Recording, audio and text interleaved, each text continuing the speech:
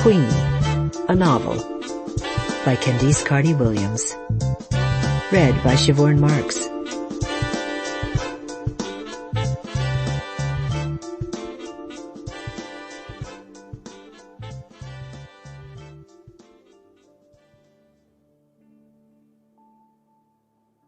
Chapter 1. Queenie, in the stirrups now. Wish you were here. I locked my phone and carried on looking at the ceiling before unlocking it and sending a follow-up XX. That would prove to Tom that I wasn't as emotionally detached as he accuses me of being. "Can you just bring your bottom right to the edge of the exam table?" the doctor asked, as I inched myself down closer to her face. Honestly, I've no idea how they do it. "Deep breath, please." She said this a bit too cheerfully, and with no further warning, inserted what felt like the world's least ergonomic dildo into me and moved it around like a joystick. She placed a cold hand onto my stomach, pressing down every few seconds and pursing her lips every time I squealed. To divert my attention away from this manipulation of my insides, I checked my phone. No reply. "So, what do you do, Queenie?" the doctor asked, glancing at my chart. Wasn't it enough that she could see literally inside me? Did she need to know about my day job? "I work at a newspaper," I said, lifting my head up to make eye contact, as it seemed like the polite thing to do. "That's a fancy career," she pressed on, plunging her way back in. "What do you do at the newspaper?" "I work at the Daily Read, the culture section, listings and reviews and..." "In the technology department? Oh, that makes sense," she said. I hoisted myself up on my elbows to correct her, but stopped when I saw how concerned she looked. I glanced at the nurse behind her, who looked just as concerned, and then back at the doctor. She still looked concerned. I couldn't see my own face, but guessed that my expression mirrored both of theirs. "Hold on a tick, we're just going to... Ash, could you get Dr. Smith in here?" the nurse bustled out. Many uncomfortable minutes passed until the nurse came back in with another doctor, a man who looked as standard as his surname would suggest. "Let's get a closer look," Dr. Smith said, bending down and peering between my legs. "What's wrong? Can you not find it?" I asked, worried that the coil had maybe been absorbed into my womb, the way I still worried that every tampon I'd ever inserted was still knocking about inside me. "What do you think, Ray?" the first doctor asked her colleague. "We might need to get Dr. Ellison in here, you know," Dr. Smith replied, standing back up and putting his hands on his hips. "I saw a cleaner mopping up some sick in the hallway. Why don't you get him in here to have a look as well?" I asked all three hospital staff as they stared at the ultrasound image. "Aha! Look, the coil is there," the original doctor said, pointing at a speck on my on-screen uterus with the excitement of someone who just discovered a new planet. Relieved, I lay back on the examination table. "But could you pop your clothes back on and have a seat in the waiting room? We just need to have a quick word and then we'll call you back in." Never, ever trust a Gemini man. I plonked myself down on a chair next to Aunt Maggie. "Here," she said, holding out a bottle of antibacterial hand gel. She squeezed some into my palm, and as soon as I had rubbed it in, she grabbed my hand to consolidate her point. I thought that Maggie coming with me would be a calming and firm adult presence, but instead, she was just transferring her germ OCD onto me. I tried to focus on the peeling gynecology unit sign on the wall to stop myself from pulling my hand out of her grip. "You know I don't believe in astrology, Maggie." She squeezed my hand tighter, I suppose by way of punishment. I slithered my hand out of hers and crossed my arms, tucking my hands into my armpits so she couldn't grab at them again. "Your generation don't believe in anything," my aunt told me. "But listen to what I'm telling you. It's for your own good. Gemini men, they are takers. They will take every single thing from you and they will drain you. They will never give to you ever, because it's not about you, it's always about them. And they will leave you broken in a heap on the floor. I've seen it happen 1,000,000 times, Queenie." The woman opposite raised a palm to the ceiling and mm-hmmed in agreement. As you know, I steer clear of all men, apart from our Lord and Father, because I haven't had time for them since 1981. But believe you me, it's the Gemini ones you need to watch yourself with. Get yourself involved with a man born in June and there'll be trouble. I chanced an interjection. But Tom is born in June, and instantly regretted it. Oh, exactly. This is what I'm saying, Maggie exclaimed. And where is he, please? She looked at me quizzically. You're here at the hospital and he's nowhere to be seen. I opened my mouth to make the point that not all men born at a certain time of year were variations of Lucifer walking the earth, but always wanting to fully explore any subject, Maggie had more to say. In the increasingly busy waiting room, she continued to use her best outside voice to lecture me, and everyone sitting around us. And though I was too anxious about the goings-on of my womb to take any of it in, the woman opposite us was nodding along aggressively and staring at Maggie's auburn wig as though it could fall off at any minute. If you get involved with a Gemini man, you'll regret it.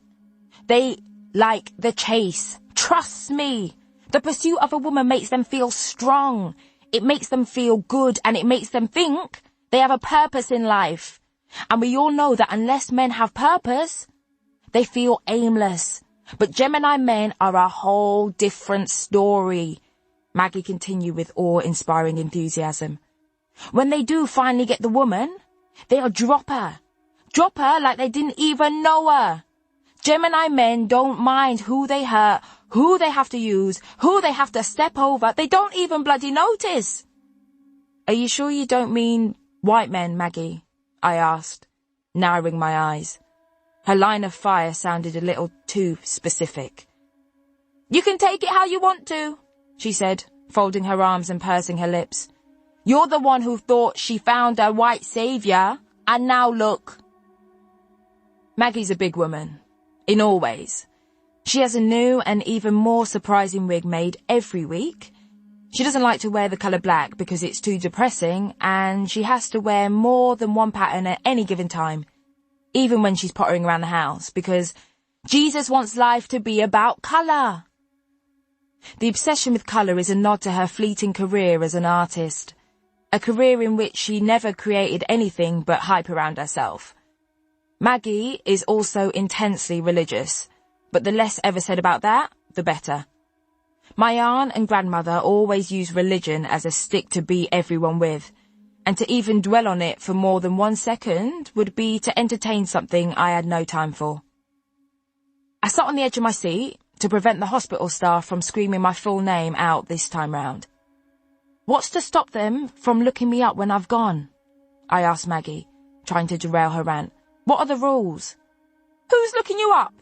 She asked me. Anyone in the waiting room, I answered quietly. You're not a celebrity, Queenie, Maggie said. Don't be so paranoid. Queenie Jenkins, the nurse from before bellowed. I patted Maggie on the knee to signify that I was about to go in and jumped up. She didn't stop talking. The nurse didn't smile back at me. Instead, she placed a hand gently on my shoulder and trotted me down the clinical corridor and led me back into the room that smelt like someone had spilled a bucket of bleach. I glanced nervously at the ultrasound machine as it hummed in the corner. You can put your things back down there, she said, pointing to the chair by the door. For the second time, maybe more so this time, I wished it had been Tom there in that chair. But I didn't have time to lament because the nurse was staring at me, so I threw my bag on it. Can you remove your tights and your underwear and put your legs back in the stirrups, and I'll go and get the doctor? Again, I asked, throwing my head back like a surly teenager. Yes, please. She left the room. I should have worn tracksuit bottoms for this, both because I would live in them if I could, and because tights are a complete faff. Putting them on requires half dance, half contortion, and should only be done once in a day, in a private sphere. I got my phone out to text my best friend, who was probably doing something less horrifying with her afternoon. Queenie. Darcy, They're asking to examine me for the second time. I'll have had this machine in me more times than Tom in the last few weeks. The doctor, a brisk woman with kind eyes that had clearly seen a lot of women's fear, swept back into the room. She spoke very slowly, explaining that she was going to have one more check of something. I sat up. "What are you looking for?" I asked. "You said the coil was there?" She responded by snapping on a pair of latex gloves, so I lay back down. "Okay," she uttered, after a pause and a prod. "I've asked another doctor for a second opinion, and having had another look, it's just that, well, is there any chance you were pregnant, Queenie?" I sat up again. My stomach muscles would be shocked into thinking I was exercising at this rate. I'm sorry, what do you mean?"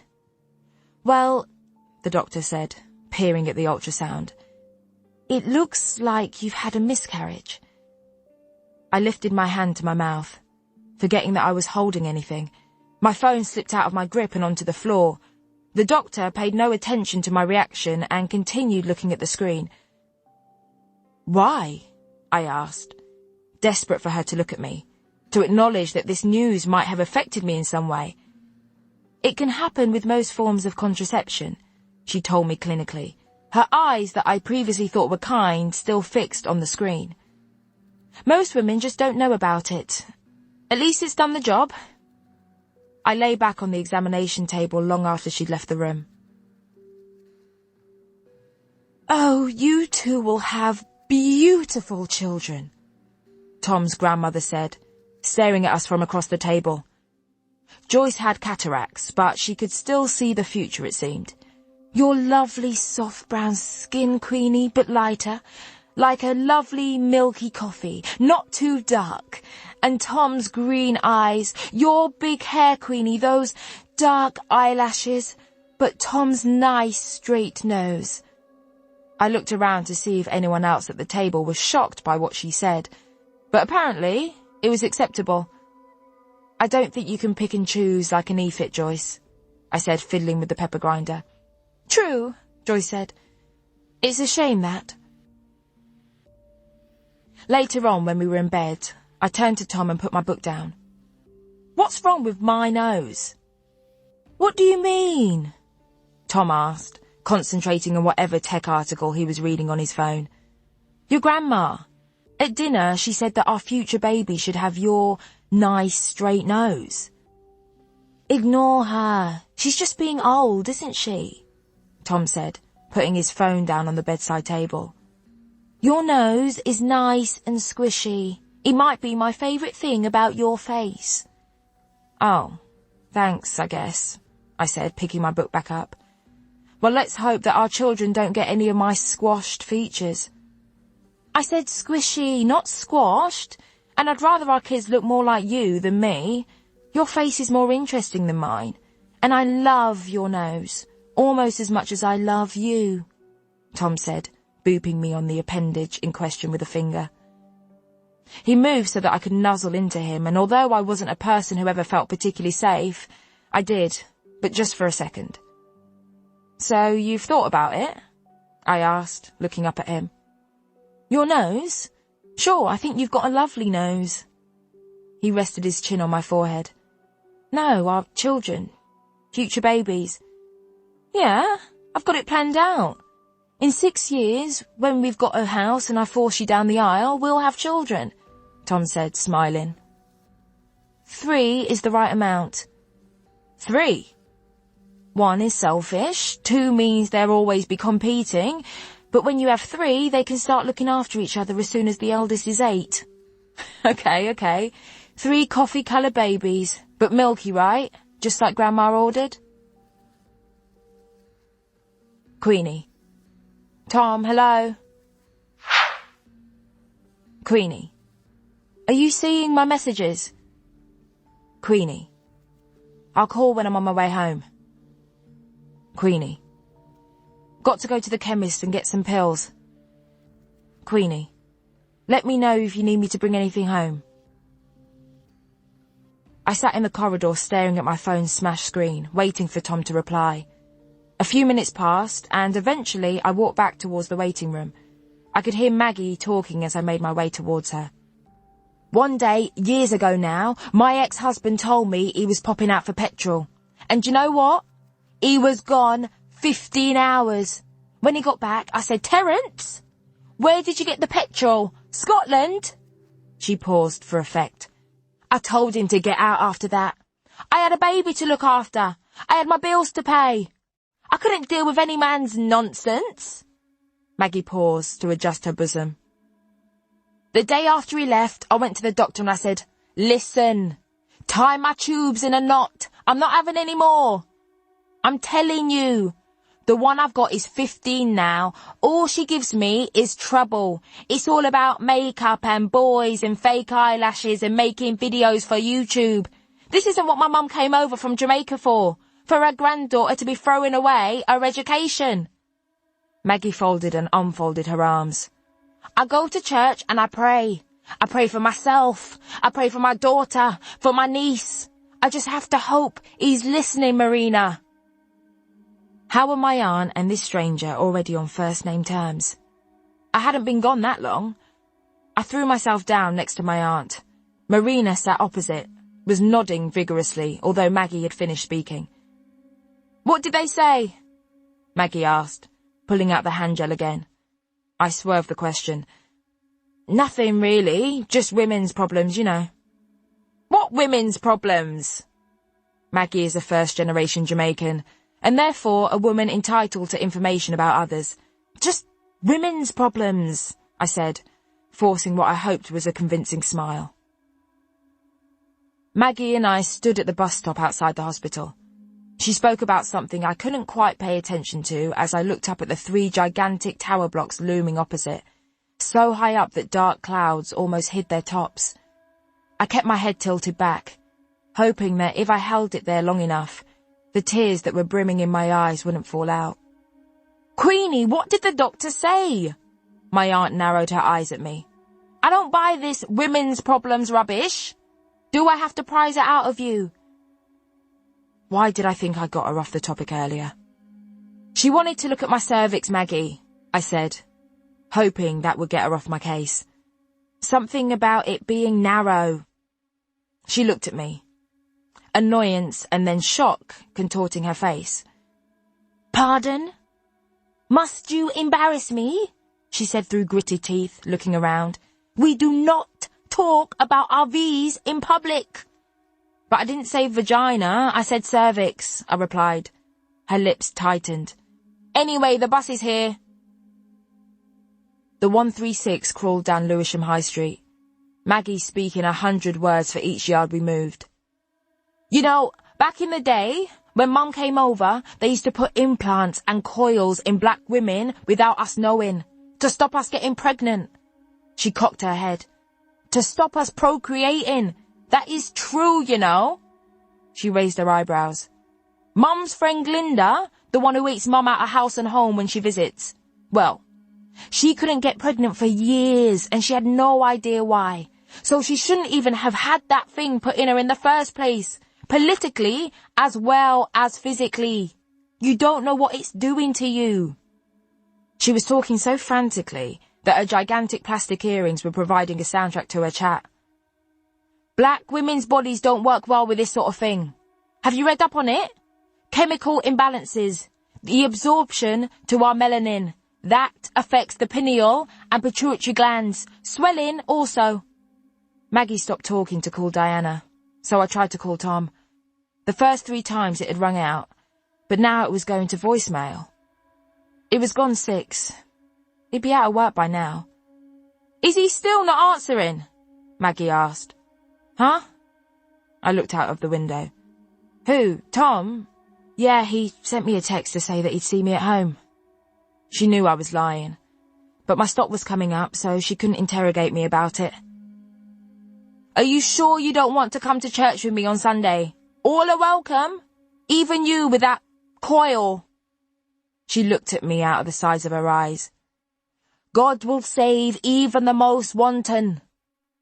I rolled my eyes and stood up. "I'll call you tomorrow," I said, before I pinballed my way down the bus. careful not to touch anything or anyone with my hands, and stepped off. I stood waving at my aunt as the doors closed and the bus pulled away. It's a family thing. It is an annoying and time-wasting thing. When I got home, the flat was cold. I ran a bath and wriggled out of my clothes. I crinkled my nose at the goo from the ultrasound that had stuck itself to the gusset of my knickers and chucked them into the wash basket. I doubled over and sat on the edge of the bath. The bleeding had stopped, but the cramps hadn't. I wrapped my hair in my headscarf and stepped into the bath. I sat in the water and prodded at my stomach, wincing as I hit tender spots. Why had this happened? I was 25. I wasn't going to have a baby, obviously, but it would have been nice to have had the choice. Having a contraceptive placed in my body wholly suggests that I was not wanting to have a baby, so yes, my choice would be to not actually carry a child to term and then raise it, but that isn't the point. Would I have been ready? I asked myself aloud, stroking my stomach. My mum was 25 when she got pregnant with me. I guess that says everything about how unprepared I'd be. I lay back, numbness cloaking my body as the hot water swathed my cold skin. Midnight, and Tom still wasn't home. I couldn't sleep because my womb felt like it was trying to make its way out of my body. So I assembled some boxes and started to wrap up and pack my half of our separated belongings in the living room, so it at least looked like I was going somewhere soon. A snow globe from Paris, mine and Tom's first holiday together. A comically ugly porcelain donkey from Spain, our second holiday together, and a Turkish eye ornament from our third. I wrapped all of these memories of our relationship with care, swaddling them in layers of newspaper and sealing them with tape.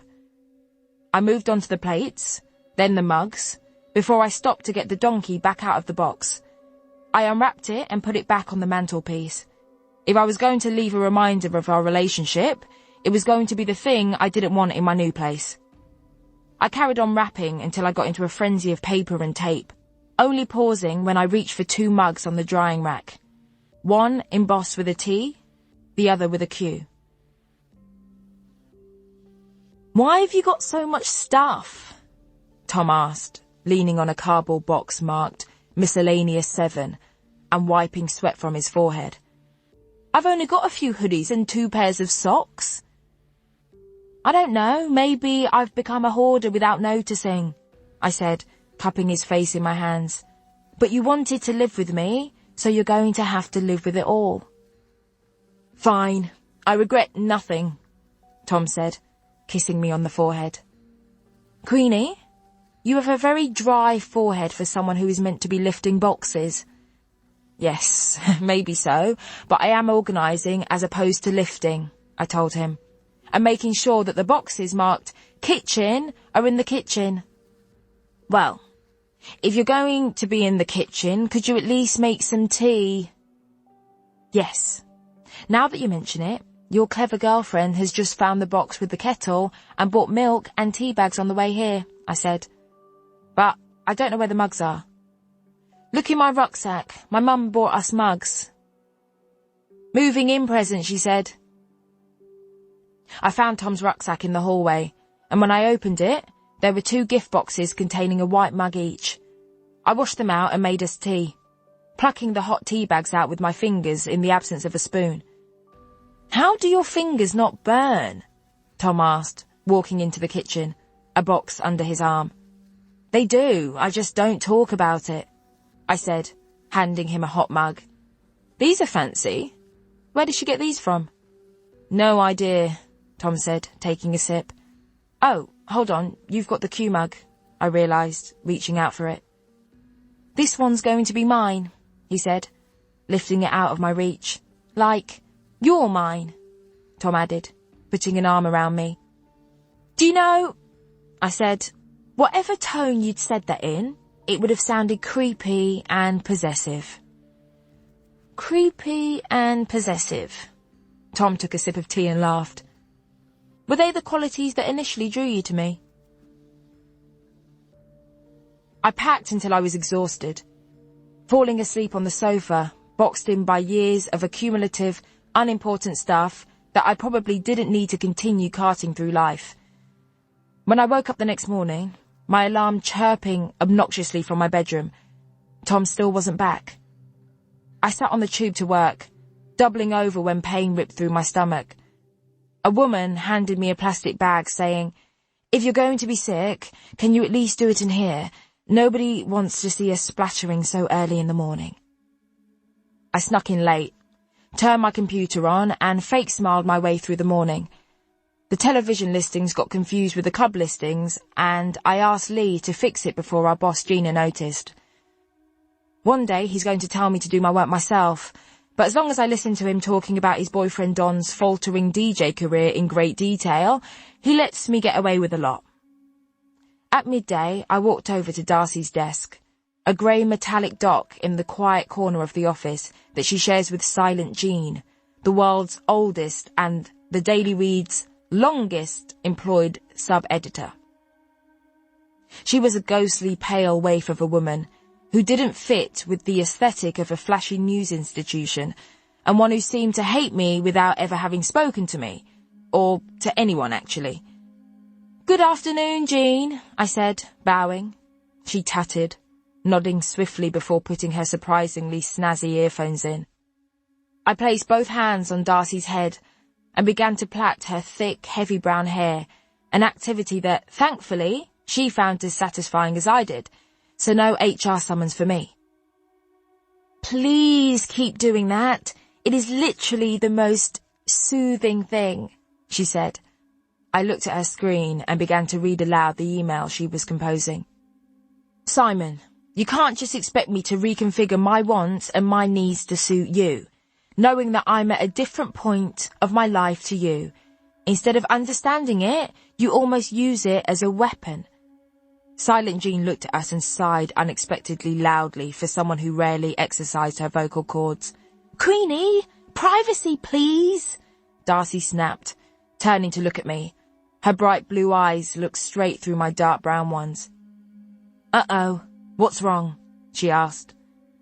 "Lots," I groaned, banging my head down on her partition so loudly that Silent Jean jumped in her seat. "Right, let's go, come on," she chirped, looking apologetically at Jean and sweeping me up and away. Though Darcy had known me the shortest amount of time, she is the most intuitive of my best friends. We've worked together and spent every weekday talking to each other for the last 3.5 years, and this means that we know each other better than we know ourselves. She's very beautiful, with a complexion as rosy as her outlook, and looks like one of those wartime girls whose pictures their army husbands would kiss at night. You might think that that aesthetic didn't really have a place in the present day, but she made it work. Darcy bundled me into the lift, forcing me to step on the foot of a man I hadn't seen before. He was dressed in a tweed jacket with glasses too big for a face that I would have thought was handsome if my entire brain wasn't concentrated on heartbreak. He looked at me and opened his mouth to complain, but instead stared until he looked down at his phone. "It'll be all right, Queenie," Darcy whispered, putting her arm around my shoulder. "You don't even know what's wrong," I whispered back at her, "so you can't say that." The lift zoomed to the ground floor and we bundled out. Words of sadness and betrayal and abandonment firing out of my mouth at 100 miles per hour. "I just don't know what to do. Things have been so bad for such a long time, Darcy. It's relentless," I told her, my pace quickening the more irritated I got with my stupid situation. "We argue every single day about absolutely everything, so much that he started going back home to stay with his parents at the weekends. And when it's really bad, he stays there in the week and commutes from Peterborough. Then this weekend, when we really got into it, he told me that he needed a break and that he thought I should move out." "Yeesh," Darcy winced. "Did he mean it? Or was he just angry?" "Darcy, I have no fucking idea. We stayed up all night talking and bickering about it, and I agreed to move out for 3 months, after which point we could revisit things." "Why are you the one moving out when he can go and stay with his parents? It's not like you have that option." Darcy linked her arm through mine. He said he can afford to stay on in the flat because my entry-level wage is nothing in comparison to his big boy fucking web developer salary. Is that a direct quote? Darcy asked, horrified. He's always been like that about money, so I shouldn't be surprised that he's using it against me. Darcy squeezed my arm tighter to her. I just don't understand why he isn't better. He knows I love him, I huffed. Why doesn't he fucking see that?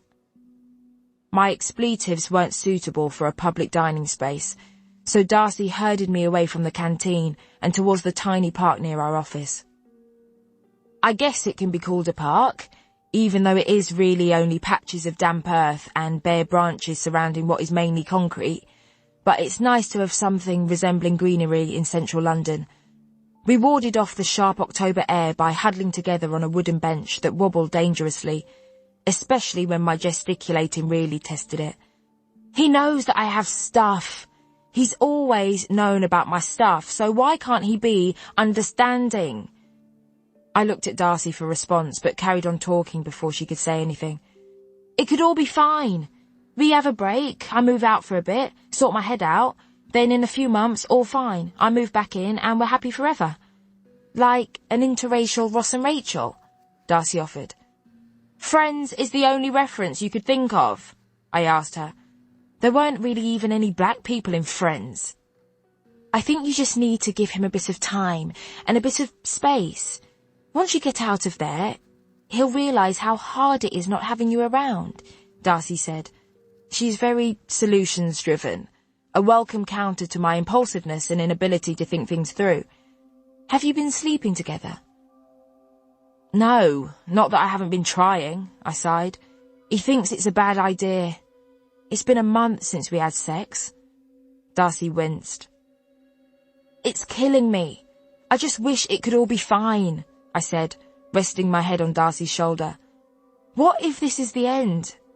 It's not the end, Darcy assured me. Tom loves you. He's just hurting. You're both in pain, don't forget that. His pride will be in pieces because of this whole break thing. Men don't like to admit that they failed at anything, let alone relationships. I once suggested a break to Simon, and in response, he booked a triple session with his therapist and then got his eyebrow pierced. Things will get better. Darcy rested her head on mine. Oh, what did they say at the hospital yesterday, by the way? You know, the scan thing. Oh, all fine. There was no point in telling her. It's just stress or something. Tom went with you though, right? No, he went back to Peterborough on Sunday evening. Haven't seen or heard from him since. Are you kidding? Darcy squawked. Do you need to come and stay with me and Simon for a couple of nights? Are you still having those stomach pains? We can look after you. No, I'm all right, I said. I wasn't hurting anymore, but in the place of the pain was something else, something sitting heavy that I couldn't quite identify.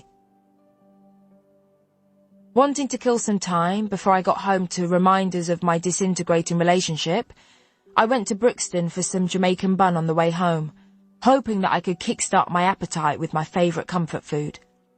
I climbed the steps out of the underground and stood catching my breath once I got to the top. The smell of incense from the street sellers made me sneeze as I turned into the market. I hopped over a suspicious puddle and carried on weaving through what always felt like thousands of people. I made it into Brixton Village and followed a route to the Caribbean bakery that was etched in my memories of Saturday shopping trips with my grandmother. I turned a corner and went to walk straight into the bakery, but was instead faced with a trendy burger bar full of young couples. The men were all wearing colourful, oversized shirts, and their female companions were all wearing colourful, overpriced coats. I frowned and retraced my steps, turning various corners in my search and convincing myself that I dreamt the bakery's existence before going back to the burger shop. I stood for a minute, trying to recall some memory of going there. Hello? Hello, how you keeping, Susie? My grandmother smiled at the plump Jamaican woman behind the counter. The whole bakery smelt so sweet, and not sickly sweet. It smelt sugary and warm and familiar. I stood on tiptoe and looked over, seeing how her pristine white apron strained over her soft, round stomach. "I'm good, thank you, darling. You good?" the woman replied, flashing her gold tooth at me. "And the little one, she getting big." "Too big," my grandmother cackled her reply. I looked up at her and scowled. "Why you fixing up your face like that? She just saying you're growing up." An older Jamaican man stepped out of the back room and reassured me. "This one is too sensitive, Peter." My grandmother dismissed me with one hand. "Anyway, let me get a bun. Not that one, the big one. No, the biggest one. That's it. And 2 Ardo bread, 1 bulla and a little pound cake for my husband. Put a smile on him sour face." The woman handed a giant brown bag of baked goods over to me with a smile. "Have you helped Grandma? She won't be around forever." "Why Susie have you be so morbid?" my grandmother asked me in a tight-lipped whisper as we walked out. "Sometimes Jamaicans are too over-familiar." With the memory confirming that I was right, I walked with renewed purpose over to the fish stall opposite. "Excuse me," I said to a fishmonger as he slopped some octopuses that were on display into a basin. "Was there a bakery opposite here?" I pointed to the burger bar, its neon lighting shining on other shops and stalls. I noticed many of them had "shut down" and "relocated" signs across their shutters. The fishmonger said nothing. "It had a dark green front, bread in the windows. I can't remember the name," I continued, trying not to look at the octopus activities while talking about food I actually liked eating. "Gone," the fishmonger finally said, throwing the basin down and wiping his hands on his apron. "Couldn't afford the rent," he continued in broken English. "Then these people came." He gestured to the burger bar. "What?" I yelped. "How much is the rent?" How could it have been raised so much that people who were forced to come specifically to Brixton, make lives here and create a community here, be pushed out to make room for corporate-friendly burger bars? He shrugged and walked away, his waterproof boots squeaking on the wet floor with each step. Queenie. "Tom, are you home tonight? Let me know." I stood at the bus stop, the pains in my stomach starting up again. I bent over and took a deep breath, and when I straightened up, a black BMW stopped in front of me, the bass pumping from it hitting me with each beat.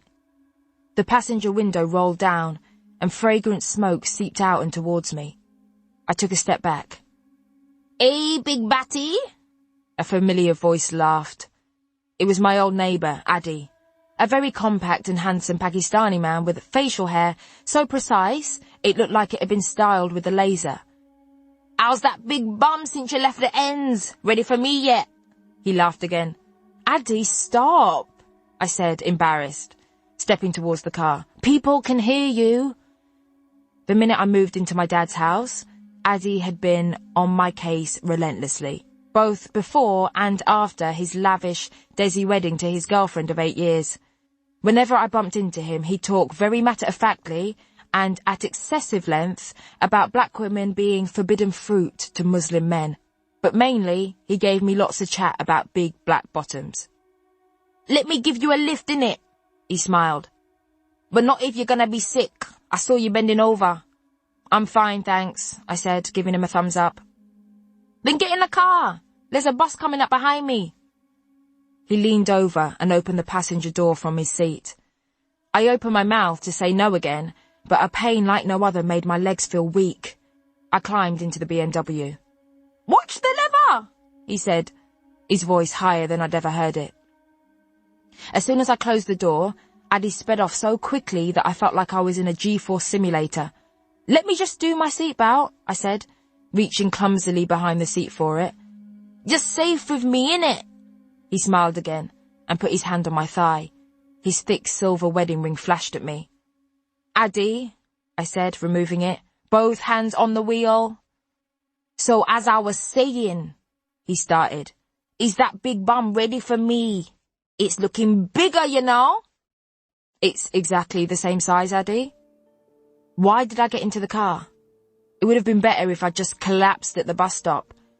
My phone buzzed in my pocket. I took it out and read the message from Tom on the screen, feeling my stomach drop. Tom, just saw your text. Not back tonight. I can change your life, you know, Queenie. Addy put his hand back on my thigh. Girl like you, man like me, I can guarantee you've never had sex so good. I let it stay there. When Addy had dropped me home and screeched away, I stood outside the front door with the key in my hand, hoping that Tom had changed his mind and would be on the other side. He wasn't. The flat was cold again. I got into bed and tried to cry in an attempt at catharsis, but it was useless. Nothing. Cheska called. I cancelled it. Maggie called, and I knew that she'd just tell me that Jesus was the answer, so I cancelled that too. My grandmother called, and you don't cancel her calls, so I answered. Hello, Grandma, I croaked. What's wrong? She always knew when something was wrong. Nothing. You know I always know when something is wrong, Queenie, she growled, so I told her that I had a headache. No, you don't. We don't get headaches. It's that white boy, isn't it? You can't say that. Is he white or not? Look, if you are sad, you have to try not to be. If I let myself be sad when I got pregnant with Maggie at 14, then where would that have left me? All of my grandmother's responses come with a Caribbean frame of reference that forces me to accept that my problems are trivial. I know, but it was different back then. You think suffering discriminates against time? The patois always comes out when she's feeling self-righteous. I fell asleep on the sofa again, this time with a hot water bottle pressed against my stomach, and woke up to the sound of running water. I heaved myself up and stumbled towards the bathroom, flicking lights on as I moved through the dark flat. Tom was sitting on the edge of the bath, facing away from me, his hand testing the water. He turned the cold tap off and stood up, his big frame tensing slightly when he saw me. I didn't know you were up, he said quietly. Scared me. Sorry, I thought you weren't coming back tonight. I worked too late and missed the last train back home. Tom squeezed past me. It needs another minute or so of hot water. But this is home, I said to him. He didn't reply. I started to step out of my clothes as Tom leaned against the doorframe. My turtleneck got stuck on my head, so he was presented with my once white, now mostly discoloured bra and wriggling torso. You sure you want to take a break from all of this? I forced a laugh, my voice muffled by fabric. I got free in time to see him roll his eyes and turn away. So you packed then? I heard an unmistakable tremor of emotion in Tom's voice. When are you leaving? He cleared his throat. Can you give me until next week? I asked, stepping into the bath and turning off the hot tap. That way we can have a few more days together. Tom shook his head. I don't think that's a good idea, Queenie. He put the toilet lid down and took a seat, facing away from me. I'll head back to my mum and dad's tomorrow. And when will we speak? I asked, my voice so small. I don't know, Queenie, he said, placing his head in his hands. I smacked the water. God, I don't know why you're being like this. Why I'm being like this? He said, his voice finally cracking. These last few months have been awful.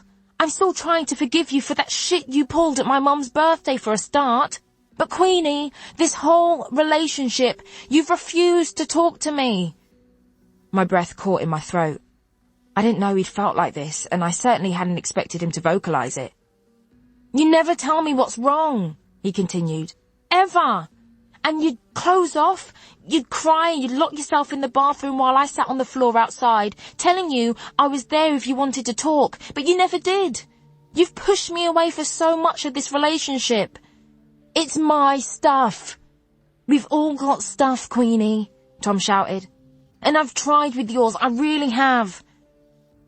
Tom, I said quietly, however shit I've been, you've always forgiven me. Yeah, I have. He looked at his feet.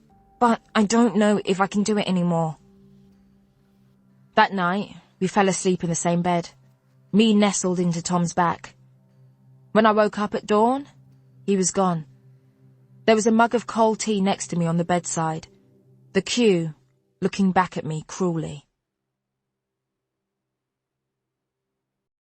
Chapter 2.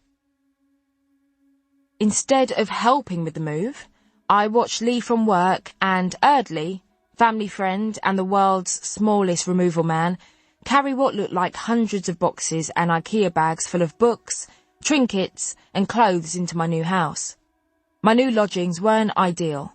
At £750 a month, it was the cheapest room I could find in Brixton, in a house built in the Victorian era and clearly never taken care of since then. When I arrived for the viewing, it was crumbling from the outside in, with weeds and ivy creeping across the door and filling the front garden. I didn't and still don't know if some dead thing is dwelling in there, but there was definitely a smell emanating from some unknown and unseen object. When I'd stepped into the house, there was another smell that hit me, and, unsurprisingly, not a good one. Although brown, beige and outdated in design, apart from the damp patches, the kitchen seems perfectly fine, though I don't imagine I'll cook in it. And I know I can't see myself sitting on the mustard yellow velvet sofas in the living room. "Only this to go," Erdley said in a strong Yorkshire accent that seemed incongruous to his dark brown skin and gold teeth, as he thumped my mum's old dressing table along. The chipped, stained antique was the most awkward piece of furniture I'd ever owned, and made moving house a bother, but I still lugged it around with me everywhere I went. I used to watch my mum getting ready in its mirror for hours. I'd sit on the bed behind her and stare as she took rollers out of her hair and pinned them up expertly with small, delicate hands, and I'd move even closer to watch as she applied various lotions and potions that I was too young to understand, and still don't really understand now. Erdley's bald head glistened with sweat as he put his hands on his hips and stretched from side to side. He wiped his forehead on the sleeve of his blue overalls. "Just need a second. Me back feels like it's going to go." Erdley was always so cheerful, despite the extreme circumstances and short notices I threw at him. But small parts of me died every time I watched him bang that dressing table on all of the floor and wall surfaces he possibly could. "Can we just get this bit over and done with, please?" Lee said, running his hands through his dyed blonde hair. He looked up to the sky, extending his neck to catch the passing breeze. The sun made his green eyes glisten. "My skin is the perfect colour for my foundation, and if I stay out in the sun, I'll get darker. It won't match, Erdley." "Okay, let's get back to it," Erdley said, stretching his wiry frame from side to side. "I'm sure me back'll be fine." I left Erdley and Lee to get on with the whole bother of carrying things into the house, and made my way up to the bedroom. It was darker, dimmer, and smaller than I'd remembered. Patches of mould lurked in all four corners. The garden-facing window was small and dirty. The carpets were cheap and beige, much like the rest of the house, and the yellow walls were stained and cracked. 3 seconds later, Lee came into my bedroom while I was observing one of the many damp patches. Had they grown since I first came here? "Are you going to that party tomorrow?" Lee asked, reclining on a pile of boxes. Oh God, which party? I was now standing on a box to get closer to the damp patch. I couldn't retain any plans recently. "James," Lee said. I stared down at him. "Fran's boyfriend? Darcy's friend Fran from school invited us last week." Oh, I hate those parties. When Darcy first started inviting me to these parties, I thought it was for a social experiment or hidden camera show, like put a black person in Made in Chelsea and see what happens. But ultimately, these gatherings really are as simple as posh people and me. "Nobody goes to parties because they like them," Lee said. "We go because we want to either show everyone else there that we're better than them, or because we want to distract ourselves." "And which one are you?" "The former. But you, dear heart, are the latter, and you need to take your mind off Tom and this break. whatever you're calling it. Fair, I said, immediately rummaging through bags to find something to wear. You'll be there though, right? I cringed at my neediness. I'd only been away from Tom a day. I'll see if I can pop in after Don's gig. I'm making no promises though. I'll probably be off my face, Lee said, standing up and winking at his reflection in the smudge window. I was as surprised as the next person that I'd moved into a house with strangers from the internet. The prospect itself filled me with dread, with fear and a healthy amount of disgust. But $21,000 a year wasn't going to get me anything bigger than someone's garage space. The housemates themselves didn't seem awful, but I felt very nervous at the prospect of living with white people, because I know that my standards of inherited Caribbean cleanliness are bordering on clinical OCD levels. I grew up watching my grandmother wash bottles, cartons, everything, before they were allowed to go into the fridge, and she clotheslined you if you walked your shoes through the house. Living with Tom didn't count, because I trained him up, and we'd had some clean house trial runs when we'd stayed at his family holiday home in Turkey that almost, but didn't quite, break us. I'd been shown around my new house by my then prospective housemates, Rupert, 29, a little bit shorter than me, and markedly angry about it. Didn't make eye contact. In essence, little more than a posh boy with a beard and those deck shoes and no socks, even at the end of September.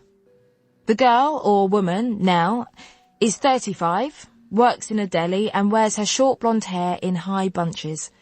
She's the nicer of the two and has already admitted that she has a drinking problem, demonstrated when she opened the door to me with an XL glass of white wine in her hand at 11:30 a.m. As bad as that was, it was the best of some very, very bad housing situations. How do 7 people live together and share only 2 bathrooms, was my first question when I saw room number 1 in Stockwell, on the top floor of a narrow 4-storey house. All 4 stories were a mess, which I suppose is unavoidable when 7 are squashed into a 5-bedroom property that is shoddily converted. In at least one case, a sheet divided one large room in 2. I had to step over a minimum of 10 bikes on the way in, and the kitchen was so cluttered that I could have sworn that whoever lived there was playing crockery Jenga. The bedroom, a steal at £800 a month, was absolutely tiny. I'd barely be able to fit my bed in there, let alone the books I'm determined to carry through life with me. When the tiny with-nail wannabe in a dirty trench coat and flip-flops who showed me round let me out and told me he'd be in touch, we both knew that it wasn't going to happen. The second place I went to see was a studio in Camberwell, completely out of my price range, but I watched a YouTube tutorial on haggling that I was going to put into practice. I had to use Citymapper to find my way to it, so obviously I was sent on an urban scenic route all around the houses. The area was looking very grey, but as expected, the app sent me the wrong way, so I cut back through the not-so Camberwell Green in Winter Park, with its little playground in the centre. I was running late, so when I eventually turned onto the road that the flat was on, passing a fleet of Nigerian men sitting and chatting in fancy cars, I was sweating from every pore. I walked towards number 23, looking up and down at my phone map so much that I was like one of those nodding bobblehead dogs you get on car dashboards. "Hello, lovely girl. I'm Tom Ash. Are you my 5 o'clock?" a man asked as he stepped out of the car that he'd parked next to me at speed, bringing the stench of stale cigarettes out with him. His suit was cheap, his hair thinning. "Queenie, sorry, yes, I got lost." I took off my coat and put it through the strap of my rucksack. "Okay, don't worry. I have someone else coming in 5 minutes, so quick." He smiled in a way that suggested he thought I would be charmed. Why did they do this? This organising of 40 viewings at a time, so that everyone panics and throws money at these overpriced and underkempt boxes masquerading as flats. When we made it in, me having to contort myself so that we didn't merge into one person in the 3 inches square hallway, I stood in the flat trying to calculate how I'd fit any of my furniture into an area so small. The estate agent shocked my socks off and out the door by telling me the price of a month's rent. "1,200, I shrieked, holding a hand to my mouth in a move usually deployed to express faux shock. This was real shock. Well, you know, that's the cost of living in London, lovely girl. My name is Queenie, I reminded him. The cost of living in London. There's not even a washing machine. Laundrette is close, no problem. You put it all in a bag, carry it down the road, £5, easy. There's no actual oven. There's room for a microwave, yes, and look, a hob. He opened one of 3 cupboards to show me a 2-ring plug-in hob that looked back at me as though it knew it would never be enough. But it's 1 room. The kitchen is the bedroom. I could cook my bolognese from my bed. The estate agent told me that everything in the flat was state-of-the-art, new, refurbished, and that even though I wouldn't have access to the garden, I had a garden view. When I looked out of the window at the patch of grass and 4 concrete slabs below and asked where the rest of it was, he tried to distract me by showing me the bathroom. He opened a door in the corner of the room and beckoned me over. I left the pull of the garden view and went in, ducking through the low door frame as I felt for the light bulb cord. Oh, the light is here. He crossed the room and stood by 3 switches next to the front door. These 2 control the main room. He flicked each switch up and down, bright spotlights beaming white, artificial light down onto the kitchen surface and then the middle of the room. And this one is for the bathroom. He flicked the final switch down and the light went on above my head. Why is there no window in the bathroom? I asked, turning round once to look around the room, my bag hitting every area in there, the shower, the bathroom cabinet, the sink. No window, but extractor fan. He opened the small cupboard underneath the light switches and pressed the button. A whirring began above my head. You see? The bathroom, everything new. Power shower, newly fitted toilet, sink. The estate agent slid past me, his face too close to mine, and lifted a handle to turn the sink tap on. Nothing came out. He pushed it down again. It will all be working once you move in. I don't think it's for me, but thank you for taking the time to show me, I said, making my way 2 steps to the front door. Don't go so soon, the estate agent said, stepping close to me.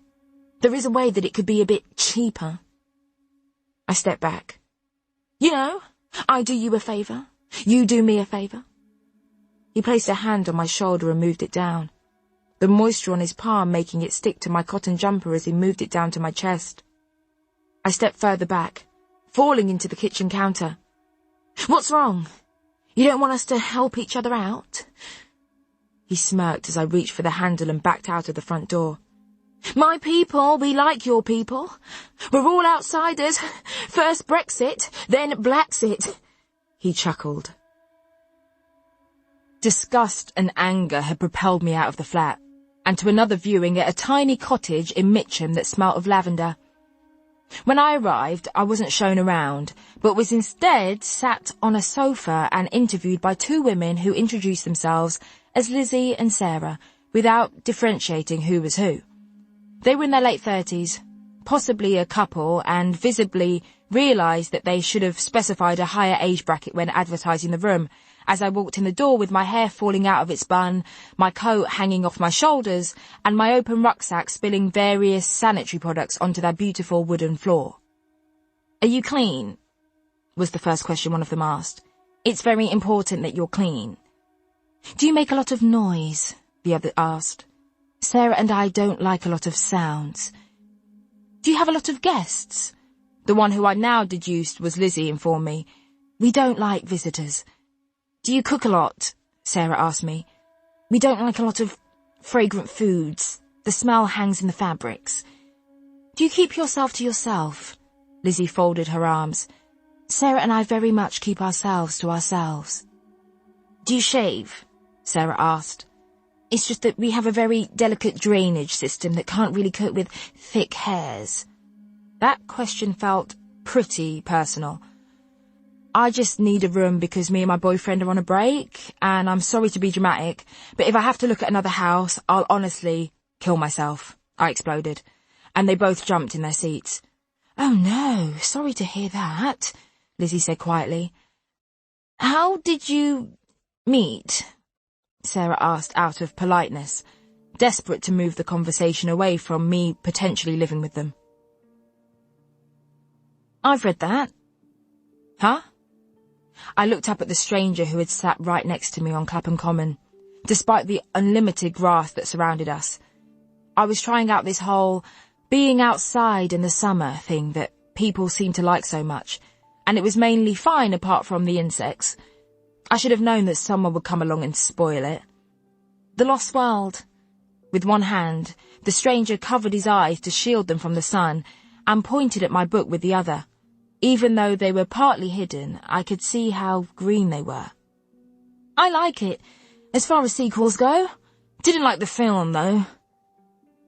It's one of my favourite films, I said, lifting my sunglasses and letting them rest in my hair. Sorry, I'm Tom, the boy said, holding out his hand. I don't like touching strangers. Don't take it personally, though. I don't really like touching anyone. I put my book down on the grass. I'm Queenie. Is that a nickname or your actual name? Yes. Is Tom yours? I smiled at him. Yeah, fair point. He laughed nervously. Do you live around here? No, but I like the Common. I grew up not far from here. Oh, cool. Were you born here? Why was he asking so many questions? Was he an immigration officer? In the UK? Yes. I know that I'm black, but I wasn't born in nebulous Africa. You're a funny one, aren't you? He laughed again. Funny weird or funny ha-ha? Both. Not that being funny weird is a bad thing. No, I know. I think it's my personal brand. I smiled at the floor, fiddling with the corner of my book. He was the first man I'd met who seemed not to want to immediately push any weirdness out of me. I like your hair. It's really long, Tom said. I wasn't used to being approached by men who wanted to say nice things to me. It was very weird and unfamiliar, but it was nice. Thanks, I bought it myself. I flicked it over my shoulder and it whipped him in the face accidentally. He ducked and laughed again. He had a nice laugh, I noticed. There was nothing about it that made me think he was laughing at me. Do you live around here? I asked, panicking a bit as I felt myself soften. No, I work just over there. He pointed into the distance. I'm a web developer. Started a few months ago, but I've been working on this killer project for days. He lay back on the grass. I've had too much coffee and my eyes were going a bit funny. My colleague told me to get some fresh air. Web development, huh? Fancy, I said, impressed. Can I ask you a question? Sure, go for it. Is that your job because you see the world in code, like in the Matrix? I asked sincerely. Ha! Good question. He laughed, his nice laugh again. No, almost. I guess I like it because it's very logical. I like logic. I like rules. Oh, God, I don't. Ah, a rule breaker. He raised his eyebrows. Like his laugh, they were nice too. So, what do you do, Queenie? Nothing yet. What are you going to do? I'm going to change the world, I said. The world of reporting, anyway. I graduated last year and have been doing absolutely nothing with my degree ever since. I had an interview this morning at a newspaper, though, the Daily Read. Can you believe that they interview people for an internship? All I'll be getting is lunch money, and they asked me to give 5 examples of culture websites and what makes them so successful. I had to do a PowerPoint and everything. I was talking so much. Ah, welcome to the world of free labour, he said, standing up and taking his phone out of his pocket. Shit, I need to get back. They found some sort of bug. His leaving unexpectedly took me by surprise. Bye then, I said defensively. Can I, have your number? Tom asked, his voice breaking slightly. It'd be nice to talk to you again. I raised an eyebrow. That's very forward of you. Like I said, I'm very logical. No point talking to a pretty girl if you aren't going to ask for a number. Who, me? I'll text you, he said, handing the phone to me. I put my number in. Hope you get the internship. They'd be mad not to hire you. I watched him walk away, bouncing lightly with each step he took. Anyway, that's basically how we met, I said, taking a deep breath after giving them a potted version of mine and Tom's meet cute. "We'll let you know tomorrow," they said in unison. On the way back to the flat, I brought a 20-pack of cigarettes, sat on the doorstep, and smoked half of them before stepping back through the front door. The next day, Lizzie and Sarah had rejected me. They thought they were going to go in a different, older direction. Chapter 3. I stared in the mirror after getting ready for the party, trying to summon the courage just to leave the house. My new housemates weren't in, so it wasn't as though I could flake and use getting to know them as an excuse. I was wearing a tight black dress, the first thing I could find at the top of the pile of unpacked clothes. I turned sideways in the mirror and looked at my stomach. The bloating and cramps were gone, finally. Without thinking, I took a deep breath and pushed it out to replicate a pregnant belly. I rubbed my stomach slowly. "What are you doing?" I asked myself, angry with the reflection I'd seen. I slammed out of my bedroom and out of the house.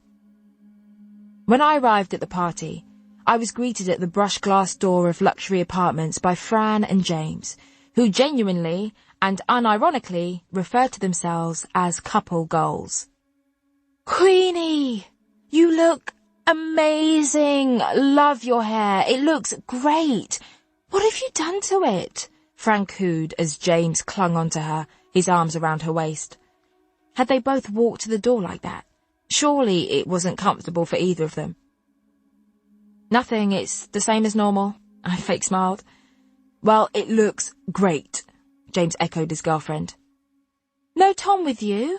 Fran asked, looking behind me. "No, I started to feel my throat tighten. "Can we not talk about it?" I handed them a bottle of wine. After Fran and James untangled themselves from each other, one whipped my coat off and the other, hopefully unintentionally, ushered me into a corner next to Sam, the only other black person there. He looked like my mum's old partner, Roy. Stocky, short, dark-skinned, and with a bald head that I think he shaved so closely with a razor so as not to let any afro hair come through. Sam goes by Sambo. He turned to look at me, and the resemblance to Roy made my stomach lurch. I nodded a hurried hello, and he looked back at me blankly, as always. When I once told him that if he wanted to stop people calling him Sambo, I'd back him up, and followed that by asking if he'd seen the film Get Out, he firmly told me that the nickname was ironic. He'd gone to boarding school with James and was adopted by white parents, which I think you can tell quite quickly by the way he publicly ridicules anything resembling black culture and carries his mute blonde girlfriend around like she's some sort of symbolic right of whiteness. He's been introduced to me many times and pretends not to know me every time. It's tedious. I always want to take him by the shoulders and shout, "Sam, we're the only 2 black people at these functions. Just say hello. You don't need to be dismissive of me because your black family rejected you." But it's best to keep a low profile when you always feel like you could be kicked out at any minute if someone starts feeling a little uncomfortable in your presence.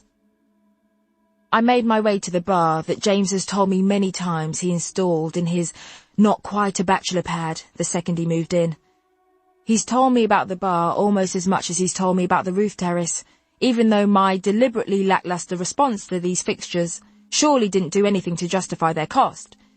When I got there, I found Darcy, who was pouring herself a glass of white wine. "You made it," she said, getting a glass down from the shelf for me. "Want one?" I nodded quickly, taking her glass and downing the contents. "Ah, I see. Today was moving day." I nodded again. "Okay, well, let's have a drink to your break, shall we?" "I'm not toasting to heartbreak." "No, we aren't toasting to heartbreak," Darcy told me, filling her glass and then mine. "We're toasting to the fact that you're both having a little time out, after which your relationship will be better than before." "Okay, I'll cheers to that." I clinked my glass to hers and downed my drink again. "Besides, Tom wasn't great at parties anyway," Darcy reminded me. "He'd always just pull you into a corner and talk to you about his job. You'll have more fun without him here." "But at least I had an ally," I whispered as she pulled me across the room. "Plus, he always made me feel safe from him. We walked past Sambo, who looked at me with disdain. There was more alcohol than I'd ever seen at this party, and while making sure that I was drowning any sorrow that I might currently or had ever had, Darcy and Fran, once Darcy had filled her in on the break, thought it would be fun to rally some of their school friends around me in order to create the best OkCupid profile a team of 6 could construct. "I don't want to do this," I said as Fran took my phone from me. "But it will be fun." I was too tipsy to protest. "Okay, so I think that you should accentuate your features, hun, like your voluptuous figure." Fran pushed me against a white wall. "And maybe, like, pout your lips? God, babe, you're so lucky your lips are just like that." She stared at my mouth in wonder. I stood against a wall and folded my arms awkwardly. "I'm not really good at the pouty stuff," I said. "How about I just smile?" "Okay, well, why don't you just give, like, a sass face?" another girl suggested. I don't think so. I reckon I'll just look pissed off, and guys don't seem to go for that angry black girl thing." The girls carried on pulling me this way and that. Then a boy who'd been pointed out to me as James's only single colleague came over and told me that it wasn't necessary. He handed me a glass of something that, after drinking it in 3 hungry gulps, I deduced was a lot of spirit and a little bit of mixer. Quite a bold thing to say, and he was tall, which made me feel petite, I thought woozily. Something that doesn't happen very often, given that I am the average height for a woman in the United Kingdom, but, unlike all of my friends, a size 16. "Why isn't it necessary?" I asked, looking up and blinking about a million times in an attempt to be doe-eyed, because I read in a teen girl magazine when I was about 15 that boys like that sort of thing. "Why do you need to go on a dating app when I'm here?" he smiled. "Do you like playing games?" "I don't." I took a swig of wine that finished me off. I was drunker than I'd ever been. "Sorry, what did you say?" I asked him, my eyes blurring. "What did you say?" I asked Tom's uncle, trying very hard to register what he just said. I could feel my face getting hot. "You're not going to take that seriously, are you?" Stephen barked his reply. "Come on, don't be so politically correct, you silly girl." He twirled the Cluedo cards around in his hand before smacking them down on the table. "We're having fun." I looked at Tom, who avoided my gaze and looked at his brother awkwardly. "Tom," I asked him sharply. "Don't look at Adam, look at me." "Queenie, leave it," Tom finally said quietly. "Leave it?" I asked, looking around the room, waiting for anyone to defend me. "Did you hear what your uncle just said?" "He was joking, Queenie. Don't get worked up," Adam scoffed. "And the character is actually black, so..." "Am I in some alternative universe?" I stood up. "Your uncle just said, 'Was it the nigger in the pantry?' and you've got nothing to say." I looked back at Tom. "I'll go if you're going to pretend I'm not here."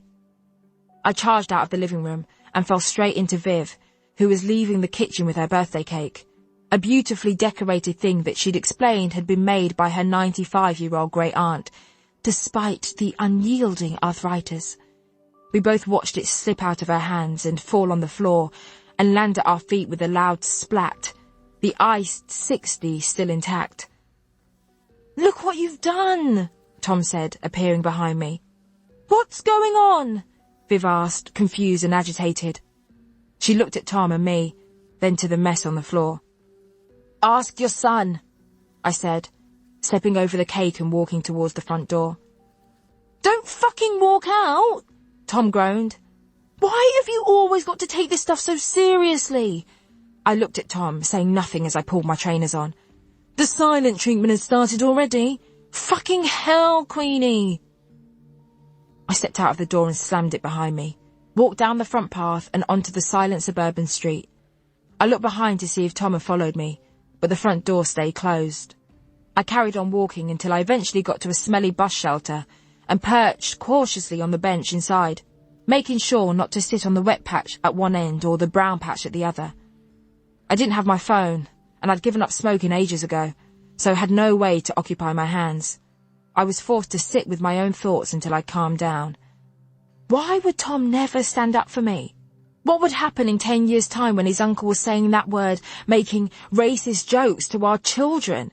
Would he defend them? Or would they have to grow up being attacked by their own family? I wish there was some sort of interracial dating handbook to consult when these things happened. I stayed sitting in the shelter until it got dark and I got frightened. I'm not used to this provincial silence. I need sirens and noise from passing cars to make me feel safe. I should have handled it better, I ended up telling myself. His uncle is an idiot and a bigot, but he didn't mean it, I repeated over and over. Maybe it was better for me to suffer these things in silence. Buses came and went, passengers and passers-by alike looking at me more cautiously the closer to night-time it got. I stood up to walk back to the house, the late autumn air making me shiver. Queenie. I peered into the darkness. Tom. This is where you are. It smells awful in here, he said before taking a deep breath. Sorry I got angry before. I kept my mouth shut. But you can't keep doing this, Queenie. His tone was disappointed. I know that in your family everyone is loud and you solve problems by shouting about them, but my family is different. He looked at me as if searching for an apology before continuing. This keeps happening, and I don't know what to do. I can't protect you when it's my family you think you need protecting from. Tom ran his hands through his hair dramatically and I rolled my eyes. You know what my uncle's like. He's from a generation where they said the N-word quite a lot. I looked at him and blinked slowly. By now he knew that this meant, if you think I'll agree with you, you're wrong. Not that I'm excusing it, he said quickly, but come on, you can't ruin my mum's birthday because of it. There was a silence. Here you go, he conceded eventually, handing me my coat and rucksack. All your stuff is in there. Thanks.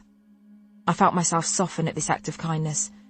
Plus, easy to forgive someone who is bringing you a coat when you're freezing cold. You didn't need to do that, I said quietly, reaching out for my things. I put my coat on and moved into Tom. No, he said, stepping back. What's wrong? Let's forget it. I needed a bit of space, but I've calmed down now. I should apologise to your mum. I feel so bad. That cake was so nice and the sentimental value... You should go home, Tom said firmly, cutting me off mid-ramble. You ruined my mum's birthday, Queenie. She's been wiping bits of cream off the wall since you slammed out. I don't want any more drama. I felt the anger that had dissipated in the bus shelter rise again. Me? Drama? Me? I spluttered. You can get the bus from here to the station. The next train is in an hour, Tom said, looking over my head. I'm going to stay with my family for a few more days. So, I'm just meant to go back to the flat alone? You know I can't sleep anywhere by myself. It's constant with you. It's too much, Tom said, his voice deepening. You're too much, Queenie. I opened my mouth to speak but closed it again. Hope you get home okay, he said, turning to walk away. Do you know what? I shouted behind him. He stopped walking. I hope your next girlfriend is white, Tom. That way, she won't be too fucking much for you. He stood still for a second before continuing on again, disappearing into the darkness. I'm just going to go to the bathroom, I said, slipping away from Rich and into James's bedroom, where I sat on the bed to have a minute for myself. I was about to leave when I heard footsteps outside the door. I went to it, opened it slightly, and saw Fran at the end of the corridor, trying with clumsy hands to open the front door. James ran past and stopped next to her. Fran, for fuck's sake, stop running off, he hissed. Were my drunk ears and eyes deceiving me? What could couple goals be arguing about? It's okay. You go back in there and carry on chatting to her, Fran shot back, her unnaturally high-pitched voice piercing the air. Why did you invite her? Who invites their ex, the ex they know is still in love with them, to the fucking party they throw with their girlfriend? I knelt on the floor by the door and leaned against a pile of wax jackets to get comfortable. It's not often that you see the perfect pair disintegrate before your eyes. "Oh, come on! She's got a boyfriend, Fran," I could hear James plead. "Does she? Nobody has met him, James, and she can't take her eyes off you. And I know that you've been checking her Facebook even though you hang out with her once every 2 weeks." Somehow her voice was getting even higher. "Oh, just calm down. Don't tell me to calm down. I can't keep doing this, James. It's not just you and Evie. It's me working a full-time job and coming here to iron your shirts and cook your dinner, and then you coming home late or not at all. Yet you still won't let me move in. It's the lads' nights taking precedent over our nights, or your nights with Evie that you think I don't know about. How could I not? She Instagrams every aspect of her day, and trust me, you get the most flattering filters. 3 years we've been together, no sign of marriage, all the signs of you wanting to have me around but not commit. I can't do this." I thought she might take off at this point. She was doing a good job of sounding like she'd inhaled helium at the very least. "Oh, Fran, come on," James snorted. "I think you've had a bit too much to drink." I locked eyes with Fran as she suddenly came towards James's room and pushed the bedroom door open. "Sorry, I was just looking for my—" I stuttered. Fran stepped over me and I got up off my knees. "I'm going home," Fran squeaked. "Night, Queenie. Sorry about Tom, by the way." She grabbed her bag from James's desk and breezed past me, then James, and slammed out of the front door. I slipped past James as I walked back into the living room. "It'll be all right, mate," I said, patting him on the arm. I tried to get back into the party, but could think about nothing but Tom. We'd hurt each other, but that's what couples did, right? They wound each other up. Look at Fran and James. I got my phone out of my pocket and tried to call Tom. No answer. I called again. Nothing. Twice more. Nothing. I sat on the sofa as everyone chatted and danced around me. The phone buzzed in my hand. "Tom." "Clean break, Queenie." I read Tom's text through blurring eyes. I missed him so much that my chest started to ache. Did he not miss me? How could he just ignore my calls? I snuck away and stood outside the house, about to order an Uber. The cold air sobered me. "Shall we?" An arm wrapped around my waist as Rich slotted himself against me presumptuously. I didn't want to go back to my new house alone, but as I looked into the unkind eyes of Rich and remembered how I felt when I first locked eyes with Tom, I knew that I didn't want to go home with him. I got my phone out to call Tom again. He still wouldn't pick up. What would make me feel better, I thought. Nothing. What would make me feel happy, I asked myself. Tom was the answer. But if Tom wasn't answering, what would distract me until he did? Queenie. Addie, can you meet me outside some luxury apartments in Fulham? We can go for that drive you're always on about. I tried my luck. It was 2 a.m. I give him 5 minutes and then I get an Uber. Addie. You serious? He replied before I could put my phone in my coat pocket. Queenie. Sure. Why not? Addie. For real? You're not tricky, man. Queenie. I'm about to change my mind. I'm cold. Addie. Okay. What about your white boy? Is he there? He can watch me at work, innit? Man will show him how it's done. Queenie. We're on a break? Addie. For real? Addie. LOL. Addie. No such thing as a break. Queenie. Are you coming or not? Addie. Queenie, if I'm gonna hit it, man needs to come into the yard. A bum like yours needs room for maneuver, you get me? No space in a car for you, trust me. Queenie. Just moved house. Everything is in boxes, no bed. Also, so much of that is offensive. Addie. Alright, don't start. I'll come get you. Text me the address. 20 minutes later, I was back in the passenger seat of Addie's flash black BMW. The seat reclined completely backwards because these ends are hot and I don't want anyone to see that I'm driving some girl who isn't my missus. I lay back, the nasality of Drake's voice making me vibrate on my makeshift bed. "Where are we going?" I asked, in the absence of being able to see for myself. The adrenaline that was flooding my system had cancelled out any trace of alcohol. "Don't worry, innit? Just relax," Addie said, digging a hand into my thigh and flashing me a smile that was genuinely somewhere on the way to charming. I dissociated by thinking about how his teeth are so white. He must put a lot of money into keeping them that way. I know how much he smokes. As Addie drove, unease started to rise in me. What was I about to do? Was sex okay, given the whole gynecological situation? I wish the doctor had given me just a little more information. The car slowed down. "Can I sit up now?" I asked, sitting up anyway. "I'm starting to feel queasy." I looked around as Addie parked up. When he turned the headlights off and my eyes had adjusted to the dark, I saw that we were in some sort of warehouse car park. "Do you come here often?" I asked, to no response. Clearly Addie didn't think I was very funny. "I want you to take your thong off, innit?" he said, wasting no time. I pulled my dress up and put my thumbs in the sides of my knickers, ready to pull them down. "Why are you wearing full knickers? I like my girls in thongs." "You can just drive me back home if you want," I suggested, pulling my dress back down. "Nah, don't be so hasty. Man was just saying, innit?"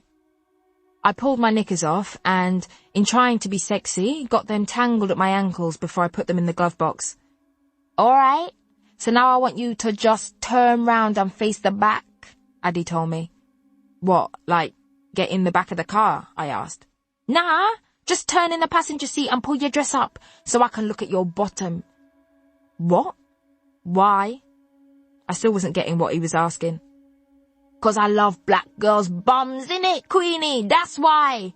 My wife, yeah? She's got a pretty face, but she's skinny. No bum."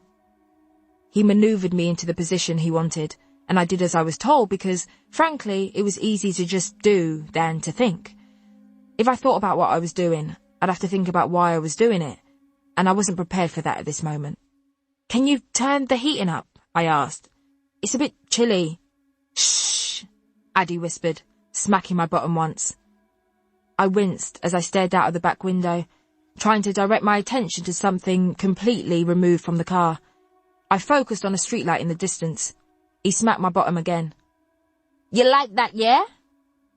I glanced at Addie and he flashed the charming smile again. I looked at the streetlight. "Yep," I said. "Nice, nice." He smacked me again, and this time kissed the area. It stung as his facial hair grazed the skin. "Do you want to see my tings? I'm hard." Addie gestured to his crotch. My tings.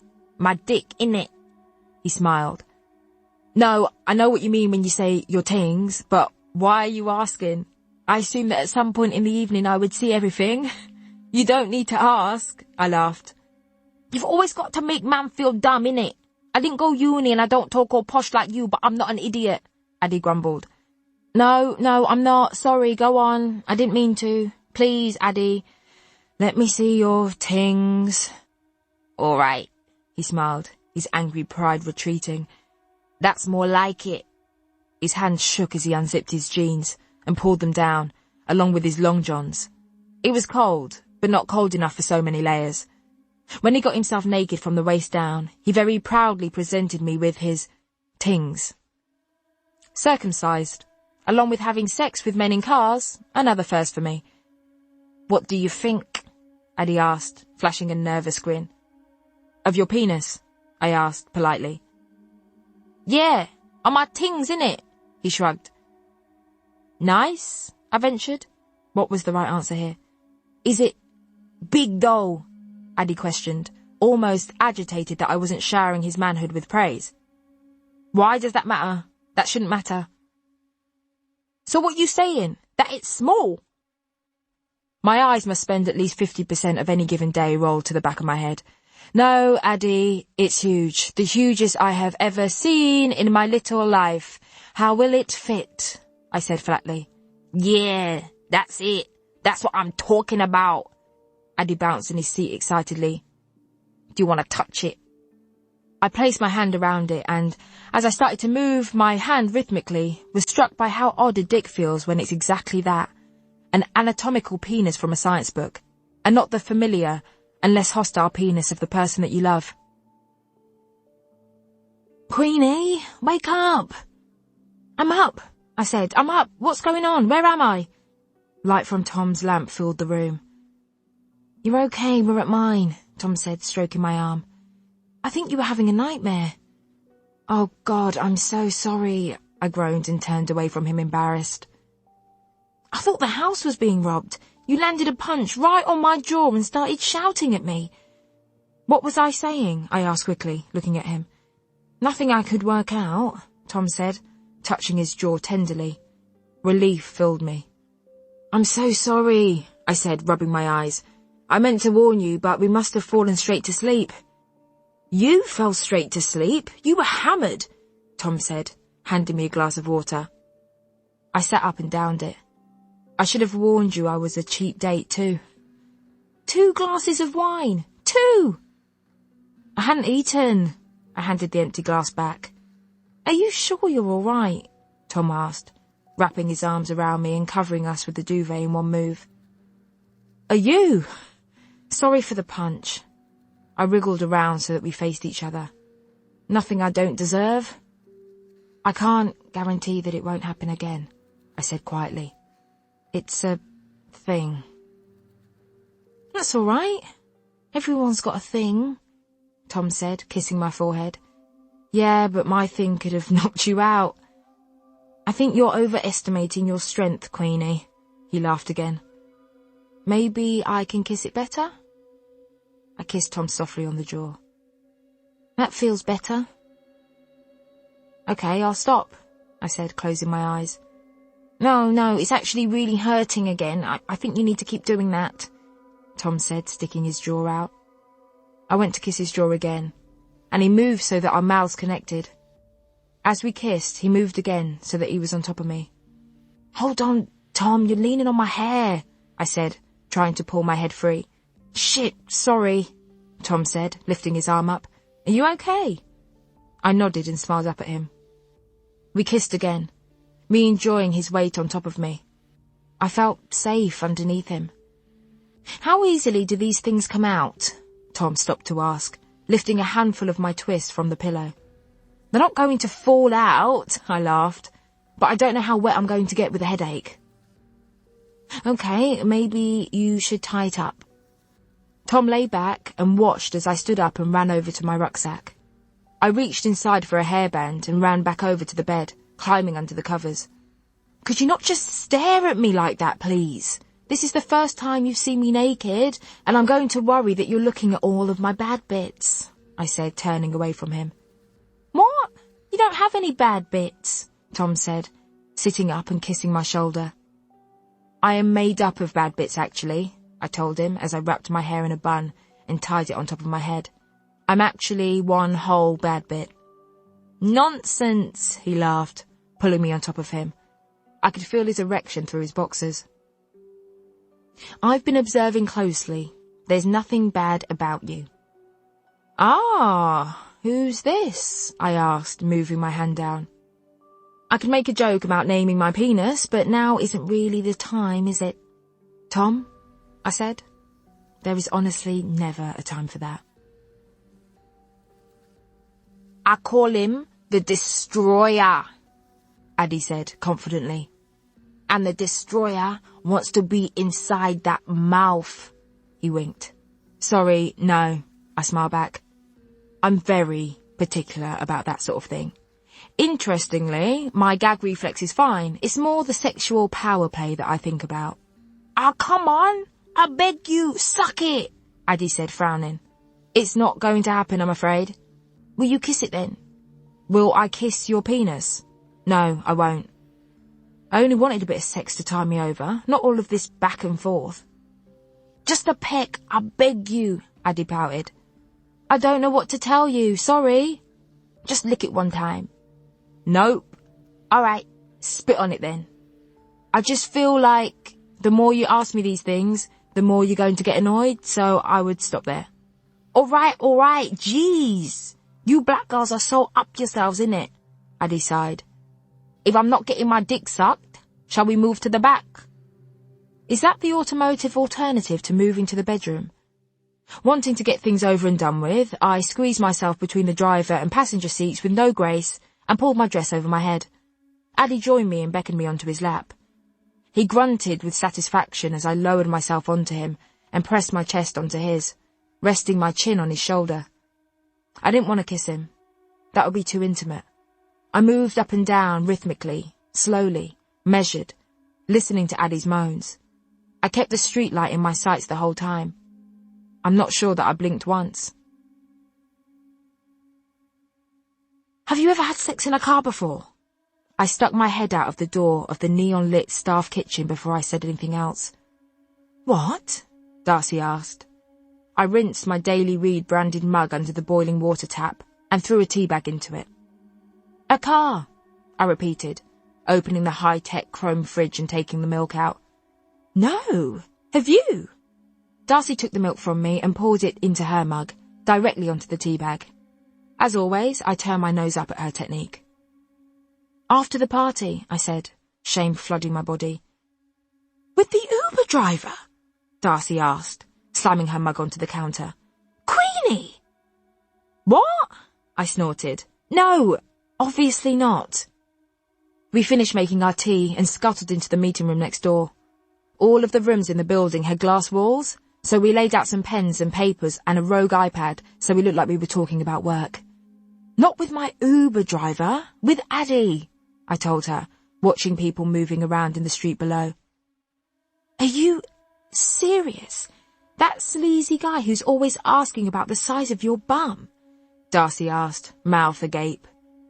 I know, but I was just feeling so lonely and shit after that party, so I sent him a text not really thinking that he'd respond, but he did. And now I feel so bad. Because of Tom? Well, you're on a break, so what you do in this period doesn't matter. Partly because of that, but mainly because it's not me. I don't do this sort of thing, I yelped. Well, look, you're going through something confusing, so you're allowed to do some out-of-character stuff, Darcy reassured me. And you know, I would never judge you, but I hope you were at least careful. We were careful, I lied. I opened my mouth to speak again, knowing that I should probably tell her about the miscarriage. No sleazy babies on the way.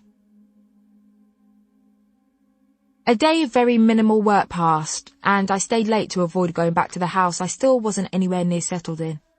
On the bus home, dodging waves of guilt after my car encounter, I stared at mine and Tom's message chain, willing him to reply. Nothing since his clean break reinforcement on Saturday night. My phone buzzed in my hand, but after checking my text and WhatsApp and email, I couldn't figure out why.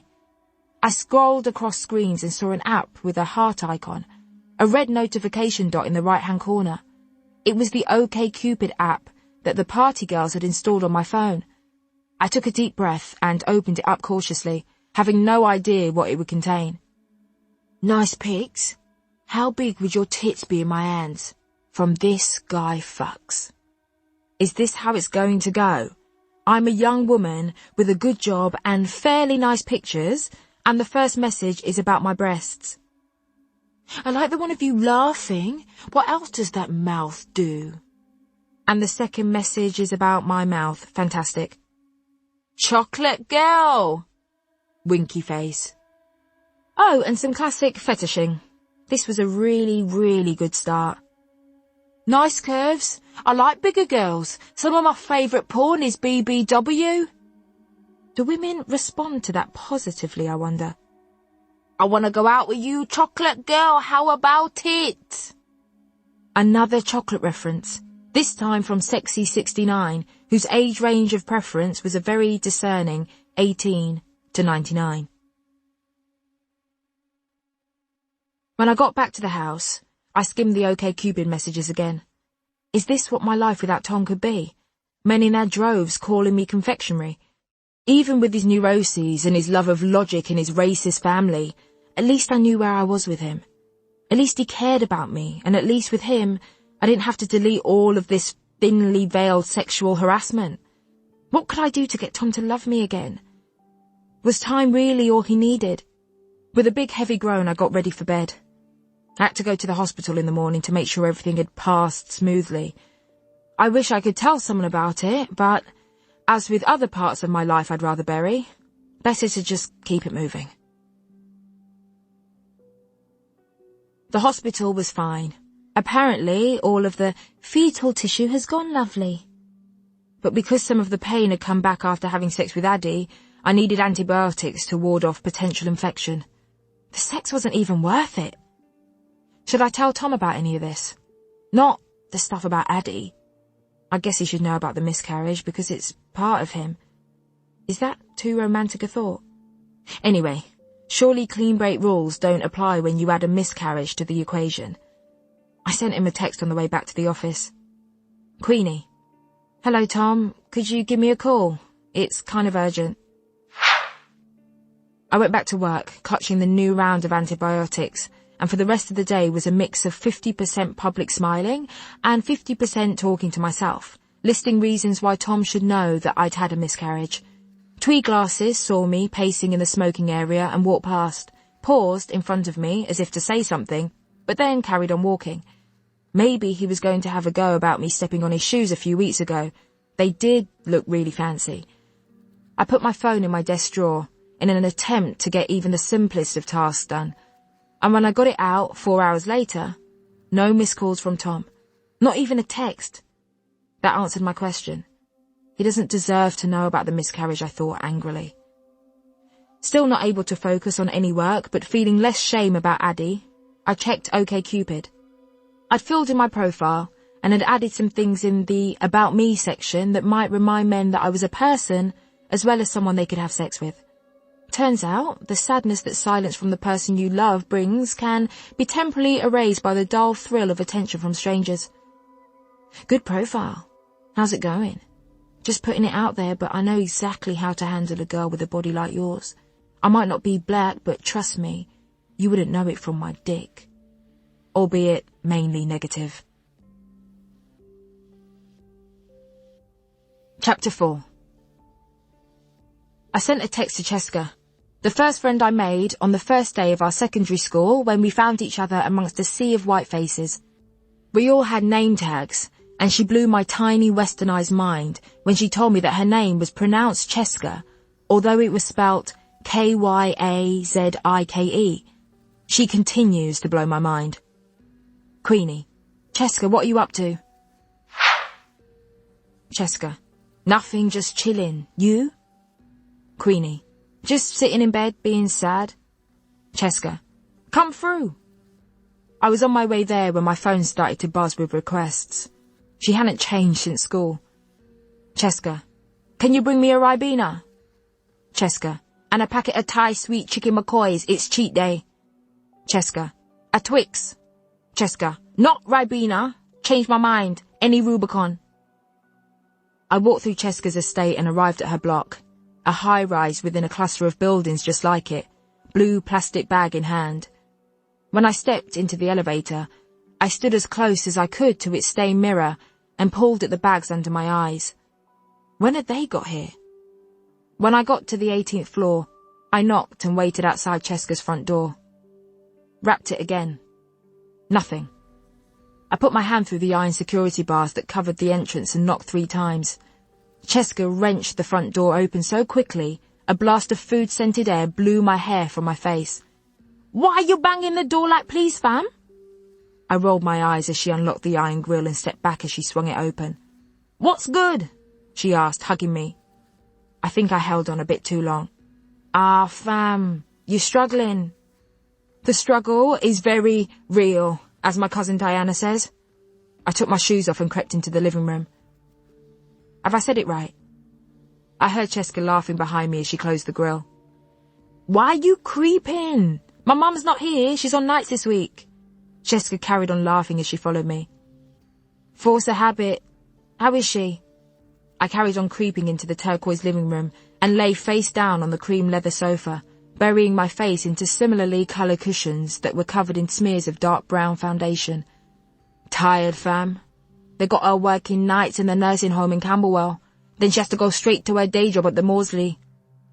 And when exactly does she sleep? I turned my head to look at Cheska and was faced with a television that filled the whole wall across from me. She gets to nap, I think, when the old people are sleeping, but she doesn't actually sleep, if you get me, 'cause she's on call. But she's been doing this for years, so she's used to it. How's your... Cheska hesitated. How's what? Sorry, I was about to ask how your mum was. I'm sure she's fine. Probably still trying to grow a spine, I growled, my mood plummeting fast. Is she's still in that hostel? The only time Cheska went into any conversation with trepidation was when she asked about my mum. I don't know, I told her firmly, wanting to shut the conversation down. Last thing I heard was whisperings about a court case. Mad ting. Anyway, let me tell you about this date I went on, Cheska said, desperate to lift the mood. Have you got the stuff? When you say stuff, do you mean the snacks? I said, chucking the bag over to her. I'm not your dealer.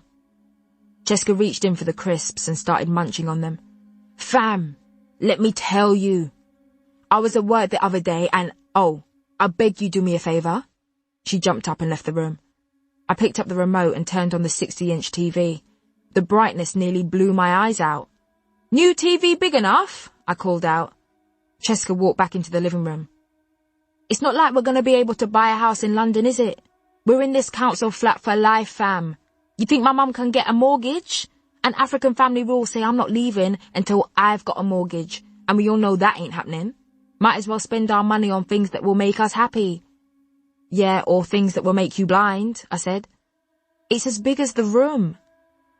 I beg you take my weave out. Cheska handed me a razor blade. It's long overdue and my hairdresser would charge me just to unpick the string. Have you got any blue tack? I asked, holding the blade carefully between the nails of my thumb and forefinger.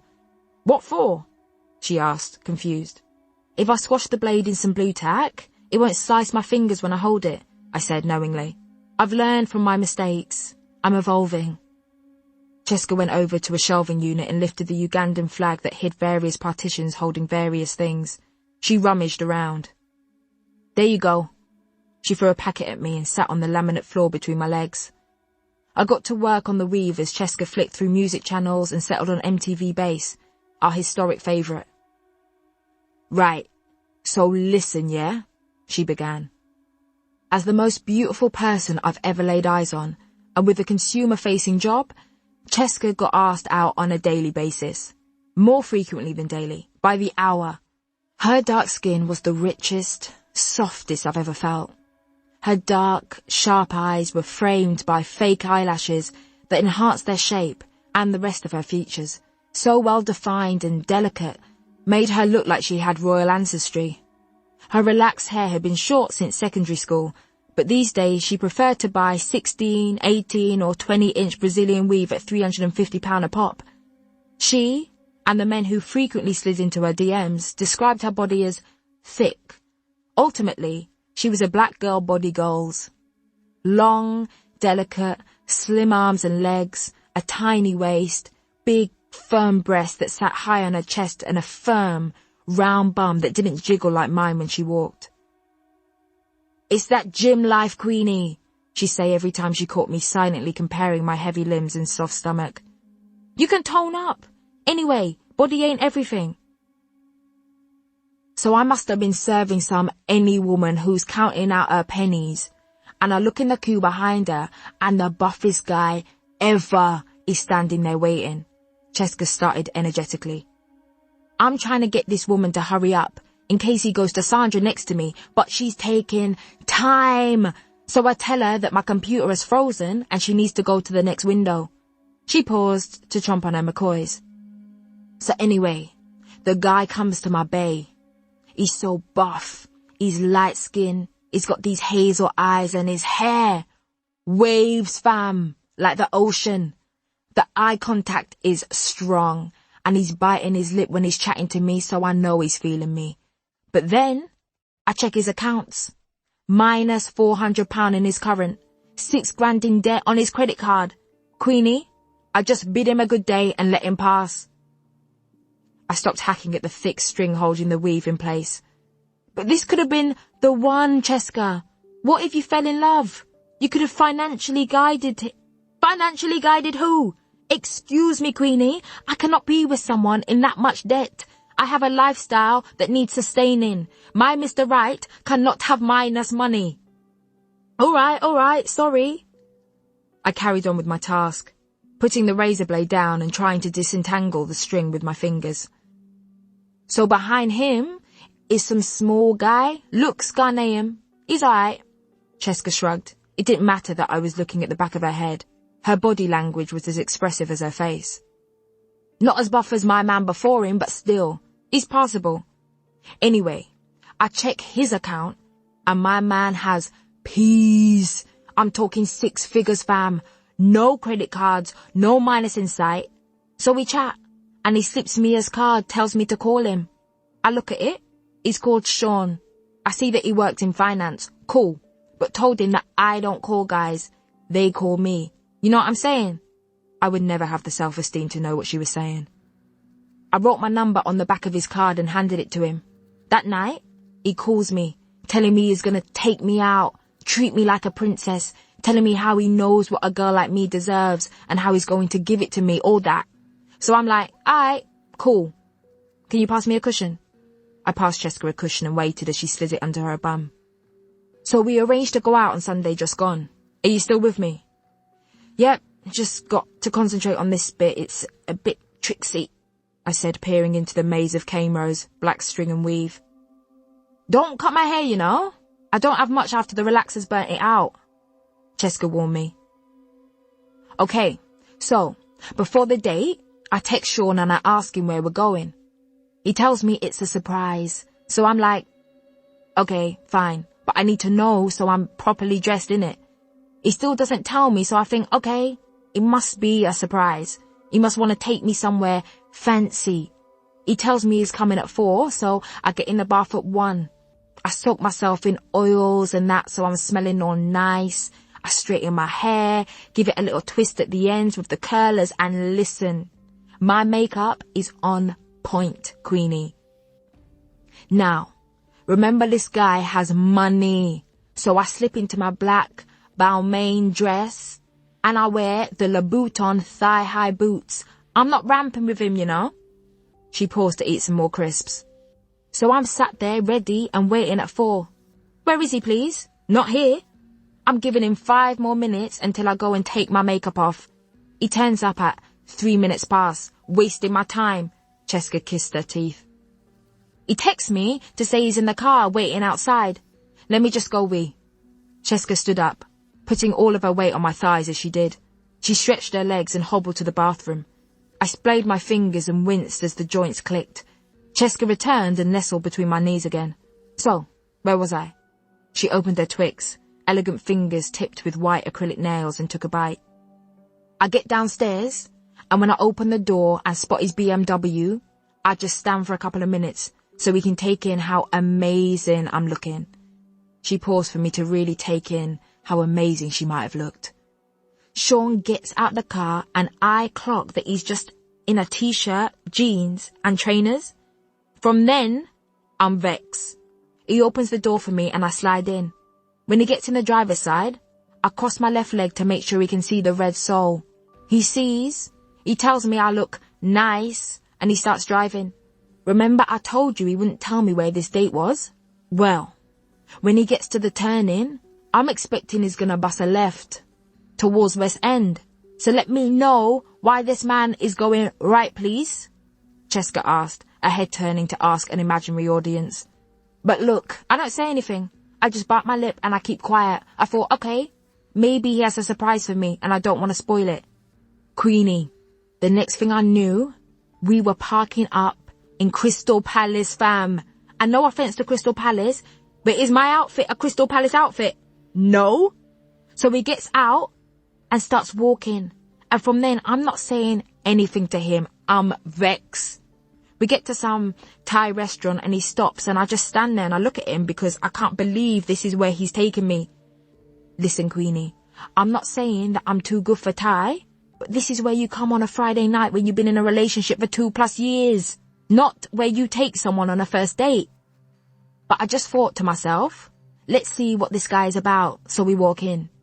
The lady comes over and asks if we've made a reservation. Here's Sean. Table for 2 under the name Cheska, please. I'm sorry? Is that even legal? How can you be booking to take me on a date and you're telling the people my government name? She rolled her eyes. Anyway, I took a deep breath and I just think, it's calm, keep going. We walk through the restaurant and everyone is looking at me and my outfit, wondering what I'm doing there. We sit down at the table and start talking. Queenie, I feel a draft and look up next to me. Why is there a hole in the wall being half filled by a piece of wood? Is this guy mad? Is this really where he's bringing me? By this point, I had to put the razor blade down because I was laughing so much that I was scared I'd do one of us damage. Oh, but he can't help it. And maybe the food was really nice, I offered weakly. Queenie, I asked him if we can move tables. He calls the waitress over and this time they take us to a table on the other side of the restaurant by some stairs to the basement. They put Sean in a seat that's about 1 centimetre away from the top step and he asks me if we can swap seats. In my heels, he wants me to sit at the top of the stairs so I'm the one who can fall and break my neck. I tell him to stay where he is. I was lying on the sofa by then, shaking with laughter, even though I'd sworn I wouldn't be able to smile again. It's not funny, fam. This is my life, Cheska shouted. So listen, it's not over yet. We eat dinner. The food is average. He manages not to fall down the stairs, even though it might have been better if he had. The waitress comes over to ask if we want dessert and he says no, because he has a special surprise for me. Do you know what his surprise is, Queenie?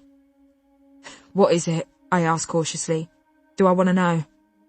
He wants to take me to a golfing range. She turns around to face me. In this dress, in these heels. Cheska claps her hands with each word. Queenie, when I tell him that I'm not stepping onto a golf course in 5.5-inch Louboutins, do you know what he says? I was laughing so much that trying to breathe was futile, so I mouthed, What? He says he'll take me to a Tesco Express to get some trainers. Fam, which branch of Tesco Express sells trainers? I told him to express me home. Though Cheska's date wasn't especially aspirational, it certainly is inspirational. Without using the term putting myself out there, if I go on some actual dates of my own in this stopgap between mine and Tom's reunion, maybe I'll stop thinking about how heartbreak might actually kill me. That night before bed, I checked OkCupid yet again. So don't forget to wash your sheets and your penis. Hold on. This one is quoting spaced, which means that he's actually taken a full 3 seconds to read what my favourite TV shows are. I replied, and swiftly arranging to go for a drink the next day, I went to sleep clutching a T-shirt of Tom's that I'd stolen from the wash basket, breathing in the scent that I was determined to smell again on him. Chapter 5. In the pub, people spoke excitedly and glasses clattered noisily. My last girlfriend was black. I looked at my date and blinked. Sure, I'd misheard him. Sorry? I asked, leaning across the table.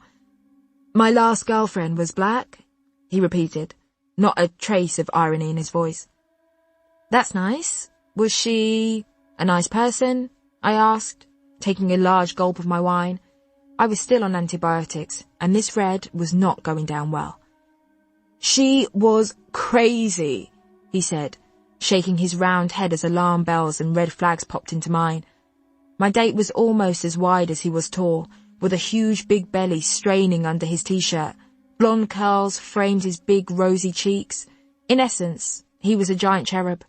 He didn't look like a giant cherub in any of his OkCupid photos, obviously. I made eye contact with a girl across the room who also appeared to be on a first date. We smiled at each other in solidarity. Maybe we should go to the smoking area, I suggested. Get some air? Or we could go back to mine, he shrugged. I'm up for it. It just didn't feel like courtship to me. Maybe I was too old-fashioned in my thinking. I feigned illness and got the bus home. I must have jinxed myself because on the way back, I did start to feel ill. My head felt heavy and my stomach churned. I went to text Tom but stopped myself. If a clean break was what he needed to remind him that he loved me, it's what I should give him. Instead, I began to type a message to the group chat I'd formed with absolutely no permission from the people I put in it. Darcy, Cheska and Cassandra, 3 long-time friends who knew most of my secrets. I had no business throwing them all together in this digital pen, but it saved me having to copy and paste my thoughts and feelings from one to the other. They'd taken to it quite well, actually. Queenie, I'm on my way home from the date. It was awful. He looked like a giant cherub. Queenie, but that's not why it was bad, because big is beautiful, as we know, but he didn't look like that in his pictures. The date was bad because he was awful. Darcy, awful how? Queenie, he dropped that his ex-girlfriend was black. Cheska, lol. Queenie, and crazy. Cassandra, he actually said crazy, or are you paraphrasing? Cheska, why did you even go, fam? Queenie, something to do while Tom has his space. Cassandra, I would argue that there are better diversion techniques. Darcy, at least it reminded you that Tom is the one for you. Queenie changed the group name to the Corgis. Cassandra, what's this? Queenie, what do you mean? Cassandra, Corgis, obviously. Queenie, the Queen loves her Corgis. Queenie, and they support her. Queenie, like you're all doing now. Cassandra, and you're the Queen in this. Queenie, of course. Cassandra, I think we all know that the monarchy is obsolete. Darcy, I think it's quite sweet. Queenie, Cassandra, it's just a play on words, relax. Unless there are any objections from you, at Cheska. Cheska, nah, it's calm. Do what you're doing, innit? Do you know what, Darcy? I said, the Monday after a Halloween party at the weekend that was mostly an emotional blur. I'm going to make some promises to myself and uphold them. I recall my decision to avoid all men that I'd made after my disaster date with the giant cherub a few days before. What do you mean? Darcy asked. Number 1, work harder, I said, beginning to recite the list I'd saved in my phone. I've let work slip so much lately, and there are serious things going on in the world that need reporting, and the Daily Read don't seem to be doing it. Like what? Darcy asked. Like the killings of unarmed black men in their droves at the hands of police, here and in the US? Mass gentrification? Modern-day slavery? Obviously. I don't see anything about that, really. Yeah, of course you don't, Darcy. I was thinking that I could start pitching ideas to Gina. That's a good start. Darcy was nodding heavily, her hair falling around her face. I worked really hard to get this job, really fucking hard, and I feel like I'm spunking it all away, I said. It's too early to use the term spunking, Darcy sighed, putting her head in her hands. Number 2. Maybe slow down with OkCupid, I said, ignoring Darcy's disdain. I'm getting a bit obsessed with the digital attention. About 5 boys I haven't met are already giving me their life stories. And when Tom has finally had his space and comes back to me, even though I won't tell him about dates I've been on, I don't really want to have spent the whole time sleeping with boys in cars and meeting crap men who do a good job of occupying my brain space, but will ultimately diminish my self-worth. You could delete the app, Darcy offered. No, too far, I said, shaking my head. At this point, I have to wean myself off it. 3. Spend more time with family. I held 3 fingers up and waggled the 3rd. 4. Just forget men for a while and use this break with Tom as a break from men. And 5. Don't go home with boys after parties when it turns out the drunken jokes they were whispering in your ear about spaffing on your chest is genuinely all they want to do. Queenie, Darcy cut in sternly. I know that we always do tea and talking on a Monday morning, but recently it's getting a bit too X-rated for the time of day.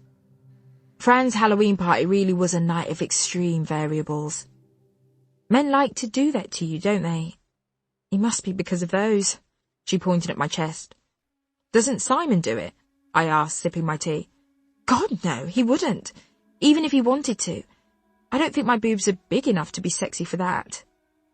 Darcy looked down at her own chest.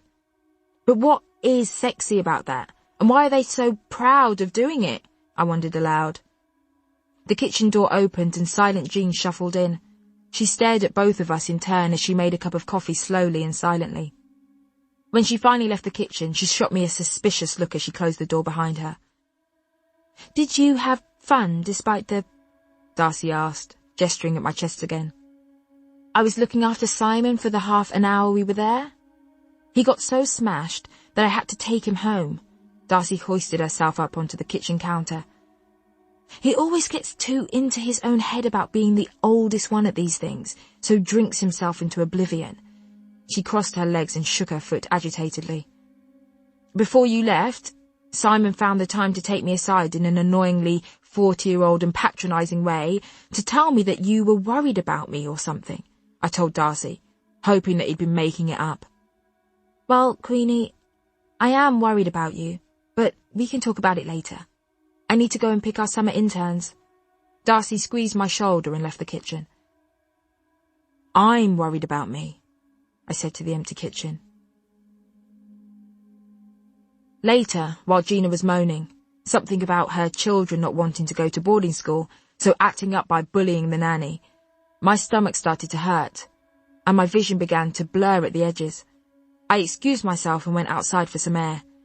A security guard found me crouching by the entrance, so asked me to move along to the designated outside space, pointing towards the smoking area. I stumbled over and leaned against a wall.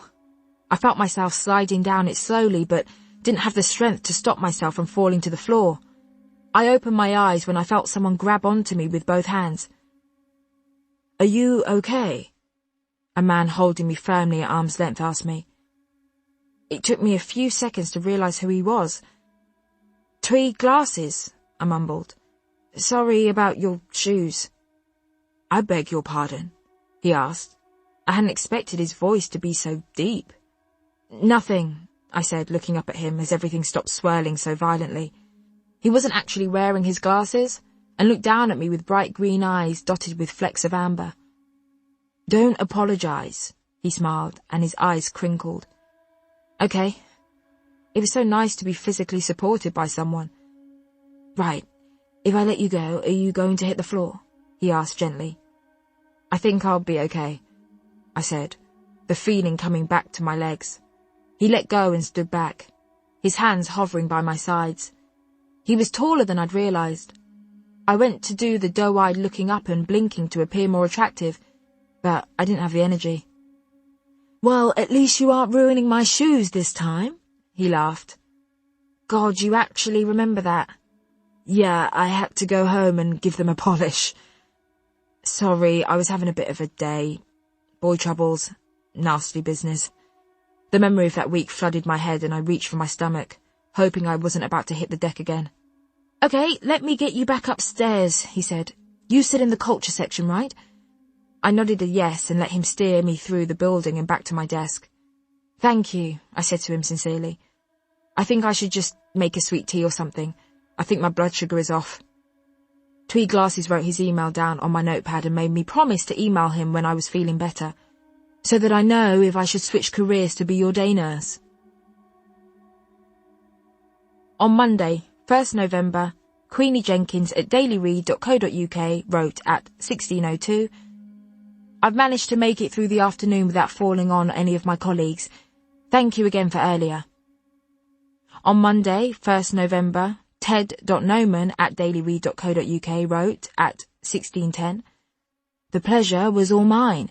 It's been a long time since a pretty girl fell for me. I could get used to it. Queenie.Jenkins at dailyread.co.uk at 16:17.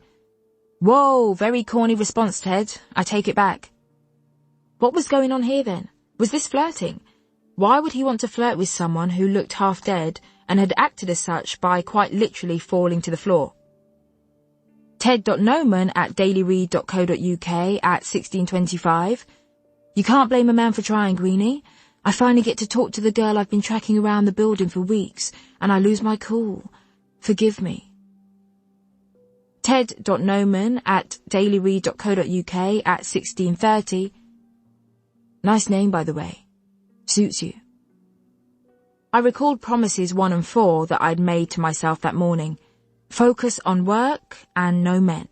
I took a sip of sweet tea and worked on some pitch ideas for Gina. I'd wanted this job so that I could be a force for change and for representation, but so far all I'd done was file listings and check copy.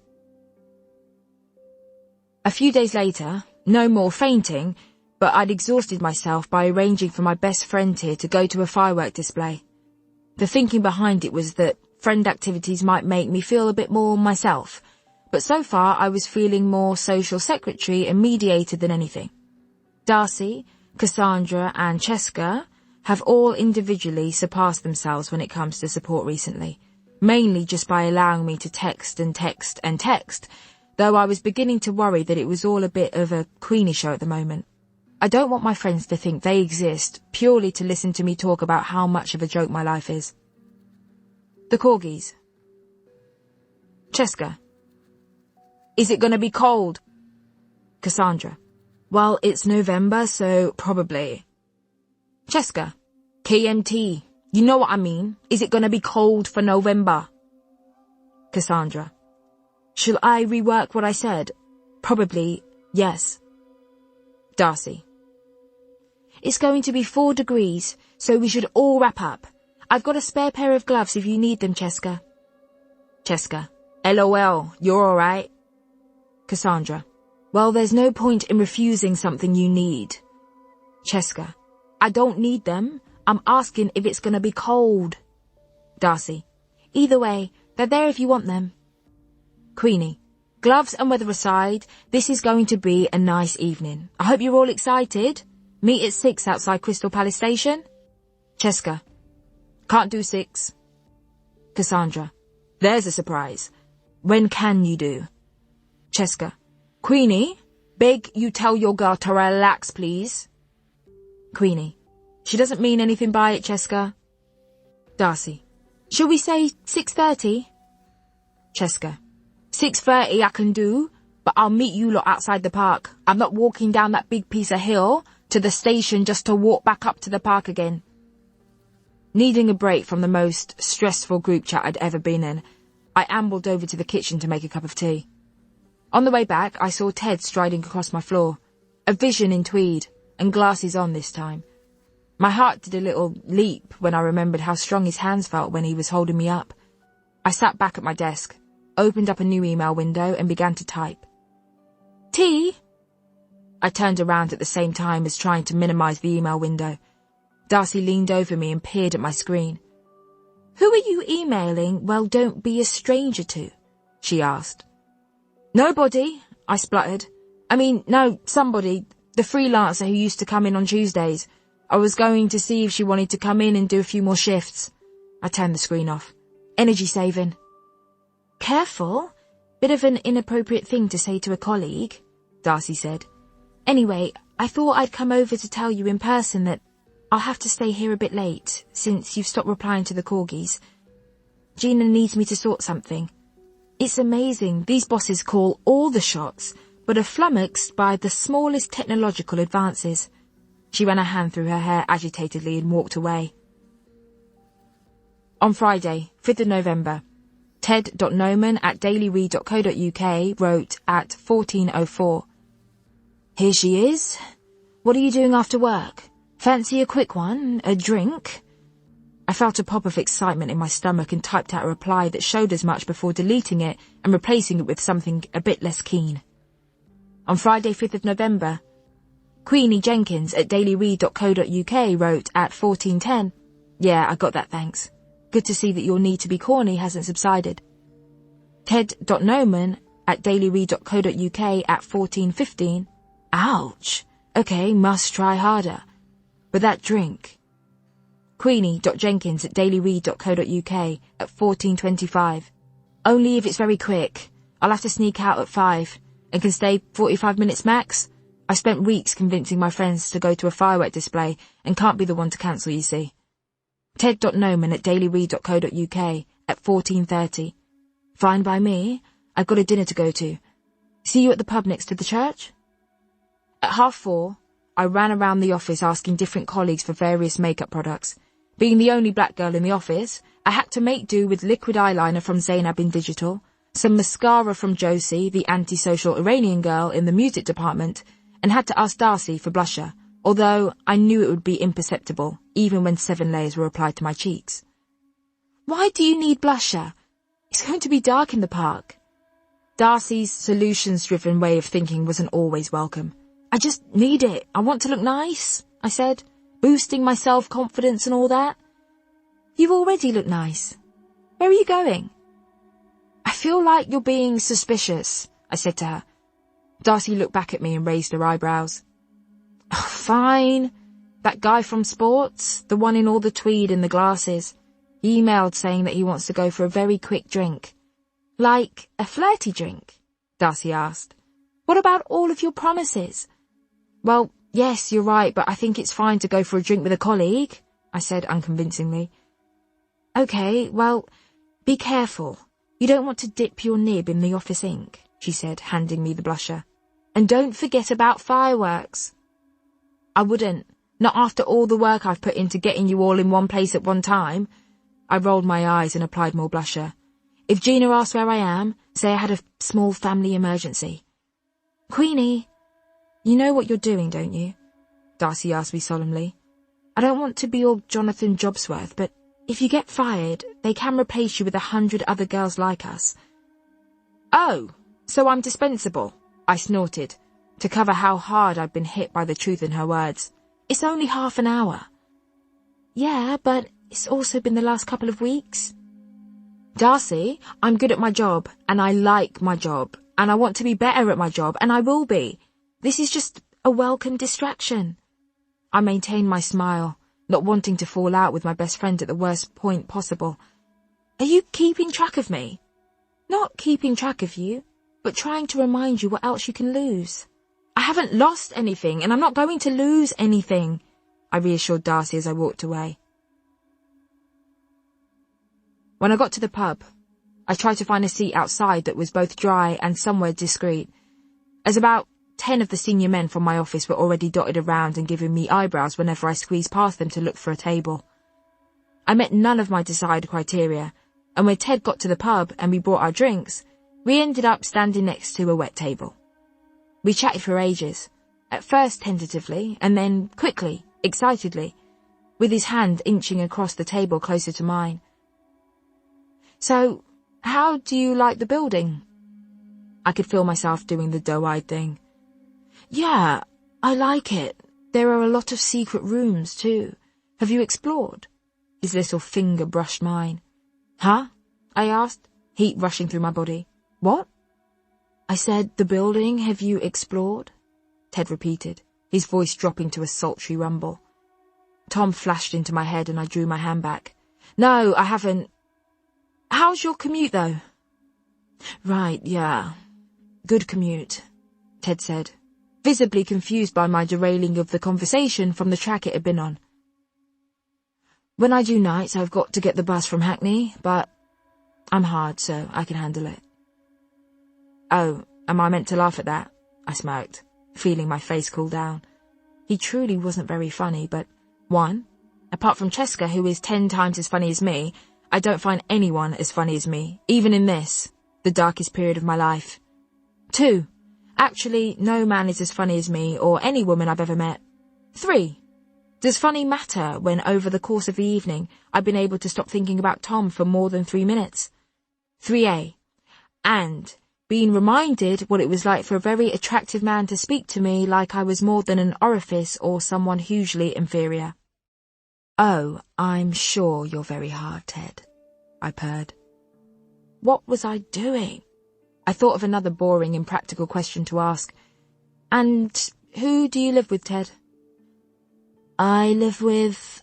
hold on a sec. You've got something in your hair, he said, moving towards me, his hand reaching for my hair. getting so close that there was about a millimetre of space between us. I looked up at him, and my mouth parted as he leaned down. "What time is it?" I asked. He laughed. "Oh, come on." "Seriously, what time is it?" I repeated, panic taking over. 6:05, he said, showing me his watch. "I have to go. Sorry, late. Fireworks."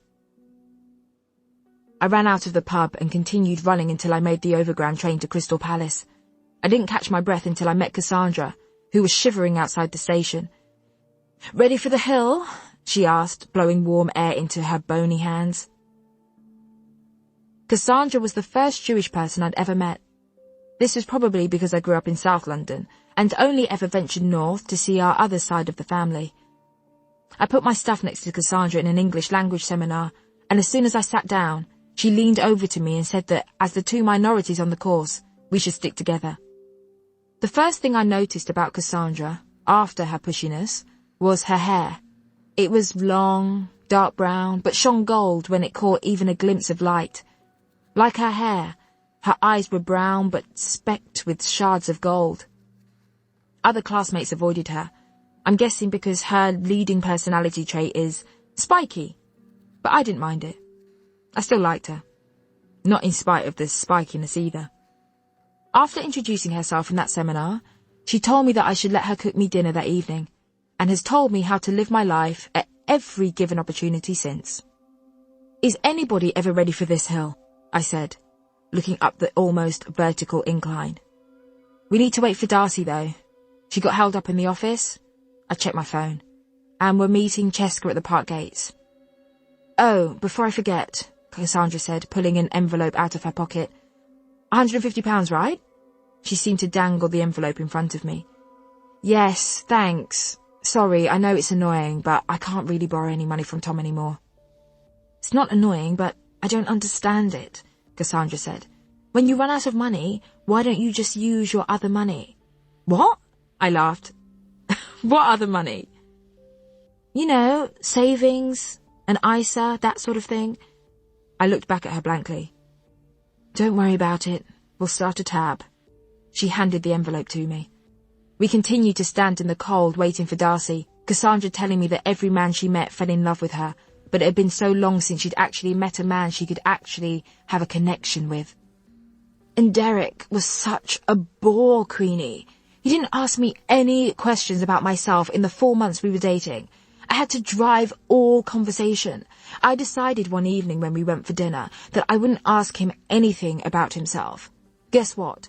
We didn't exchange a word after the hellos. By the time Darcy got to the station, we were frozen solid. My nose had almost fallen off, and Cassandra's teeth were chattering comically. "Sorry I'm late. Sorry. Hello again, Queenie. How was the drink?" "A lot. Too much," I said as she hugged me quickly. "Well, I did tell you," she said, raising an eyebrow at me. "Nice to see you again, Darcy. Shall we all get moving?" Cassandra said flatly, wrapping her scarf tighter around her neck. We all began to walk up the steepest hill in South London, my knees practically hitting my chest with each step. The girls strode up, chatting. I was too out of breath to get involved, instead listening along and either nodding in agreement or shaking my head. "So how are things with you and your boyfriend, Darcy? Are you still together? Sorry to play catch-up. I just haven't seen you for a while. I hear bits and bobs through Queenie, though. What's his name again?" Cassandra interrogated, the clicker of her heels echoing around us as we walked. "Simon? Yes, he's good. We moved in together a few months ago, and it seems to be going well. There are some issues, some troubles, but—" "Like what?" Cassandra asked, almost greedily. "Well, you know he's 15 years older than me. He's ready for a life that I didn't think I'd have to even start thinking about for years. Children and mortgages, and it all came tumbling out." "Why do you never talk to me about this?" I puffed. "It all seems a bit trivial given what you're going through," Darcy smiled. "It's okay, it's nothing I can't handle." "How long were you together, before you moved in with each other? Do you think you did it too soon?" Cassandra pressed on. I think 6 years, Darcy said. I nodded. 6 years, Cassandra repeated. "That's a good amount of time to be moving in together, isn't it, Queenie?" I was facing ahead, concentrating on the top of the hill. but with my peripheral vision I could see Cassandra looking at me pointedly. I nodded again, swerving her dig, and I tried to breathe in through my nose and out through my mouth. Well, you know, it's always a tricky thing, and some couples just aren't cut out for it, but it's no bad thing if they aren't, Darcy said, putting an arm around my shoulders as if getting up the hill wasn't hard enough. I nodded, switching to mouth breathing. I'm not being mean, I'm just thinking out loud, Cassandra snipped. Plus, along with everything else, Queenie didn't even want to move in with Tom so soon. She told him that she wasn't ready, and he basically gave her an ultimatum. That's not fair. I nodded in agreement. I don't think she should see him again, Cassandra concluded. Isn't that a little bit harsh, Cassandra? They were together for 3 years. They're still together, sort of, and they love each other. Darcy clearly didn't understand that the best way to deal with Cassandra was to let her think that she was right about everything. A break may as well be a breakup, Cassandra said definitively. And Darcy was silenced by this pronouncement. We finally got to the top of the hill, me hoping that the sweat at my temples wasn't visible, the girls unbothered by the hike. We walked towards the entrance of the park, and through the clusters of crowds I saw Cheska leaning against the iron gates. We weaved our way over to her, me trying to touch as few people as possible. You lot took your time, she said, blinking slowly. It's chapping out here, and you're lucky it's not raining anymore. Cheska didn't like mud, or fireworks, or the cold, but I'd convinced her to come out and meet my other best friends, given that they'd been in a group chat for the last 2 months, and them not knowing each other's IRL was going to get weird soon. I may or may not have suggested that I wouldn't do her hair again unless she came out with us. Sorry, it's my fault. I'm Darcy. Hello. Darcy leapt towards Cheska and hugged her tightly. I can't believe we're only just meeting. I've heard so much about you, and spoken to you, fellow corgi. Cheska hugged her back, surprised at the physical contact. You didn't tell me she was so friendly, Queenie, she said, smiling at me over Darcy's shoulder. I realised earlier. You've met Cassandra, remember? I said, putting a hand on each of their shoulders when Darcy finally released Cheska's. Last year, at my 24th? How do you pronounce your name again? Cassandra asked. I winced, although it's better asking than attempting a guess and butchering the pronunciation. I'd spoken about Cheska enough for Cassandra to have remembered. She'd have remembered if it had been a basic name like Sarah or Rachel or something. Cheska, Cheska said. Oh, okay, like Jessica without the ick in the middle? Cassandra asked. No, like my own name, not some any Western name. Cheska, she repeated. I was worried that she was going to tell Cassandra about herself, but instead she looked down at Cassandra's feet. Nice shoes. Miu Miu, Cheska said, impressed. I exhaled. Yes, got them in the sale there. Cassandra lifted a foot and twirled it daintily. Always good to find some common ground, Darcy said to them both. Shall we go then? Get a good space? She charged onwards through the park, and we all followed her. Me and my Dr. Martens, and Cassandra and Cheska instantly further bonded when they realised that heels at a fireworks display were an incredibly bad shout, holding on to each other to make their way through the mud. Half an hour later, having passive-aggressively bickered about the optimal place to stand that would allow us to see the fireworks and feel like we were in a crowd while observing that 2 of our party were in heels, we were all standing on a bit of solid path at the edge of the park waiting for things to start. As I clutched a foam cup of tepid chocolate in my hand, my motley crew of friends swigged from a bottle of Prosecco. So you went on a date with your colleague? Cheska asked. Who told you that was a good idea? No, it was just a drink, I said, burying my face into the cup. Just a nice drink with a colleague. Is he single? Cassandra asked. If he's single and thinks that you're single, it was a date. He didn't do the girlfriend drop, so I'm guessing he's single, I shrugged. Not that your theory is right. What's the girlfriend drop? Darcy always needed to be clued in on these things. It's when a guy, even if he's the one who approached you to say, ask what the time is, needs you to know that he's attached, Cassandra explained, rolling her eyes. Like last week, I was in a cafe and there was a guy at the table next to mine who had a smear of ketchup on his face. I was so distracted by it that I kept looking over and staring, wondering how acceptable it was to go and wipe it off. He eventually turned to me and said, "Cool laptop. My girlfriend has the same one." It's their way of telling themselves that A, they're irresistible to women, and B, they're in control of all of their interactions. "Do you think Tom has stopped doing the girlfriend drop?" I asked. "Have you even heard from him?" Cheska asked. "Huh?" I said, lifting the cup to my mouth. "No."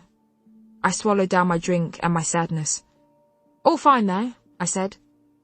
"Good to maintain the space from each other." "He should be begging you to come back by now, fam," Cheska said, shaking her head.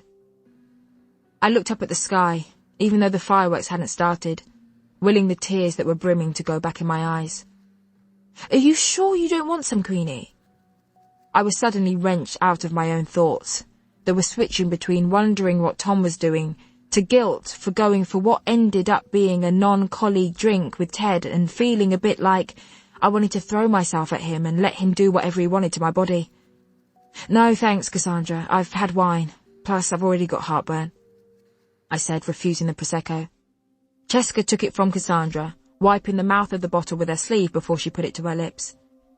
"Is this champers? Don't taste like it," she said, after taking 2 big gulps.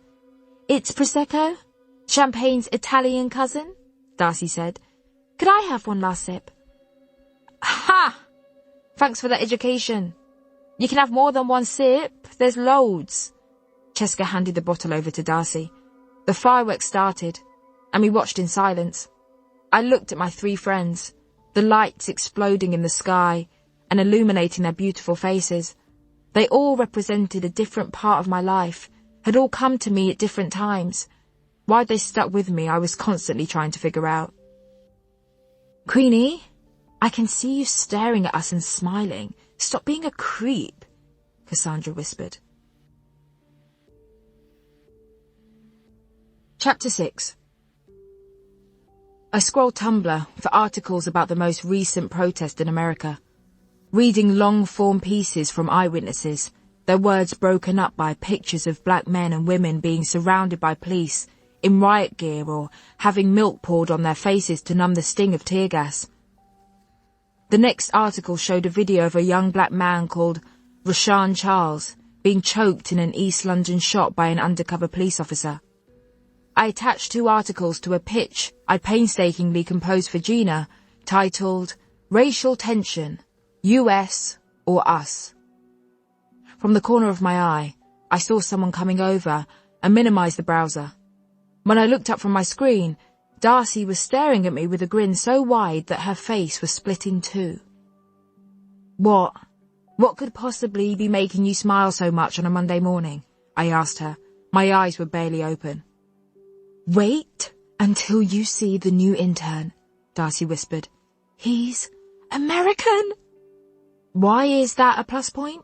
Are you saying that like it's a good thing? They're all bonkers. Do we know if he voted for Trump?" I asked as the new intern strode past in a confident American way. He was very tall, and his hair was brown. There wasn't much to note beyond that. "You see? Don't you think he's classically handsome?"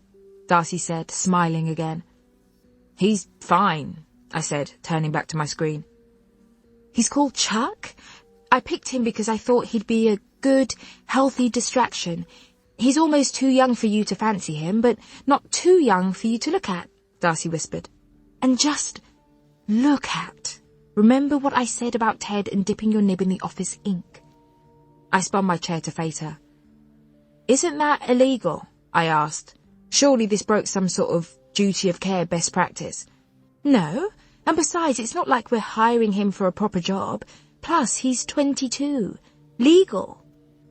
"Is this what it has come to?" "Tea?" Darcy held up her empty mug. "I'll meet you in the kitchen. I'm just sending Gina an email," I said. "Oh, finally back in the swing of work. Good to see," Darcy said and turned to walk away. Another black man died in America today, I said to Darcy as I walked into the kitchen, blinking as my eyes adjusted to the bright light. Police killed him. Oh no. What was he doing? She asked absent-mindedly. What do you mean, what was he doing? He wasn't doing anything. He was driving. The words burst from me. And even if he was doing something, doesn't mean he should be killed for it. All right, calm down, Darcy said, holding her hands up. Sorry, my mind was elsewhere, and I'm on your side here. I was just asking. You asked a stupid question, I snapped. That sort of attitude is the problem. Whoa, Queenie, it's me you're talking to, Darcy frowned at me. Remember, Darcy, best friend, annoyingly liberal? I'm not calling you racist. I'm saying that if the thinking is that someone should be killed for doing something wrong, that thinking is dangerous, I said. Why was I taking it out on her? Ugh, I'm going for a cigarette. I left the kitchen before I said something I'd regret. I knew Darcy hadn't meant it, and she is only guilty of it this one time, but I wish that well-meaning white liberals would think before they said things that they thought were perfectly innocent. I went down and put a cigarette in my mouth, patting my pockets for a lighter. I looked across the smoking area to see who I could bother for one, and locked eyes with Ted. Excitement and guilt crept back in. Must summon nice memories of Tom when tempted by Ted. He dropped the end of his cigarette to the floor and walked over. You ran off the other day, left me all alone. He lit another cigarette with the lighter, then, flame still burning, held it out for me. I can do it, I said to him, reminding myself how stupid it would be to get sucked into something while I had a relationship to go back to. I took the lighter from him, lit my cigarette and inhaled too quickly, and defiantly choked as too much smoke hit the back of my throat. All right, Ted? A burly man in clothes that were all too tight nodded a hello at Ted as he walked past. All good, thanks, Gordon, Ted waved, turning to stand next to me. He waved until the man was out of sight and moved closer to me so that our arms were touching. Sorry, that's my desk mate, Ted said, running the hand that wasn't next to mine through his thick hair. How were the fireworks? I think I lost my scarf, but otherwise they were nice, thanks, I replied, purposefully avoiding eye contact. That's where these men get me. The tartan one you have? He asked. Yeah, no sentimental value, so it's all good. You know, I was going for dinner with my friends that night, but I wish I'd stayed with you, he said, looking around and moving so that he was in front of me. Ah, that's nice of you. I bet you had a nice time anyway. He moved closer to me. Not as nice a time as we could have had. Gotta go, I said, breaking away. Do not get sucked in, Queenie. I got back upstairs to an email from Ted. On Monday, 9th of November, ted.noman@dailyread.co.uk wrote at 11:04, That was an abrupt ending. I like that shirt, by the way. I flushed with what I tried to pretend wasn't arousal, but my pretense wasn't clever enough to fool my body because guilt soon followed. I sent a text to Tom. Queenie, how are you? On Monday, 9th of November, Queenie.Jenkins@dailyread.co.uk wrote at 11:26. I'm probably making a fool of myself by saying this, because you're probably only being a friendly colleague, but if you aren't, it's probably a bad idea to get involved with someone at work, don't you think? We had a nice drink, and we should probably leave it at that. I went to make a mint tea to calm myself down and came back to ted.noman@dailyread.co.uk at 11:30. But I don't want to leave it at that. Besides, I'm not one of those guys who wouldn't respect you enough not to behave properly if things didn't work out. I decided to wait and see if Tom replied. If he didn't reply by this evening, then maybe, just maybe, I could go for another drink with Ted. ted.noman@dailyread.co.uk at 11:31. I'm here if you want me. ted.noman@dailyread.co.uk at 11:35. When you want me. Queenie.Jenkins@dailyread.co.uk at 18:03. Darcy, I have a new promise to replace promise number 4, which was just forget men for a while and use this break with Tom as a break from men. The new promise is forget men who you might want to get into something long-term with, but casual encounters are acceptable for as long as Tom isn't replying. darcy.betts@dailyread.co.uk at 1810. Hi Dua Lipa, nice to hear from you. Why do you need caveats? Why can't you just stay away from men altogether? Queenie.Jenkins at dailyread.co.uk at 1815. 1. Dua Lipa's song is called New Rules, not New Promises. Darcy, come on. 2. Until you've experienced heartache and uncertainty at this level, you aren't allowed to judge me. 3. You know that I need attention and some excitement, and while I'm waiting for my is he not boyfriend to text me back and tell me that he wants to make things work, this is the least complicated way of getting it. 4. And actually, as per point 2, you haven't been single since you were about 11, so less of the why can't you just stay away from men altogether? 5. I'm telling you these things so that you can basically tell me when I need to hear it that I'm doing the right thing. Maybe you could just create a specific email bounce back for me that says, what you're doing is fine. Darcy.betts at dailyread.co.uk at 1820. Oh, I beg your pardon. Do you want to write this bounce back yourself, or would you like me to draft something for your approval? I went to my grandparents after work because I needed to bathe somewhere that saw regular bleachings and could offer more than 5 seconds of hot water. I crunched up to the gravel driveway and paused outside the gate, taking a few breaths before I faced my grandmother. This was the second house my grandparents had owned. My granddad had put all he had into buying the first house in the 60s, and my grandmother had put all she had into cleaning it until she'd had enough and forced my granddad to downsize when I was a teenager. This sat high on a quiet hill where a lot of other old people lived. There were never any fast cars or parties, only elderly women pulling shopping trolleys down the road and old men slowly tending to their front gardens. How was your past friend? My grandmother asked, flipping fish fingers over in the frying pan. My past friend? I asked her, confused. What does that mean? Who is that? You know, the white boy. Do you mean Tom? My boyfriend of 3 years that you spent quite a lot of time with? She confirmed. Can I have a bath?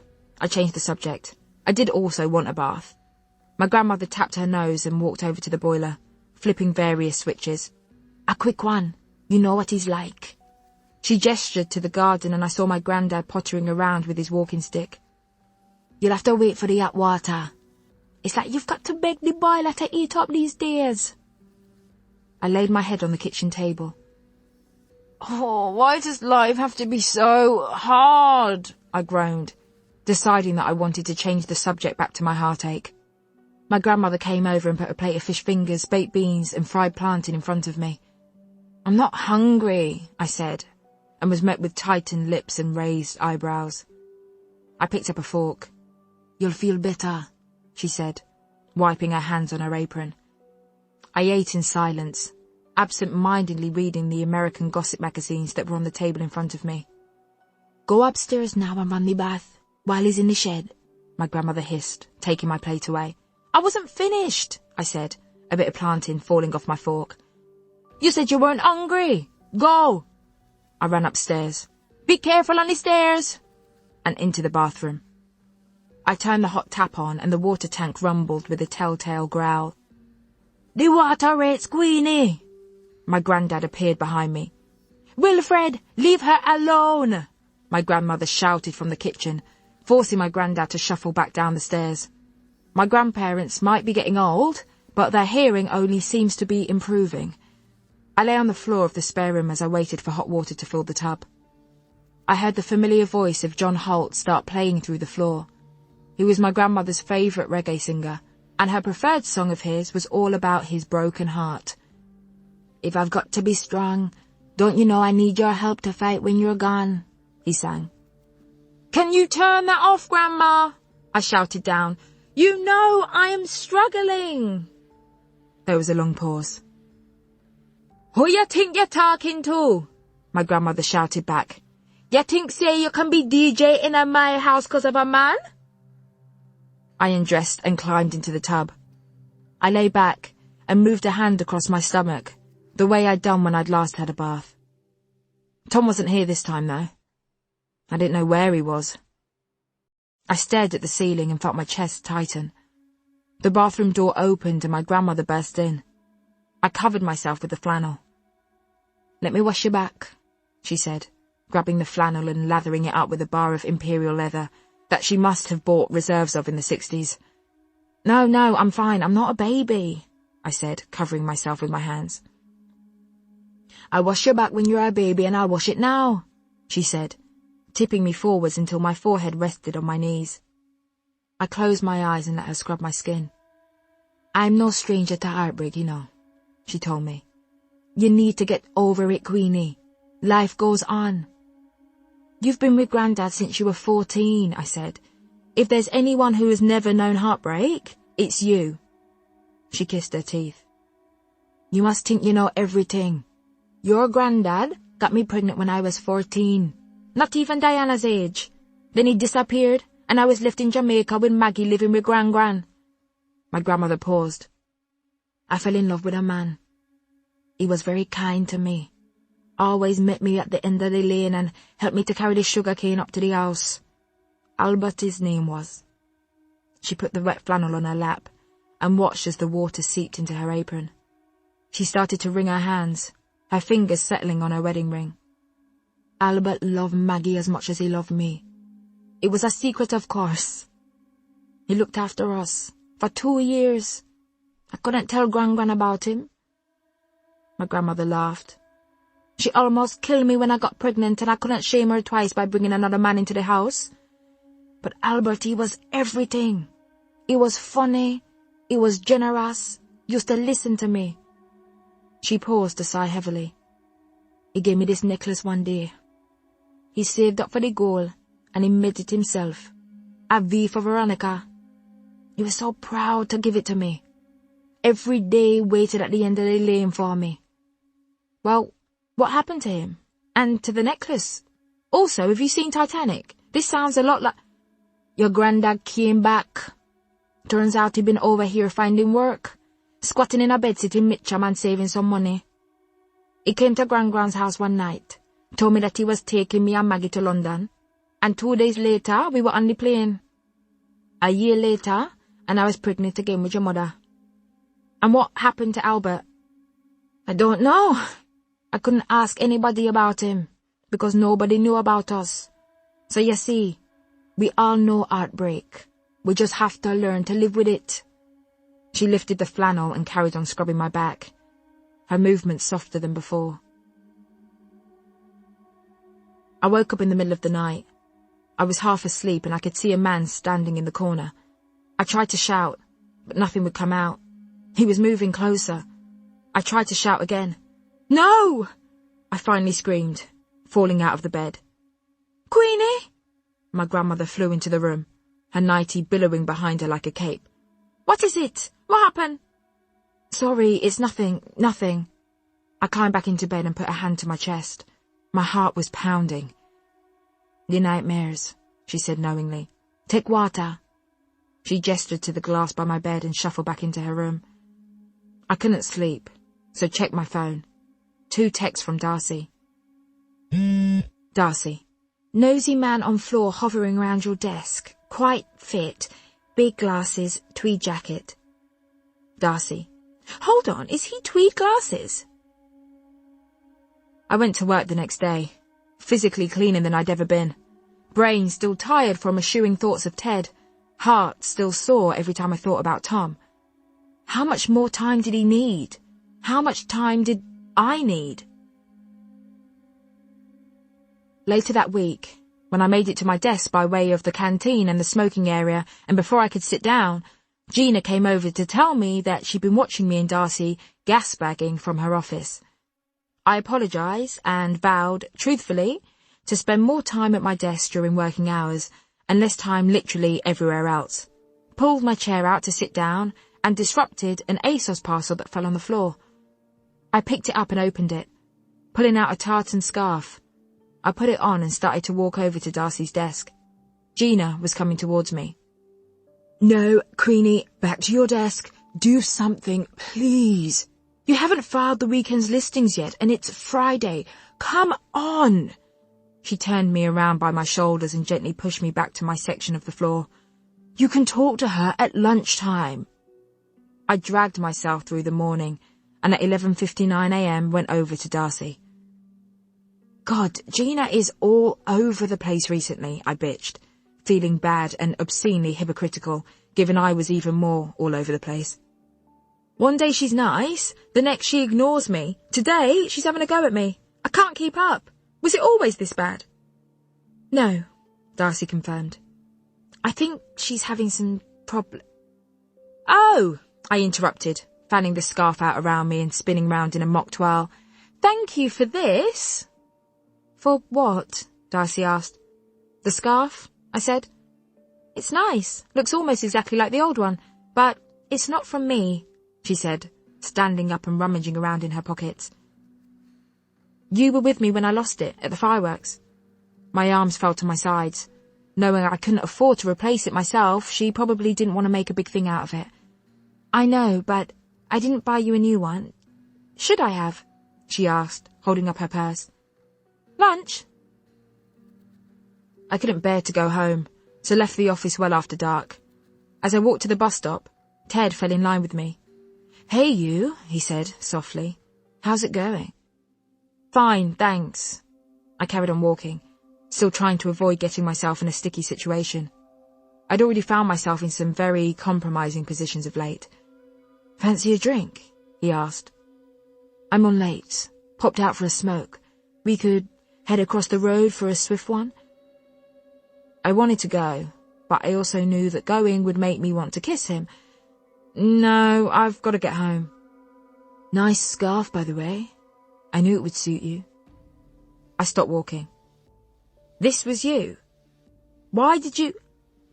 Oh, thanks for that, I guess, I said, surprised. Why are you so shocked? Ted laughed. Just that nobody ever buys me anything's all. And you don't know me well enough. Not for want of trying, Ted said.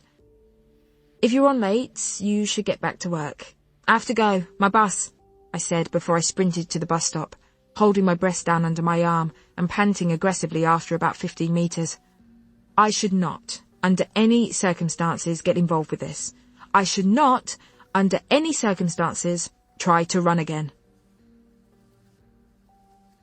I spent Saturday morning in bed, my stomach growling.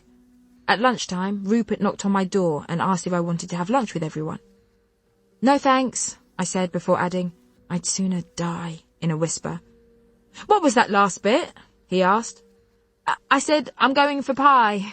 I smiled and pulled the covers over my head, burrowing into my pillows and looking through mine and Tom's message thread. I noticed how many arguments we'd had. Most of them started by me. Top 3 were, number 1, Tom, what do you want for your birthday? Queenie, oh, Tom, what? Queenie, so you're not going to put any effort into it. You're literally going to just ask me like that. Tom, well, for your last 2 birthdays and Christmas just gone, you've been disappointed by what I've got you, so it's perfectly logical to ask, surely. Queenie, Tom, do you want me, or do you want someone you can mould into the girl you want for yourself? Tom, oh God. Queenie, oh God, indeed. Just get me vouchers, Tom, if disappointing me is killing you. Number 2, Queenie, I've been thinking. Tom, oh dear, go on. Queenie, I don't understand why you don't want to introduce me to your colleagues. Tom, what? I didn't know you wanted to meet them. They're not particularly interesting. Queenie, well, I do, because I'm your girlfriend.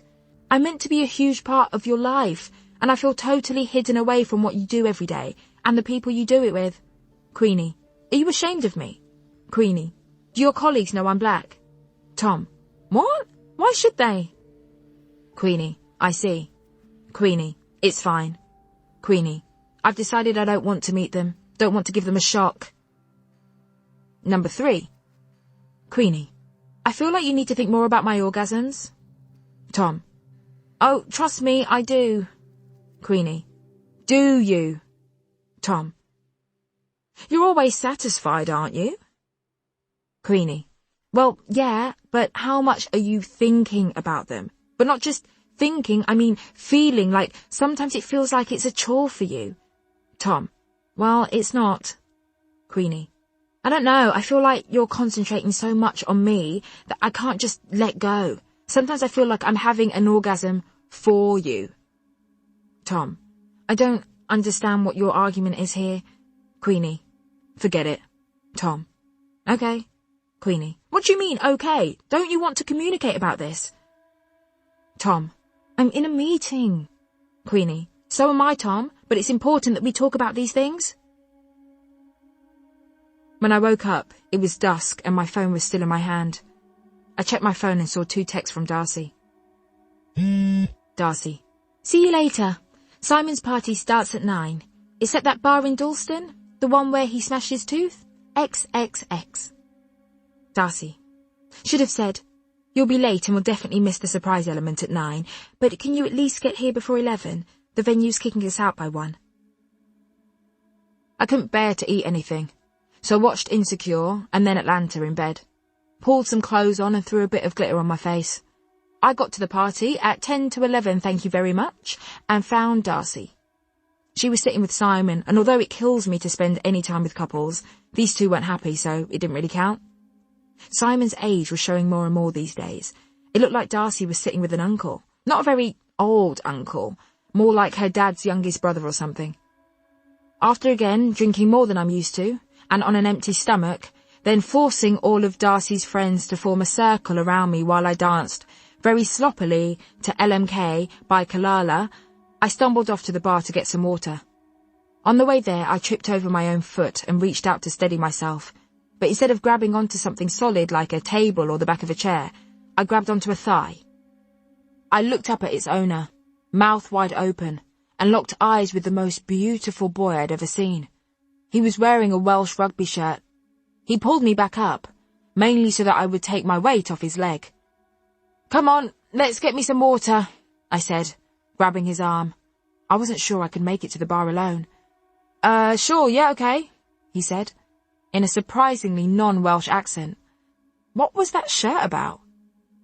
Unlike the Irish, who have a long-standing bond with us since no Irish, no blacks, no dogs, I'm not sure how the Welsh feel about black people, but I decided to go with it.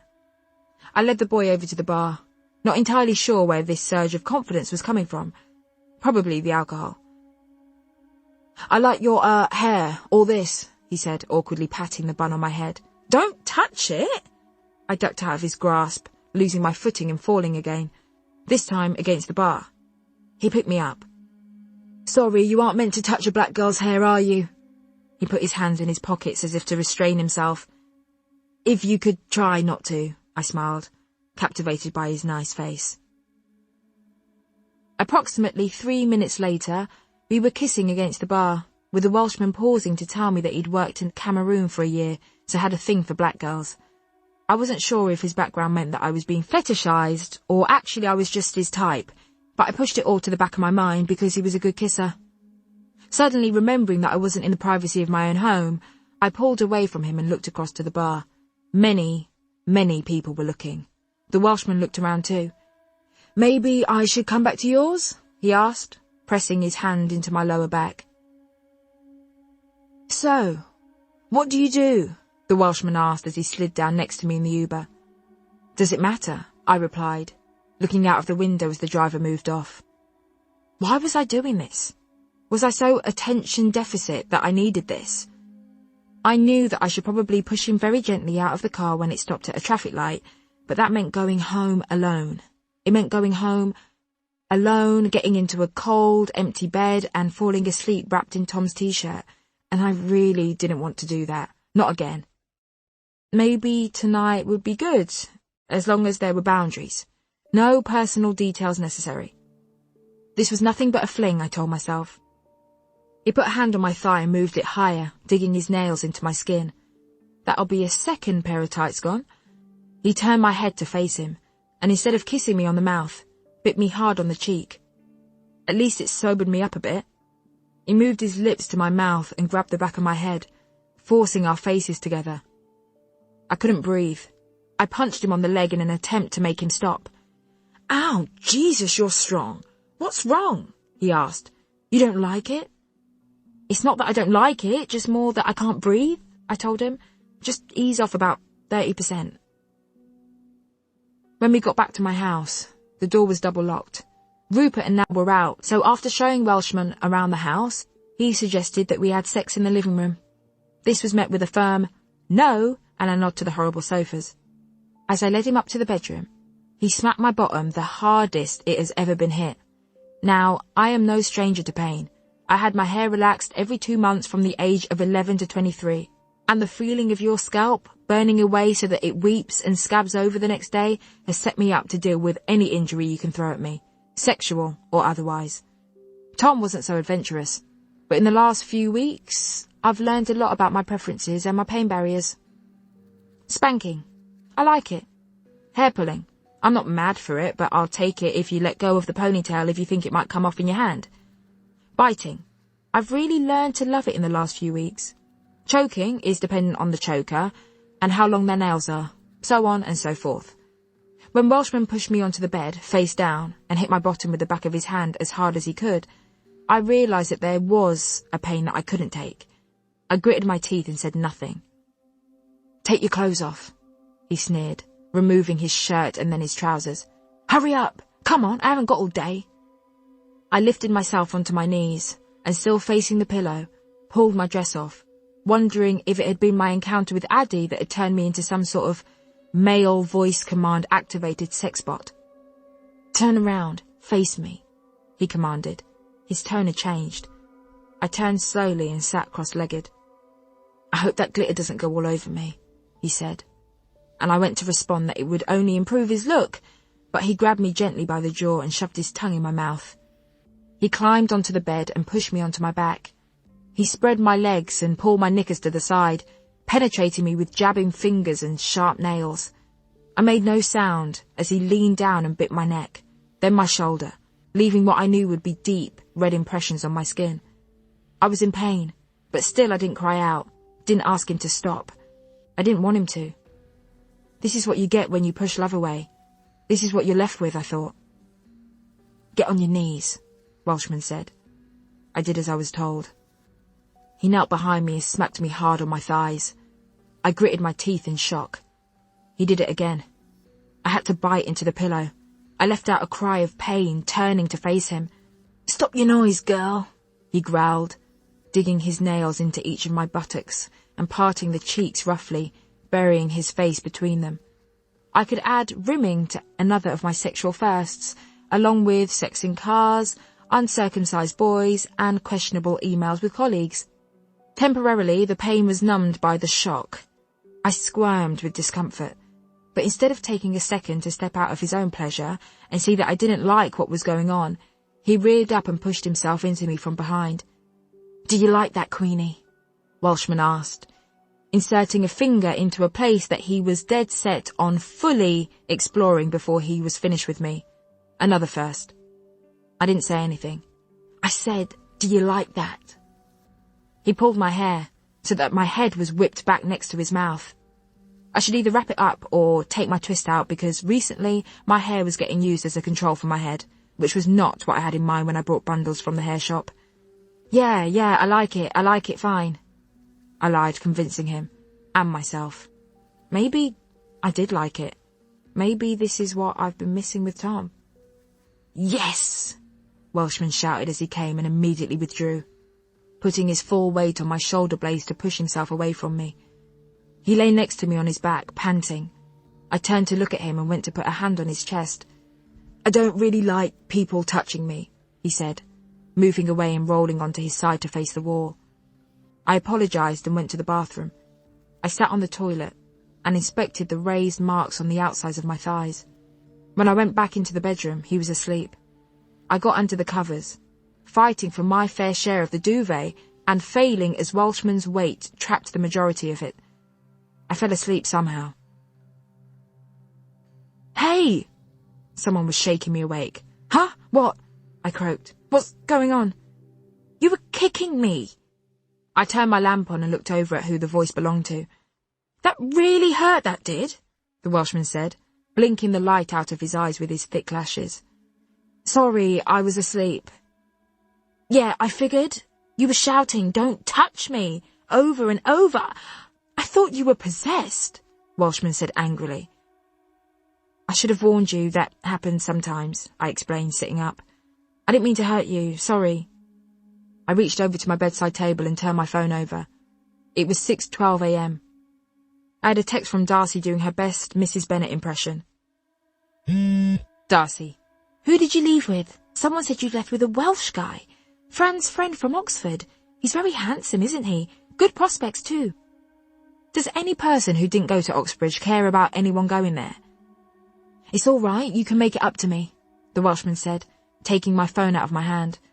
I lay back and let him part my legs even though I was so disorientated that I couldn't yet register how much pain I was in from our earlier activities. If I could have fallen asleep as he rutted into me, I would have, but he kept lifting one leg up and throwing it over his shoulder, then putting that leg down and the other would go over. At one point it was both. I didn't know where he'd put which one next, but before I could worry about it, as if by magic, he came, rolled over and said, "Try not to attack me again, eh?"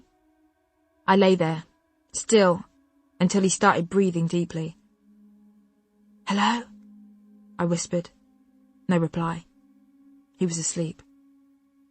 I shuffled over to him and tucked myself into his back, my heart soaring at the close human contact that I'd been yearning for so long. "Can you get off me?" he said. Chapter 7. So then we woke up properly and we had sex again? 4 times in total. 3 times more than Tom could ever manage. But the 3rd time? Anal. Can you believe it? Oh, it was so hot, I said to Darcy as she added sugar to her mug. And he used to play rugby, so has these amazing, strong shoulders. If I pretended the night had been amazing, maybe I could rewrite the memory of Guy in my head, so that I felt like slightly less of a sex-aid to him. Do you think the anal thing is because he plays rugby? She asked.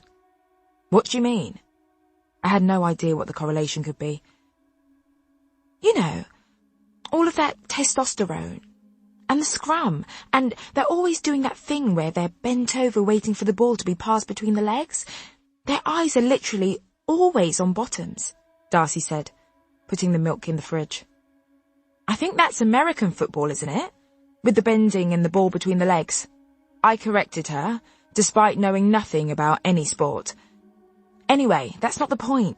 The point is that I had actual anal sex for the first time ever, I said smugly, hiding a wince as I leaned on my bruised thighs.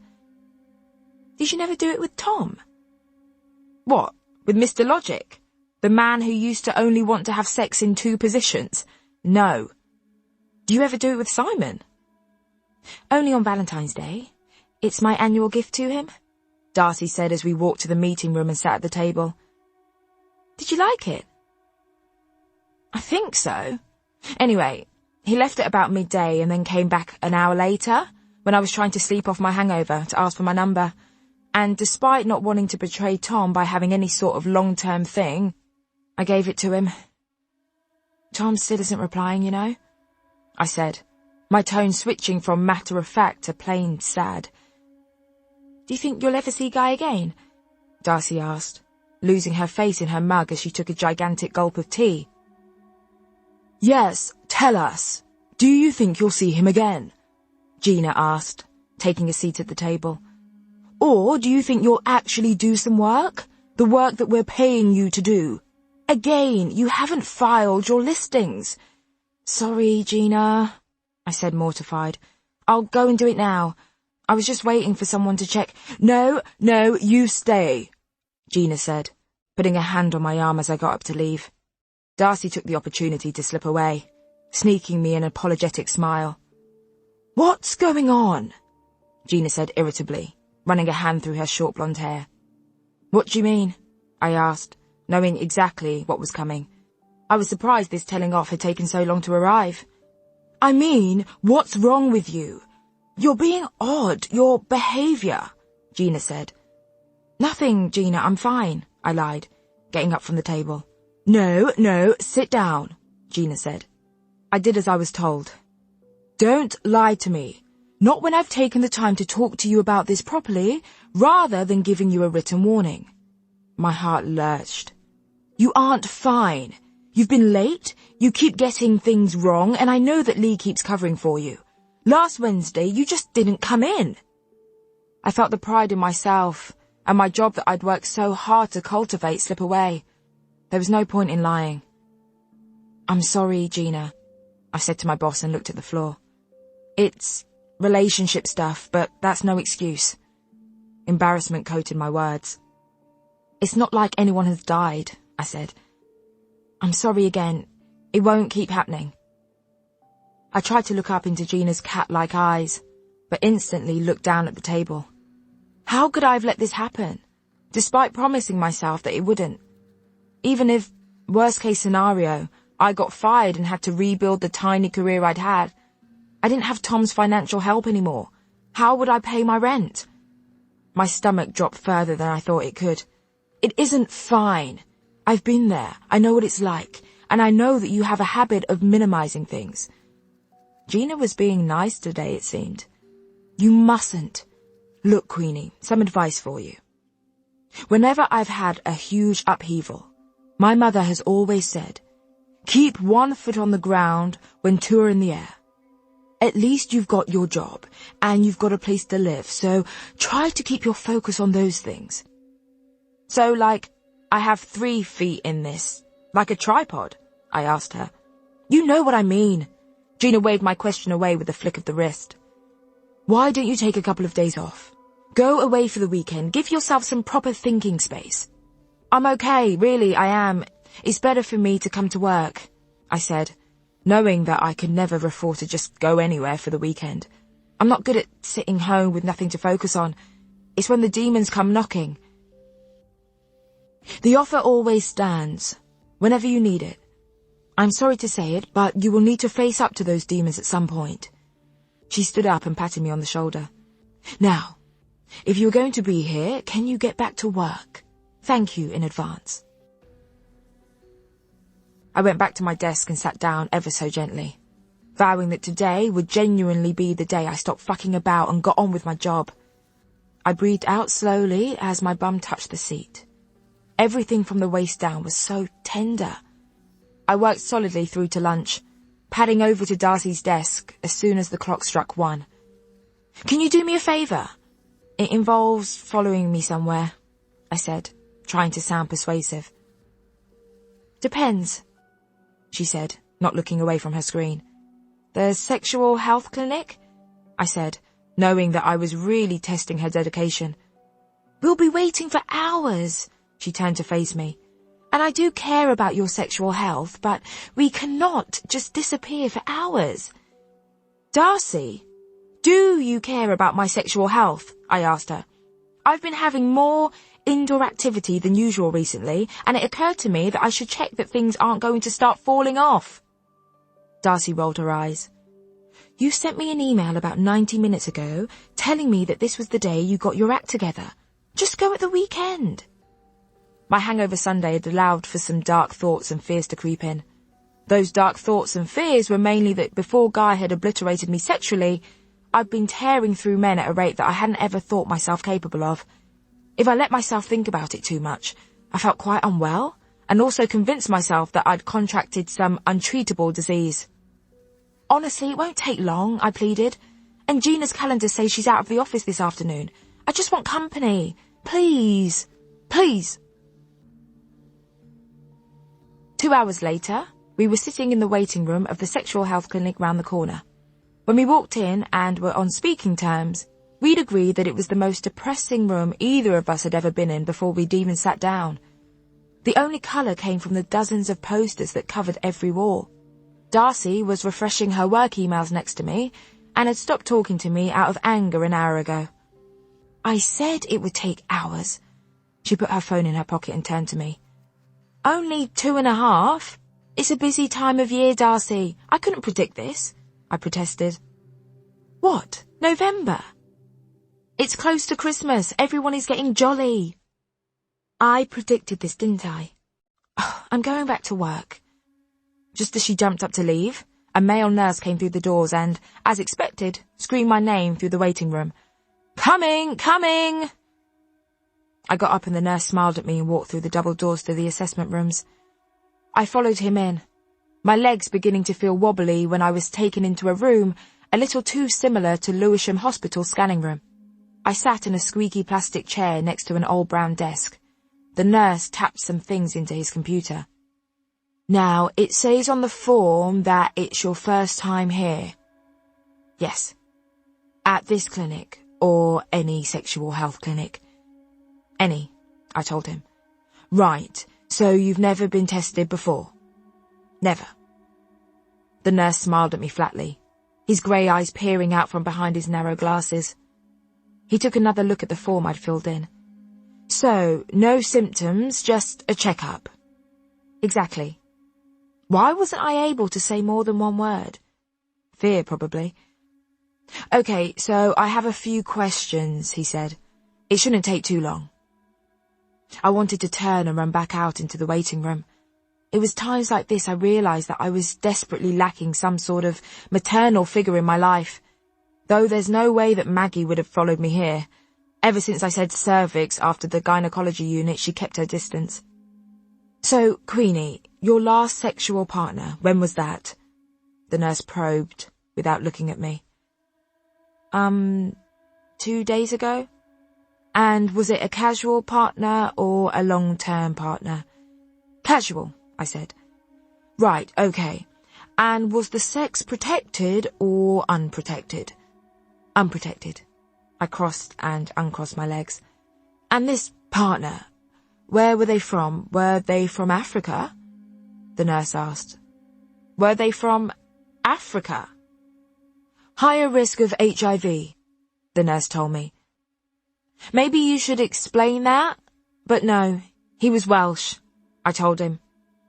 He didn't say he'd slept with anyone when he'd worked in Cameroon. "And was this oral, vaginal, or anal sex?" The latter two, and all three for him, but you probably don't need to know that. You know what I mean, sorry." "Don't worry, it's good to know as much as possible." The nurse smiled and typed some things into the computer. "And the partner before that, when was that?" he asked, turning back to me. 3 days before that," I said quickly. "And is that a casual partner or a long-term partner?" "That partner was also casual." "Okay, great," the nurse said. I suspected that he did not think it was great. "Protected or unprotected?" "Unprotected." "Okay, and was he from Africa?" More tapping into the computer. I could swear it was getting faster. "From the nebulous Africa? No, he was just white. Sorry, is white offensive to you? Should I say Caucasian?" "White is fine. And before that?"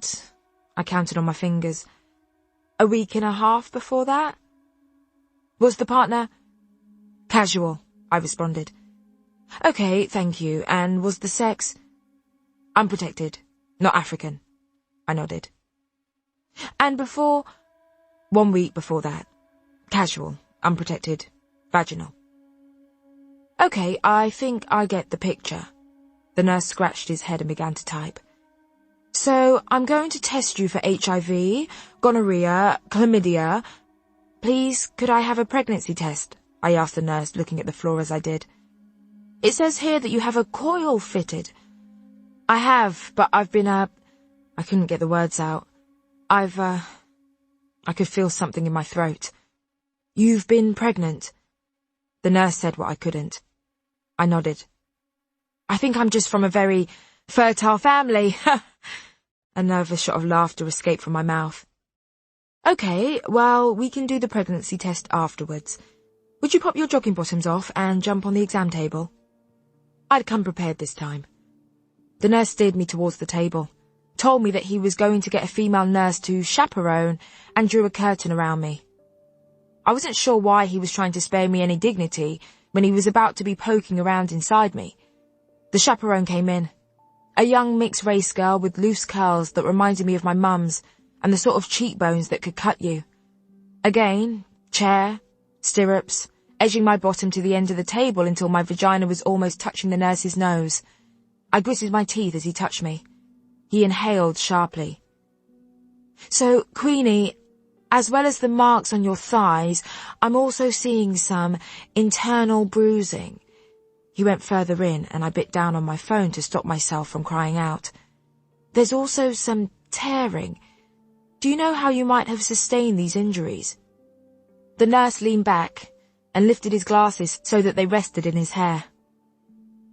I looked at the chaperone, whose face was one of abject horror, as though she'd just witnessed a car crash or a drive-by.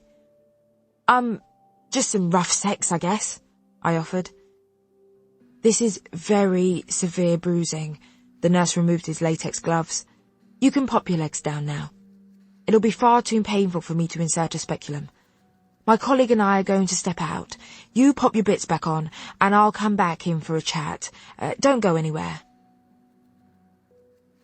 The nurse returned as I was staring at the clear plastic drawer full of pregnancy tests and weighing up the pros and cons of being caught stealing a handful. "Do you have anyone here with you?" he asked, pulling some pamphlets out of his desk. My work best friend came with me, but she's gone back to the office." "And what about your mother? Is she around?" "No, she's not," I began. "Do you talk to your mum about your sex life?" "I see your point, but I need to check. This work best friend, are they somebody that you can confide in?" "Yeah, I guess so. Why?" "That's quite traumatic." I laughed nervously again. "Well, I have concerns about those injuries, Queenie. They are largely consistent with sexual violence." The nurse put the pamphlets on his desk, and although they were upside down, I read the words, "Victim Support." "Oh, God, no. I'm not trying to cover up for some abusive boyfriend, honestly," I said. "You know this is a confidential space, and we can absolutely steer you towards the right support."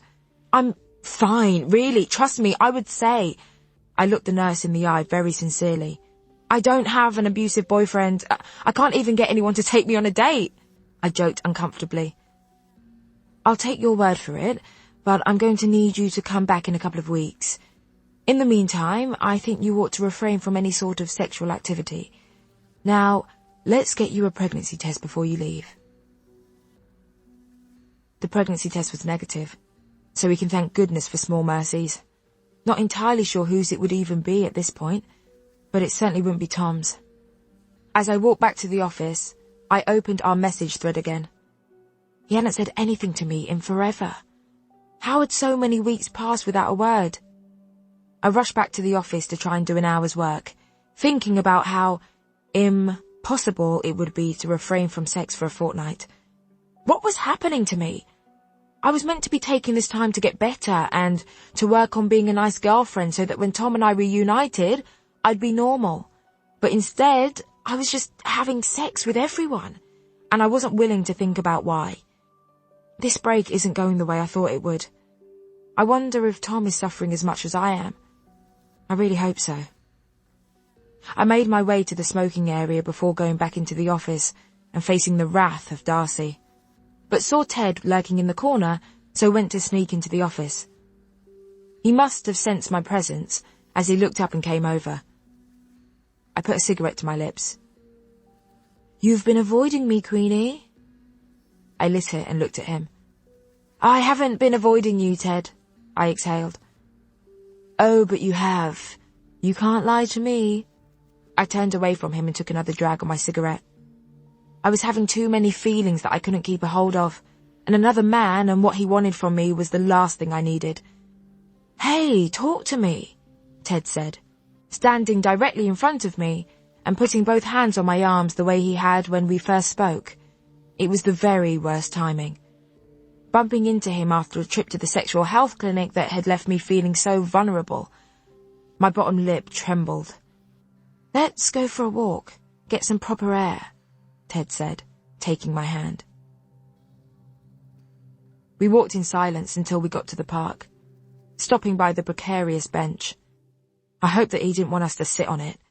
If it had collapsed, that would really be the end of my entire bottom half. "Tell me what's wrong," Ted asked, lighting a cigarette. Smoking was going to kill either one or both of us.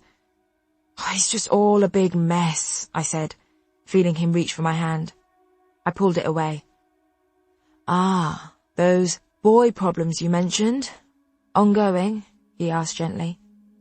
You're not the person I should be talking to about all of this, I said, playing with my hair. You can trust me, he said. I promise to stay objective. Ha! Sure. I snorted in Ted's face and watched it crumple the way that Tom's would when I inevitably and deliberately said something to push him away. We're meant to be on a break, I said to Ted, and took a deep breath. When I stepped on your foot, the day I first saw you in the lift, I was about to move out of the flat I shared with my boyfriend, and I haven't spoken to him since because he wants us not to speak for a while. But obviously, I still feel so guilty every time I email you or see you because even though I don't know you, you make me feel excited, which is probably really intense, but also I know it's because there's some rebound energy in me, even though it's not a proper breakup, and I don't know when he's going to call me and tell me that he's ready to go back to how things were, but I know deep down that he is. So I took a breath. I'm trying not to get involved in anything that could be serious, because that would feel like I was cheating on someone that I worked so hard to let in after a childhood of negative reinforcement from the men around me. I looked at Ted, expecting him to turn on the heels of his polished brogues and run away. I told you it's all a mess. I don't mind a bit of mess, Ted said, weaving his fingers through mine. I tried to pull my hand away, but he held on. That's not so bad, is it? He said. I looked at him and shook my head. It had been so long since somebody had touched me gently. He flicked his cigarette away and put his other hand on the back of my head. Don't touch my hair, I whispered, priorities always in place.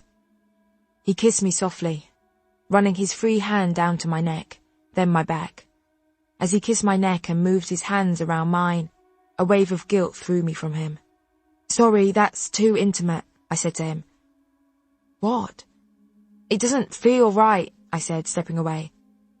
I think it's best that you stay away from me. I don't want to drag you into stuff. You can't just decide that, Queenie, Ted scoffed. See it from my point of view. I meet this beautiful girl who works in my building and within about 3 seconds realise that she's brilliant, that she's someone I want to spend all my time with, and touch, and kiss, and...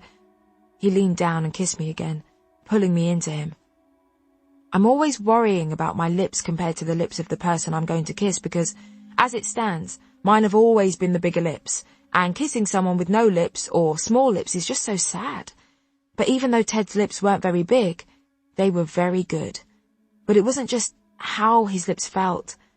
It was how he made me feel. I felt how I did when someone actually cared about me, and that really fucking frightened me. I pulled away again and looked at him. Please listen to what I've said. I can't do this. I let go of his hand and walked away. Chapter 8. I went back to the sexual health clinic after 2 vaginally restorative weeks of no sex. Darcy refused to come with me this time.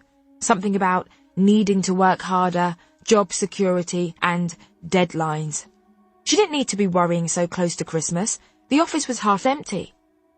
I sat in an observation room alone, reading a pamphlet on chlamydia, until a health advisor came in for a chat. This last fortnight, pretending that I'm okay has been the performance of a lifetime. I haven't been fired yet. I've only been late when Gina isn't in.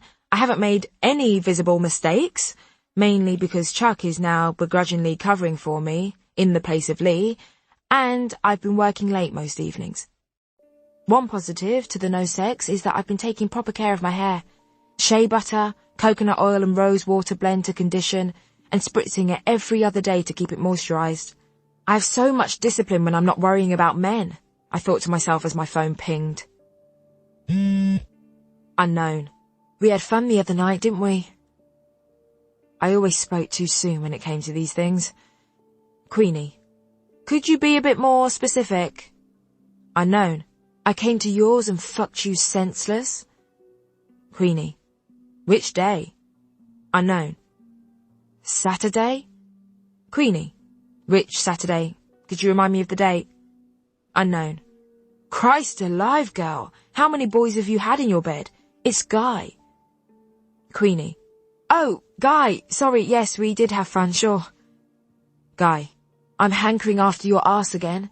There's a lot I wanted to do to you. Queenie. Oh, well, that's sweet. How's work and everything? Guy. If I wanted to talk about work, I would have sent a text to my mum. When are you free? Queenie. 4? Guy. I want to come round, obviously, give you a second dose. Hello, Queenie. Sorry to have kept you waiting. I'm Elspeth, a health advisor here at the clinic. How are you? A slim, pale woman with almost white blue eyes and grey hair, chopped into a harsh bowl cut, sat opposite me. I put my phone away as she started tapping into the computer on her desk. I didn't want this woman to advise me. She looked like she was going to tell me off, like she'd heard it all in the 60s and was tired of it. I'm fine? I seemed to ask her. They told me to come back. Elspeth's lips tightened. It doesn't look like you're fine. What was on that computer? I'm reading over your notes. She clicked the mouse a few times and leaned into the screen. The last time you came in here, you had vaginal bruising, some anal tearing and bruises on your bottom and thighs, which meant that you weren't able to have a full examination. But at least I had my pride, I said, looking down at my shoes. I also see here that you haven't been using protection and have been sleeping with multiple partners, she asked, still looking at the screen. Is there a bit more to the story here? Nope. You know, we don't offer counselling here, but we can refer you to the right service. Tapping again. Why wouldn't she look at me? If you're in an abusive relationship, if somebody is forcing you to sell your body for sex, then... Your colleague implied this 2 weeks ago, and I found it very offensive, I said, finally finding my voice. This is ridiculous. I had some sex with a guy who just got a bit carried away, that's all. Was the sex consensual? Yes, it was. My God, listen to me. If I were in danger, I would say, I squawked angrily. You're all so judgmental. Well, I've got to do my job, Queenie. Elspeth clucked at me. Besides, your ethnic group puts you in a higher risk of being in an abusive relationship. No need to be so shrill. I'll update the system. Tap, tap, tap. And a word of warning, Elspeth said. Being on the coil actually makes you more likely to contract a sexually transmitted infection. Use protection if you're going to have such varied and frequent sex. Is any of that science? I asked her, putting on my coat. Yes. Go down the corridor to room 3. A nurse is waiting to examine you. The test was okay, but still suitably uncomfortable. I made my way to lunch with Cassandra afterwards. I was fine. I don't know why all of these nurses were so worried and so rude. Elspeth could try to be a little more approachable. Maybe that way she wouldn't need to basically waterboard information out of me. I squeezed my way into the crowded cafe, pirouetting clumsily through prams and trying not to sweep baby chinos off tables with my coat. I spotted Cassandra in the corner. Hello, sorry I'm late, I said, trying to remove my scarf as it got tangled in my twists.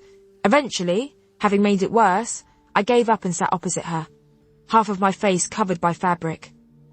What's new? She said, pouring me a glass of water.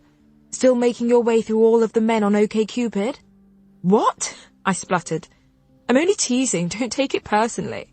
Cassandra laughed. Casual sex is a perfectly normal coping mechanism. Everything is fine, I said, forcing a smile. So, I think I've met someone, she said, smirking as she took a delicate sip of her coffee. It was these almost imperceptible actions of hers, the smirking, the faux coyness that made me cringe and also question our friendship. But if I was anything, I was loyal, as she couldn't help but be low-key the worst, I reminded myself regularly. Who? I said, taking a giant gulp of water. It's never great.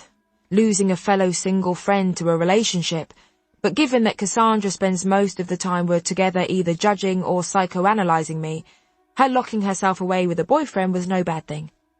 I fiddled with my scarf as she told me about this amazing new boy that she'd met at the design museum. As I was looking at this installation on coloured wool, he sidled up next to me.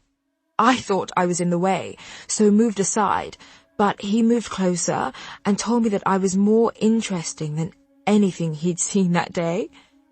Joy shone out of her and a pang of jealousy spiked through me. So we just left the museum, went for a coffee, and spoke so much that coffee turned into dinner, then dinner turned into him walking me home. I was wide-eyed with wonder. I thought that being walked home only happened in films. But we didn't have sex, Cassandra continued. I've decided that I'm not having penetrative sex with someone until I'm sure that I'm into them. He didn't mind that, though. She put a hand to her chest.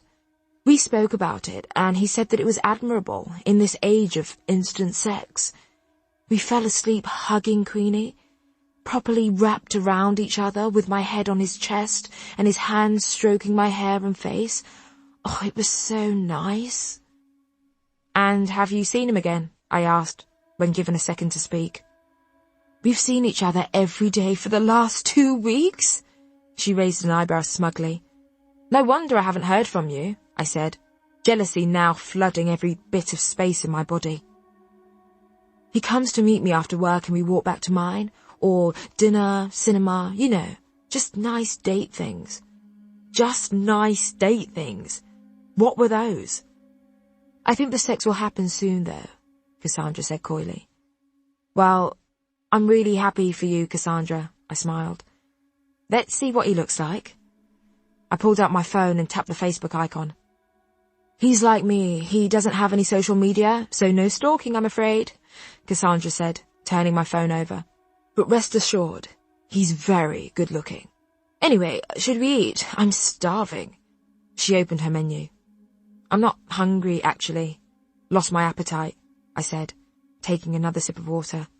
My head felt cloudy, and my stomach didn't feel much better. It just goes to show, doesn't it? All that worry I had about me not connecting with someone, and look! Cassandra squealed. It's so great, really, I said quietly. When are we going to meet him? Soon. She seemed to hesitate for a second. I'm going to do things the other way round. Get him to meet the family first, I think, then friends. How's work, by the way? It's fine, I shrugged. It's frustrating sometimes. You know, I really care about things, and when I pitch them to her, Gina always tells me they're not good enough. What things specifically? Cassandra asked. Black Lives Matter things, I told her. What is it you said to me when you were going for your interview? Even if they don't pay me, it doesn't matter because my presence in the room will be enough, she recalled. I nodded, remembering why I put up with Cassandra's cons. There were clearly a few pros. Well, if you care, you've got to keep pushing it. It's important, and it's why you took the job in the first place. How are you for money, by the way? I said, embarrassed by what I was gearing myself up to ask. I'm so sorry to ask, but could you transfer me just a tiny bit to take me over to payday? I get paid earlier because of Christmas, so I can pay you back soon. I was ashamed, but also relieved that she asked before I could beg her. Don't worry about that. Just add it to the tab. What would you do without me? Cassandra smirked, flipping her golden brown hair almost violently. On the way home, I texted Guy.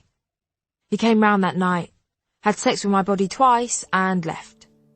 We didn't use protection. Again. I need to take this seriously and not self-sabotage. The last thing I needed, adding to my unclear relationship situation, was an STI. What was wrong with me? I wished at this point I cared about myself enough to try and answer the question. Bruv, this club is dead, Cheska shouted in my ear. Shit music, the drinks cost enough. Everyone is looking at us like we're aliens. She gestured around the venue at the trendy boys and girls, who had briefly stopped gurning away in their own worlds to glance at us, the only people of colour in the club, with suspicion. I looked around the dingy room, lit by fuzzy red lighting that bothered my eyes, its close black walls making it feel smaller than it was. It smelt tangy, and Cheska and I slid across the wet floor whenever we tried to move. I'd only come out because Cheska told me that our best years were almost behind us, and that I, especially, needed to have some fun. "This is what happens when white people come into an area and make it tame," Cheska shouted above the music. I nodded sadly. "Gentrification." "What?"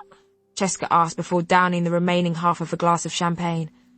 I leaned over and repeated what I said in her ear, my voice straining over the buzzing EDM.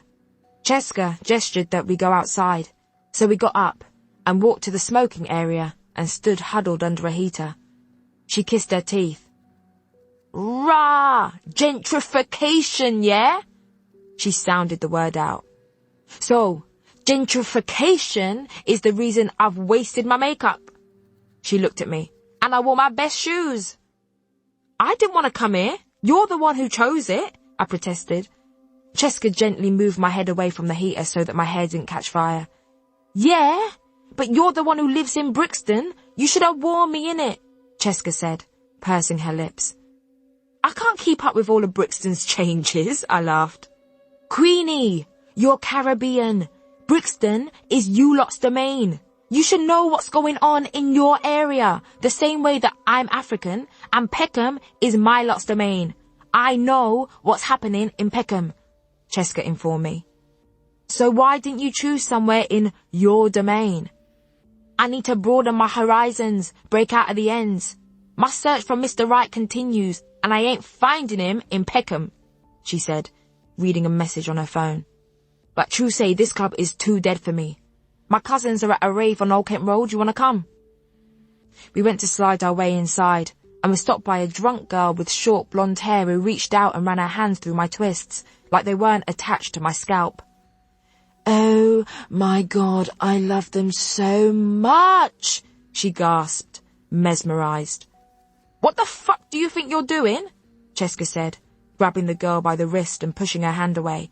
"You can't do that." "Oh my God," the girl whimpered, clutching her wrist as if Cheska had snapped it. "Don't fucking touch people like they're your property," Cheska shouted at the girl. "You dickhead." The girl's friend hurried around her and cooed over her drunkenly as Cheska and I started to walk away, me tucking my hair into my scarf so that we didn't have a repeat performance. "What's going on here?" A bouncer with dyed red hair that matched a tight t-shirt straining over his muscles appeared suddenly from the darkness and put each of his giant hands on mine and Cheska's shoulders. "Hey, take your hands off me!" Cheska stepped away from him. "Ask her what's going on." She gestured at my handler. "I was only being nice," the blonde girl said, looking with big blinking eyes at the bouncer. "Right, you two, you'll have to leave." The bouncer put his hand back on Cheska's shoulder and pushed us towards the door. "We're leaving your shit club anyway," Cheska told him. "But if you like your clientele reaching out to touch black people like we're animals in a petting zoo, then fair play, innit?" Cheska went off to Old Kent Road while I sat on the bus home, absolutely astonished and yet still not entirely shocked by what had happened in the club. It was unfair whichever way you looked at it, and was pretty indisputable evidence that, even in Brixton, where we were meant to be the majority, we weren't. Another reminder that we, and our needs, didn't matter. Before I got off the bus, I made an internal list of people who could touch my hair. 1. Me. 2. A hairdresser. 3. That's it. That's the whole list. Chapter 9. The day was dragging. Darcy was on a pre-Christmas break with her family, and I was too exhausted by life to try and talk to anybody else in my office. So my only interaction was with Chuck, the intern. He kept asking me to join him for coffee, and I kept finding more inventive ways of saying no. He, more than anyone, needs to learn that you can't have everything you want. Why wasn't I this much of a beacon for men when I was a teenager? It would have undone years of damage caused by being the funny friend in a group of desirable blondes, brunettes, and redheads. I was about to go and make my millionth cup of tea for something to do when I got an email from Ted. On Tuesday, 14th of December, ted.noman@dailyread.co.uk wrote at 16:21. Can I talk to you? I eschewed the pull of him and carried on with a new pitch to Gina, since none of the others had been good enough. When I felt ready, I printed my pitch and made my way to Gina's office. I walked in quietly and closed the door behind me. What have you got for me? Gina asked without looking away from her screen. I took a deep breath to steel myself before I started. It's called Trigger Thumbs. What? Gina asked, turning to face me. It's a piece about liberals who tweet traumatic content. And what's the content of the piece once we get beyond your wordplay? Well, basically, it's how people post all of these horrifying stories of rape, sexual abuse, kidnapping, bombings, school shootings, basically everything bad that has happened without thinking about how it will affect anyone who sees. Who are these people who are posting? Gina asked, going back to her screen. Well, mainly all these liberal white journalists who can afford to work in journalism because they're Careful. Okay, well, how about I tried to change tack. You need more of a hook either way. Right. Well, what if the hook is the Me Too movement? Loads of people were posting their stories of sexual assault without thinking about how women who didn't feel like they could way too long ago now. Okay. I floundered. How about, for the blog, you look back at, say, 10 of the best black dresses Me Too supporters had worn at award ceremonies? Seriously? I asked. Yes, Gina said. It's Christmas season, and people need chic party dresses. Good to attach some moral standing to it. But I started before trailing off. What was the point? By Friday morning, please. After work, I headed to my grandparents' house to meet my little cousin Diana for babysitting duties, despite telling Aunt Maggie that Diana was mature enough to look after me. I only agreed to it because Maggie needed someone to watch her while she went on her first date since the divorce 500 years ago, and I felt like I should support that in any way I could, even if it meant spending an entire evening being berated by a teenager I was a bit scared of. When I got there, the front door was open, and Diana was sitting on the stairs while Maggie held a finger a millimetre away from her face and spoke to her through gritted teeth. Diana? My aunt placed emphasis on the first syllable of my cousin's name as she always did when Diana was in trouble. You need to pay attention to things and not just think about how to answer back. I've spoken to your teachers about it, and even they tell me that all you do is sit on your phone. You think that's why I bought it for you, so you can spend all day at school looking at people doing makeup? You have to learn. I am learning, Diana said. I watch makeup tutorials, and now I know how to do makeup looks. I did your makeup for your date, Mum. Diana rolled her eyes. That's not what I mean. Maggie turned to face me. She looked nice, don't get me wrong, but she didn't look like her. That's what 5 layers of foundation and 2 sets of fake eyelashes will do. Queenie, Mum has a headache, so you can't stay here. Maggie walked to the door and pushed her feet into a pair of leopard print boots, with heels at least 6 inches high. Can you walk in those? I asked. I'm going to have to try. She winked as she opened the door. Behave for your cousin. Don't spend all your time on your phone, and don't have chicken and chips from Morley's for dinner again. Maggie directed this at her daughter. Bye both. Wish me luck. What would our Lord and Father say about you going on dates, Maggie? I asked. Don't be so blasphemous, Maggie said as she shut the door behind her. Besides, he's a pastor. I turned to look at Diana and shouted into the ether. Grandma, is it okay if me and Diana stay here? No! our grandmother shouted back from the kitchen. We left, and as we walked down the road, I asked Diana if she wanted to walk or get the bus. She stopped and looked at me with tightened lips, a face I hadn't realised every woman in my family could master, and from such a young age. We got the bus. "And are you hungry?" I asked, taking my duties seriously. "No, I had Morley's earlier, some sweets on the way to Grandma's, and 4 crunchies." "That's not dinner, though, is it? You'll need something more filling than sugar. I don't have anything at home, so we'll have to go to the supermarket. I'll get you an oven pizza or something," I suggested, not sure how to talk to her. "I'll be fine," Diana replied, unlocking her phone. She sucked in her cheeks and took a selfie. "I really think we should get you something. You can't just live off sweets. You'll turn into one," I said, realising how old I sounded. "What? Why are you talking to me like I'm some baby? Hello, I'm 15, Queenie.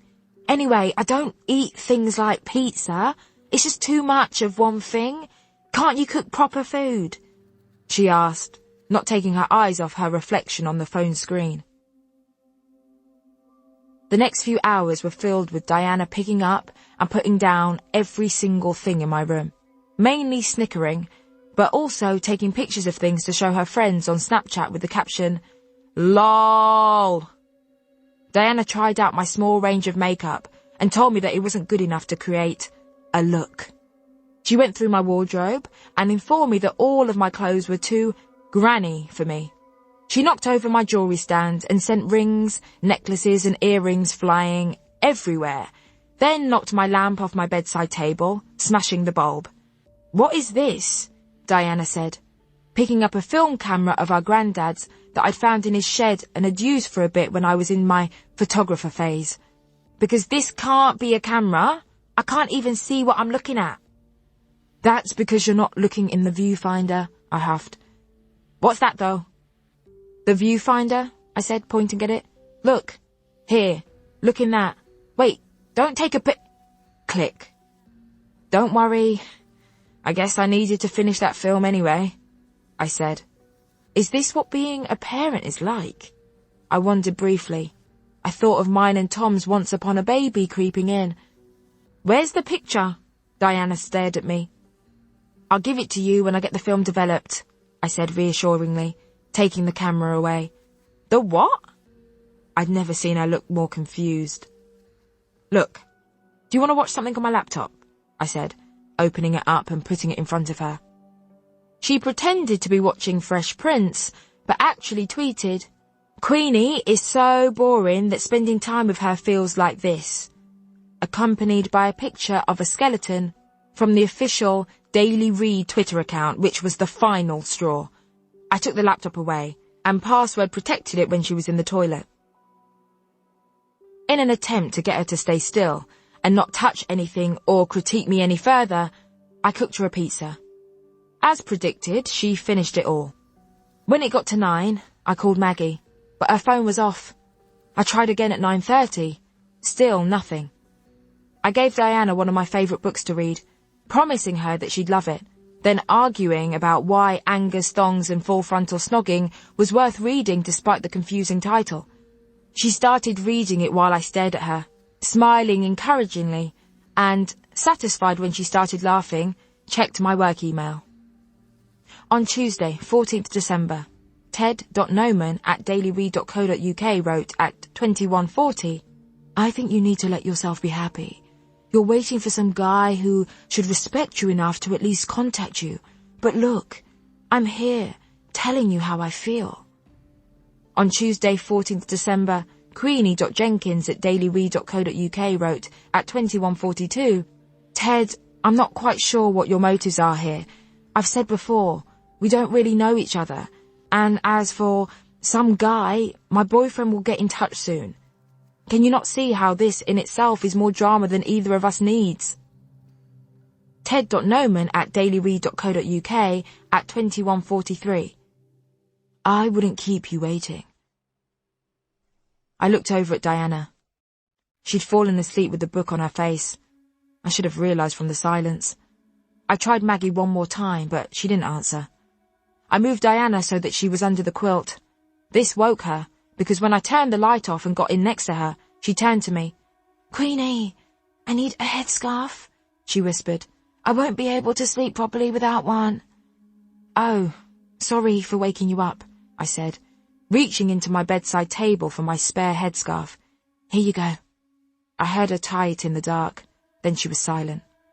I closed my eyes. "What happened to your boyfriend?" Diana's words cut through the darkness. I thought that if I stayed quiet, she'd think I'd fallen asleep. "The white boy," she pressed on. "The one who wasn't, like, handsome, but kind of cute in, like, a white bay kind of way." "Tom," I yielded. "Yeah, where's he gone?" "We're on a break," I said firmly. "So you've broken up?" "Nope, a break, like some time out," I corrected her. "It's what adults do." "Well, have some you time, I guess. Anyway, it's like my mum says, men will just drain you." I was worried she'd recite Maggie's speech from the hospital. "You need to be ready before you let them come into your life. Maybe you weren't ready." Was she old enough to be talking like this? Queenie. "Tom, this is shit. I miss you. It's been almost 3 months. Have you had enough time yet?" He replied the next afternoon. "Tom, I'm sorry." After work, I met Ted in the park. Chapter 10. On Thursday, 16th December, ted.noman@dailyread.co.uk wrote at 17:21, "My mind is racing. X." On Thursday, 16th December, Queenie.Jenkins@dailyread.co.uk wrote at 17:29, "Why? Calm down." ted.noman@dailyread.co.uk at 17:36, "I'm being paranoid about everything. X." Queenie.Jenkins@dailyread.co.uk at 17:40, "Like what? Nobody saw us." ted.noman@dailyread.co.uk at 17:41, "What if they saw my hands up your skirt? What if I'm put on some sort of register?" ted.noman@dailyread.co.uk at 17:43, "Sorry, I'm just being stupid. I can't believe it happened after everything. X." Queenie.Jenkins@dailyread.co.uk at 17:50, "Don't worry about it. We couldn't have been more covert. He was annoying me now. I had loads of stuff to finish." ted.noman@dailyread.co.uk at 17:55, "How are you feeling? X." Queenie.Jenkins@dailyread.co.uk at 18:03, "Busy. Guilty." Various stranger sex, fine. Catching feelings, not fine. On the way back from work, I battled my way through Oxford Street and bought a present for Tom. Partly out of guilt, but mainly out of ritual. There were certain things I wouldn't let slide, break or not. I was trying to gear myself up to spending the happy holidays without him and his family for the first time in 3 years. At least I don't have to choose his presents for his parents anymore, or put up with casual family racism. It was my second Christmas with Tom's family. The novelty of a proper Christmas meal had worn off after last year, but I was still surprised by how many trimmings there were, and that pork wasn't just allowed in the house, but was wrapped in another form of pork and eaten in one bite-sized go. "Now, here's what we should do," Tom's aunt said. "We're going to play a game. Found it in the attic." She blew dust off a board game and placed it on the coffee table in the middle of the room. "Oh, I love a Christmas game," Tom's mum said. "Let me go and get some pens and paper. You can take score, can't you, Stephen?" she said to her brother. "Yes, indeed," he replied, inching forwards in his seat and hitching his trousers up at the knee. "We'll need to get into teams, though." He looked around the room. I glanced over at Tom to signal that we'd be teammates, but he was deep in conversation with his brother. "How will we split this? I think," Stephen said slowly, "that we should do dark shirts versus light shirts. What does everyone think?" My heartbeat started to quicken. "Great," Tom's dad said. looking down at his white shirt. "That's easy enough." I looked down at my white dress. "I'll be with you then," I said, getting up to sit next to him. Not so fast, Queenie," Stephen said. I felt my cheeks flush with heat. "Maybe you should keep score," he laughed. "I'm wearing a white dress," I said, my voice very small. "But technically there's a bit more dark on you." He laughed, looking around the room in the hope that everyone would join in. "She'll be on my team, Stephen," Tom's dad said, flashing me a consolatory smile. Chapter 11. What is it about Christmas time and couples? It was making me completely miserable. Admittedly, I was at a Hanukkah party, but the Christmas sentiment still stands. Everyone in this gigantic Islington townhouse was in a pair but me. Saying that, they were all over 50, so I guess they've had a bit more of a head start to find someone, and half of them were on their second marriages. Cassandra's dad, the only adult man I'd ever trusted, and also probably the actual main reason I enjoyed Cassandra, asked me where Tom was every time he flitted past, tray in hand, and finally stood still long enough for me to say, "We went on a break, Jacob, in September, but he won't speak to me. He said he needed 3 months, but I think he needs more time.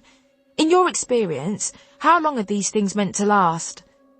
When Jacob looked at me in surprise, I removed the toothpick that I'd been chewing from my mouth and spiked an olive with it angrily. "Oh, you poor dear. And how are you feeling?" Jacob abandoned his serving duties and sat down next to me, putting a hand on my shoulder. All of the couples in the room turned to look at me. "I feel lost and confused," I said quietly. "I thought that after a week without me, he'd be banging down my door." I popped the olive into my mouth and turned to Cassandra, waiting for her to weigh in. She may as well not have been in the room because her eyes darted towards the door every 3 seconds as she waited for this new demigod boyfriend to get here. "It'll work itself out if it's meant to," Jacob said softly. "Oh ho! I think something is burning." He jumped up and left the room, heading towards the kitchen. "Hello, Cassandra!" I waved my hand to my friend's face. "Remember me? You invited me here because we've been close for many years, and coming to Hanukkah is tradition. You could actually talk to me."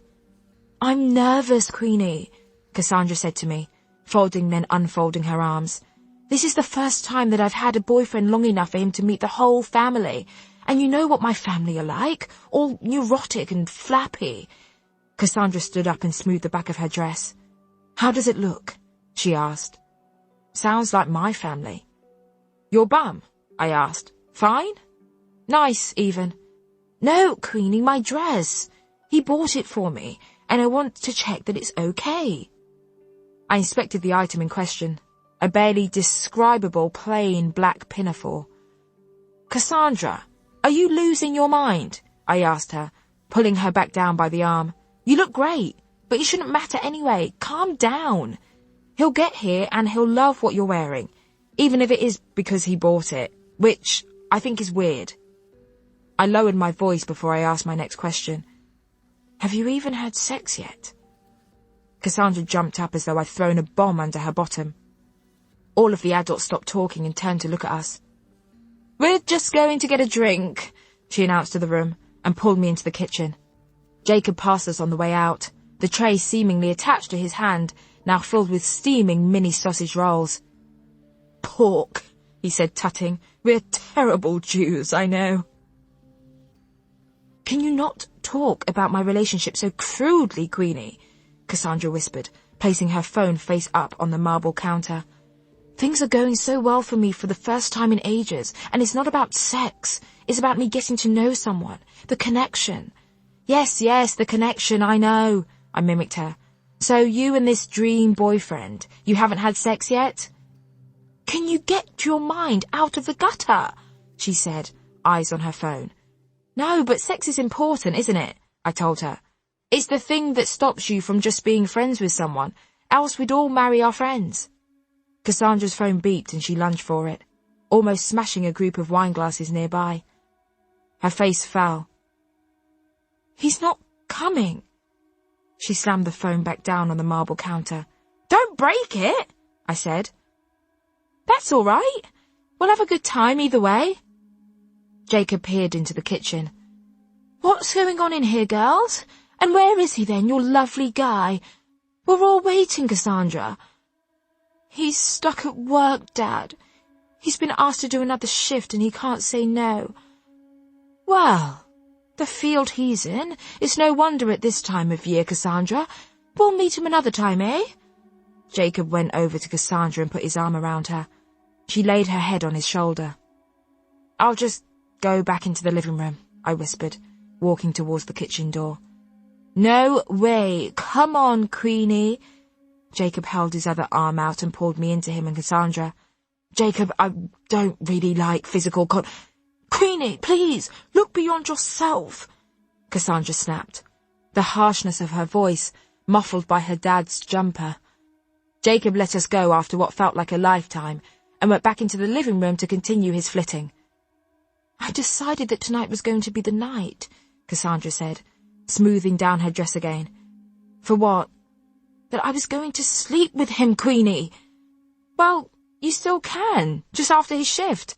I feel like you're making this bigger than it is," I suggested, surprised that she was being like this. "It's not like this is going to be your first time." "And I wanted him to meet everyone. I wanted this one to work." Cassandra was starting to sound like a spoilt child. "He will meet your family and it will work, Cassandra," I told her. "And it can be just the two of us tonight, like it has been for the past, 7 years? "I don't want it to be the two of us, Queenie. I wanted him here," Cassandra snapped. "Okay, well, suit yourself," I snapped back. "Sorry, no offence," she softened. "Look, I know you're having a weird time of it with the Tom stuff, and it must be bringing up all sorts of mum abandonment stuff." Cassandra dropped this in the most blasé way possible. "And I do care, and yes, I am worried about you, but it's time to put me first." Her words were so cutting. Why did she never think before casually deploying such on-the-nose psychoanalysis? After singing Ma'ud Su, a Hanukkah song I could never quite get the rhythm of, playing with the dreidel and doing some prayer, I put my coat on to leave. Jacob came to the front door. Breakups, they're a nasty business, but you'll be okay," he promised. "You've lost some weight, haven't you? Try to eat when you can. Keep your strength up. This won't work." He put a finger to my temple. "If this isn't taken care of." He poked my stomach with the same finger. "Thanks, Jacob, really," I said, enduring a hug goodbye because I felt so fucking lonely. "This evening means a lot to me, every year." "It wouldn't be the same without you, Queenie," Jacob said, handing over a Tupperware box bursting with food. "Bye, Cassandra," I called up into the house, my voice bouncing around the stone floors and high ceilings. I waited for a second. No response. Jacob leaned closer to me. "I think she's taken to bed. She's a little upset. I think she's really into this one," he whispered. "You know, it's ages since she really connected with someone." I couldn't even get my dad to text me back, let alone talk to him about my connections. Walking down Seven Sisters Road to the tube station, in a move that wouldn't be worth Freud's time to dissect, I called Guy. He didn't answer, so I sent him a text. "Queenie, come round?" He replied 5 seconds after I put my phone back in my pocket. "Guy, you home now? Shave your legs before I get there." When I got back, Guy was sitting on the wall outside my house. "All right?" he said, hopping down from the wall. I leaned in to kiss him and he stepped back. "Steady on, I'm not your boyfriend." "I know you're not my boyfriend, and I don't want you to be my boyfriend. But if you can have sex with me, you can kiss me hello, surely," I said sorely. "Let's not overcomplicate things." I rolled my eyes and changed the subject. "Hey, what did Adam say to Eve the day before Christmas?" I stepped into my room and Guy followed, hands on my bottom. "What? Who are they?" he said, throwing himself into the clothes chair and pushing clean laundry onto the floor as he removed his coat. "You know, from the Bible," I said. "What?" "I dunno," he said, pulling his boots off. "It's Christmas Eve," I smiled proudly. "Is that a joke?" he sneered, pulling his jumper over his head. "Well, yeah." I sat on the bed and pulled my tights off, wondering at what point Guy and I had started this ritual of systematic undressing. "That doesn't make sense. Surely he'd say, 'It's Christmas Eve, Eve,'" Guy mansplained, walking over to me. "I'm too practical-minded for jokes, Queenie." He reached down and stroked my leg from calf to thigh. "Do you want to shave your legs now?" He nodded towards the bathroom. Is it vital?" "I just prefer it. I don't mind your lady garden being bushy, but I don't like the scratching on my face when I throw your legs over my shoulders." I pulled the rest of my outfit off and wrapped my hair, with Guy's eyes on me the entire time. "You know the thing I like about black women," he said, his eyes running from my hair to my feet. "Even when you're big girls, it sits well, sits nice on your hips and that, and your ass. You're lucky." I left him on my bed and got into the shower, dutifully running the razor up my legs. When I came out, Guy was asleep in his boxers on top of the covers, lying on his side to face me. I stared at his eyelashes, thinking about how much money I could make if I sold them as a set of fake ones. I looked at him for a while, remembering my first Christmas with Tom. I'd never had a conventional nuclear family Christmas. When my dad lived in London, he spent Christmas with his actual family in his other house. I wasn't welcome, but have always made peace with that, given that his wife is an actual living witch. Since I could remember, my mum's hostel only allowed visitors for an hour at a time, so that option was out. The week before my first Christmas with Tom, I was sitting around the table having Friday fish and chips with Tom's family, discussing how the little African boy that they sponsored was doing, when his mum reached across the table and put a hand on my forearm. "You know, you're more than welcome to spend it with us here in Peterborough, Queenie." Is she?" Tom's brother clearly wasn't up for it. "No, don't worry. I spend it with my grandmother every year," I said with a smile. "Are you sure?" Tom's mum asked. "We'd love to have you, and we've got all your presents here under the tree." "Well, she can open them after Christmas." Adam again. His voice was higher this time. Tom locked eyes with me and nodded.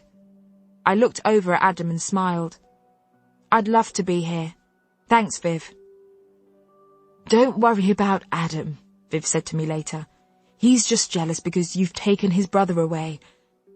"I don't want to annoy anyone, especially not at Christmas," I said. "It's just that, well, your family, it's what a family should be. I've never had that." "Well, you're part of our family now, Queenie," Viv said, "and you always will be." Come Christmas Eve, Tom and I were sitting on the last train to Peterborough, Tom squashed into the window by bags of presents on the seat next to him. I sat opposite him with my feet on the suitcase, full of his presents just for me. We'd been together for under a year by then, so not only had I known his parents, grandmother and Adam well enough to choose all of their gifts, but I also felt that, after never getting what I wanted, and sick of being asked, I could give Tom a full list of the things that I wanted, rather than just hoping for the best and getting something that I'd have to pretend to like. "Are you excited, Tom?" I asked, leaning across and putting my hands on his cheeks. He didn't answer. "Tom, please stop faffing with your phone. It's Christmas Eve. I need attention. I am excited like a small child." He put his phone in his pocket. "Yes, I'm excited too, sorry." "Good. You should be excited, because this is not only our first Christmas together, but my first Christmas where there will be alcohol." "I always forget that your family don't drink." "Not a drop, Tom. Not since my granddad had a small sherry in 1961 and called the ambulance because he thought his heart was failing." I swapped seats with the bags of presents next to Tom and tucked myself under his arm. "You make me very happy, you know." "I know I'm not good at saying it, but you do," I said, looking out of the train window, watching as the grey buildings thinned out and made way for suburban tranquility. He lifted a hand to my hair and stroked it. "You make me happy too. I love you." "Tom, don't touch my hair." I put a t-shirt on and got onto the bed next to Guy, tucking myself into him. I sort of hated myself for doing it, and him, but of all the anonymous partners, he was the most reliable. And reliably, he faced away from me as soon as my body touched his. I climbed under the sheets and thought of nothing but Tom as I fell asleep. Guy snores, providing a steady soundtrack to my sadness. I woke up to a digging in my ribs. "You're talking in your sleep." "Huh? What?" I sat up. Guy was squinting at me with one eye, the other buried in the pillow. "You're talking in your sleep?" he huffed. "I don't know who this Tom is, but his ears must be burning." "Sorry," I said, lying back down. "Have you done all of your Christmas shopping?" He didn't reply. Had he already gone back to sleep? "What time is it?" I asked. "Too early to be talking," he said gruffly. "But it's a week until Christmas," I reminded him. He took my hand and shoved it into his boxers. "All right, I've got a present for you." "What?" "I said I've got a present for you. Wake up, Queenie." I sat up, my eyes still closed. When I blinked them open, Tom was sat cross-legged at the end of the bed, holding a small gift in his hands. "Oh, Tom, what is it?" "Well, you're meant to open it, aren't you?" he said, handing it to me and moving up the bed so that he was next to me. I opened it slowly. "Ha! Where did you get this?" It was a silk headscarf. "Happy first Christmas. Do you like it?" Tom asked, beaming from ear to ear. "I went to one of those black hair shops in Brixton for it. I chose a green and black one because your other one is gold, and altogether those are the Jamaica colours, right?" "You went all the way to Brixton for a headscarf?" "Well, I didn't know how to find it on the internet, and I remember seeing them when we went to buy your hair that time." I put my arm around his shoulders and forced him into a gentle headlock. "You're very good to me," I said as he moved his head from my chest to my neck, kissing me behind the ear gently. "That's because you're my Queenie," he whispered in my ear, taking the headscarf from my hands and slipping his fingers through mine. "Don't you like it?" Guy asked, disappointed that I wasn't pleased by his erection. I think it's too early for that sort of present, Guy." I removed my hand from his boxers. "Oh, come on, you said it yourself. It's Christmas time. How about a quick hand job?" he begged. "You took so long in the shower last night that I fell asleep before I could give you a festive fuck. A hand job is the least you can do." "Guy, I think we should," I said in a very small voice, "maybe wrap things up." "Ha!" Guy cut me off. "Come on, there's nothing to wrap up. This is never going to be more than sex, you know that. You're a good girl, but I'm busy. I don't have time for dating and all that." "Guy, you know I'm a person, don't you?" I started, "with thoughts and feelings and a big gob. But most of all, a big arse." He laughed. "Come on, don't get all serious. We have fun, you and me." He pulled his boxers down and presented his erection to me again. "Just climb on. Santa wants to give you a ride on his sleigh." "I thought you were too practically minded for jokes, being a doctor," I teased. There was no point being cross. Guy was very persuasive. He was always going to get his way. "Junior doctor," he corrected me. "Anyway, we're going off topic and I'm going to lose my lob on. Come on, Queenie, climb on board. Don't worry, I'll pull out before I give you a Christmas miracle of your own." Chapter 12. It was Christmas Eve, and I'd been staring at my phone all week, having texted Tom to ask if we could see each other so I could give him his gift. Dropped a present off at his office after hearing nothing back, and then sent a follow-up text asking if it would be okay for me to call his mum on Christmas Day. Still no word. I shushed the voices in my mind that were asking what I was fighting for. In the absence of the family Christmas with Tom, I'm going to be with my grandmother, who is happy that I'm back with her after 3 years away. I was, I think by way of punishment, being forced to go to midnight mass. We got to the church at 11:15 p.m, and Diana, Maggie, my granddad, my grandmother and me filed onto a bench near the back of the already busy church. How was it so popular? I tried to sit next to Diana, but we'd been separated like naughty schoolchildren. Just before things got started, a small figure appeared next to me at the end of our bench. "Sylvie," my grandmother whispered to my mum as she stood awkwardly next to me. "You're late. Sit down." I huffed and shuffled over to make some room for her. "Hello, Queenie," she whispered to me. "I'm surprised to see you here." "Hi," I whispered back, facing forwards. "How did Mum get you here?" my mum whispered again. "I think it's about to start," I said, finally turning to look at her. I don't look like my mum. She's light-skinned, some sort of genetic throwback maybe, though I've heard family whisperings that my granddad accused my grandmother of having an affair after she was born. My mum's complexion glows. Her hair is long and curly, not tight, coarse curls like mine. Her curls are soft. They move, they bounce, they fall around her face.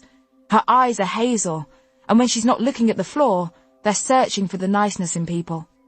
Unlike me, my mum is tiny, slim, fragile, the shortest person in our family.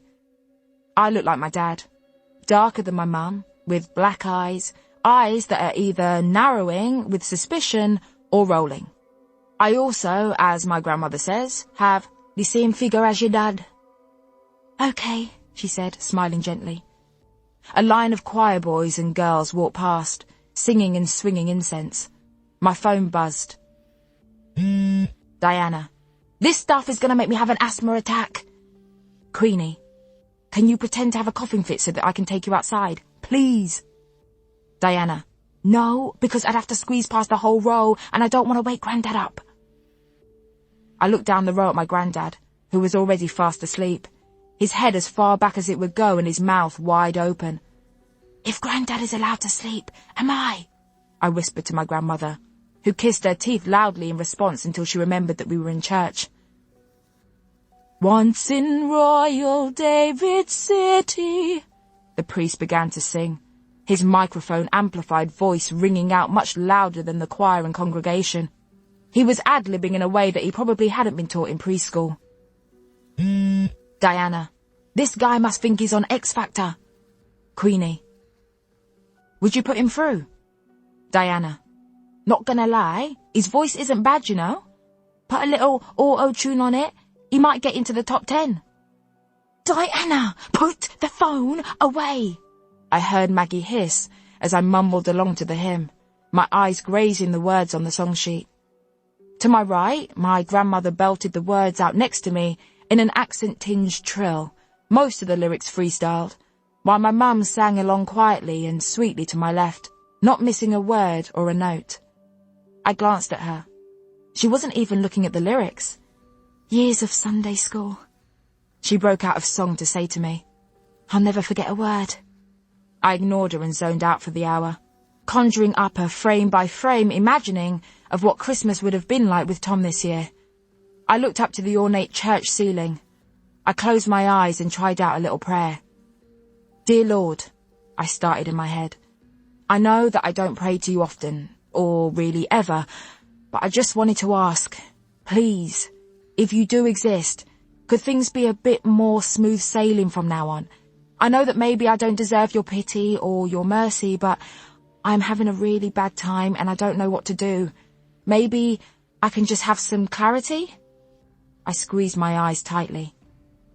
"What if you just get Tom to text me and tell me he wants to see me? That's an easy request. It's not like I'm asking for him back immediately. I understand that these things take time." I paused to think if there was anything I should add. "And eventually, if Tom does or doesn't love me again, can I maybe just be a bit happy? I feel like I was born miserable and never given reason to change that. Oh, and I'm so sorry for all the casual sex, so please forgive me for that also," I prayed. "I know that it's awful and against everything Catholics stand for, but ow!" I yelped as my grandmother pinched my arm with her bony fingers. "Don't go to sleep," she growled. "The priest looked right over at us." "I wasn't," I whispered. "I was deep in prayer." Diana, LOL. Queenie, how is she so strong? Diana, porridge every morning for 100 years. Amen, I said out loud in response to Diana's text, joined by the congregation as the whole ordeal came to an end. Christmas with my grandparents meant nothing fun. No alcohol, no Christmas TV, and definitely no pigs in blankets. Maggie was dominating the kitchen and barking orders at anyone who came near, so my granddad was hiding in his little shed, while the head of the house had left in search of custard powder.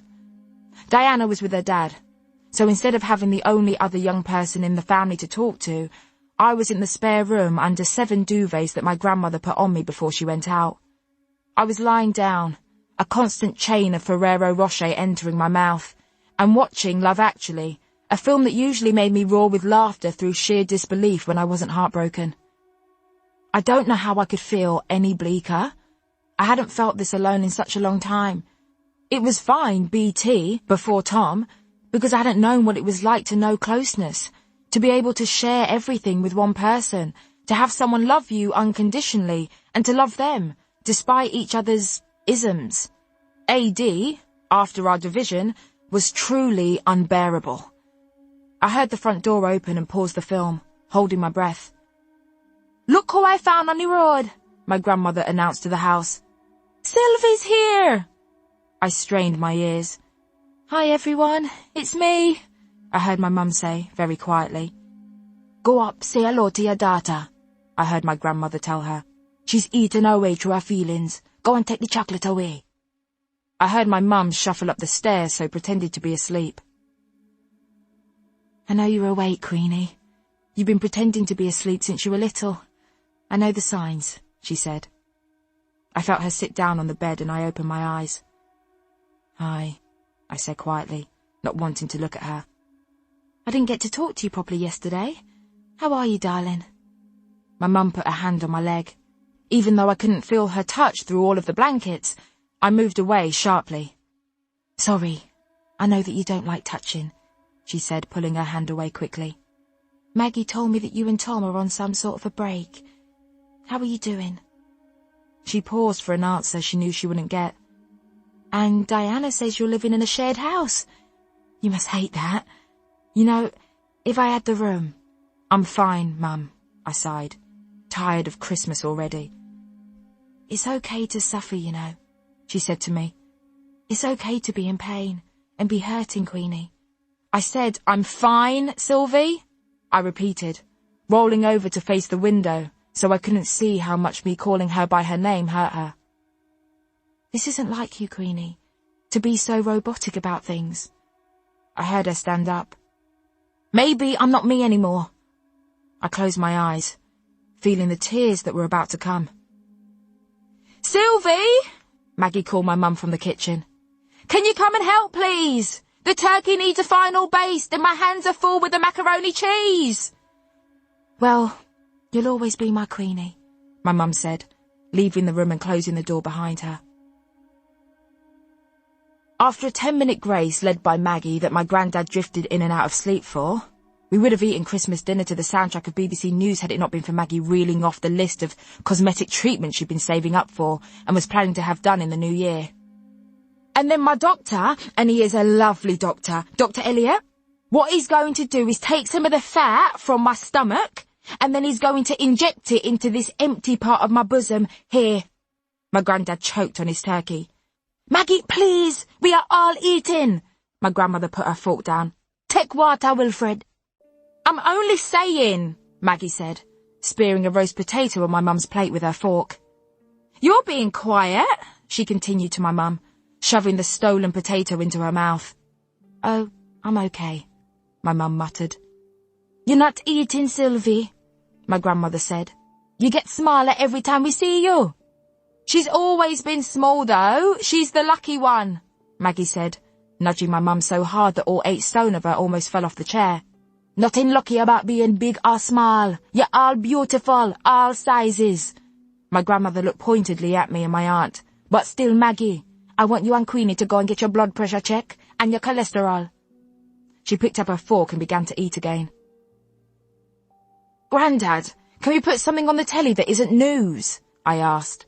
He finally looked away from the television and stared at me for a million years. "As you all know, I do not like anything that is fictitious," he announced, turning the news up and facing the screen again. "The only thing we should be watching is what's happening in the world around us. It's a horrible state of affairs, and you, young as you are, need to stop being so ignorant." "Grandad, you know I work at a newspaper. I know what's going on in the world." "You work at the magazine, Queenie. It's all opinion pieces and clubbing, not real news," he replied swiftly. "Wilfred, don't start. Not even bother start on Jesus' birthday. Hand me the remote," my grandmother said through tightened lips. My granddad sighed and pushed the remote across the table to her. She passed it to me, and I scanned the channels as my mum and Maggie went to sit in the front room, the one with plastic covers on the sofas and dust sheets on all of the best furniture. Nobody is allowed in there. I still have to clean it every time I come here, though. On my way to the kitchen to get pudding, I stopped by the door to eavesdrop. "She's fine. You know she's tough," I heard my aunt say. "She's not that tough, Maggie, and I appreciate you looking after her when I couldn't. Really, I do. But she's my daughter, not yours." My mum was crying gently. "And I know her. She's good at pretending, but I've let her down. I should have been better to her. That way she might have been better to herself." Maggie ummed softly in the pauses where my mum spoke. "I shouldn't have left her. I shouldn't have been so controlled by that devil man and left her all alone." I heard Maggie sigh quietly. "What's the point in thinking like that, Sylv? You did it. You can't change that now. All you can do is move forward with her, build back the relationship. You and Queenie were close. That doesn't just go away." "But what if it has?" my mum asked softly, fear in her voice. "Stop worrying about Queenie, sis, and focus on yourself. Trust me, your daughter is all right. She's a brave one." "Being brave isn't the same as being okay." "You have to look after yourself, Sylvie. You need to recover. Why don't you come to church with me?" Maggie suggested. I was surprised she hadn't offered the prospect of divine healing sooner. "No thanks, Maggie," my mum said. At least we agreed on something. "Suit yourself," my aunt said. "Well, look, worry about yourself. What's the latest on the court case?" "It's killing me, Maggie. Every time I have to see Roy, I have to stop myself from being sick." "That's why you've lost so much weight," Maggie commented. 2.5 blasted years of having to go through this. You need to let me know when the hearings are. I can come along with you." "I don't want you to hear what we went through, Maggie. I'm so embarrassed. The lawyers, they bring it all up, all the time. All of it." My mum sobbed and I felt tears rush to my eyes. "They finally found his private bank account, though, where he put all the money from my house. So that's something. Doesn't mean I'll get any of it back, though." "I hope your lawyer is pushing for something." Maggie raised her voice slightly. She is, my mum said softly. "She said it would help the case if Queenie testified, but I don't want her to relive what she saw."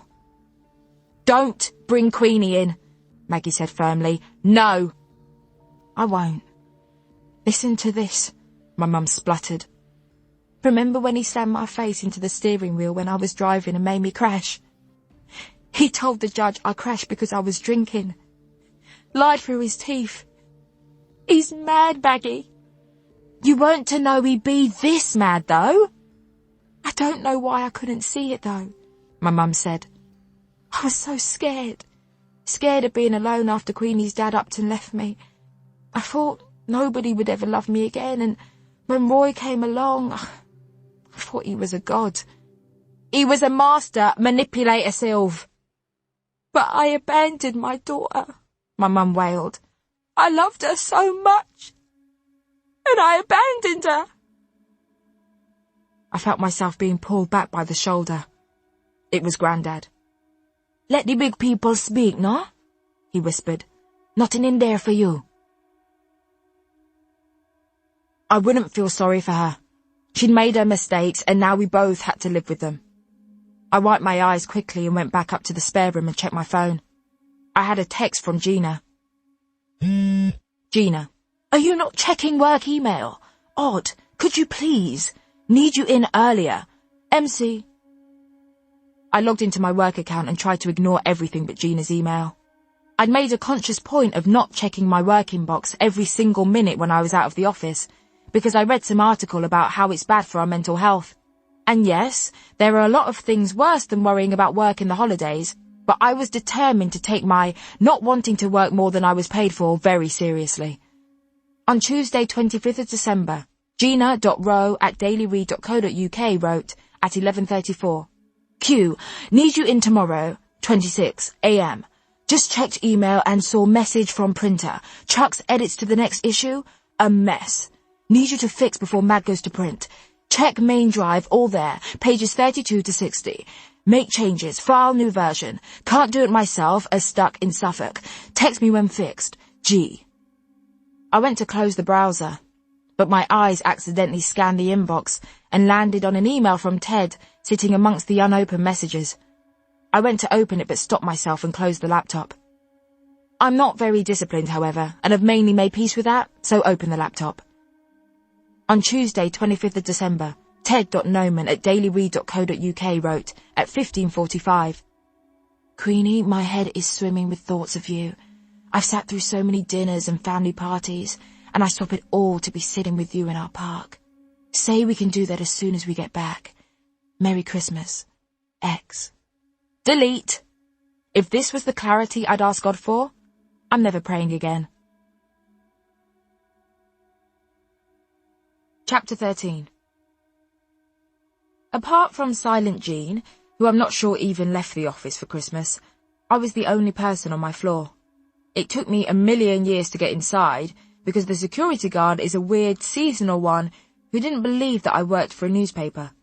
When I asked why else I'd be here in the middle of the holiday break when I could be at home, his continued line was, because you might be a troublemaker. I left my pass at home, but eventually he let me in after I forced him to get the lift up to the 5th floor and look at the poster of me that was in the canteen. I didn't want to take part in it, but the paper were doing a whole We Are Diverse initiative and asked if I would be on the supporting images, as I am one of 4 diverse members of staff who don't work in the service divisions. The poster shows me, Vishnay from the finance supplement, and Josie from music, all standing awkwardly underneath the words, The Daily Read, News for All. Zainab in digital had refused to take part. When in my induction, the Spanish HR assistant quite literally said to me, You were very lucky to be working here. There are others like you, except not the same colour. I wasn't sure that I was hearing her properly, so asked her to repeat what she'd said. You know, there are darker ones, but they're in IT. I'd open my mouth to respond, though still have no idea what I was going to say. But she jumped in with, Don't worry, my husband is black, so I know about you and your people. She's gone now. Was she fired? I wouldn't be surprised. The Corgis. Queenie. Guess where I am. Cheska. LOL, happy Christmas. Where are you? You're lucky you ain't in Staines, nothing to do here, fam. Darcy. In bed? You're almost always in bed. Queenie. I'm at the office, thanks. Darcy. People don't usually start the New Year's resolutions the day after Christmas. Where has this dedication come from? Queenie. Gina made me come in to sort out something Chuck did. It's not bad, actually. Unlike you normal people, my family are mainly intolerable. My granddad made us watch the news while we ate dinner. Queenie.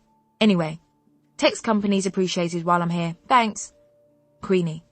Please. Stories, memes, pictures of what you got, anything. Silent Jean kept gliding past my desk to go and make tea. What did she achieve by staring at me? After my second hour of trying to make sense of Chuck's madness and shoving 1K miniature Snickers down my throat, I heard the lift doors open.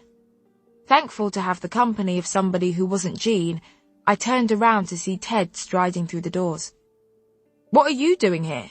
I asked, less thankful that it was him. "I needed to file something. Best Boxing Day goals."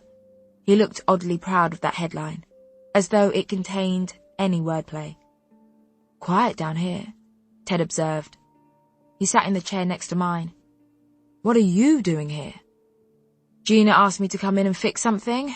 She can't do it herself because she's stuck in Suffolk," I said breezily. "Anyway, I should just get on with this." I turned to my screen, so thrown by Ted appearing suddenly that I couldn't remember what I needed to do. What can you do in this situation but pretend to type? What if heartbreak has made me genuinely mentally unwell? "You're pretending to type," Ted said. "I'm doing very important work here," I assured him. "Please leave me in peace." "You didn't reply to my email." I didn't say anything. "Queenie," Ted put a hand on mine. "I've missed you." "Don't do this again." I pulled my hand away and carried on looking at my screen. "Do I need to remind you that there's CCTV in this office? And Jean is over there." "Can I convince you to go for a little, jaunt with me?" Ted asked quietly. I got up and walked towards the toilet. I could hear Ted following me, so sped up. Silent Jean looked up from her desk, scared as though I were charging towards her. I crossed the office and made it into the disabled loo. I locked myself in. "Queenie, come on," Ted whispered through the door. "Come on nothing. Leave me alone, please.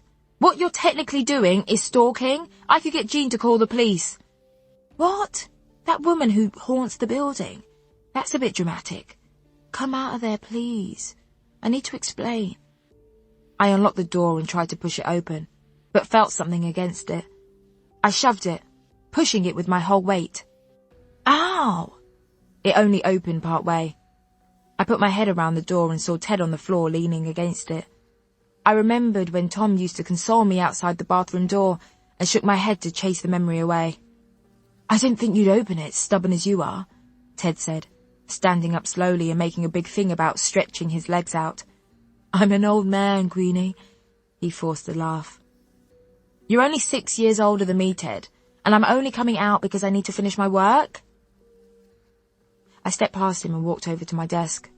He must have finally got the message because he didn't follow me.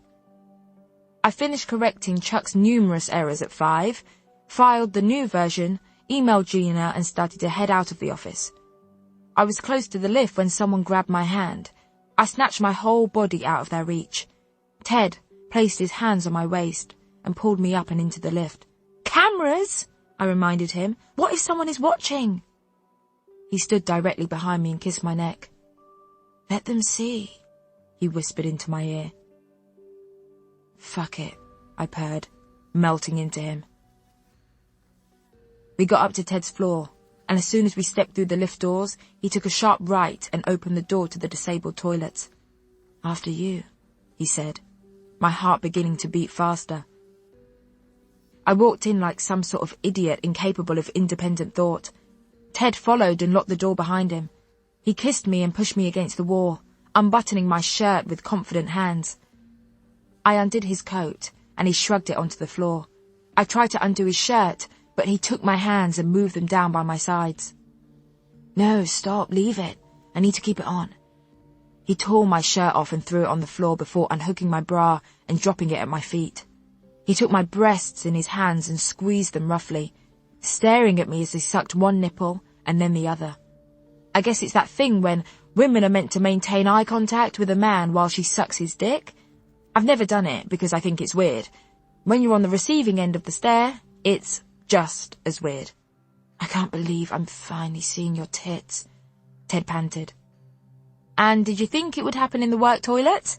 I asked, using humour to give me some distance from what was happening. If I didn't want this, why was I letting it happen? Surely I wanted this. He lifted up my skirt and pulled my tights down to my knees as he continued to stare a little too intensely into my eyes. With 2 fingers, he began to knead at me through my knickers. "I love that. I love feeling you. Do you like it?" he asked. "Sure," I nodded, undoing his belt, deciding that I wanted it to happen but also to be over quickly.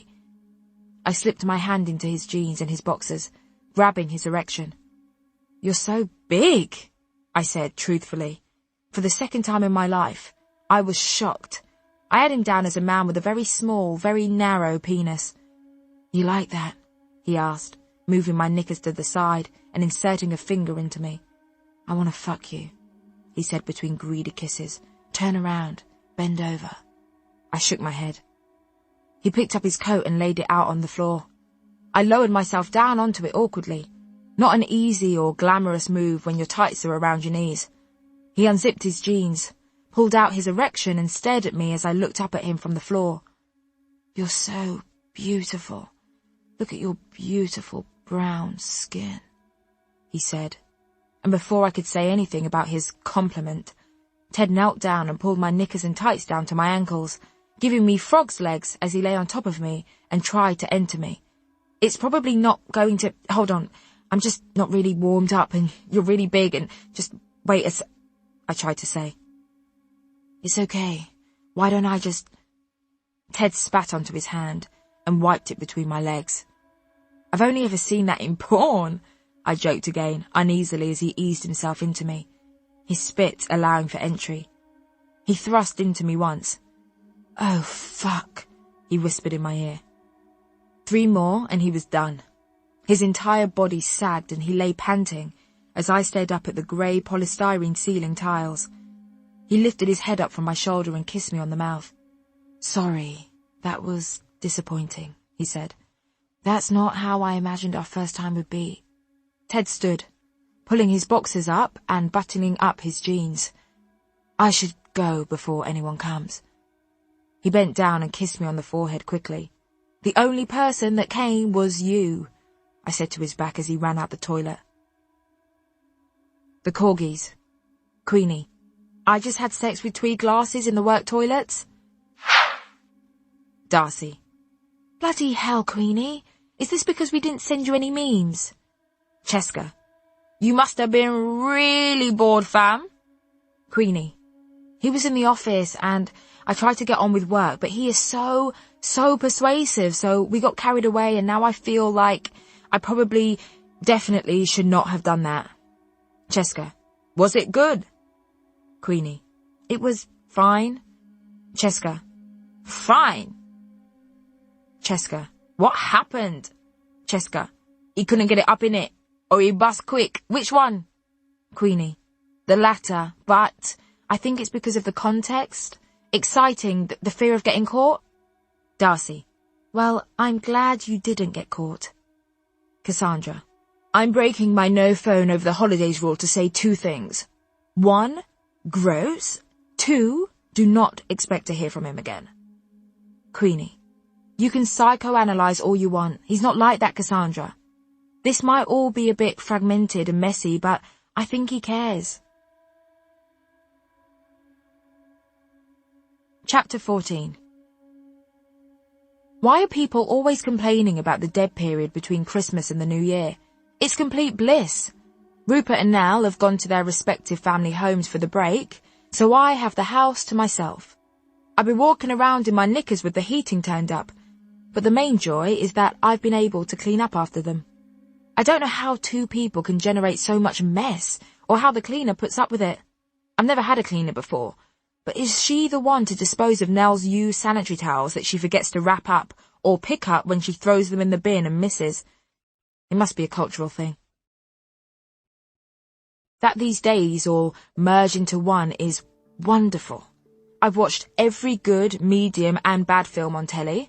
I've exhausted Netflix. My sleeping pattern has reversed so severely that I haven't really seen daylight, and my appetite has returned enough for me to have been able to bake a tray of brownies and eat the whole thing with a fork, when I eventually found the baking tray under Rupert's bed. The sleep has been doing me some good, although I have been going a bit mad with so much time to do nothing but think. Ted seems to have gone quiet. I know that our beginnings aren't exactly fairy tale, but what if we work well together? His intensity and passion would be a lot to get used to, and even though the sex hasn't been great, it would probably be better in a bed. And what would I say to Tom when he wanted to make things work again? I won't think about it until I hear from Ted again. Then I'll know what his motives are. As I ate pizza and watched Jules Holland and his reliable New Year's hootenanny, I reached into my dressing table and pulled out a pink leather moleskin that I hadn't yet managed to soil and decided to write some resolutions. New Year's resolutions. 1. Be kinder and more patient with everyone. Up to and including commuters that push onto the tube before anyone can get off. Colleagues that you overhear complaining about having no money even though you know their parents cash bought them a house. And also housemates who continue to cook 7-course meals in a shared kitchen, which stops you from being able to make basic pasta and sauce. 2. Better vibes, in general, across all elements of your life and day. 3. Work harder, which should result in promotion. A. Get to work on time. B. Listen to Gina's instructions. C. Go above and beyond. D. Less chatting with Darcy. E. Be actively kind to the intern, even though he is in a position of extreme privilege and will probably be your boss in 5 years. F. No personal email. No looking on Tumblr at work. Phone permanently in desk drawer when working. 4. Try to sort things out with Tom.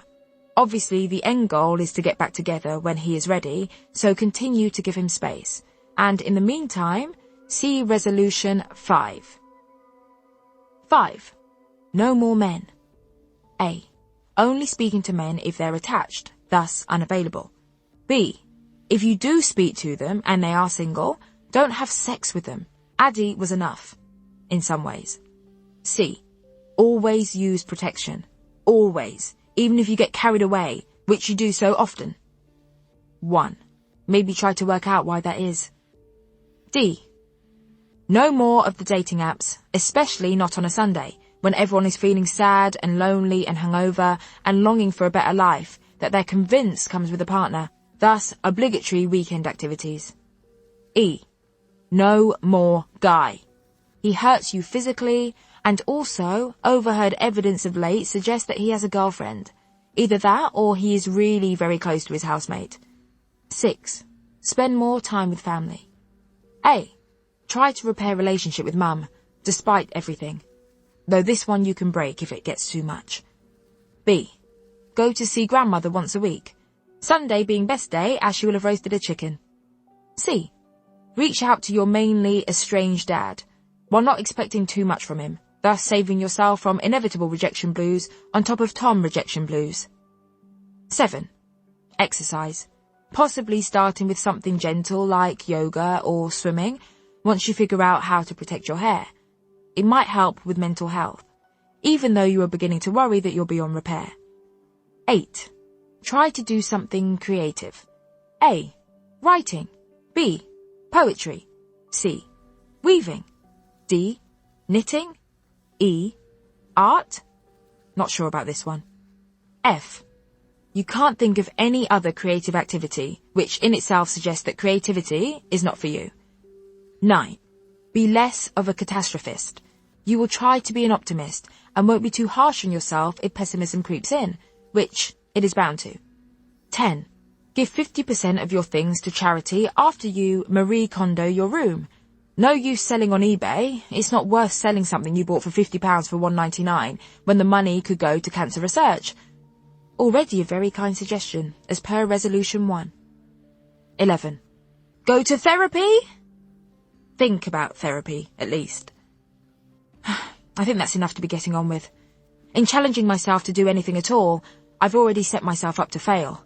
But in limiting the resolutions, I can at least make the failure less disappointing. After finishing my resolutions and inhaling a whole pizza, I took the grease-soaked box outside and shoved it into the overflowing recycling bin. I could hear cheers and church bells chiming. I'd missed the countdown. Well, another year. Queenie. Happy New Year, Tom. I hope this year is better for us than the last. X. Tom. Happy New Year, Queenie. X. Chapter 15. My head hurt, and I was so tired that I could see my heartbeat pulsing in my eyes. I'd finally fallen asleep at 4 a.m., and was woken up 3 hours later by Rupert's usual disgusting sounds echoing around the bathroom and through my walls. When did he get back? When he finally expelled every fluid from his body, I went into the bathroom after him to shower and wiped offcuts of his beard from inside and around the sink, then moved his pubic hair from the toilet seat with a tissue-covered hand. I didn't have to do this with Tom. Maybe I should make a resolution to stop thinking about Tom 3 times a minute and comparing him to everyone I encounter.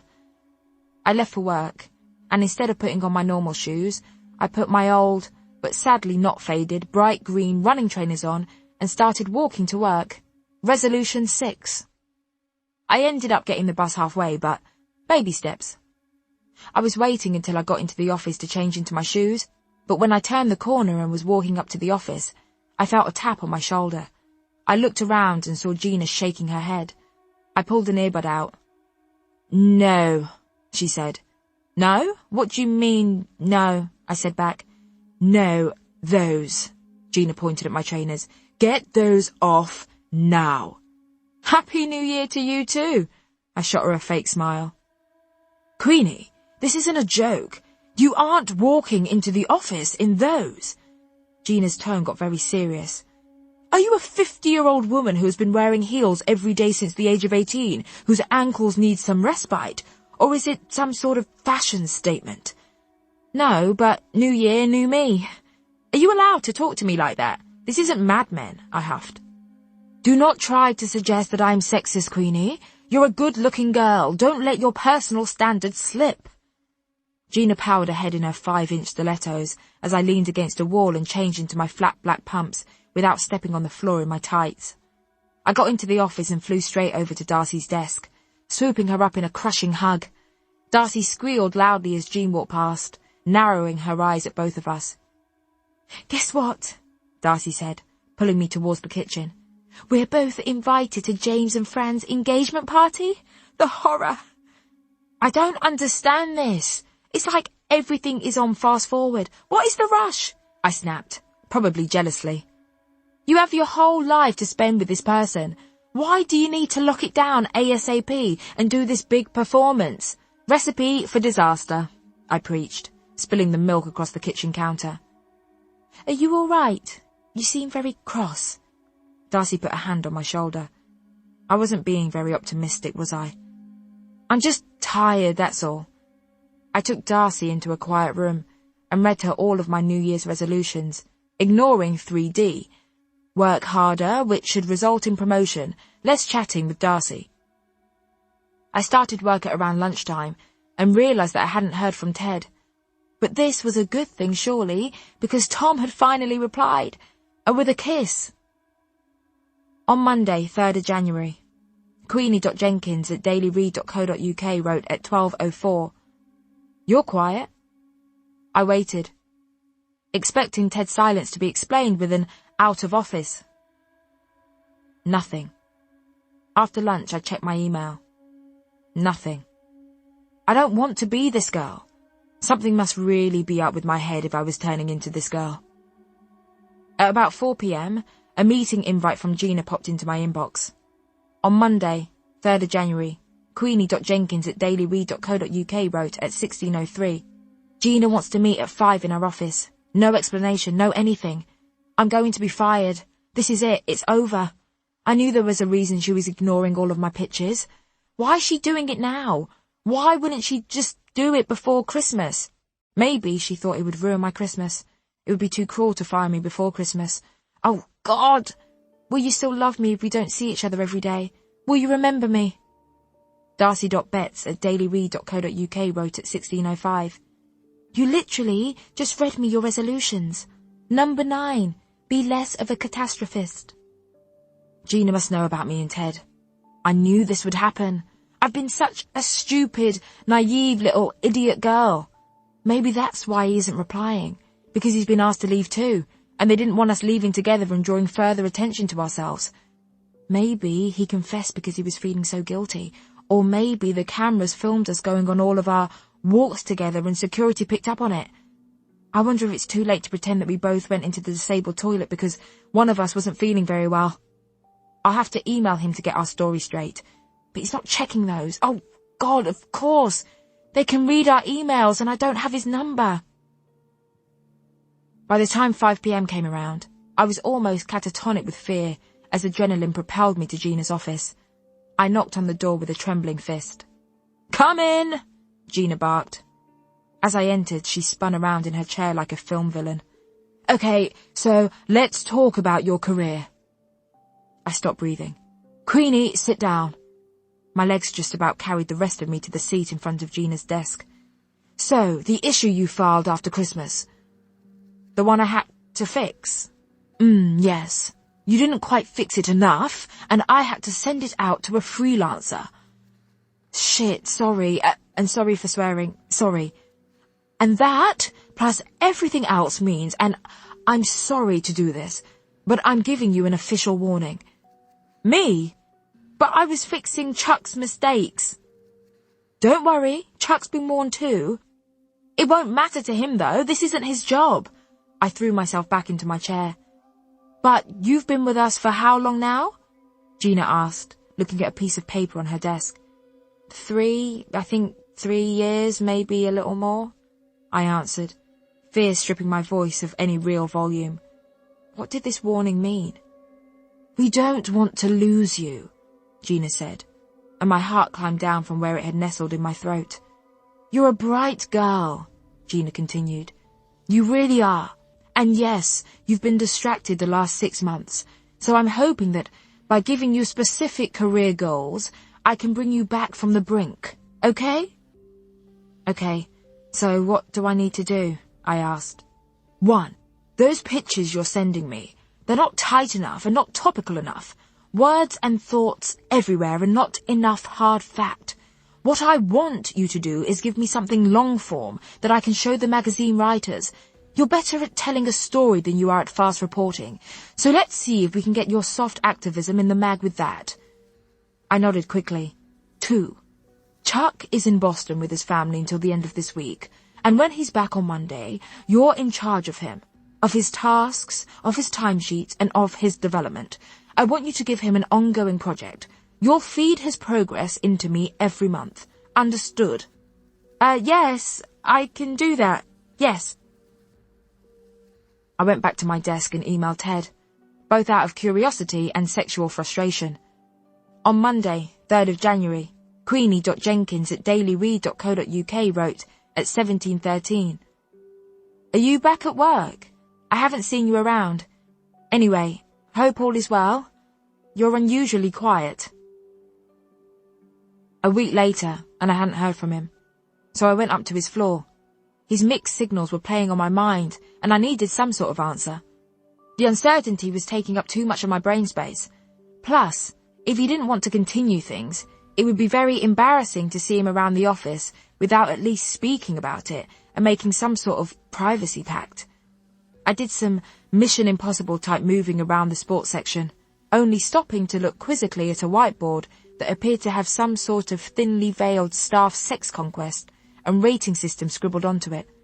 When I pulled myself away from it and kept moving, I saw him in the kitchen. I looked around, and seeing nobody near us, went in. "Hello, stranger," I said. Ted jumped out of his skin and dropped his mug on the floor. "What the fuck are you doing?" he whispered, moving me out of the way so that he could look out of the door. He closed it and began to pick up shards of broken china. "Why are you up here, Queenie?" "Why are you so annoyed? I've only come up to say hello," I said, heat flooding my face the way it did when he said something to catch me off guard. At least I was used to it by now. "Yes, but people will talk. Don't be so stupid," Ted said. He wouldn't look at me. "No, they won't, Ted," I said, my voice catching in my throat. "We work together. You weren't saying this at the Christmas party when you couldn't let go of me, or last week." He didn't reply. I felt like an idiot. "Ted, what's going on? Have I done something wrong?" "No," he snapped. "But look, I've got lots of family stuff going on, so can't really do this. We'll chat another time, yeah?" He still wouldn't look at me. "It's fine. We don't have to chat," I hit back. "I only wanted to say that I spoke to my boyfriend and we're going to get back together." Ted wasn't going to make me look like a fool. My stomach tightens as I watched him drop the collected pieces of china into the bin and walk to the door. "That's good for you," he said, leaving the kitchen. The Corgis. Queenie. I know that I always say I feel bad, but I feel so bad. Cheska. What's happened now? Queenie. I just went to see Twee Glasses to figure out why he was airing me. I thought he was off sick or something, but he was standing in the kitchen, fine as anything, and told me he had family stuff and that he'd chat to me another time. Queenie. He wouldn't even look me in the eye. Darcy. What does airing mean? Cheska. Like blanking? If you give someone air, you give them nothing? Does that make sense? Cassandra. Well, yeah. What did you think would happen? You gave him what he wanted. Cheska. At Darcy, you should go on a site called Urban Dictionary if you need to know what certain terms mean. Darcy. Thanks, at Cheska. Queenie. Please, can someone take this seriously? Cheska. Queenie, we all told you about work romance. Not worth it. Take the L and go. Darcy. Okay, so I've just looked that up. Take the L stands for take the loss. Frequently used to describe flunking a test, being dumped, being stood up, being beaten up or robbed, or losing one's money in the stock market, gambling, or through exploitative business schemes. Cheska. There you go. Queenie. Guys! I left the office. My two new friends, shame and rejection, binding together before swelling in my stomach, filling my torso. I got the bus to Brixton and sat with my head against the window before I heard the internal voice of my grandmother asking how many dirty heads had been there before mine. I got off the bus outside KFC and went across the road, but stopped when I saw a familiar face sitting in an all-too-familiar black BMW at the traffic lights right next to me. Hello, you, I said to Addie, leaning on the rim of the open window, not caring if he found me attractive or not, but still hoping that I didn't look completely shit. Addie looked up at me. Fuck, he said, terror flashing across his face. He faced forwards and went to drive away, but a steady stream of people walked in front of the car. He looked at me and mouthed something that I didn't quite catch. Huh? I asked, leaning down closer to him. He mouthed again, and I moved even closer. What? I asked again. Say nothing, I thought he said, before. Ah! I heard a woman shriek. This must be her, huh? I followed the sound of the voice and saw a tiny Pakistani woman jump out of the passenger side. Her hair was as huge as her head, and her makeup was impeccable. Her thick, sharp eyebrows framed her doll-like features. This must be the big girl, yeah? The woman that I made an educated guess was Addie's wife screamed. She walked around the front of the car and over to me. I looked at Addie for help.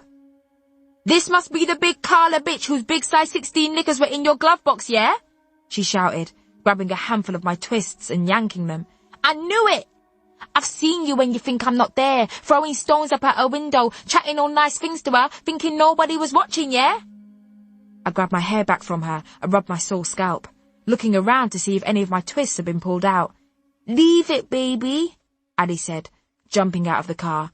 Drivers honked angrily behind him. You think I'm dumb, Addie? His wife shouted, her voice shrill. I've seen you talking to her like you're brown South London Romeo and Juliet. And you go out late one night and then I find those big XL panties in your car. Thought I didn't see them, didn't you? And you're telling me it's not her. And now she's coming over to your car in front of my face. Are you both crazy? She swiped at me and I ducked out of her reach. I guess karma was here for me. I could hardly fight back. I told you. I don't know where the knickers came from, baby. It must be because my friend, he borrowed my car, innit? He's the one who messes around. Addie pleaded. Him and his missus, they had a beef and he must have checked some girl, baby. I would have laughed at his terrible lies if I hadn't almost lost a section of my scalp. Which friend? Addie's wife asked, her nostrils flaring.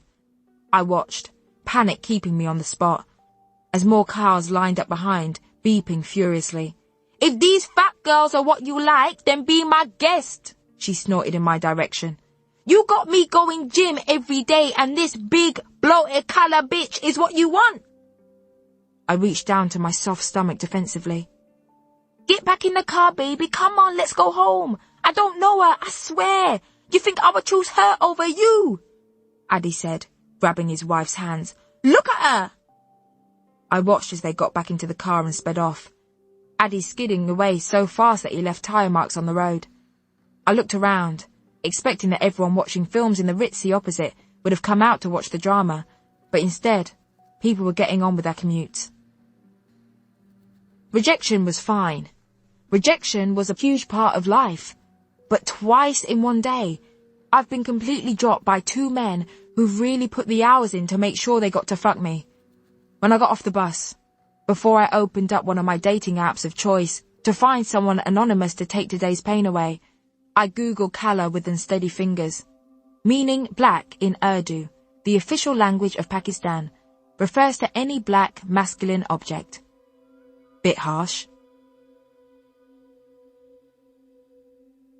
Chapter 16. January had hit me hard. I was trying to write stronger pitches for Gina, but every time I tried, my head would start buzzing. Work was made worse by Lee moving to our rival newspaper to work on their fashion magazine. I just wanted my old life back. I wanted my boyfriend, and I wanted to not be fucking up at work. I wanted to feel good about myself. I was so far from that, so far from being who I was. I couldn't seem to stop myself from self-destructing. Tom still didn't want to talk to me, despite his promising New Year's text, and my social life was a myth. The only people I seemed to see consistently were the steady rotation of anonymous, online, one-fuck boys, whose houses I'd go to twice a week. I slipped back into my old ways, but I couldn't help it. It was so dark and cold all the time, and I needed boys for their distraction and warmth. I didn't want to leave the house unless it was for sex, and on the days I was on my period or too tired, I'd end up on Tumblr, reading piece after piece on police brutality. I was reading an article on the protests in St. Paul that had followed the shooting of a black man named Philando Castile when my phone rang. I answered it, rage pulsing in my chest. Cheska, are they going to kill us all? I asked angrily. For doing nothing. Nothing at all. For just being. For being black in the wrong place at the wrong time. I hate it. I was breathless. It's unfair. It hurts my heart. Who will police the police? I was getting hot and stressed. I can't understand it, and it makes me scared and confused, and it makes me feel like we don't belong. Like we have to prove our worth just to be allowed to exist. Relax, fam, Cheska said. That's why I'm calling. I'm getting ready. Black Lives Matter march in Brixton, Windrush Square. I'll meet you outside the Ritzy at 2. Cheska, you know I don't like marches, I reminded her. I'm frightened of people. Lots of people. I know that lots of people aren't going to do me any harm, but I feel like I can't escape them. It's too overwhelming. Carnival I can't do. Big shopping centres I can't do. Oxford Street at any time of day I can't do. That's why I can never follow you there. Queenie. You're right. This is bigger than me. See you there. I tried to meet Cheska outside the Ritzy and failed. Mainly because she is a mover and a shaker and won't stay in one place. We finally fell into each other on the literal opposite side of where we were meant to meet. We didn't have any placards or any signs, but that was okay, because Cheska has the loudest voice I've ever heard. We started off in Windrush Square, Cheska shouting, Black Lives Matter, on repeat, while I surveyed who was around us, mouthing it, not confident enough to join in. I didn't like making myself the centre of attention. Roy had seen to that. Cheska was forced into silence when a figure who I guessed was the organiser stood on a podium. She was a tall, lean black woman with dreadlocks wrapped in scarves that ran down her back and over her shoulders. When she lifted her hand, the crowd hushed. She waited for a time, lifted a megaphone to her mouth, and spoke. The system is against us, she said, her voice strong but close to breaking. You cannot, you must not brutalise the black body, but that is what we are seeing. It is all we are seeing. That is the message given, and it is traumatizing. Our people continue to suffer. The trauma is too heavy for us to bear. The crowd shouted in agreement. Black Lives Matter does not diminish any lives other than ours. That's not what it's about. What we're saying right now is that we are the ones who are suffering. She lowered the megaphone and stood looking across the crowd. Pain was etched across her face, and all too visible in the way she held herself. She handed the megaphone to a woman next to her and stepped down from the podium. The second woman climbed up and spoke. Do you know what they want? They want us to riot. They want us to cause havoc, mayhem. They want us to burn ourselves to the ground. But you know what I say? It's not a riot. It's an uprising. And we will continue with our uprising until we get the justice we deserve. After her, one by one, protesters stood up on the small stage to speak into the megaphone. We all watched, being hit by bullets of sorrow and anger, as family members and friends of black men and women who had been killed unlawfully stood up on that podium, one by one, and recounted not just how those who had been lost had died, but how they were kind. They were loved. They are children. They were children. Then we marched. We all walked in droves towards Brixton Police Station. The atmosphere electric. The crowd not angry, not aggressive, but charged and wanting answers, wanting to be heard. Cars going in the opposite direction stopped and started as protesters weaved their way around them. The drivers beeped, raised fists out of rolled-down windows. Hands up! Cheska shouted through a megaphone. Where did she get that from? Don't shoot! The crowd replied. Hands up! She repeated, the crowd ahead shouting, Don't shoot!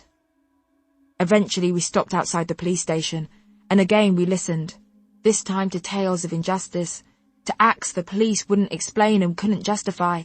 More people joined, spilling out into the streets and stopping the traffic. Police escorts walked out of the station and stood around us. Fear unsettled my stomach. We walked away from the station, marching free-flow through Brixton, the crowd chanting, No justice! No peace! We passed the back of the market. Instead of the fruit and vegetable stalls I was dragged to on a Saturday morning by my grandmother and thought I'd still recognise, more white kids spilled out holding colourful cans of beer. The shops where she'd buy Jamaican bun and bright orange cheese for our Sunday afternoon treat. The fabric stores where she'd buy cloth for curtains. The pound shop where I was allowed to buy one thing and one thing only. These had all gone, making room for trendy new vegan bars and independent boutiques selling shockingly priced men's fashion. When had this happened? When had the space that I'd known like the back of my hand, the only area I'd ever been to that I felt like I could be myself in, the place where so many people looked like me, talked like my family, when had it gone? Brixton, when had she been stripped of her identity? Why hadn't I properly noticed? No justice! I shouted, a new brand of anger flooding my system. No peace! Do you want a megaphone? Cheska asked. I wouldn't go that far, I said, raising my right fist above my head. We marched and we chanted, settling finally in Windrush Square where we'd started, a place named after the Windrush, a ship and voyage where it had all begun for some of our ancestors. We sat on the floor in the streets, all lifted out of our exhaustion when a new chant, this time a statement of truth, rather than an objection to chaos, began and echoed into the night. We are enough! We are enough! We are enough! Why do you keep walking past my office, Queenie? You're putting me on edge. Come in or go and do some work, Gina said. Was today one of her good or bad days, I wondered. Sorry, it's just that I wanted to ask you something. I stepped into her office tentatively. You're not getting a pay rise, not until you give me what I asked for, she said, not looking away from her screen. No, it's not that, it's just... I sat in the chair opposite her. Well, you know I used to send you all of those pictures. It's just that, well, 2 more black men were shot in America this week by police. And I know that it's not here, though it does happen here, but I was wondering if I could write something about it. It's just that nobody's really reporting it. It doesn't have to be for the print edition, but maybe the blog or... The thing is, Queenie, Gina closed her laptop. I know what you're saying, and I understand that it's awful, so awful. And if I could let you all write about every terrible thing that happened, I would. But I'm beholden to the powers that be. But surely the powers that be can see that this is something that needs to be out there. I just think that these matters are a little too, how should I put it, radical for the daily read. I appreciate you being so proactive about writing, though. How about we get some of that passion into a pitch for the magazine that's a bit more palatable? Gina opened her laptop and carried on typing. Well, I was thinking I could pitch something about how it would be great to see all the liberal white women who were tweeting fervently from the Women's March at a Black Lives Matter march, I said. I beg your pardon? Gina asked me. Well, all of these white women in the office seemed to bleat about going to the Women's March, but I was at the Black Lives Matter march yesterday and I didn't see anyone I recognised. Bit of a combative attitude, don't you think? Gina asked, frowning. Rework what you're saying and come along to the pitch meeting at 4. So, I just think that we could use that argument to shine more of a light on Black Lives Matter, and if we do this in the context of the Women's March, we make it more palatable for our readers, I said to the room, praying that I managed to deliver my pitch and mask the fear in my voice with what I hoped was conviction. All that Black Lives Matter nonsense, an older man I recognised from the review supplement scoffed. All lives matter. What? I asked him, blinking. I took a secret deep breath. What about the lives of Latinos, of Asians, the lives of... I'm white. Does my life not matter? He continued. I'm not suggesting that the lives of other ethnic groups do not matter, I explained, gobsmacked that I had to explain. I don't think that any part of Black Lives Matter even hints that other lives are disposable. Well, when you put the lives of some and not all on a pedestal, what else are you doing? I'm not putting black lives on a pedestal. I don't even know what that means, I said, my heart beating fast. It's saying that black lives at this point and historically do not and have not mattered, and that they should. I looked first at Gina, then around the room to see if anyone was going to back me up. Instead, I was met with what I'd been trying to pretend hadn't always been a room full of white, not quite liberals, whose opinions, like their money, had been inherited. I left the meeting defeated, and feeling a lot more alone than I had when I'd walked in. We are enough, I tried to remind myself as I walked back to my desk. Chapter 17. At the sexual health clinic, I filled the form in as usual, did a scan of the waiting room to check that nobody I knew was there as usual, went to sit in the corner by the window as usual. After an hour, I was called in by a black girl who looked about 5 years younger than me, and I answered the usual questions. This was not the activity in my life that I thought I would become most familiar with. So this isn't your first time here? She asked, tapping away. No, it's not. Okay, and what has brought you here today? I had unprotected sex 2 weeks ago. I'm sort of getting better at using condoms, but just got, carried away, I answered quietly. Okay, do you have any symptoms? Itching? Any unusual discharge? None of the above. Would you like to take a pregnancy test? The nurse offered. No thanks, I have a coil. I've been pregnant before, I explained. But I think that was because I was having regular sex. Just the STI test, please. And I'll hope for the all-clear text in 2 weeks. I laughed nervously. The nurse did not laugh with me. When she finished poking about, she told me to put my clothes back on. Instead of letting me leave, she asked me to wait a second and left the room. I got dressed and sat in the chair waiting for her to return, when a pair of white blue eyes framed by a harsh grey bowl cut made their way into the room. Elspeth. Queenie, you're back. Had the nurse grasped me up? Hello, Elspeth, I said, confused, not knowing why she was here. Elspeth took the traitor seat at the desk and started tapping at the computer, as they're so fond of doing when they could be making eye contact and engaging with me at a human level. "Now, this is your third visit in quite a short amount of time," Elspeth informed me, like I didn't already know.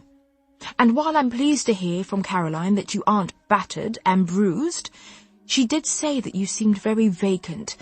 I know that you might not want to talk to me, but I think that you do need to talk to somebody." I stared at her blankly.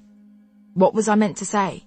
That I wasn't my sparkiest when I was about to show my vagina to a stranger, when I wasn't going to get anything out of it?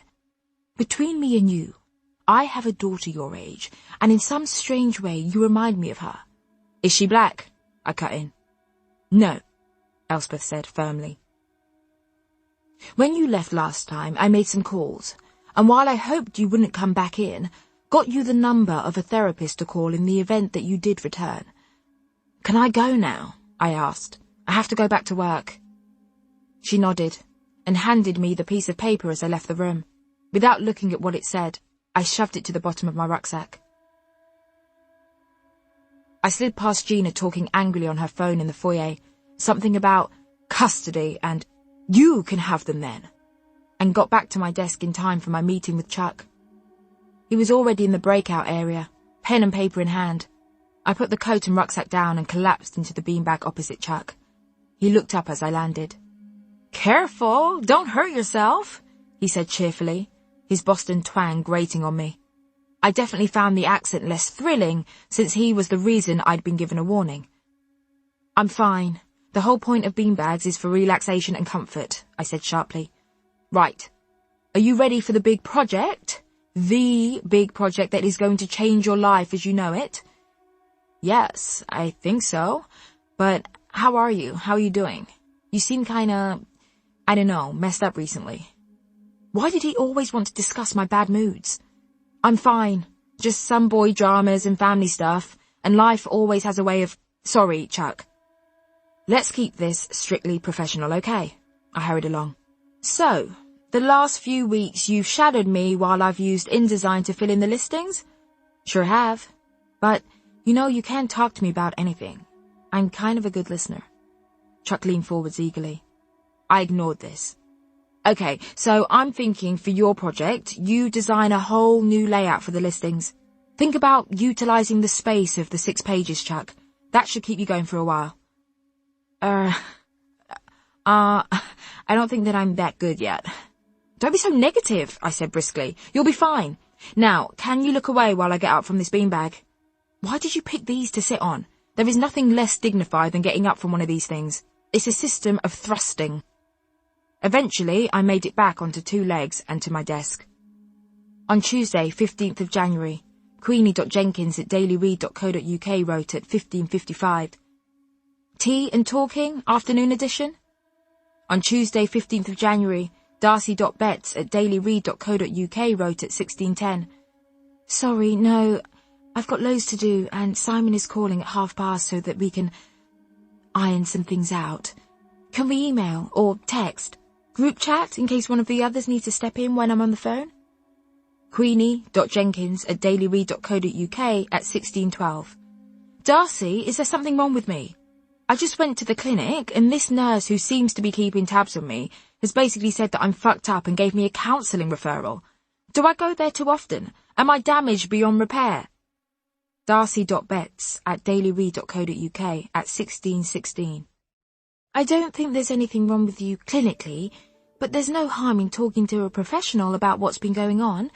Maybe, and don't take this the wrong way, maybe change your attitude towards the way that you engage with men."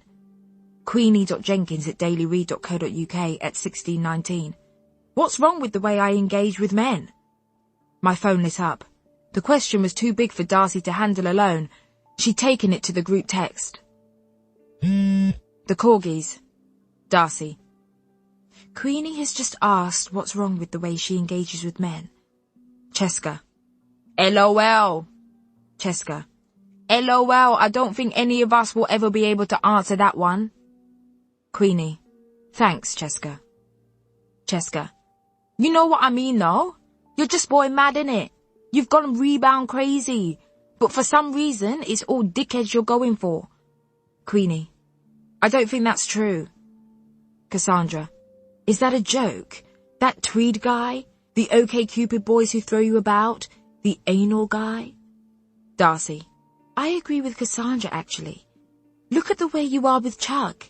He's obsessed with you, wants to know how you are and actually listens when you answer, stares at you in meetings, hangs off every word you say, makes you unlimited cups of tea, which he won't do for anyone else, and you just look past him. Cheska. What is a Chuck? Darcy. He's our intern? Cheska. Oh, Chuck is someone's name. Skeen. Cassandra. Why not open yourself up to the idea of engaging with men who are nice to you, Queenie? Not only ones who use you and make you feel terrible afterwards. Do you even like the sex you have? Sorry to be so personal, but do you even orgasm? Queenie. Well, no, but who does when they're being slapped and bitten and pulled around? Anyway, I like it. Cassandra. Sure you do. Queenie. And Chuck doesn't fancy me. Even if he did, he's too nice for me. I don't deserve it. Queenie. And crucially, he almost got me fired. Darcy. Well, if we're being honest, you almost got yourself fired. Darcy. At Cheska.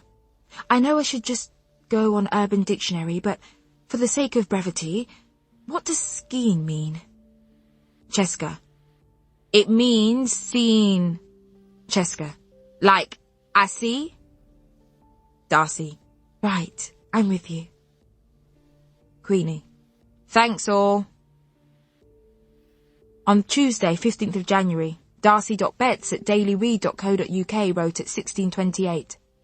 Let's talk about this properly tomorrow. Maybe you should go home early. I think you should probably have a bit of time for yourself. I'll cover for you. I am fine. Fine, I told myself on repeat as I packed my bag. I snuck out of the office and saw Ted smoking on the wall opposite, his head bowed. My, at this point, inexplicable fondness for him made me walk over and hoist myself up on the wall next to him. Remember me? I asked. Shit! Ted grabbed his chest. You scared me. Overreaction, I said, rolling my eyes. You know, I probably should have come to find you sooner, Ted said, his mouth stretched in a grimace. Or replied to my many emails? I'm sorry, but after it didn't feel right. Oh, cheers for that, I said. What's wrong with me? No, nothing. Ted stopped abruptly when we were joined by Gordon, his desk mate, who was still wearing clothes that were too tight for him. Have you got a lighter, Ted? Gordon asked, shoving a hand in his jeans and pulling out a carton of cigarettes with great difficulty. Here you go. Ted handed it over. I keep meaning to ask, began Gordon, who was obviously not going to acknowledge my presence. Where was it you went on your honeymoon again? I'm thinking about somewhere nice and sunny to take the missus in a few weeks. Neither of us can bear the winter. I hopped off the wall and tried my hardest not to be sick all the way home. Chapter 18. I stayed in bed, tormented by nausea, until I started to clean the house to try and take my mind off of it all. When the dark thoughts were at their loudest, I went for a walk to clear my head, but took a wrong turn and ended up on the main road by the notoriously messy White Horse on Brixton Hill. I was seized by such sadness as I watched its revellers spilling out into the street, the noise of Friday night fun all too recognisable. I never had fun anymore. It was all just shit. I turned to walk back up the hill. Oh, look who it is, I heard, and though only marginally sure it was directed at me, turned round to see where it had come from. Long time, how are you? Guy broke away from a group of boys, walked over to me and put his pint on the ground. I seized up. What are you up to, dressed like this? He pulled at my paint-splattered cleaning clothes. Cleaning? I need some air. All of that bleach, you know. Anyway, what are you doing here? I asked, crossing my arms, at that point aggressively aware that I wasn't wearing a bra. Pal of mine thought it would be a laugh to come here. I heard some things, but I didn't expect it to live up to them, he said, trying his hardest to stare through my folded arms. Well, I should go. I should get back to it. Have a good time. I nodded goodbye, my arm still strapped to my chest, and walked away. The corgis. Queenie. Ted is married. Darcy. What? Cheska. Come again? Queenie. Yep. His deskmate dropped it. Didn't stay to find out the details. Cheska. Give me a surname and I can get you his wife's name, job, and Twitter handle in less than a minute. I can go DIY FBI on it. Cassandra. Are you surprised? Queenie. I am, yeah. Are you not? Cassandra. It explains his behaviour, doesn't it? The intensity, the caginess, the distance, the coming back when he got bored again, the withdrawal. Queenie. Okay, Cassandra. If you have an answer for everything, why did he stop talking to me when we'd had sex? Cassandra. There was no more excitement or chase, only guilt in its place, and he couldn't handle it. He's a coward. Darcy. A bloody coward. I hate him for this, Queenie. I'm so sorry. Queenie. And I've just bumped into the Welshman when I had no bra on and was wearing an outfit that was pretty much covered in paint. I smell like I've showered in bleach. Today is not going my way. This year is not going my way. Darcy. Please stay away from Welshmen. Your resilience against men who are bad for you is very low at the moment. Cassandra. Queenie, for the love of God, stop giving any of them your energy. We'll discuss tomorrow morning. See you at 11. Sleep paralysis is a strange thing. I'd had dozens of episodes at university when I take naps, and when I looked into it, read that it's something about the brain being disrupted and waking up before the body, which is why you can't move when you're hallucinating that there's a faceless man climbing across the floor towards you. I've been seeing him more often recently, but I was aware that I was stuck in an episode when I started seeing the figure of a man emerging out of the pile of clothes on the corner chair. The doorbell was ringing, but I couldn't get up to answer the door because I was stuck to the bed, staring at him as he contorted and reached out to me. But why was the doorbell ringing? I gasped myself awake and sat up, heart pounding. The doorbell was ringing. I looked at my phone. 2 a.m. No response from Rupert or Nell. They must be out. I waited for the night caller to go away. After a few minutes, they stopped ringing the bell. I turned my pillow over and tried to go back to sleep. I was almost fully submerged when the bell started going again. I crept out of my room and down the stairs slowly, my heart beating out of my chest. I was certainly testing its endurance tonight. Obviously weaponless, I pressed myself against the front door and looked through the peephole, guessing that my plan of attack would be to scream as loud as I could if they kicked the door down. Nobody was there. As if in a horror film, a face flashed up. Fucking guy! I opened the front door. What are you doing? I hissed, blocking him from entering. You ain't got any time for me anymore and I don't like it, he slurred, putting his hand on my shoulder. You don't want sex anymore and that's crap for me because our sex is absolutely cracking.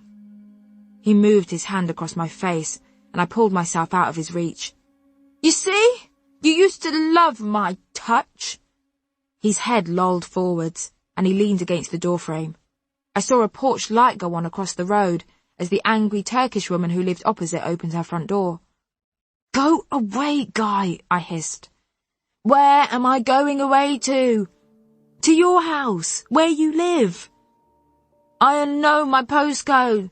I don't know where my keys are, so I've come to see you, he shouted. I'll tell you what, I'll sleep on the doorstep, shall I? Hey, you, the woman across the road shouted back. Stop making the noise. Sorry, I whispered as loudly as possible. Fine, come inside, I growled, pulling Guy in and closing the door behind him. I walked to the kitchen and he stumbled after me, throwing himself into a dining chair as I poured him a glass of water. I handed it to him and watched him down it and slam the empty glass on the table. Guy, I said, smacking at his clumsy hands as he tried to grab at my bottom. You need to sleep. I stood behind him and guided him into the living room. He flopped onto the sofa and lay on his back. "'Member when we fucked here? You loved it. Your big black arse was bouncing up and down and up. Hey, where you going?" Guy made one final grab for me as I dropped a blanket on him and turned to walk out of the room. "I'm going to bed," I said, ignoring his comment. "Shh, babe, don't be so cranky. You're so gorgeous even in your head wrap thing. Why'll I come up with you? You miss me, surely. Miss this, yeah?" He gestured at his lap sloppily. I turned the light off. "I'm getting up early. My friend Cassandra is coming round for breakfast. Besides, no more sex." "No, Cassandra. I don't want Cassandra." "Good night, Guy. Do not come up." I went back to the kitchen, filled Guy's empty glass and crept into the living room. He'd already started to snore. I put the glass on the table by his head, then started worrying that he'd fall off the sofa and crack his head on the table, so tried to drag it across the room silently. I dropped it on its side and froze. I looked over. He continued to snore. I'd almost got off to sleep at 3:30 a.m. when my bedroom door opened. "It's too cold down there, I can't sleep." Guy, almost naked but for his boxers, climbed into my bed. "Are you joking?" I hissed at him. "You can't sleep. I've been hearing your snoring through the floor." He moved closer and pressed himself into me. He slid my t-shirt sleeve up and kissed my neck. "And when did you take your clothes off? Why are all your clothes off?" I hissed at him, sliding away. "Shh, stop talking," he said in response. "Guy, no." I turned to face him. The moonlight shone on his face. "If you have to stay in here, please can you just go to sleep? I'm up early. I don't want to have sex with you," I said in my most stern voice. "That is my final word. If you push it again, I'll order you an Uber home and I'll go through your phone and find your postcode." "Fine, spoiled sport," he hiccuped, turned away from me and began to snore 0.3 seconds later. I've no idea how I got to sleep, but I woke up teetering off the edge of my bed to the sound of the doorbell. Again, I looked over at the sleeper who had taken over most of my bed. Guy was still out cold. I pulled a jumper on and went downstairs. "Sorry, I'm not prepared for you at all," I said as Cassandra stepped into the hallway and shook rain off her umbrella and onto my legs. "Shall we go out instead?" Cassandra suggested, looking me up and down. "I don't like the smell of this place. Plus, it'll be nice for you to get fresh air. You look knackered. Those bags." She reached out and patted the area under my eyes. "Thanks, Cassandra. Always thinking of me, aren't you?" I smiled, wiping water from my shins. I'm sure she used to say some nice things to me. "I am, actually. I transferred another £100 to you yesterday because I thought that if we went out to eat, you'd ask me for money. I will pay you back, and soon, I promised. It's my dad's money, really. He wouldn't mind if he knew." "Thanks, Cassandra," I said, wondering why I wasn't lucky enough to have a father like Jacob. "I've got company," I said quietly, leading her down the hallway. "Come into the kitchen. I don't want to wake him up." "Oh my God, another one! How many is it now?" Cassandra snorted. It was too early for this. "There you go with the judgment again," I sighed. "That's not a very feminist question. Besides, it's not like that." I poured Cassandra a glass of water. "It's this inconsequential man that I used to sleep with loads, the Welsh one. I must have mentioned him." I shrugged. I actually got bored of sleeping with him because the sex was so rough and unconnected. I mean, it was quite good, but just making me feel bad, like everything else at the moment. I confessed, hopeful that she'd pick up on it and ask what was wrong. She didn't. Anyway, last night he turned up off his face at 2 a.m. He'd been at the White Horse and was so battered he didn't know where he lived. "That's a coincidence," Cassandra started. "Hold on, let me just run upstairs and get ready. Can't stop thinking about croissants." I got dressed silently as Guy continued to sleep soundly, a gigantic human starfish stretched to all 4 corners of my entire bed, now that I wasn't occupying a slither of it. I left him a note, telling him to let himself out the minute he woke up. Then Cassandra and I made our way to Bean, another of Brixton's newest and more minimalist coffee shops. When we got there and I saw how full it was of white, middle-class young people with Apple Macs, I asked that we went to somewhere that was run by Brixton locals. "You mean black people, don't you?" Cassandra asked flatly. "I do, yes," I said, leading her to the market. As we walked, she talked and I listened as she told me that she'd applied to do a master's in psychiatry. I wondered if she'd use me as a case study. We found a coffee and cake stall run by an old Jamaican woman in a black, green and yellow bandana. "Black enough for you?" Cassandra asked. "Yes," I flashed a mocking smile. "It is." When we sat down, Cassandra spoke through the academic and financial pros and cons of her new career at me for half an hour. Then, before I could try and talk to her about Ted, she announced that she had to head back north because she had plans with her gorgeous guy. I wondered how gorgeous he could actually be.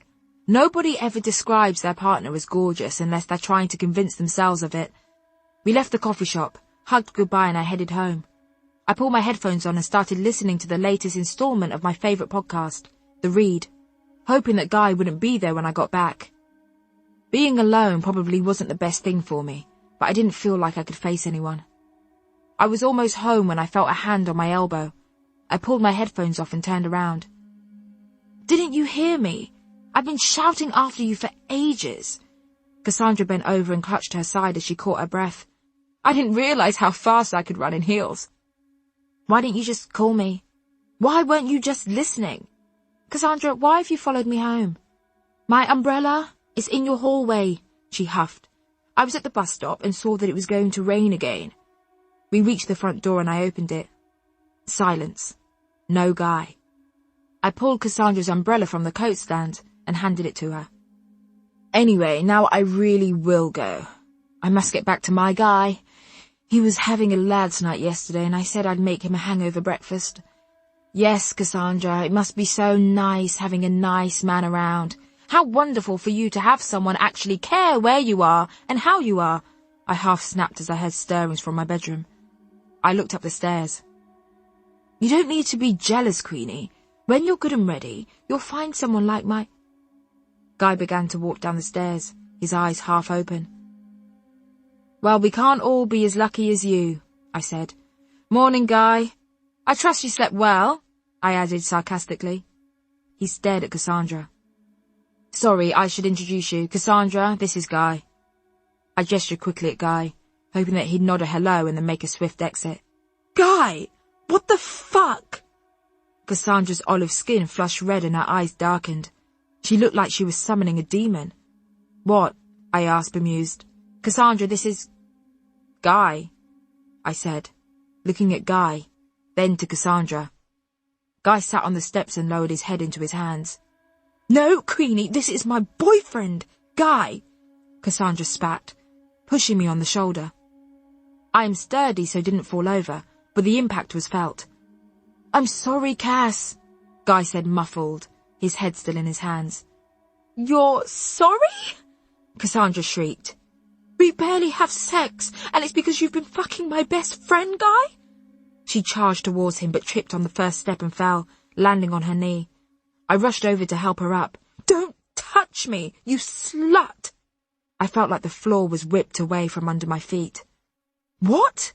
I said, not really grasping what was happening. I went to close the front door. As I did, I saw the woman opposite standing on her front step. She must think that I'm running some sort of 24-hour dramatic workshop from the house.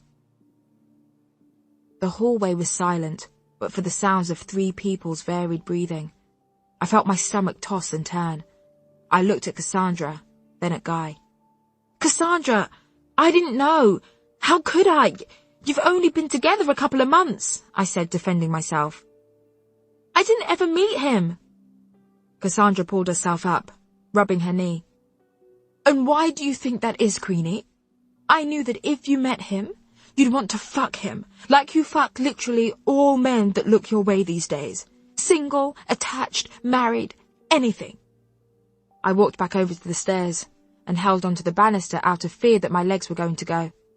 For hours, I listen to you tell me about your pointless, horrific users you go and spread your legs for. The ones you just met in bars, the ones you trawl on those disgusting, sad, lonely dating apps for, and pick like you're choosing from a box of chocolates. And don't think that's a slight about your weight. I know how sensitive you are about everything. I'm talking purely about the men you select. The ones you either have here that you kick out after they've given you what you need, or those ones whose houses you turn up at in the middle of the night and let do God knows what to you. Oh, and obviously this must be one of them, clearly. My boyfriend must be one of them. One of those faceless dating app guys that you don't even name when you tell me about them. Let me guess where he comes in the sequence. First, second, 30th? I hope you've been using protection. All right, Cassandra, Guy said, finally emerging from the sand in which he buried his head. Stop shouting at her. My head's killing me. What the fuck is wrong with you? I shouted at Guy. You must have known. I stared at him. That's it. You two talk to each other like I'm not here. Cassandra roared and stamped her foot. From the stairs we both turned to look at her, briefly connected by the disbelief that an adult person could be acting so like a child. Cassandra, I didn't know. How many times can I say? I met him at a party and he didn't tell me anything about himself. You're one of my best friends. Why would I do this to you? What sense would that make? I pleaded with her. Because you're fucking miserable and you're pathetic. And since you broke up with Tom, all you can do is fuck to fill a fucking void. Cassandra shouted hysterically. And of course you've done it with my fucking boyfriend. And a million others. You make me sick. I'm leaving. I can't look at either of you. Stay here and carry on fucking each other. Cassandra opened the front door and slammed it on the way out. Guy looked at me and held his hands up. I'm really sorry. I didn't mean for this to happen. My God! Get the fuck out, Guy! You're the fucking worst! I was so overwhelmed by disgust and regret and upset that I could barely see. I didn't mean for it to go on as long as it did, and I really do like her, but the sex is so... she's not like you. And I know that your name is uncommon, but I didn't think that the Queenie Kaz spoke about could be you. As Guy rambled, I charged into the living room and gathered up his clothes and trainers. Are you really standing here telling me about your fucking motives? Like I'll give a shit. Get the fuck out! I threw it all at him with force and watched as he got dressed slowly. Fucking faster! I shouted as he gathered up what was left to put on and walked out of the door without looking back at me. I paced the living room, my head throbbing. My legs started to shake, so I sat down and the room started to spin, so I stood back up. What was happening? How and why was my world spinning off its axes at such an alarming rate? I couldn't breathe in. I left the house and walked towards the main road. I could see Cassandra walking ahead and ran to catch up with her. When I was close enough to touch her, I reached out and grabbed her hand. She turned to look at me, mascara and snot running down her face, and sped up. We don't have sex, Queenie. We don't have sex because he says he's too tired from shifts. And we don't talk about not having sex because he gets cagey. And look, I break my back to please him. And all you need to do to get his attention is suck his dick. I speed-walked beside her, trying to catch my breath. But, Cassandra, it's not my fault. I didn't know, but please, can you stop or slow down? She sped up. Why are you trying so hard to please him? I asked her. Look what he's been doing. Do you know what?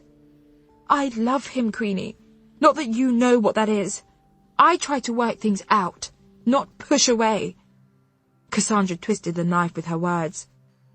And not all of us want to act like teenagers. Some of us want to move forward with someone, Queenie. Some of us want to grow up. Cassandra stopped and turned to look at me. She was shaking. And unlike you, some of us don't let the past dictate the way we live our adult lives. She carried on down the road, and I stood and watched her walk away. When I got back home, my phone lit up. The corgis. Cassandra has left the corgis. Darcy. Where's Cassandra gone? Queenie. Turns out the Welshman is Cassandra's actual boyfriend. When she would say, "my gorgeous guy," it's because he is literally called Guy, as in the guy I was banging. Cheska. Rah! Queenie. The whole time we were sleeping together. Darcy. Shit. Small world, isn't it? Queenie. I actually did some quick maths, and I think I started sleeping with him before they met. Queenie. Don't ever tell her that, though. Cheska. Lol, we ain't telling her nothing. Cheska. And don't worry, fam. I'll back you if she comes to fight you. Darcy. Don't worry, it won't come to that. She'll realise that it's his fault, not yours. Queenie. Oh God, oh God, oh God, oh God! Chapter 19. Queenie. It's been 3 weeks and you still aren't speaking to me, Cassandra. I don't know what to do. You know how sorry I am. XXXX. I rolled over in bed and pressed send, holding my breath as I watched as the blue iMessage bubble turned green. Either her phone was still off, or she blocked my number. I couldn't lose anyone else in my life. I tried reaching out to her via every form of communication, bar fax and telegram, but nothing.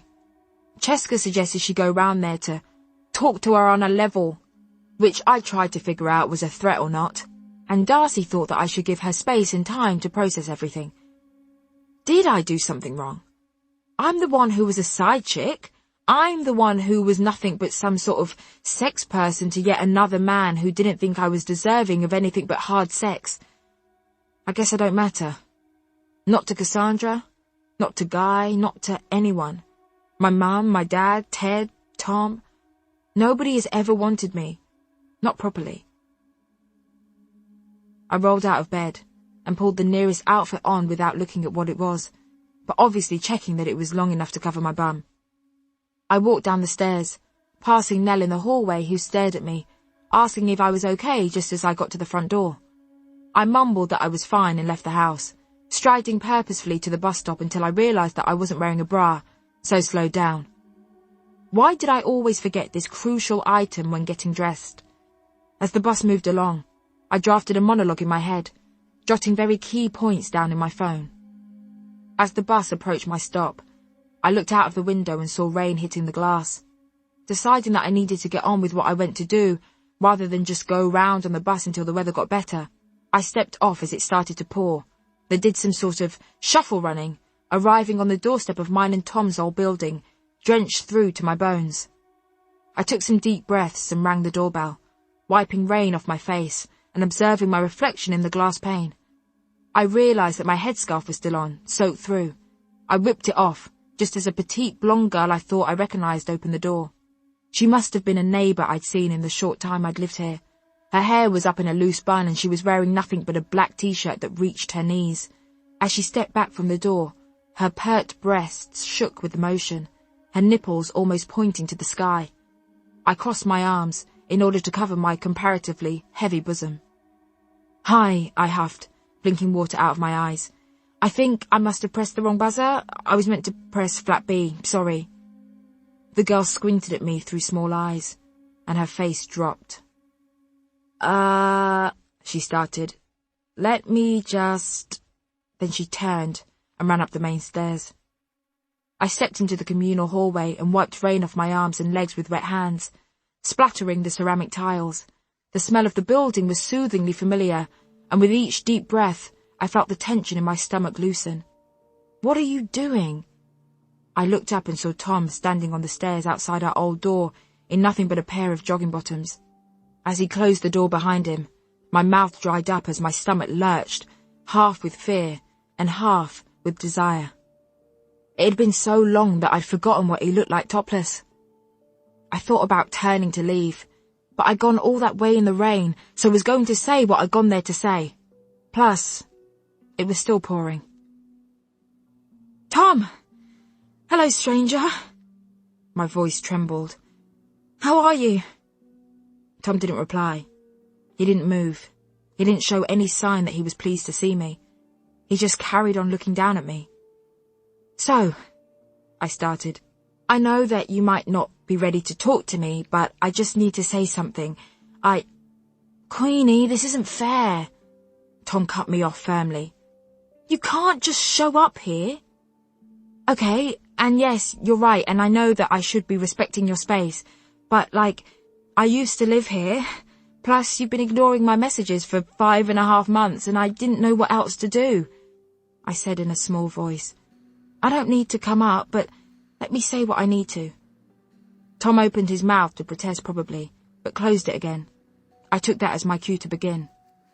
I don't know how it's been for you, but the last few months have been fucking terrible for me, I confessed. I'm so far away from where I was when I was with you. We used to speak about marriage and babies, and at the time I didn't think I could do it, and I was scared, but now I'm even more scared that I've lost you and lost the marriage and babies. I took a deep breath. I'm having all of these random one-night stands with men who treat my body like it's a sex aid, and there was this one guy who I was sleeping with, and the sex was, on reflection, pretty brutal, but then Cassandra came round, and turns out it's her boyfriend, which is mad, and so she called me a slut. I paused to take in a deep breath. And there's also this guy from the office who I knew I shouldn't get involved with, but I've been so lonely and I was just waiting for you to get in touch, and he turned out to be married, so I really shouldn't have got involved. It was like I couldn't stop it from coming out. Tom wasn't looking at me, but I could see from how red his face was getting that he was angry. I carried on anyway. So I'm sensing that I'm probably oversharing, but the point is that I miss you and I'm scared of the person I'm becoming. I finished speaking and took a deep breath. I'm not me without you. This break is killing me. I took another deep breath. I'm sorry for everything. I listened to Tom breathing heavily through his nose. I opened my mouth to ask what I could do to get him to talk to me again, when he finally spoke. You know, that's the first time you've apologized. He laughed softly. The first time you've actually said sorry. After everything, the pushing away, the lashing out, the mood swings, the first time you've apologized. It can't be, I said before realizing that he was probably right. Well, I am. I started to walk up the stairs towards Tom, but he put a hand out to stop me. It's too late, Queenie, he said quietly. It was too late months ago. I thought you got that. I stumbled backwards down the wooden steps and grabbed onto the handrail to stop myself from falling and cracking my head open on the tiled floor. But we love each other, I said, trying to convince him. All this time I thought we loved each other, I said, trying to convince myself. And the text, at New Year's, I said I wanted us to have a good year, and you replied with a kiss. Yeah, sorry about that. I was hammered. I should have realised you'd read too much into it. His words were like a punch to the gut. The door to the flat opened and the girl from before stepped out. Sorry to break this up. She looked down at me apologetically. Tom, are you coming back in? She asked, putting her hand on his waist. Yeah, give us a sec, Anna, Tom said, turning round to her. I'm just saying goodbye. She closed the door behind her, but Tom continued to face where she'd been standing. You should go. Who's that? I thought she was a neighbour, I told him. No response. It's okay if you're sleeping with other people. I don't mind that. It's not like I have... Tom swallowed loudly. Anna's my girlfriend, Queenie. Has been for a while now. He wouldn't look at me. But... I gasped. I said we should revisit where we were in 3 months. I thought you meant we'd see how the other was, Tom offered weakly. I didn't think you meant we'd kick things off again. I, at that point, felt like I was going to keel over and die. So, we're really done? I asked. Forever? We're really done, Tom shrugged. I opened my mouth to tell him about the miscarriage. Surely then he'd care. Surely he'd be forced to think about what that actually meant, how heavy that was. Tom! What? What? He asked me, annoyed. At that point I realised that I'd rather keep it to myself. He wouldn't care.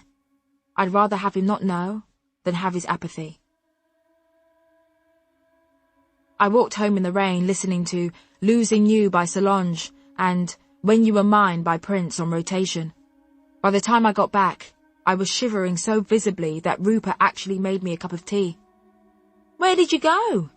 he asked as we sat in the kitchen, me still in sopping wet clothes, rainwater dripping onto the lino. "Just for a walk," I lied, my breath caught in my throat. "I should go and—" I stood up, and the kitchen seemed to warp. I pulled myself up the stairs while everything spun around me and flopped onto my bed. My breathing was getting shallow. I tried to call out, but it felt like a giant was standing on my chest.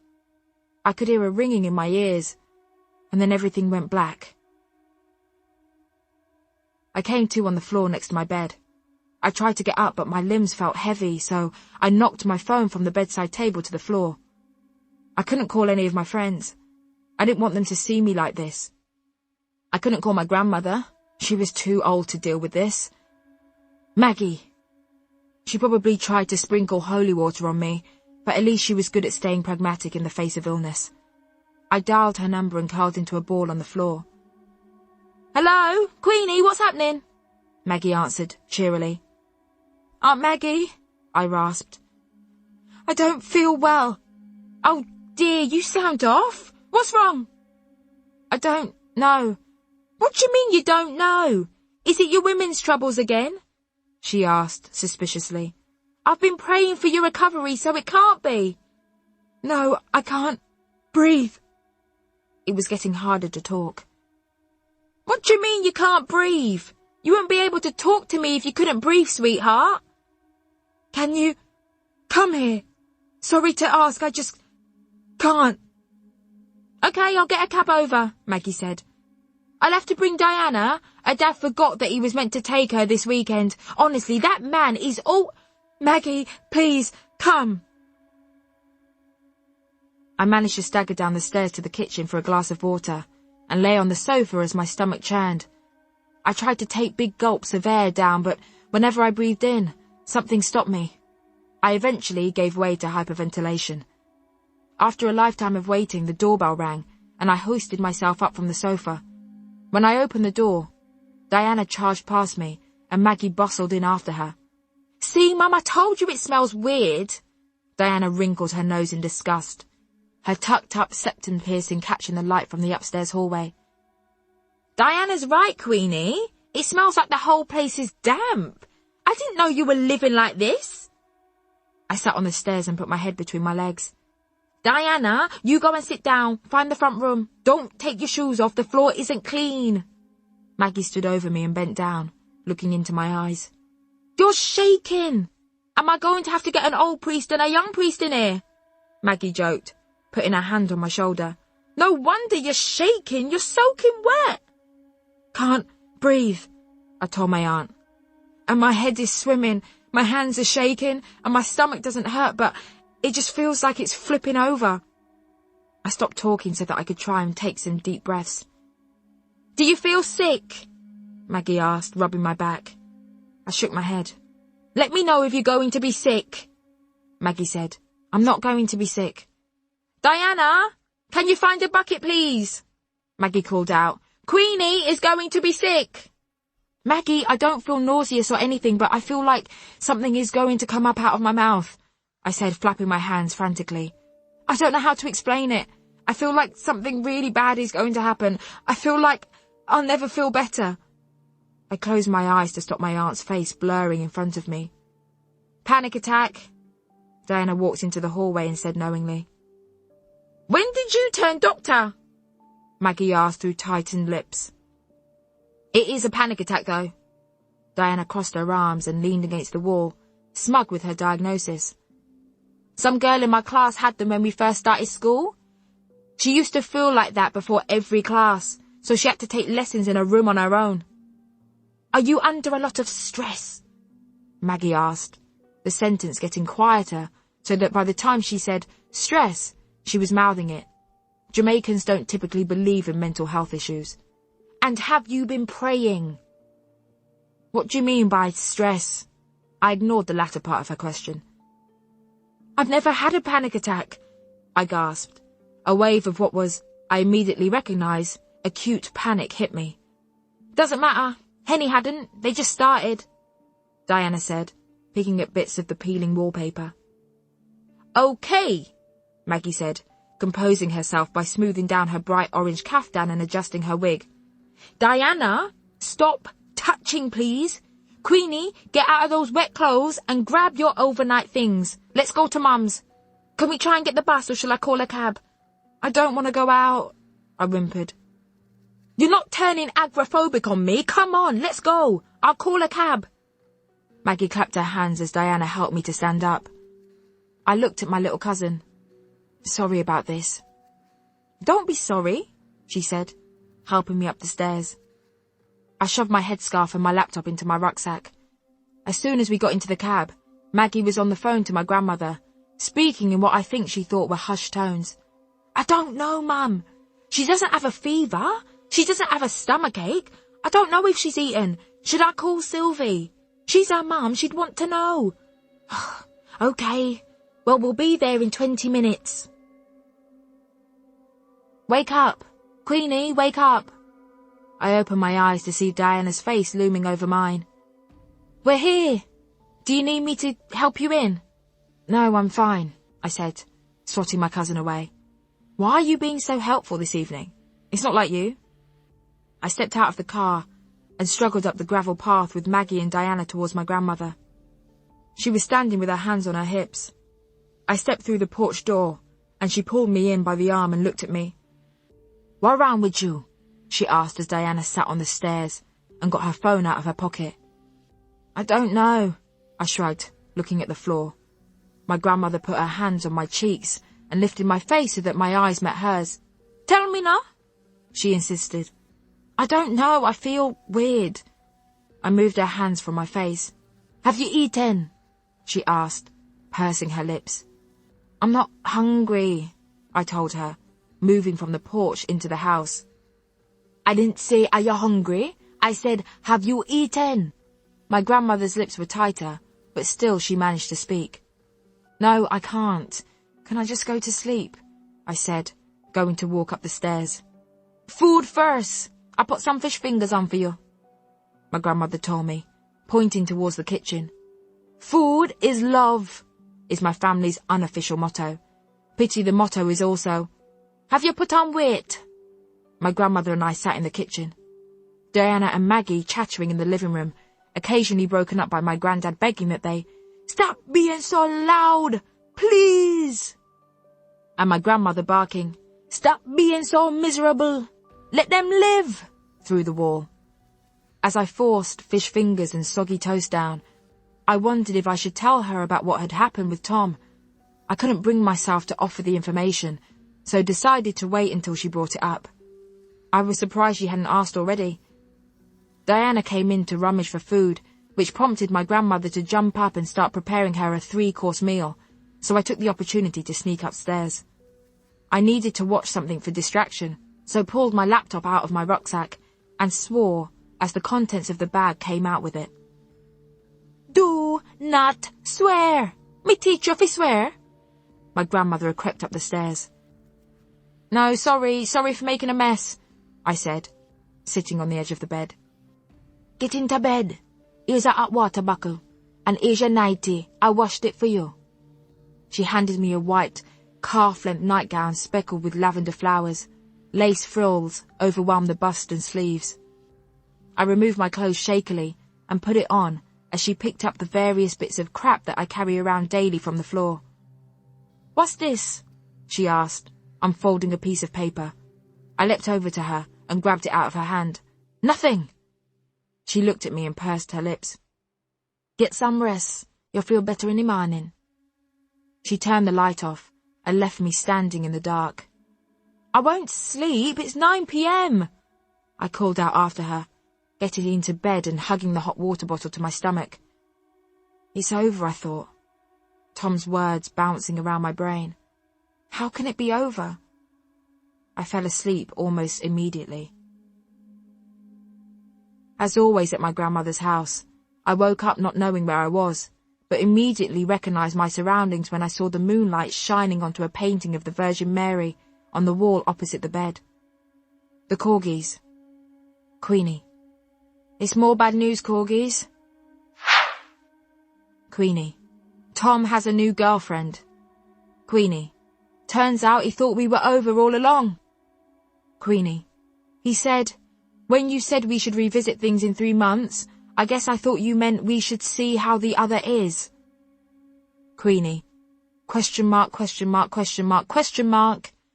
Queenie. And I've just been here waiting for nothing while he's been moving on. Queenie. I don't know how much more of this I can take, you know. What next? I slid out of bed and wedged my feet into my childhood slippers.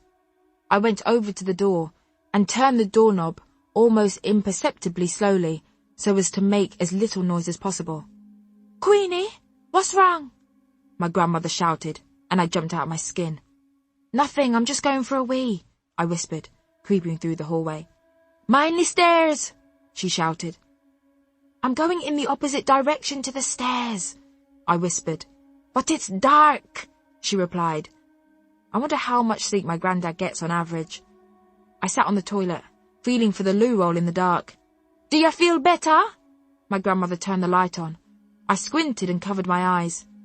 I don't know, it's the middle of the night. Go back to sleep, Grandma. Do you think I sleep with all of you to worry about? I don't think I put my head on the pillow and slept a full night since 1950. I got back into bed, my grandmother shuffling downstairs to get me some water. She came back up and put a glass onto the bedside table. Move over. She climbed in next to me, and I turned to face her, putting my head on her chest. She wasn't as plump as she used to be.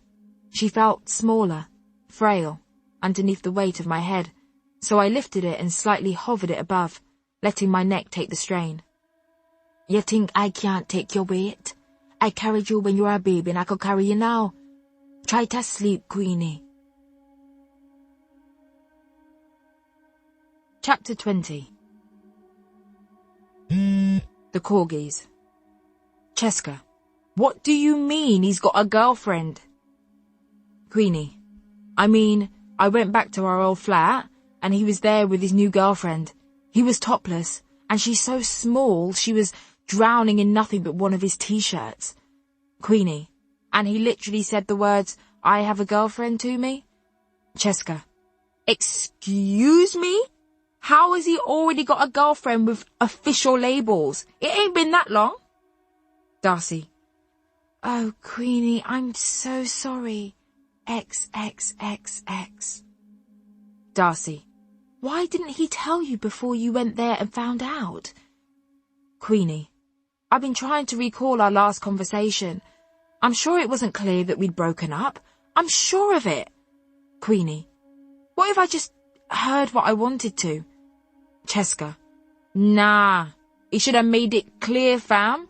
But at least this means you haven't been cheating on him these last few months. Queenie. I mean, I guess. Thanks, Cheska. Cheska.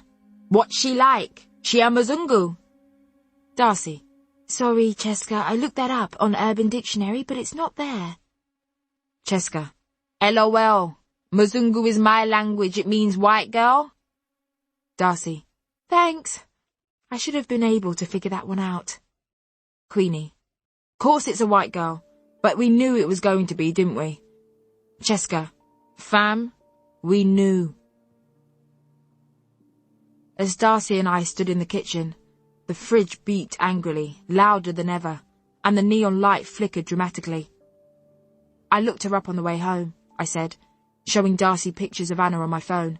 I knew I recognised her. Look, she works in his office. I navigated the girl's profile, showing Darcy bits of information I'd seen so much that I'd memorised. I fucking told him he needed a white girlfriend, just never thought he'd get one when we were on a break. I've just had a thought. Do you think that they were...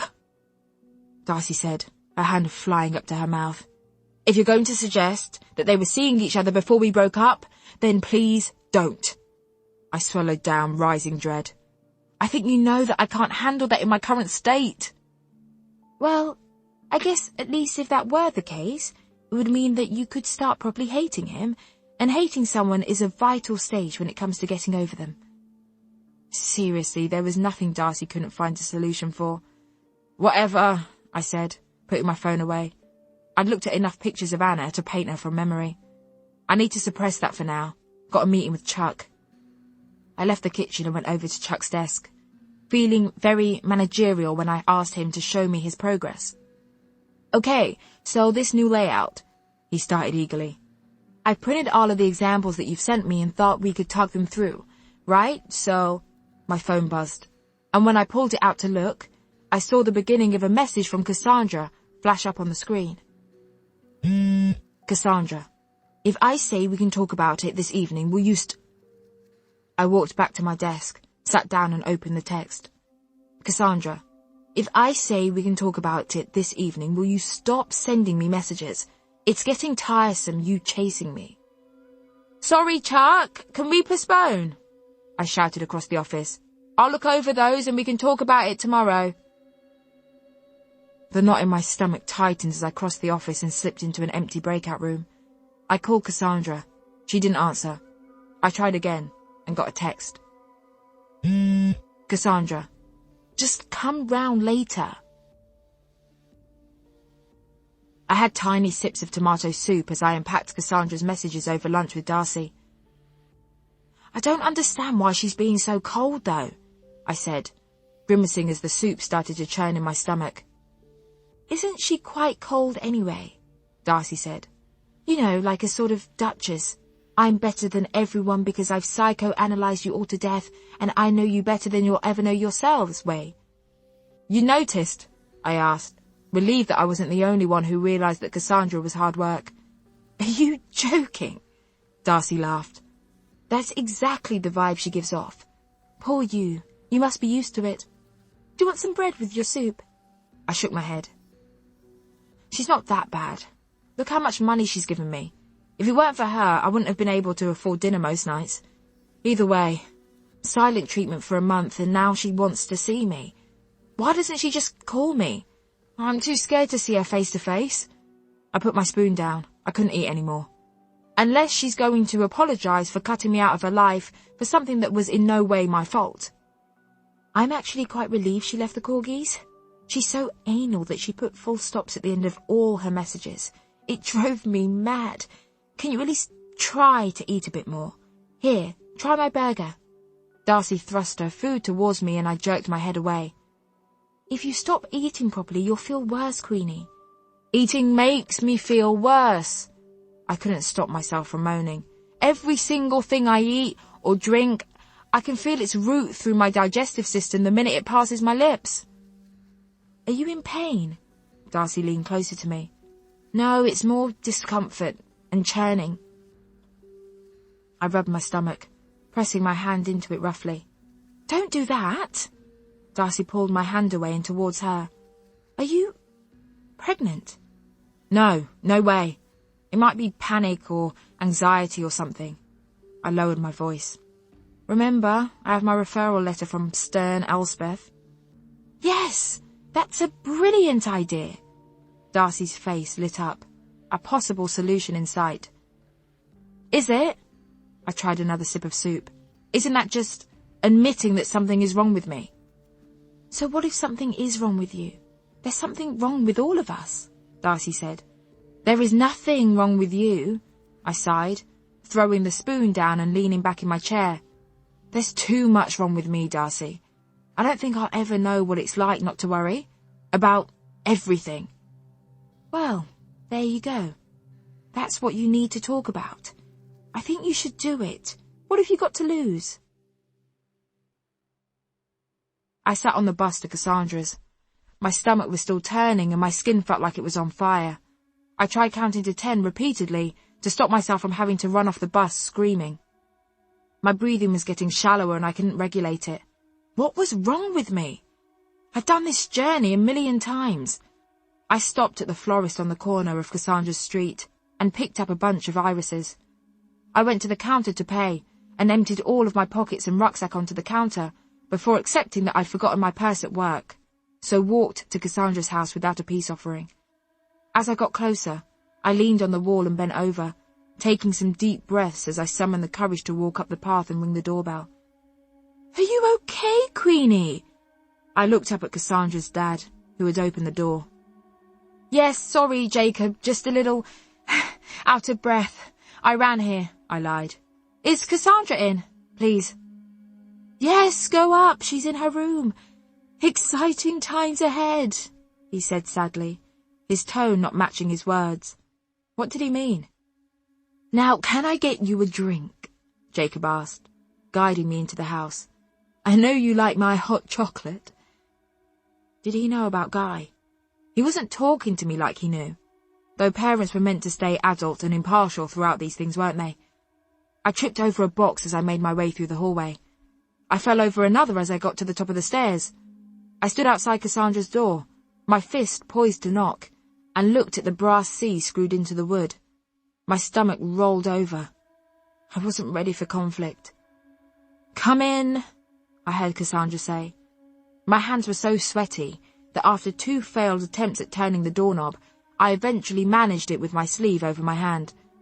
I stepped into the room and stood in the doorway, puzzled by more boxes seemingly containing the contents of Cassandra's room. "Where are you off to?" I asked. "Leaving," she snorted. "Moving with Guy." "Are you joking? To where?" My legs started to shake, so I lowered myself onto the stool by Cassandra's dressing table before I remembered that it was only decorative and could break under my weight, so stood up again. Breaking family heirlooms was not the way to forgiveness. "To Winchester," Cassandra smirked, like she just told me she'd won something I'd really wanted. "What? Where's Winchester?" I furrowed my brow. "Of course, you're terrible at geography," she snickered. "Hampshire." "Okay, but why are you moving to Winchester with Guy, Cassandra?" I pressed.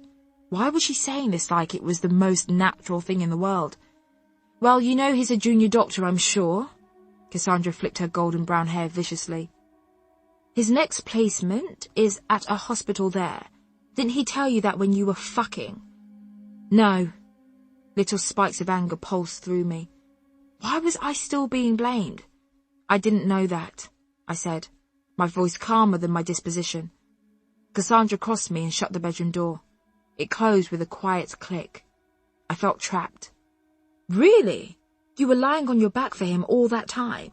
Did you never actually talk to each other?" She narrowed her eyes at me and crossed her arms tightly. "Oh, come on, that's not fair," I groaned. Cassandra cocked her head at me, demanding a response. "Well, maybe, but I wasn't ever listening. We weren't having a relationship," I tried to explain. "It was just about the sex. And remember, I stopped doing it." She lifted a hand to cut me off. "Anyway, I've decided that I'm going to be adult about this. He loves me, and he made a mistake. And, you were just sex. An outlet to release tension when he was having a wobble about his career," she said, sounding like she truly believed that. "We've looked into it. There are psychiatry courses I can do at a university not far away. The houses there are cheap compared to London, and my dad has agreed to help us get on the ladder." She smiled and went back to her spot, removing books from her shelves and placing them into one of the 20 cardboard boxes in the room. Your parents, do they know what happened?" I asked breathlessly, hoping that I could call them in to help put a stop to this madness. "Surely if they did, they'd tell you that you were mad." "No, and they don't need to," Cassandra said viciously enough to make me pull back. "Guy said that we can start having a good life together, and I believe him." "Cassandra, let me get this straight." I was trying to make sense of the nonsensical. "You hear me talk about some boy for months, like the duration of the time you've been with him. You aren't sleeping with him. Then you come to my house and watch him walk out of my bedroom with your own 2 eyes, and your next step is to cut me out and leave London with him. I came here because I thought you were going to apologize, but instead you're telling me that you're making a choice, and you've chosen him. You don't even know him," I pleaded with her. I got up crossed the room and placed a hand on hers to stop her from packing her life away. "Don't!" She pulled her hand away from mine as if mine were made of fire. "This isn't a choice between you and him. Don't be so self-centered," she said. "It's about me. I found someone that I want to be with. He gives me stability. I can't carry on with the only consistent thing in my life being your problems." She let those words hang in the air. "I've met someone that I love. He loves me and we're starting a life together." "But he was cheating on you the whole time," I said. "This wasn't a drunken kiss in a club. Don't you think you deserve better than that?" Cassandra picked up a roll of brown tape and turned it around in her hands, looking closely at it for the edge. "Do you know the thing about you, Queenie?" She found the edge and picked at it. "You're damaged goods." Her words hit me like Anthony Joshua had punched me in the chest. I sat on the edge of the bed. "You're damaged goods, so you self-destruct," Cassandra repeated, calmly. A good thing she repeated it too, because I couldn't believe what I'd heard the first time. No wonder Tom escaped when he did. He was too good for you. As her words continued to strike me, I could feel my heart fragment a little bit more. You're so closed off that actual love is out of your reach, so you settle for sex with anyone who'll fuck you. Your self-esteem is a joke. She placed the edge of the tape on the cardboard and extended it, sealing the box. With a mum like yours, it's no surprise. She smoothed the tape down on the box. So, take care. She lifted the box and put it on a pile with the others. Cassandra, we've been friends for so long, I said, my voice breaking. Why are you saying this? How can you say this? It's all true, isn't it? She shrugged. You're always saying I psychoanalyze you too much. Think of it as my final diagnosis. You can let yourself out. I stood up. What was the point in trying to change her mind? Good luck with everything, Queenie, Cassandra said as I walked out of the room. Oh, and you have my bank account details. I'll send you your tab. Chapter 21. She's a bitch for that. Don't you dare listen to her. She's more of a prick than that Welsh thing, and he's a major dickhead. Cheska and I stood on her balcony smoking. She had one eye gazing out on a sparse and wintry London, the other looking through the window at the living room door in case her mum came home and caught us. Why don't you save yourself this drama, fam?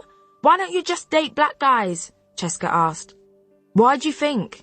I asked, shutting her down. Sorry, no, I know. I should have thought before I said, Cheska said, flustered. Sorry, I didn't mean to snap. I put a hand on her shoulder. Remember the first family party you took me to? The one where my cousin Elias tried to move to you? Yeah, I nodded. And I was so stressed by it that I started crying. Yeah, and we had to pretend it was because you had period pains. I just can't do it, Cheska. I'm scared of black guys. I'll always think they hate me. I get you, I get that, Cheska said reassuringly. But that is pure nonsense, my strong, beautiful black queen, she added in a thick Ugandan accent, the one she borrowed from her mum when she wanted to hammer the point home. Maybe Cassandra is right. Maybe I am damaged goods. That's why all of that stuff with Tom and Ted and all the others, I said, ignoring her compliment. And the king of it all, Roy. He made sure that any self-esteem I had was crushed into nothing. Nah, I'm not having that, Cheska shouted so loudly that her voice echoed around the estate. These men, they ain't worth all this. And Cassandra, Cheska kissed her teeth. She's just vexed because her man found good sex somewhere else. She's taking it out on you, fam. All of that psychology nonsense she chats, and she can't even do it on herself. You think that relationship is gonna last? She kissed her teeth again. She's lucky I don't spin her jaw. How can she talk about your mum like that? The stuff with you and your mum... Cheska, don't, I warned her. Then screamed and ducked as a pigeon that had nested on the balcony flew over my head. Sorry. Anyway, I give it 2 months. She'll be belling your phone telling you how she needs help moving home and how she's sorry she didn't listen and takes back everything she said. So don't think about it for now. Put it out your head, fam. Come, we go inside, it's blitz. We went back inside and rubbed our hands together. It was a cold February afternoon, and the air held a harsh chill. I threw myself down on the sofa, yelping as my skin touched the cold leather. Cheska handed me the razor blade and lowered herself to the floor. "Beg you hand me that blanket," she said, holding her hand out. "Can we at least turn that fan heater on?" I pleaded. "My fingers are shaking so much that I might scalp you." "Are you going to pay the electric bill?" Cheska asked, turning to look at me. "It's your head, Cheska." She called across the room and turned the heater on. We both sighed with relief as the hot blast of air hit us. "Are you going to get rid of that pigeon's nest? It can't be hygienic to have them living there like that." I gestured to another bird as it landed on her balcony. "I've tried to poke it with the broom, but it's stuck firm. Those pigeons are crafty. They've built it on a corner we can't reach. But I'm going to get closer. I just need a white suit." "What? Like a white trouser suit?" "Nah, not my Sunday best, Queenie. One of those CSI suits they wear when there's been a murder. Trust me, I will have those pigeons up." "Sorry, yeah," I said, my head all muddled. "CSI suit." I took a deep breath. "Cheska, what do you think about counselling?" "The pigeons aren't stressing me that much, fam," she laughed. "No, I mean like, when people are having a bad time. Do you know anyone who's ever been?" "Queenie, I'm Ugandan. You think anyone in my family is allowed to say they need help? You bury that shit and you move on. If I told my mum I need counselling, she'd ship me over to Kampala in a cargo barrel." "I'm thinking about getting it," I said. "I don't know. I feel like awful all the time. It's not shifting. This frosty woman at the clinic wants to sign me up because she thought I was going mad.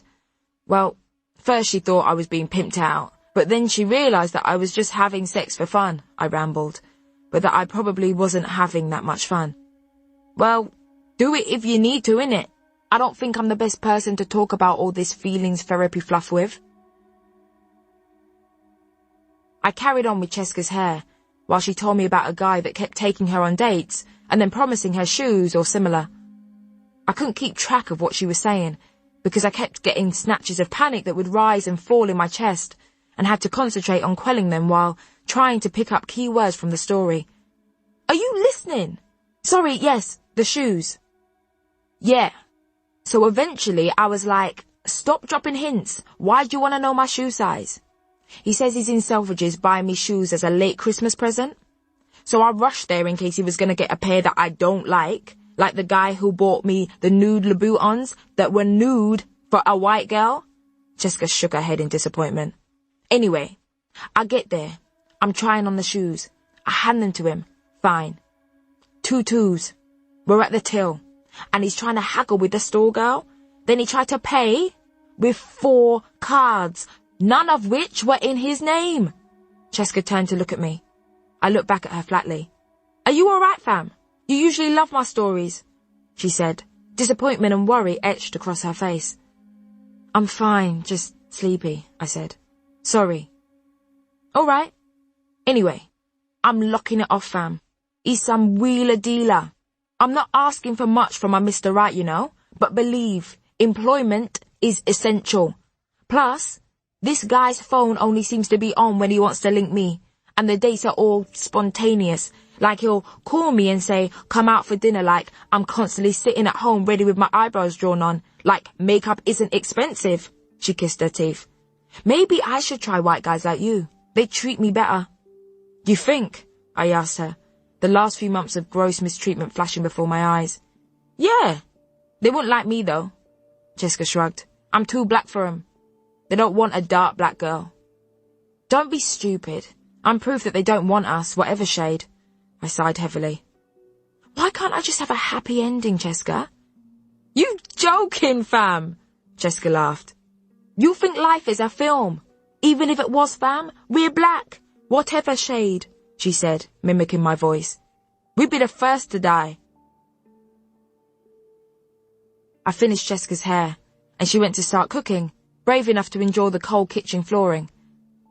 I wrapped the blanket around me and felt myself drifting off, but didn't try very hard to fight it. I slept, but I could hear everything that was happening at Cheska's.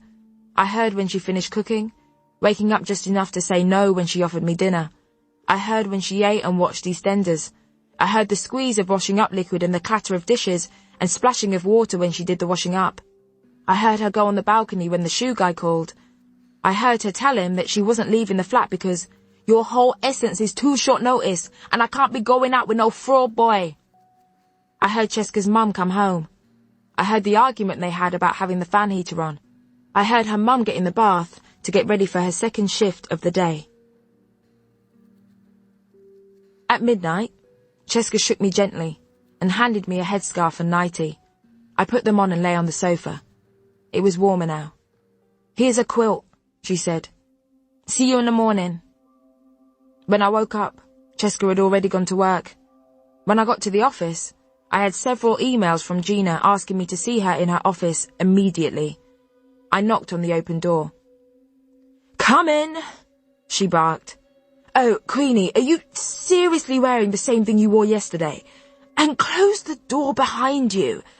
"Yes, sorry," I said. "It's only because I stayed at a friend's house." I shut the door and walked over to the chair that faced Gina. "Now, I've got some bad news for you," she told me. "What?" I asked, my heart beginning to pound in my ears. "You're being suspended." "What?" I blinked. "What? This extreme crush that you've had on Ted? Well, it's not appropriate. He's filed an official complaint to HR, and everyone thinks it's best that you're not in the office while it's investigated." Gina lowered her voice, embarrassed for me. "An extreme crush?" I asked, bewildered. "On Ted?" "He's spoken about it to HR confidentially, and says that you've been paying him a lot of attention, saying suggestive and inappropriate things, following him around, and that it's making him entirely uncomfortable and stressed in his place of work," Gina explained. What was going on? Suspended for that? But he's the one who... I have the emails and the messages. He's the one... I stuttered, desperate for her to understand that I wasn't the one at fault. "We have to take that sort of complaint seriously." She paused briefly. "Plus, you already had an official warning on your file." "But it's not true, Gina. Can't you tell them that it's not true?" I begged her, "and that I just come in and do my job." "Queenie, how can I prove to them that there's a role here that you're actually fulfilling? You don't come in on time. When you do get here, you spend every second distracting Darcy, who has managed to do her job alongside the chatting, by the way. You aren't focused, you aren't committed, and when I ask you to contribute to the paper, which you wanted all along, you didn't do it. And when I give you that tiny responsibility to look after an intern, you can't even do that. Word gets round, Queenie, and Chuck's father is head of the US edition. Come on!" "I'm sorry, Gina. It's just that there's been a lot going on. I am sorry. I just let it get away from me and I've been distracted, but I will do better. I promise." I pleaded with her as panic started to rear its ugly head. "Queenie, we all have things going on," Gina started. "Between me and you, my ex-husband refuses to look after our children. My lover has been telling me he's going to leave his wife for the last 6 years. My mother has been moved into a hospice, and my father doesn't remember who I am. But still, I have to keep going. What is it I told you all those months ago? You've got to keep one foot on the ground. You focus, but you haven't, even though I've been giving you chance after chance." "I'm so sorry," I whispered. "I can't believe I've let this happen." "So here's what you're going to do." Gina crossed her arms. "You're going to leave the office at the end of the week. I've managed to swing it that you're going to be on paid leave for 2 weeks, as you haven't taken any of your holiday, which brings you to the end of the month. Then, after that, no pay, and we wait to see what happens. I'll keep you posted on the investigation." Gina paused. She surely knew that this was my only source of income. "Chuck will be filling in for you, Queenie. He's done some brilliant work. He did a redesign of the culture pages, and everyone is very impressed." But I told him to do that, I said bitterly. Is this because my dad isn't the head of a paper? This isn't fair. Queenie, not much is, Gina said heavily. Yes, people like Chuck have it easier than you, but instead of accepting it and complaining about it, you've got to do better. I understand, Gina, I cut in. Twice as hard to get half as much, right? I grew up hearing this, but never thought I'd hear it from you. This isn't because you're black, or because your family are poor, Gina pointed a finger at me. He's got it easier than most of us here, for God's sake. Frankly, if you'd kept your eyes on the ball, then you wouldn't be in this position. I'm so sorry, kid. I started to shake violently. Gina uncrossed her legs and jumped up from her seat. She put a hand on my shoulder and asked if I was okay. I couldn't respond. She left the office and came back in seconds later with Darcy. Queenie, are you okay? I could see and hear my friend, but I still couldn't open my mouth to speak. Darcy, who is her next of kin? Gina panicked, picking up her phone. Boyfriend? Shit, she doesn't live with her boyfriend anymore, does she? No, it'll be a family member. Do you know her mum's number? Gina asked, her hand hovering over the phone keypad. Not her mum, Darcy said. Don't call her mum. Her next of kin is probably her Aunt Maggie. The number will be in her phone. Queenie, where's your phone? I stared ahead, still shaking. Darcy left and came back in a few seconds later, my phone to her ear. I don't know what's wrong with her, but she's shaking a lot. Okay, I'll ask her. Queenie, your aunt says, have you eaten? She's not saying anything, but she didn't eat anything at lunch yesterday. I don't think she's just hungry. She looks like she's in shock or something. Okay, Queenie, Maggie asks if it's the panic attacks this time or the women's troubles. Oh, she still won't say anything. Shall I get her stuff ready and bring her down to the foyer? Yep, I'll wait with her until you get here. No, it's no bother at all. I'll see you soon. Chapter 22. With everything in Erdley's van, I walked down the steps of the damp, crumbling Brixton house and left the key on the kitchen table. I wouldn't miss it. Not much could surprise me anymore, but I was shocked that I'd lasted as long as I had in that house. I ate my words, and did miss the house days later when the reality of living with my grandparents kicked in. I thought I'd be able to spend my days recovering through sleep, rest, quiet and food. The first night, I was tossing and turning until dawn because I was worrying that my life was over. Who moves in with their grandparents when they're almost 26? We sat in silence around the dinner table as the dim light flickered overhead. I looked down at my dinner, my stomach beginning to churn. I could never eat in Roy's presence, but he insisted on these weekly meals. Ultimately, they gave him the opportunity to belittle either me or my mum for an extended period of time while he had both of us in one place. You know what I've been thinking, Roy said, breaking the silence. I wondered which one of us he was going to come for first.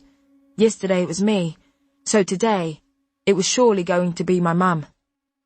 Your daughter won't amount to nothing.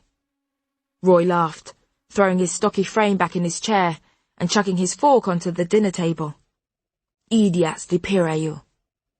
My guess was wrong. I looked down at my plate as he laughed again. I felt like I was going to be sick. This girl won't amount to nothing at all.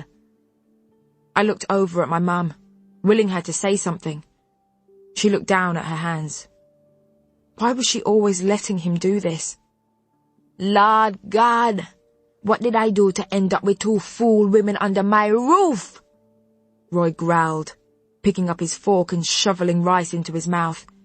I take this stupid woman in. Big mistake. And me think say her picnic a go be better. I must have been mad.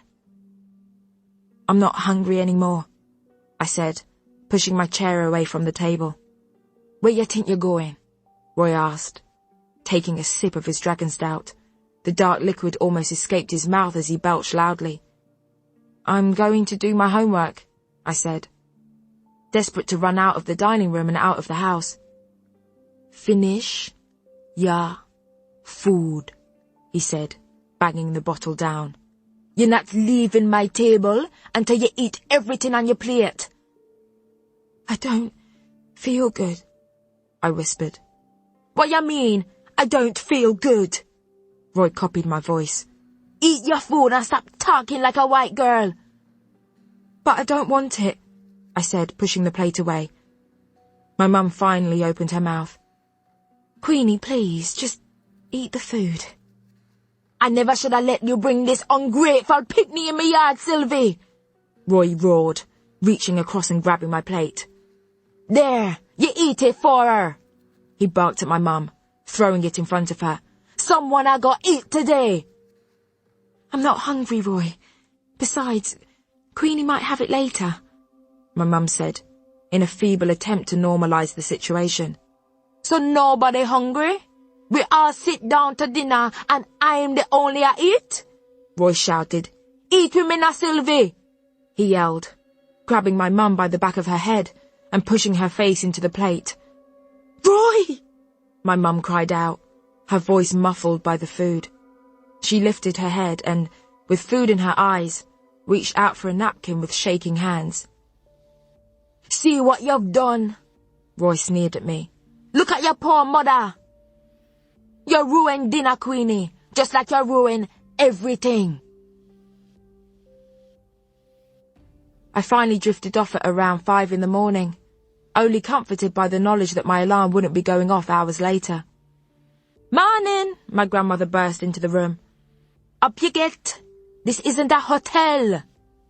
Who needs an alarm when you have Jamaican grandparents? And when you're up, don't forget to make the bed.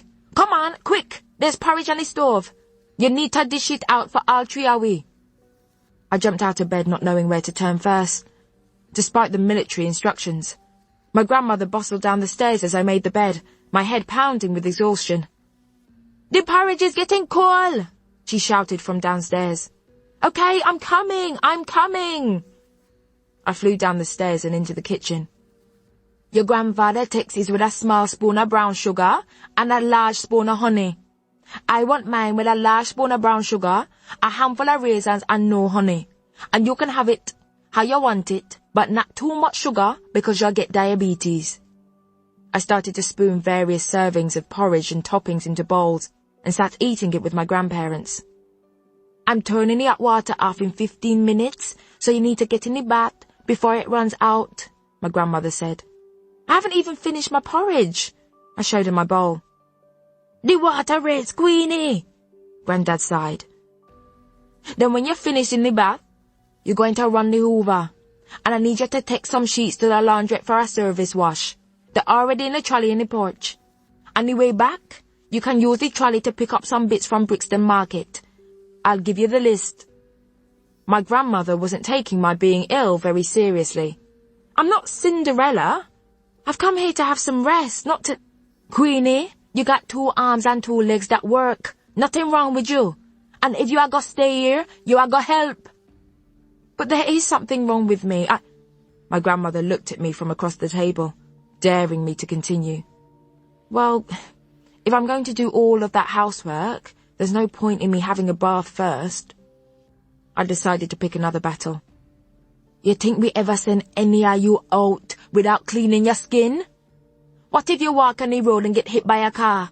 They take you to hospital and cut you out your clothes and your skin dirty. You know what kind of shame that will bring? My grandmother kissed her teeth. Time is ticking. The hot water is going off in 10 minutes. Fine, I said. I'll do what you want, but I draw the line at going to church with you on Sundays. I stomped upstairs, a spoonful of porridge still in my mouth, and jumped back into bed while I ran a bath until my grandmother shouted, "And do not get back into bed!" from the kitchen, where she was already seasoning chicken for tomorrow's dinner. I undressed and sat on the edge of the bath, watching the water tumble in, climbing in when it was almost full. I lay back carefully so that my headscarf didn't get wet and tried to relax into the water. I closed my eyes and tried to imagine that none of this was happening, that I was only here for a night, and that tomorrow I'd be getting up, going back to work, and carrying on with my life. I sat up suddenly, panic propelling me upright. unease spreading from the top of my head and down my body. I went to stand up, but my legs wouldn't follow the command of my brain. My heart started to pound, and my vision blurred at the edges. "Help!" I tried to call out, but couldn't pull enough air into my lungs to get the word out. Instead, I sat hyperventilating until the water turned cold. "Queenie!" my grandmother screeched. "Stop pussyfooting around! Those sheets need to go!" Although I could now move my legs, I couldn't stand for the shaking. I didn't know if it was the cold or the adrenaline. "What? You're still in here?" She burst into the bathroom and I pulled the shower curtain around me. "Queenie, you must be mad. You think I'm looking? You should have seen my phone when I was your age. I put all of you to shame." I feel really weird. I think I should go back to bed. I'm shaking. Look. I held my hands out. "You think I haven't shaken worse in my life? After I had your mother, I shook for a year. Come out the bath." 2 weeks passed. A fortnight of chores, of feeling so ill, of refusing phone calls and ignoring messages, of panicking silently so as not to make my grandparents aware of my weakness. On Tuesday morning, somewhere between my first bath of the day and taking the recycling out, my phone buzzed with a number that I didn't know. I answered it cautiously, with a hand that wasn't balancing milk cartons and empty porridge boxes. "Hello, am I speaking to Queenie Jenkins?" a droll woman's voice said on the other end of the phone. "Yes, who is this?" I asked, walking down the front path. "My name is Amanda. I'm calling from Slam. We received your referral letter," the woman said, her tone exactly the same as before. "Slam? South London and Maudsley," she said. "We received your referral for talking therapy."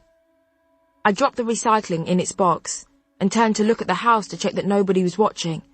The coast seemed to be clear, but my grandparents had supersonic hearing, so I let myself out of the gate and walked towards the main road. "Oh, that was quick," I told her. "I thought it would take months, if you'd get back to me at all." "It usually does, yes, but we had an opening. Would you be able to come in for an initial assessment?" Amanda from Slam pushed on. "It'll just be a chat. It shouldn't take more than an hour." Sure, maybe. Can I think about it? This was all a bit of a shock. "Where are you based?" "Camberwell. Just opposite King's Hospital and behind Denmark Hill Station," she recited. "Once we've got your assessment booked in, we'll send a letter out to you, and it'll have all the information you need.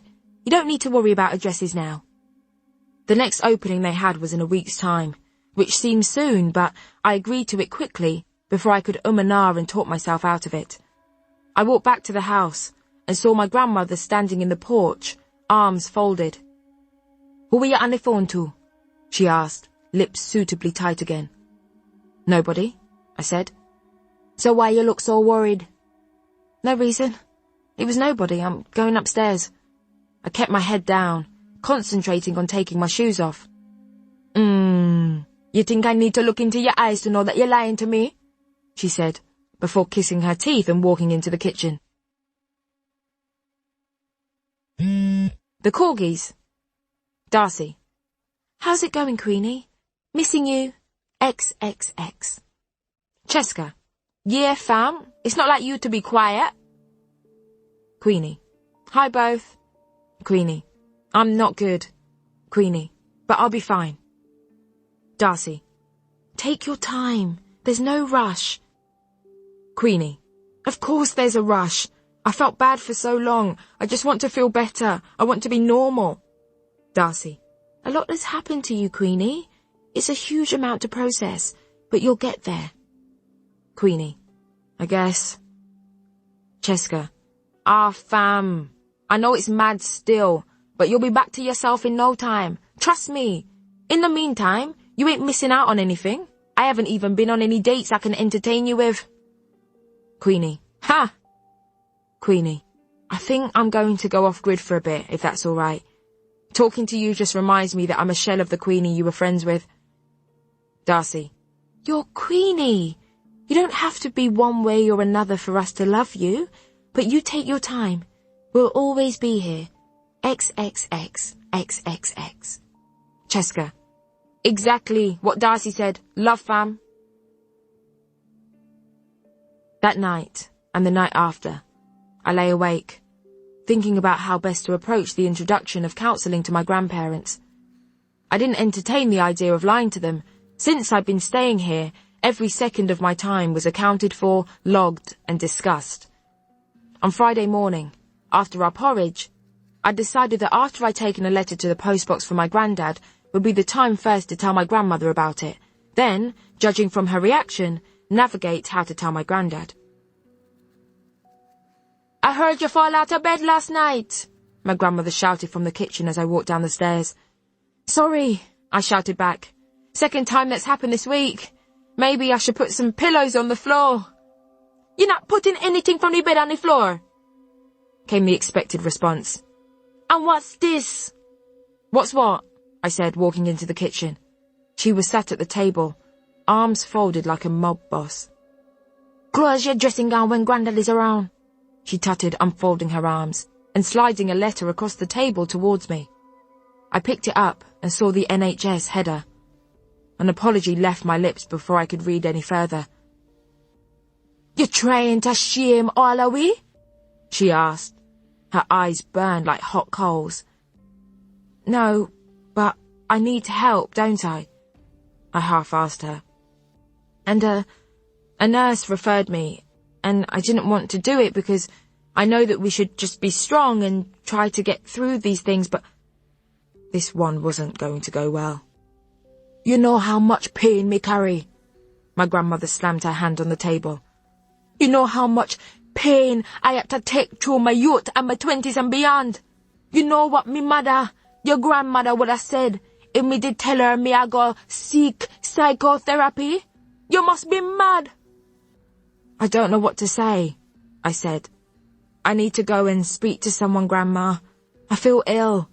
I have this weight on my chest. I lost my job.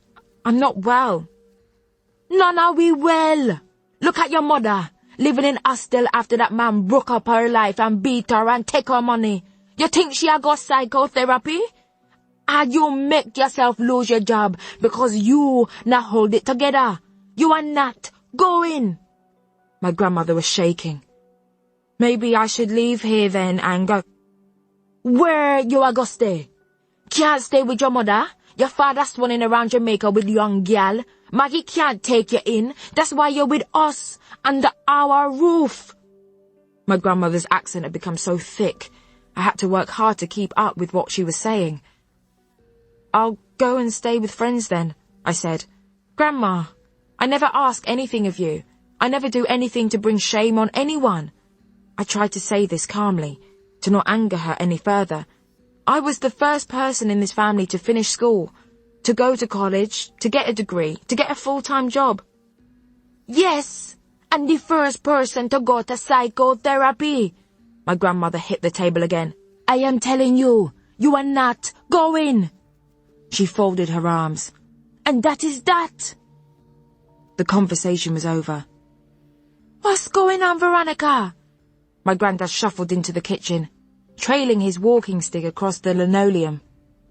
What could have happened to make you speak such strong patois and broke up the table? Let your granddaughter tell you, my grandmother said, kissing her teeth and pushing herself up from the table. She went over to the sink and started to wash up so furiously that suds splashed onto the ceiling. Well, my granddad said, looking down at me. I gulped and handed him the letter. He took it from me and surveyed it slowly. My heart was going to beat out of my chest. I don't have me glasses, Queenie. What it say? He handed it back. It's an appointment, I said, wincing. He stared at me. I'd never known him to pay this much attention to anything but the news, and this turn of events was terrifying. Appointment? For what? He finally asked. To go and get some counselling? Like talking therapy? Because... He lifted his hand and I stopped talking, my breath catching in my throat. Let her go now, he said to my grandmother. She stopped washing up immediately, but carried on looking into the sink. Maybe if all we had learned to talk about our troubles, we wouldn't carry so much on our shoulders all the way to the grave. He turned to walk out, his stick hitting the floor with purpose. Maybe we have to learn from this new generation, Veronica. Chapter 23. And so what brings you here today? If you could explain the events that have led you to seek talking therapy? I looked around the room. I was sat in with a woman I'd never met before, but was expected to tell all of my secrets to. Take your time. The room was cold, clinical. It didn't have the smell that hospitals had, the smell of illness and of disinfectant. Instead, it smelled of darkness, sadness.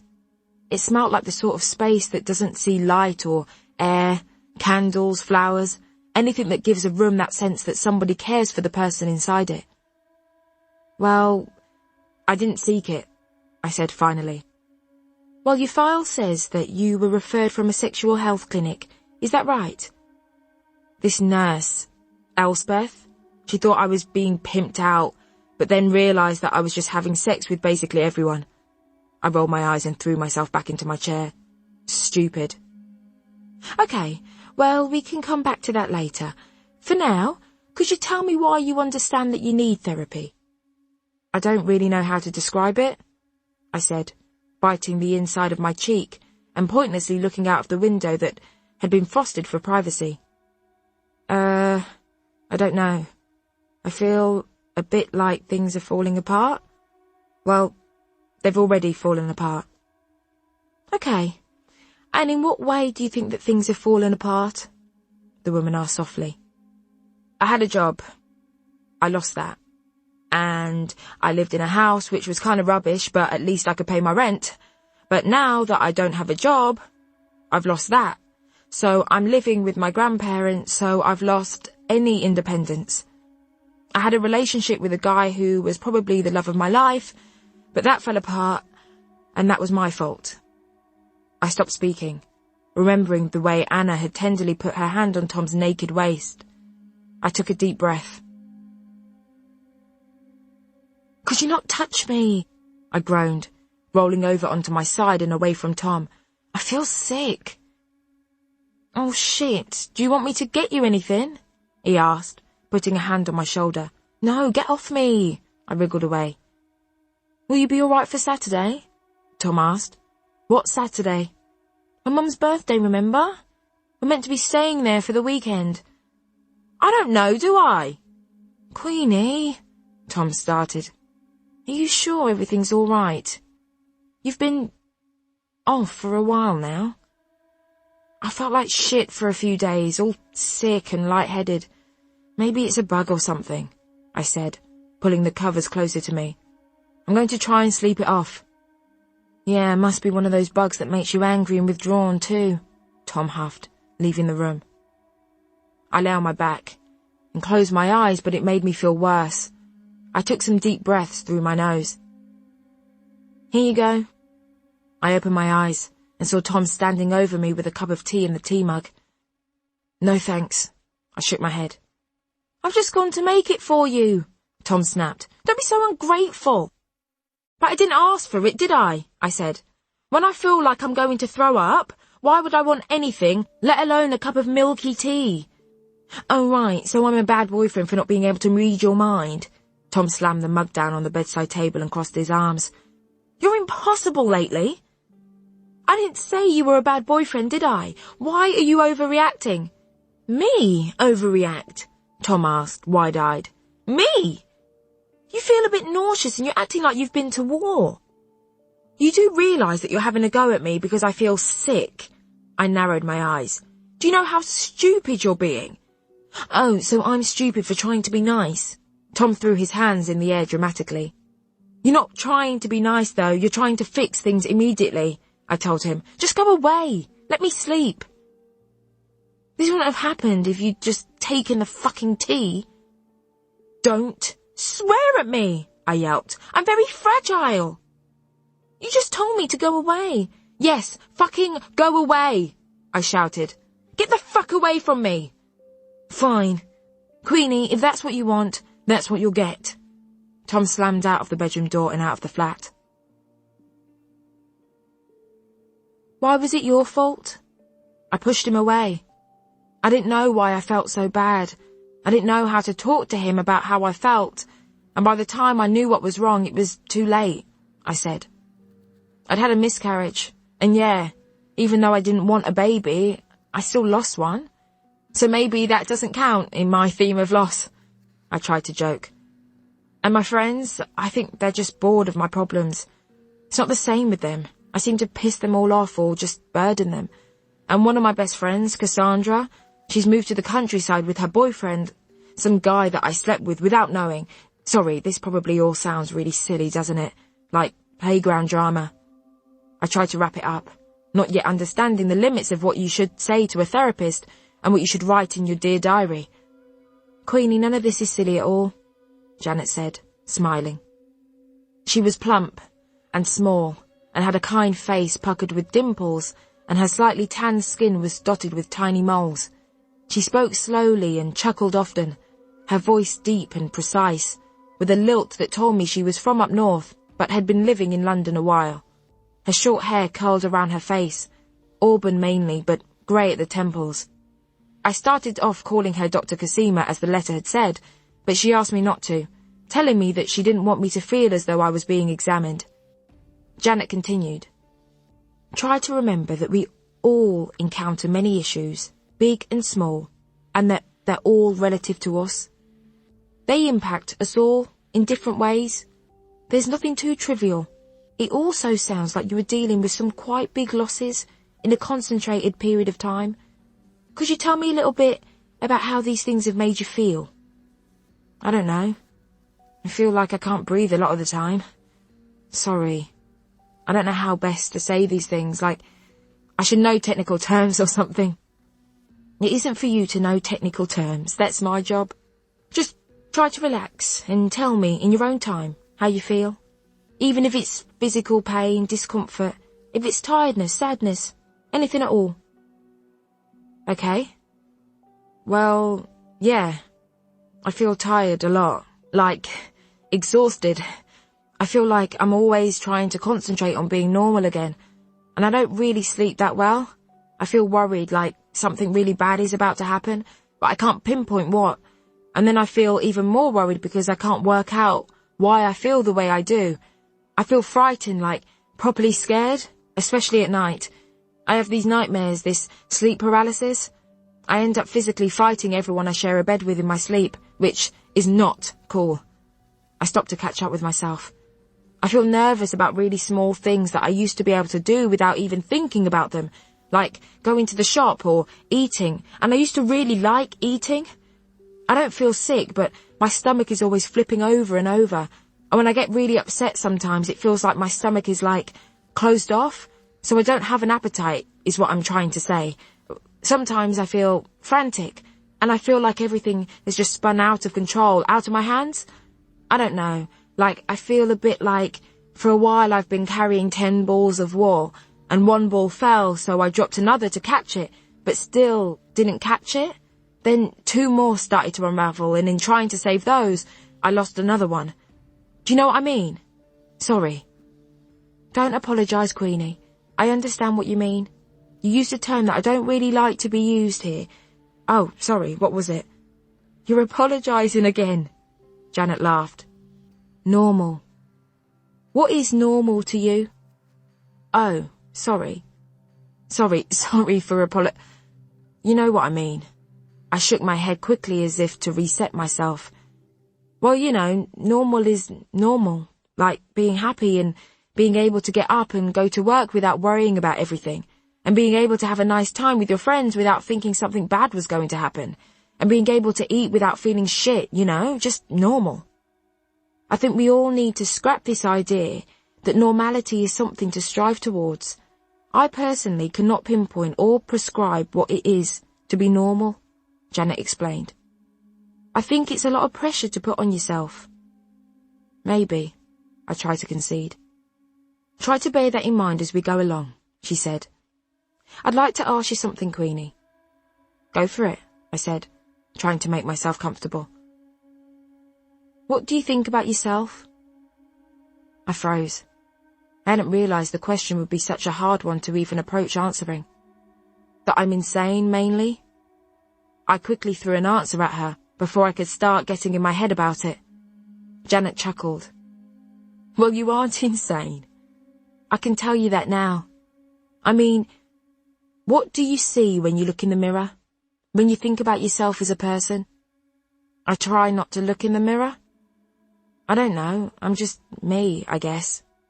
I'm nothing special. I'm not pretty, I'm not ugly. I just get on with it. I don't know. I looked at the frosted window again. This is a hard question. Janet nodded slowly. I noticed that you haven't mentioned your parents at all. Do you have a good relationship with your mother and father? That question was even worse. What was she going to ask next? Ha! A bitter laugh burst out of me. No, ha! My dad isn't here. He's in Jamaica, I think. Nobody really knows where he is or what he's up to. I shrugged. And my mum. I cleared my throat, feeling something familiar rise from my stomach. Is it okay if I don't talk about her? Janet pushed a glass of water towards me. I think that it would be good if we could touch on your mum at some point, if that's okay. We don't have to do it today. When I walked out of the door, after doing some breathing exercises to stop me from panicking that only served to make me feel stupid, I decided firmly that I wasn't going to go back. Can it truly be called living when you're sharing a house with your grandparents? Pros of living with grandparents. 1. I can honestly say that my surroundings have never been cleaner. 2. Nor my body. 3. Quiet night times. 8 hours a night, at least. I might not be able to sleep, but it's better than the sound of Rupert being sick or Nell crying and listening to the same sad song on repeat. 4. Haven't had to spend money on food. 5. Even though explaining it took 100 years and they're still suspicious about it, I made them get broadband so I can watch Netflix, even though I have to watch everything with my headphones in. 6. Seeing Diana more, communicating with the youth, and so being able to understand newly emerging memes and slang. Bonus pro. She doesn't seem to be fazed by my temporary breakdown. Cons of living with grandparents. 1. I myself have to clean the surroundings. 2. My bathing is timed by my granddad who, after 2 months, still lectures me about the water rates every time I run a bath. What are water rates? 3. I get sent to bed at 10 p.m. and live in fear of my night terrors scaring either of them. 4. I have to eat the food my grandmother makes, most of which is too spicy for me, and then endure the "we shall send you to Jamaica to toughen up your mouth" line every time I choke. 5. I also have to go and buy the shopping and pull it home in a nan trolley. 6. My granddad turns the internet box off every night before he goes to bed, and I have to sneak out of the room to turn it back on and wake up before them to turn it off again. 7. Defending myself to my grandparents and Maggie about not going to church on a Sunday. 8. My grandmother keeps trying to force surprise interventions between me and my mum. I've managed to avoid them by sneaking out of the house, but I can't imagine that I'll continue to get away with it. 2 weeks after my session with Janet, I was called down from the attic, where I'd been instructed to organise the net curtains. I climbed down the ladder and went into the kitchen. "Letter for you." My grandmother gestured to the white envelope on the table, while wiping down the surfaces with a J-cloth that was on its last legs. "Was that urgent enough for you to call me down from the attic?" I said. "Excuse me?" she asked. "Who are you talking to?" I mumbled an apology and went to take the letter into the front room, but my granddad followed me in and shooed me out before I could sit down. "Who is it from?" my grandmother shouted from the kitchen. I took it up to my room. Dear Queenie, I really do think that, with proper care and attention given, I can help you to overcome your issues. It will take time, and it won't be easy, but it's a journey that we can make together. Now, having worked with many patients in my time, I know that many factors can affect how the patient feels about treatment. If it's that you don't like the office, we can find a place that you find safe. A coffee shop, or I have a registered studio in my house in Golders Green. What was in this for her? She was being like Miss Honey from Matilda or something. When you walked into my office, I saw both the person that you are currently and the person that you could be. You've experienced a lot of loss and a lot of grief in a very concentrated amount of time. It's no wonder you've had to take some time out of your life. With me, you can get your life back. I don't usually make promises, but I can promise you that if we work hard, we will get you to a place where you can be you again. And not just you, but the best version of yourself. I'll let you think about that. Please call me Janet. I took a deep breath and sensed that I would have a very trying few weeks ahead. Time really goes slowly when you're doing nothing. After all of the chores for the day had been done, and as per the rules, I'm bathed and in bed by 10 p.m. At least now I'm sleeping again, which is helpful as I'm still expected to be up at 7 every morning. Today was Monday, counselling day, and my 5th session with Janet. My recovery wasn't going as miraculously as I thought it would. Thank God for the NHS, because if I had to pay for these sessions myself, I wouldn't get close to halfway to recovery before bankrupting myself. In our sessions in Janet's tiny flat in Golders Green, once I've endured the journey there, we've battled over antidepressants. I am against because I think I'll turn into a zombie. Janet is for because apparently they'll calm me down enough for the therapy to take. We've touched on my relationship with friends. I am dependent on them to validate my thoughts and actions. The casual sex. I am dependent on it to validate my body and my control. Tom. How dependent I was on him and how much that frightened me, leading to self-sabotage. My dad.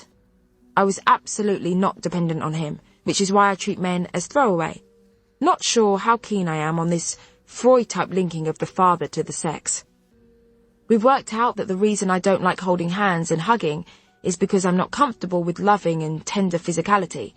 I'm scared it'll be taken away from me and leave me feeling abandoned. I did not realise just how much I had going on in this little head of mine. This week, though I thought I had successfully avoided it, we had to talk about my mum. So, you grew up with your mother? Janet asked, putting her notepad and pen down. Yes, I nodded. We lived with my grandparents until I was 6. Then we moved to a little house of our own. Then she met someone, and we moved. And by someone, you mean a partner? Roy, I said, and took a sip of water to coat my sandpaper throat. And this Roy, did you get on, you and him? Janet shifted in her chair. No, I said swiftly. Go on, Janet asked me, her brow dipping slightly. When he wasn't screaming at me, he ignored me, I said, taking a deep breath. I don't know, maybe this isn't important. His house, it was clean. There was a garden, he was a good cook. Well, you being either screamed at or ignored when you were growing up is hugely important to your development, so try not to minimise that, Janet said. Can I ask, Queenie, what was his relationship with your mother like? Why? I could feel panic rising, as always. Well, any trauma in childhood will present itself in adulthood, Janet told me, shifting herself in the chair again. But I'm not my mum, I replied. If you had to witness your mother's pain, that will of course have an effect on you, Janet explained. And I've allowed you to skirt around the issue up until now, but we need to get into it. Is it going to make me feel better to talk about this? I asked. Not immediately, Janet replied, but it needs to come out. My head was swimming. I waited for it to be still before I started to speak. My mum, she's always been nice, I began. She's mild-mannered, she's very kind, she's naive, she's not very sharp, and she's too trusting. I listed all of the positive characteristics that I could mine from memories of my early childhood. And when she met Roy, she'd been single since my dad. Not that you can call that a relationship. I paused and took another sip of water. We lived together, me and my mum, in a tiny little house in Mitcham. We were obsessed with each other, I remember. I couldn't go anywhere without her, and she couldn't go anywhere without me. We had our own world, me and my mum. I felt my skin prickle. These were memories I hadn't unearthed for a long time. Then Roy moved in. He was mean, really mean. I dug my nails into my palm, involuntarily. He had this thick Jamaican accent. It was so strong that I couldn't always understand it, and he used to laugh at me, call me a bounty. A bounty? Janet interrupted. Like the chocolate? White on the inside? I told her. Black on the outside? Janet shook her head sadly. I'm sorry to hear it. Go on. I stopped talking to him, hoping that if I didn't say anything, he'd stop picking on my voice. But he just did other things to upset me. He'd break my things, tell my mum I'd said rude things about him or stolen from her. He'd make me sleep in the car. I reeled off some of the things I never thought I'd tell anyone. Eventually, she stopped speaking to me about anything but getting up for school and going to bed. They only spoke to each other. I croaked. I took another sip of water and carried on. After a few years, I can't remember how old I was, he made her sell our little house. He took the money and bought somewhere new. We all moved there. That's the house with the garden, the one that had to be kept spotless. Anyway, we moved there. Sorry. I paused. Am I talking too much? Janet shook her head. Okay. Well, he started to cheat on her. She knew it, even I picked up on it. He'd disappear for weekends, and when he'd come back, my mum would never say anything, because she didn't want to rock the boat. And I guess it was more important for her to be in a relationship. One day she did say something, though, and when she came to the flat, she had a black eye and a split lip. I looked down at my palm. My nails had pierced the skin. I'm sorry to hear that, Queenie. But what do you mean she came back to the flat? Janet frowned, confused. For a bit I was living in a flat, I told her, not turning back now. With myself, mainly. She popped back from time to time. I wasn't there for long, just a few months. I could take care of myself. It was fine. I tried to convince her, and myself. How old were you? Janet asked quietly. 11, I think. I started my period while I was there, so I must have been 11. They rented a flat for you to live in when you were 11? No, it was for me and my mum, initially. He wanted us out. But after not very long, it just ended up being for me. She stayed with him. That's illegal. You do know that. You were a very vulnerable young person and put in a very dangerous situation. Janet's voice hardened. I was fine. And it was better than the alternative. I couldn't live with him anymore. I didn't fit in with this warped idea of the home he wanted. He hated me. He made her hate me. It was destroying me. I sat on the tube home, picking dried blood from my palms. When I got back to South London and out of the station, my phone pinged with a text from Darcy. We hadn't spoken for weeks. Darcy. Hello, just checking in. How's it all going? How's the therapy going? XXX. Queenie. Hi, Darcy. Nice to hear from you. Yeah, it's a lot, but think I'm getting some pretty horrific stuff out. I've been told to go swimming as a form of physical release. I pointed at my hair and my therapist told me to get a cap, if you can believe it. X. I went back to my grandparents and was so exhausted that I crawled up the stairs and into bed. I barely slept.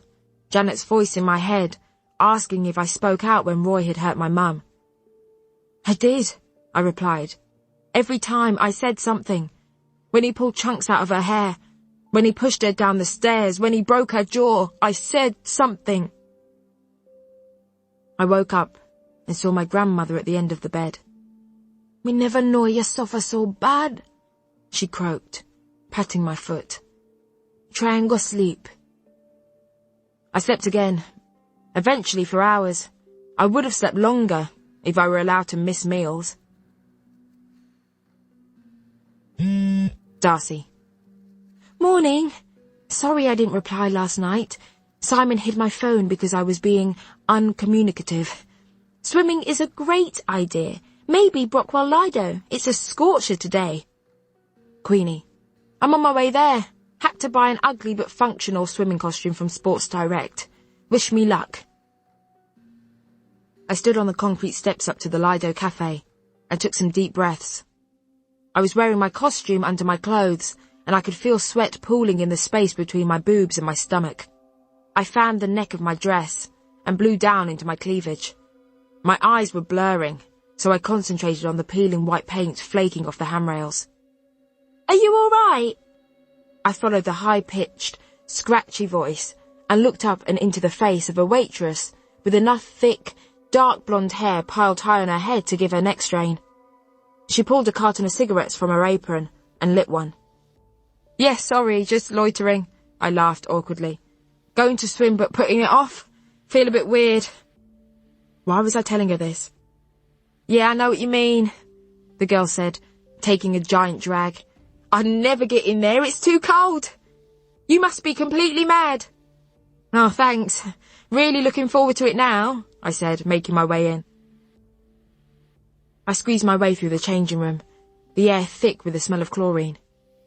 It was full of women of varying shapes and sizes, but as with work, parties, university, anywhere, saw nobody like me. Nobody black. You wouldn't know I was round the corner from Brixton. I breathed slowly through the anxiety and took my dress off. I whipped it over my head quickly and looked around to see who was staring at my big thighs. Nobody seemed to be looking. Predicting that everyone would turn in horror when I walked out to the pool, I wrapped my towel around my waist and held my arms close to my sides so that I minimized their jiggling. I navigated my way around dozens of trim sunbathers, presenting their flat white bellies to the sun, their bodies void of hair. Should I have had a wax? The quick shave I had might not be enough. I looked closely at my legs and saw dark, wiry patches of hair, Guy's voice telling me to shave popping into my head. I very rarely compare myself to other women, but in situations like this, how could I not? I wrapped myself in my towel and found a slither of space next to the pool. I lay my towel on the ground and got down quickly, covering my lap and legs with my bag. And do you know what I said to him, Stella? I said, "Cosmo, we're going to have to sell the second flat, the Brixton one, because we just can't be dealing with these tenants anymore. Honestly, Stella, if it's not one thing, it's another." I looked over at the woman next to me, whose sharp, clipped voice was almost physically grating slices from my skin. I could only see the back of her brown bob, but could guess what her face was like. "The ones we have in at the moment sent us an email saying that they had mould of all things. Is that our problem? Honestly," she scoffed. "Well, actually, I think it is, Tanya," her blonde-bobbed companion said. "Oh, is it?" Tanya asked, shocked.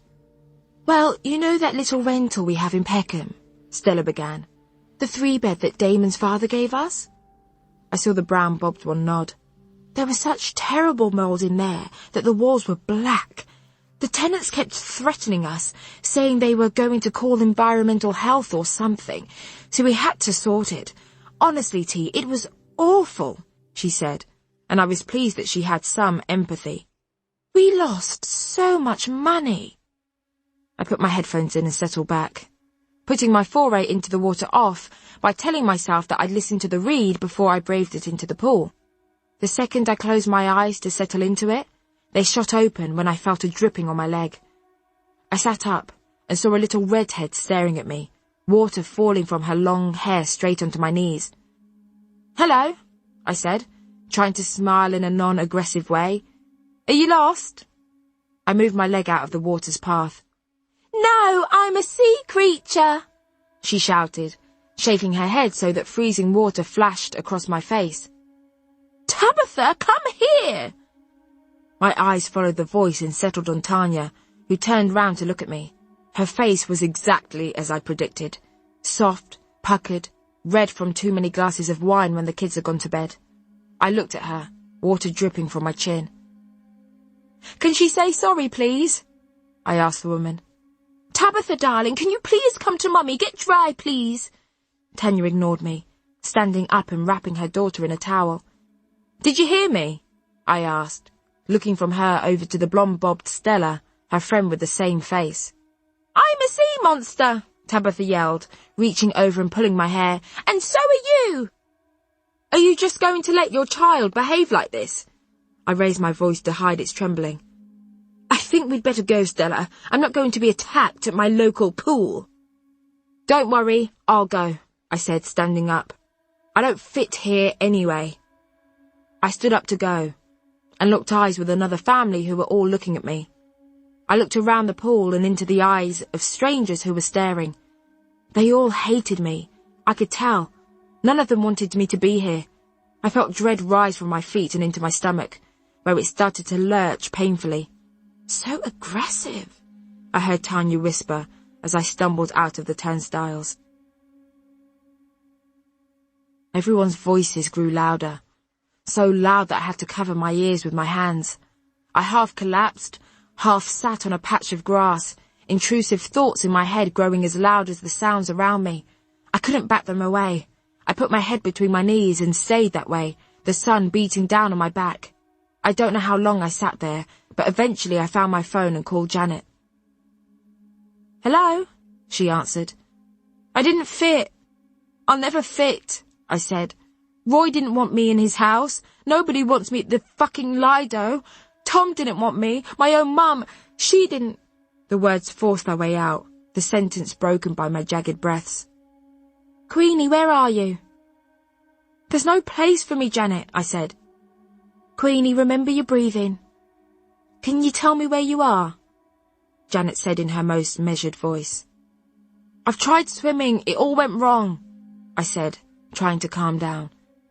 Okay, I'm going to stay here on the phone until you can breathe again. I kept the phone by my ear as I counted to 3, then to 11 repeatedly. After a few seconds, I heard someone walk over to me. Are you okay?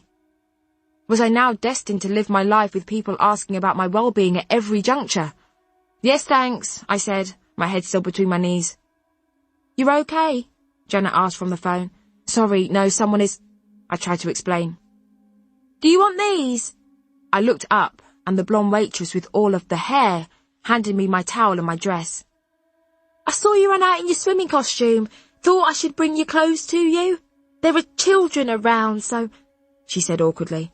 Oh, God, did I? I reached out and took the dress. Sorry, thanks. Queenie, Janet's voice again. Sorry, I'm here. I think I'm okay, I said, my breathing returning to normal. I don't know. I've been thinking about her. Thinking about your mother? Janet guessed. I've been thinking about why this all started. Why it all started to come back and why I stopped caring about my life and started to fuck up. I took some deep breaths. Is it because I could have been a mum? Did me being pregnant throw up all of my mum issues? That may well be it. Pregnancy, whatever you choose to do, that sort of life event won't just pass you by without having an effect, Janet told me. And does this make you feel differently about your mother? Well, yeah. I guess I never thought of her as a person. I just saw her as someone who should protect me. And in a way, she did in the end. It's my mum who took the pain. No house, living in a hostel on her own, not many friends. She alienated them all while she was with Roy. Court case to try and get her money back, so fucking fragile now that she can't work. She doesn't have a life anymore. She was such a mess when Roy kicked us out that she couldn't make it through a day of work. But look, I followed in her footsteps. Like mother, like daughter. Except this time I'm the one to blame. Not Roy. I've done all this to myself. I trailed off. Sorry for babbling. Think I've got heat stroke. I should go and put my clothes on. I put the phone down, feeling unease shifting in my chest. The dark thoughts had quietened. Queenie, Darcy, I think I just had a breakthrough at the Lido. I'd always assumed it would feel good, but obviously wrong. Still feel quite bad. Queenie, also, I could have been put on some sort of sex offenders register for indecent exposure. Maybe I should try yoga for relaxation. Swimming was obviously not my thing, and I hadn't even made it into the pool. Chapter 24. How old are you today? My grandmother asked, sliding an envelope that she hadn't bothered sealing across the kitchen table. 26, I replied, my mouth full of porridge. I picked it up and turned it over in my hands. Are you sure? I thought you were younger, she said, watching me as I opened the envelope. I didn't write any card, you get the point, she said impatiently. But there's £20 in there. Maybe you could go to the high street and get yourself a nice top. I got up from my seat and walked over to her, bending down and putting my arms around her neck. Time flies. Are you sure you're not 22? My grandmother said wistfully. I remember when you were born. Nobody had seen as much hair on a baby's head. There still hasn't been one in our family with as much as you. She sighed. You were born worried. I remember that too. She paused. Anyway, better go and clean your skin. Then you can start the day. I'm turning the hot water off in an hour. I was thinking, Grandma, I said before I left the kitchen. I was wondering if you'd invited my mum. Queenie, listen. I did, and I am not taking the invite back, my grandma snapped. Whatever mistake she's made, she is my daughter and your mother, so she is coming to celebrate the birth of her child. No, that's fine. I think she should be here, I said. As I ran the bath and asked my granddad if he would give his size a rest for this one day, I replied to birthday messages from people I hadn't seen for years and probably wouldn't see again on Facebook. Nothing from Tom. How does it feel to be 23? Tom asked, handing me a cup of tea.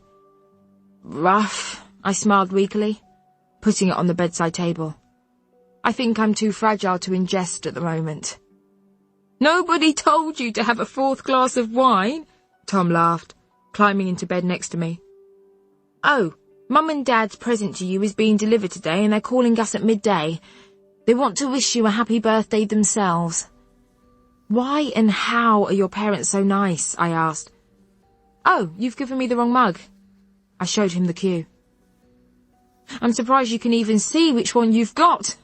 He laughed again, swapping with me. This is entirely your fault, I rasped, my mouth dry. You know by now what my limits are, and you are wholly irresponsible for not jumping across the pub and knocking that last glass out of my hand. I know, but you're so sweet when you're drunk, Tom said. No arguing at all. All you want to do is cuddle and thank me for looking after you. I lose my need to be defensive when drunk, I told Tom. You're taking advantage. Trust me, nobody can take advantage of you, drunk or not. Did you have fun? I think so. That was my first birthday with people and presents for a long time. I haven't wanted to celebrate it in ages, I realised. Thanks for organising everything. It's the least I could do for you, Tom said, grabbing my hand. Right, if you're 23 now, how long until I get you down the aisle and get a bun in your oven? 29 and 32 respectively?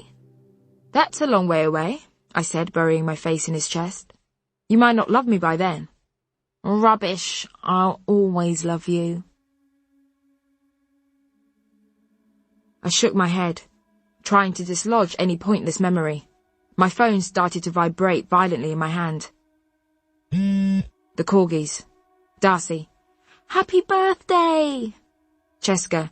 To you! Darcy. Happy birthday to you! Cheska. Happy birthday! Darcy. Dear Queenie. Cheska. Happy birthday! Darcy. To you. Cheska. Aye! Cheska. We want to see you one of these days, you know. Queenie, you just want your hair done, Cheska. I'll be up to it soon. Cheska, nah, fam, just want my Queenie back.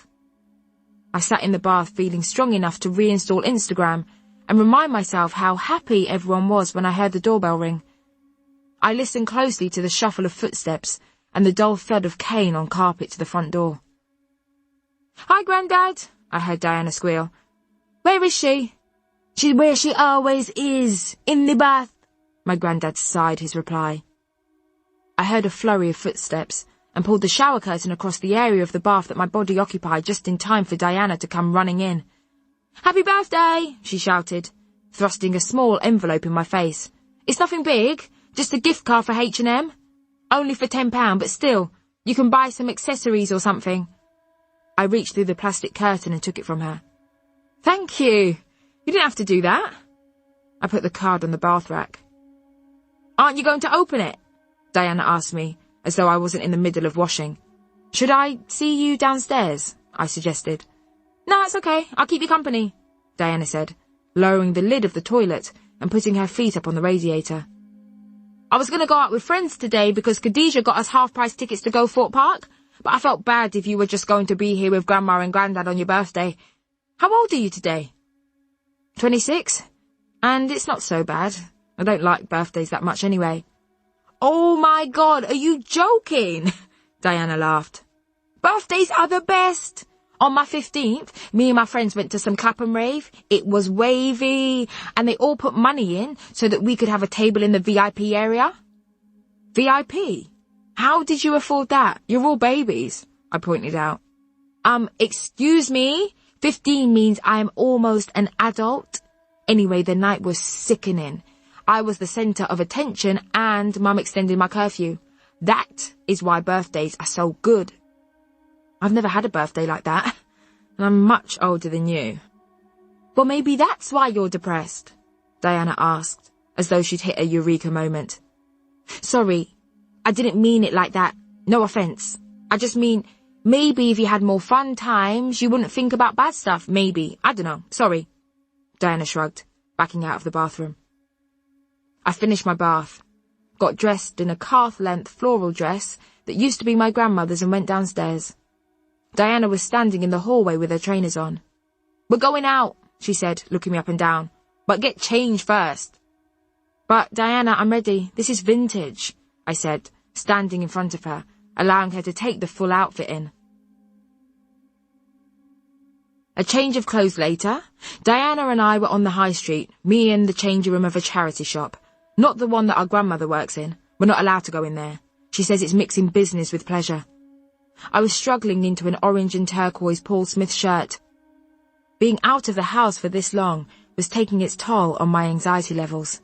When I did finally get it on, having had to negotiate the fabric over my sweating arms and back, it would pop open at the bust every time I took a deep breath in. Diana opened the changing room curtain and looked at me. No, she closed it again. Do you want to go Morley's? I want 4 wings and chips. Her voice asked from the other side of the curtain. No, I should have known you're too stuck up for that. Let's get a milkshake then, Diana said, steering me by the elbows towards one of those weird, urban design modern ice cream parlours. We sat opposite one another in a booth in the corner by the toilets and peeled the sticky menus apart. What do you want? Diana said from behind the menu. I know what I'm getting. Oreo waffle, I always get it. Diana held up her phone and scanned the room with it. Hold on, just Snapchatting our settings. I've captioned it, Cuz is 26. She showed me a picture of myself looking at the menu, bewildered by the choice. 26 and this is my life, I thought. Looking around at the teenagers leaning on tackily decorated walls, all staring at their phones. 3 years from now, and I was meant to be getting married. I was meant to be stable and loved and... I looked back down and the words on the page started to blur. I looked over at the toilet door. If I ran in there and had a panic attack, I could at least not let Diana see me fall apart again.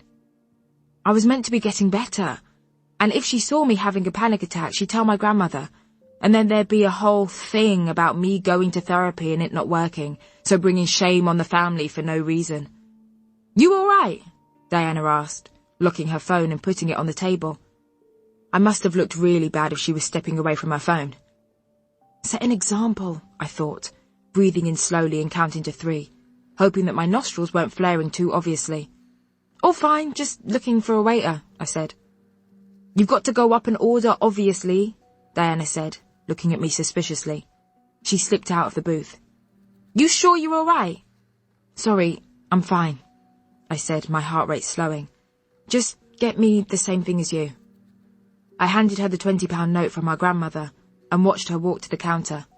When she was there, I put my head in my hands and closed my eyes.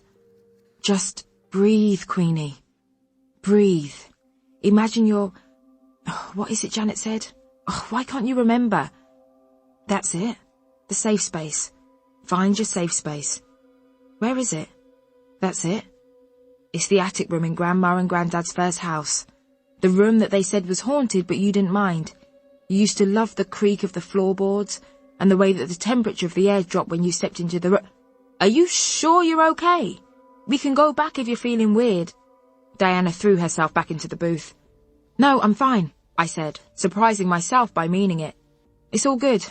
So what's this Oreo waffle then? How exactly does it work?" We walked back to the house, the sugar from our treat coursing through my veins like a shot of adrenaline. Diana was telling me, and the street, exactly how annoying it was to have a mum as religious as Maggie. "She makes me pray before every meal, Queenie," she moaned. "Even snacks. Have you ever had a packet of crisps smacked out of your hand because you didn't thank Jesus for them first?"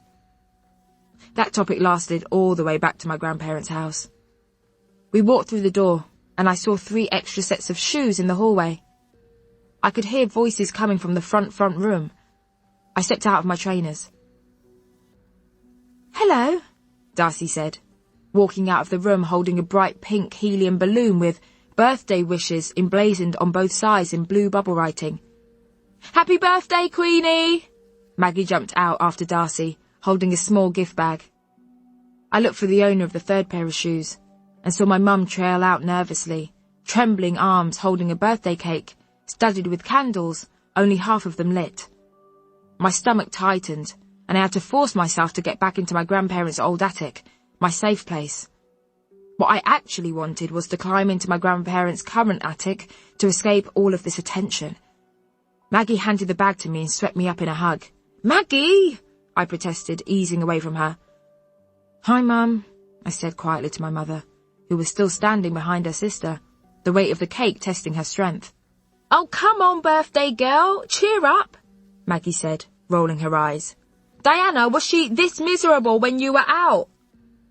"Mum, you know she doesn't like hugs. It's all right not to want people to touch you, you know." Diana walked over to Darcy. "You must be Darcy, yeah? I'm Diana, Queenie's cousin. Nice to meet you properly." My grandmother stepped out of the front room. "Can we all go inside one room and stop congesting the hallway, please?" she barked, herding everyone except for Darcy in. She looked at me knowingly. "You have some time to say hello to your friend," she said, walking into the room and closing the door behind her. "What happened to the candles, Mum?" I heard Diana moan. "I tried to plan all of this properly." Darcy and I stood for a moment in the hallway, looking at each other. She'd put on weight, and her blue eyes stood out against her unusually tanned skin. "Been on holiday?" I asked, suddenly unreasonably feeling very awkward about standing with her when I was such a shit version of the me I used to be. "Yeah, Simon and I went to France a couple of weeks ago. It was a nightmare. He didn't want to leave the villa, said that we needed to spend the whole holiday working on us." She stepped towards me and handed the balloon over. "Happy birthday, friend." I put Maggie's mysterious gift bag down, took the balloon and patted her on the shoulder. "Thank you, this is nice. Why are you here? How did you know the address?" "Your cousin is very wily," Darcy smiled. "We've been in contact for a while now. She tweeted me a few weeks ago. We've been DMing. Darcy raised her eyebrows, smug about using lingo she wasn't used to. "And I was going to invite Cheska, but thought that might be too much for you right now." "Yeah, you might be right," I said, realizing how much I really, really miss Cheska. I'll be back to my usual tech self soon. Sorry for being so rubbish." "You don't need to apologise," Darcy said softly. "I guess you needed to switch off from it all. I feel horrid, though. I should have handled it properly, helped you more." "You didn't need to handle anything," I protested, horrified that she thought she had any responsibility where my mental health was concerned. "It wasn't for you to sort. I put a lot on you. Wasn't fair of me. I'm sorry." I was getting good at this apologising business. "I bet you get more work done without me, though." "So much more, you wouldn't believe it. But it's not as fun." I wasn't much fun those last few months. It must have been like watching someone on self-destruct. I laughed awkwardly, but felt less awkward. "I'm not your friend because you entertain me," Darcy said. I moved towards her and hugged her tightly, surprising her and myself. "I've missed this," she said into my shoulder, her voice muffled by my hair. For the first time in ages, I felt like me. "Thank you for being my friend," I said, even though I didn't make it easy. I pulled away after a while and pointed up at the balloon. "So, where'd you get this classy gift from?" Darcy didn't reply, and when I looked at her for some sort of response, I saw that her face was wet with tears. "What's wrong?" I asked. "What's happening?" my grandmother asked, throwing the door to the front room open. She looked at Darcy in horror. I've just missed her," Darcy sobbed. "Oh, there, dear," my grandmother said, pulling Darcy into her bosom and patting her on the back gently. I wish she'd consistently extend the same comfort to me when I was upset. "Come on, let's all get in here," I said, and we walked into the front room, my balloon blithering along the doorframe as I pulled it in behind me. "Okay, please, can we do the candles now? I had to blow them out once already," Diana snapped, pulling a lighter out of her pocket and lighting the candles. "And why do you have that?"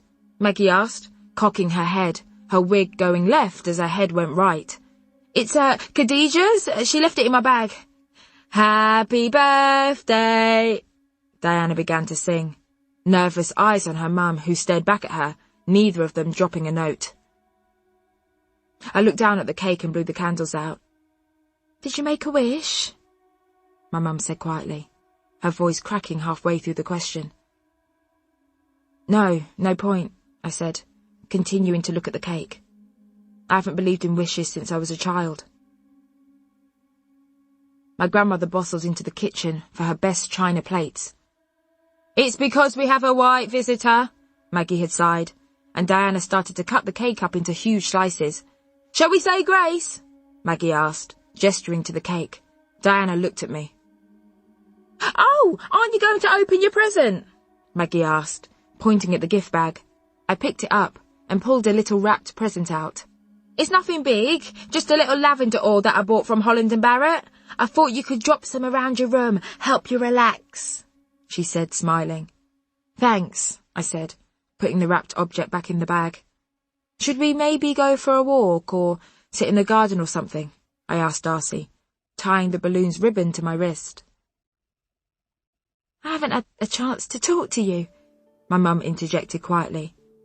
"Or to meet your friend properly." She looked at Darcy and smiled, then looked back at the floor. "I'm Darcy. Queenie and I have worked together for 3 years now, I think. She does the listings, I'm picture editor." "Oh, that's lovely. And what does a picture editor do?" "Basically, when we're running an article in the magazine or online, I have to find the right picture, make sure we're allowed to use it, that sort of thing." "That sounds very hard. I couldn't do that," my mum cooed.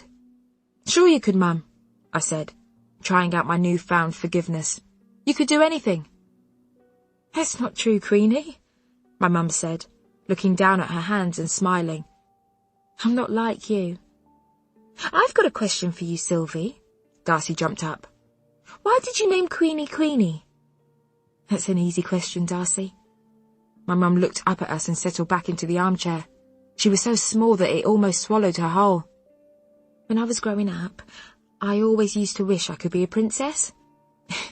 It sounds silly, But because Maggie was in the room next to my mum and dad, so they could keep an eye on her, my bedroom was almost at the very top of the house, underneath the attic.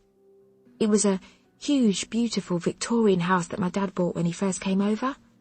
The haunted attic room, I told Darcy. The only thing it was haunted by was my dad, moaning at me about the water rates. My mum laughed. We were the first black people on our street, you know. My dad literally worked night and day to afford it. Anyway, I'm drifting away from what I was saying, sorry. My mum looked back down at her hands. I used to stare out of the window and pretend that someone was going to come and rescue me. She paused and looked up again, her eyes bright. I grew out of that, the looking out of the window thing, when I was a teenager, but I was still obsessed with princesses. In all of the stories I used to read, they were so beautiful and perfect, so delicate and, well, when I met Queenie's dad, he was my prince. Mum, I cut in, he was married. Well, I didn't know that at the time, and well, to me, he'd come to rescue me. He was so handsome, this man with gorgeous dark skin. I thought he was so cool. He was in the music scene. He had a house full of records. He used to take me to all these concerts, and he had this gold tooth that flashed whenever he'd smile. He was so charming. FYI, Darcy, he really isn't charming. They both ignored my remark, lost in the story. And when I was pregnant, I thought, this is it. This is it, she's here. The princess I'd been dreaming about was here. That was going to be her name, I decided. I didn't mind that it might have been tacky. I would have minded, I said. At least you weren't called Diana, my cousin shouted from the hallway as she walked past the front room. Oh, yes. Queenie's grandmother gave Diana her name. She was obsessed with the royal family. My mum laughed gently. Still is. Anyway, when my little girl was born, I put my finger in her tiny hand and she opened her eyes and squeezed it so tightly. And I looked at her, and I realised that she was more powerful than any delicate princess I'd read about. I'd just given birth to a queen, a girl who'd grow up to be strong and brave. So I called her Queenie. How could I have been so selfish? How couldn't I have seen? This tiny, meek woman being swallowed by an armchair was the same woman who started to raise me. The woman who'd been so obsessed with me that we wore matching outfits until I was 8, who always told me that I was strong enough to be a queen. She'd been so mentally and physically battered by men that she couldn't find her voice anymore. But she was still my mum. I looked over at Darcy, whose eyes were wet with tears. Oh, come on, no more crying, I said, pulling her up, knowing that if she started crying, I'd be next. I led her through the kitchen, where Maggie was quizzing Diana about the lighter, and out into the garden. We sat on the grass for about 3 seconds before my grandmother practically sprinted out with a blanket, shrieking about Darcy's white skirt getting dirty. How are you doing, though? Darcy asked, letting her bare legs stray from the blanket so that she could scrunch blades of grass between her toes. Oh, it's up and down. That's the only way I can put it, I shrugged. No day's ever all good or all bad. I don't feel quite myself yet. I know I'm not doing a very good job of explaining myself. Sorry. You don't need to explain anything to me. We can talk about something else if you like, Darcy said brightly. Have you read anything good lately? I think I need to explain it to myself, if anything, I said. You know how someone might be like, how are you on a scale of 1 to 10? 1 being the worst and 10 being absolutely elated. Well, at the moment, I'm operating on a how are you out of 5 flex. I feel like I'm living a half life at the moment. I fiddle with the knot of the balloon ribbon on my wrist as I spoke. I live here, sleeping in a room full of crucifixes and Bibles.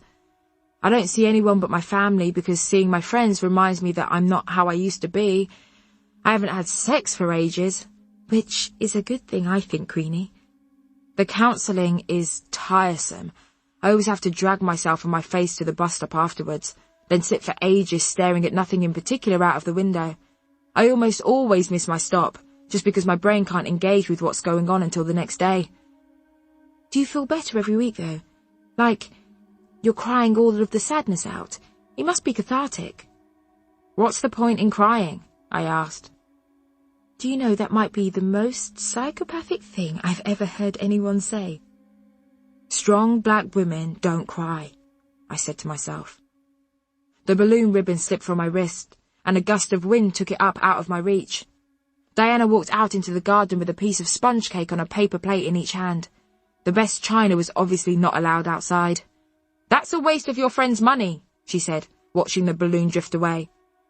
She passed us one plate each, and stood with a hand on her hip, lifting the other to shield her eyes from the sun. Grandad has told me to make myself useful and water the plants. You can never just come here and relax, can you? She huffed, walking over to the outside tap.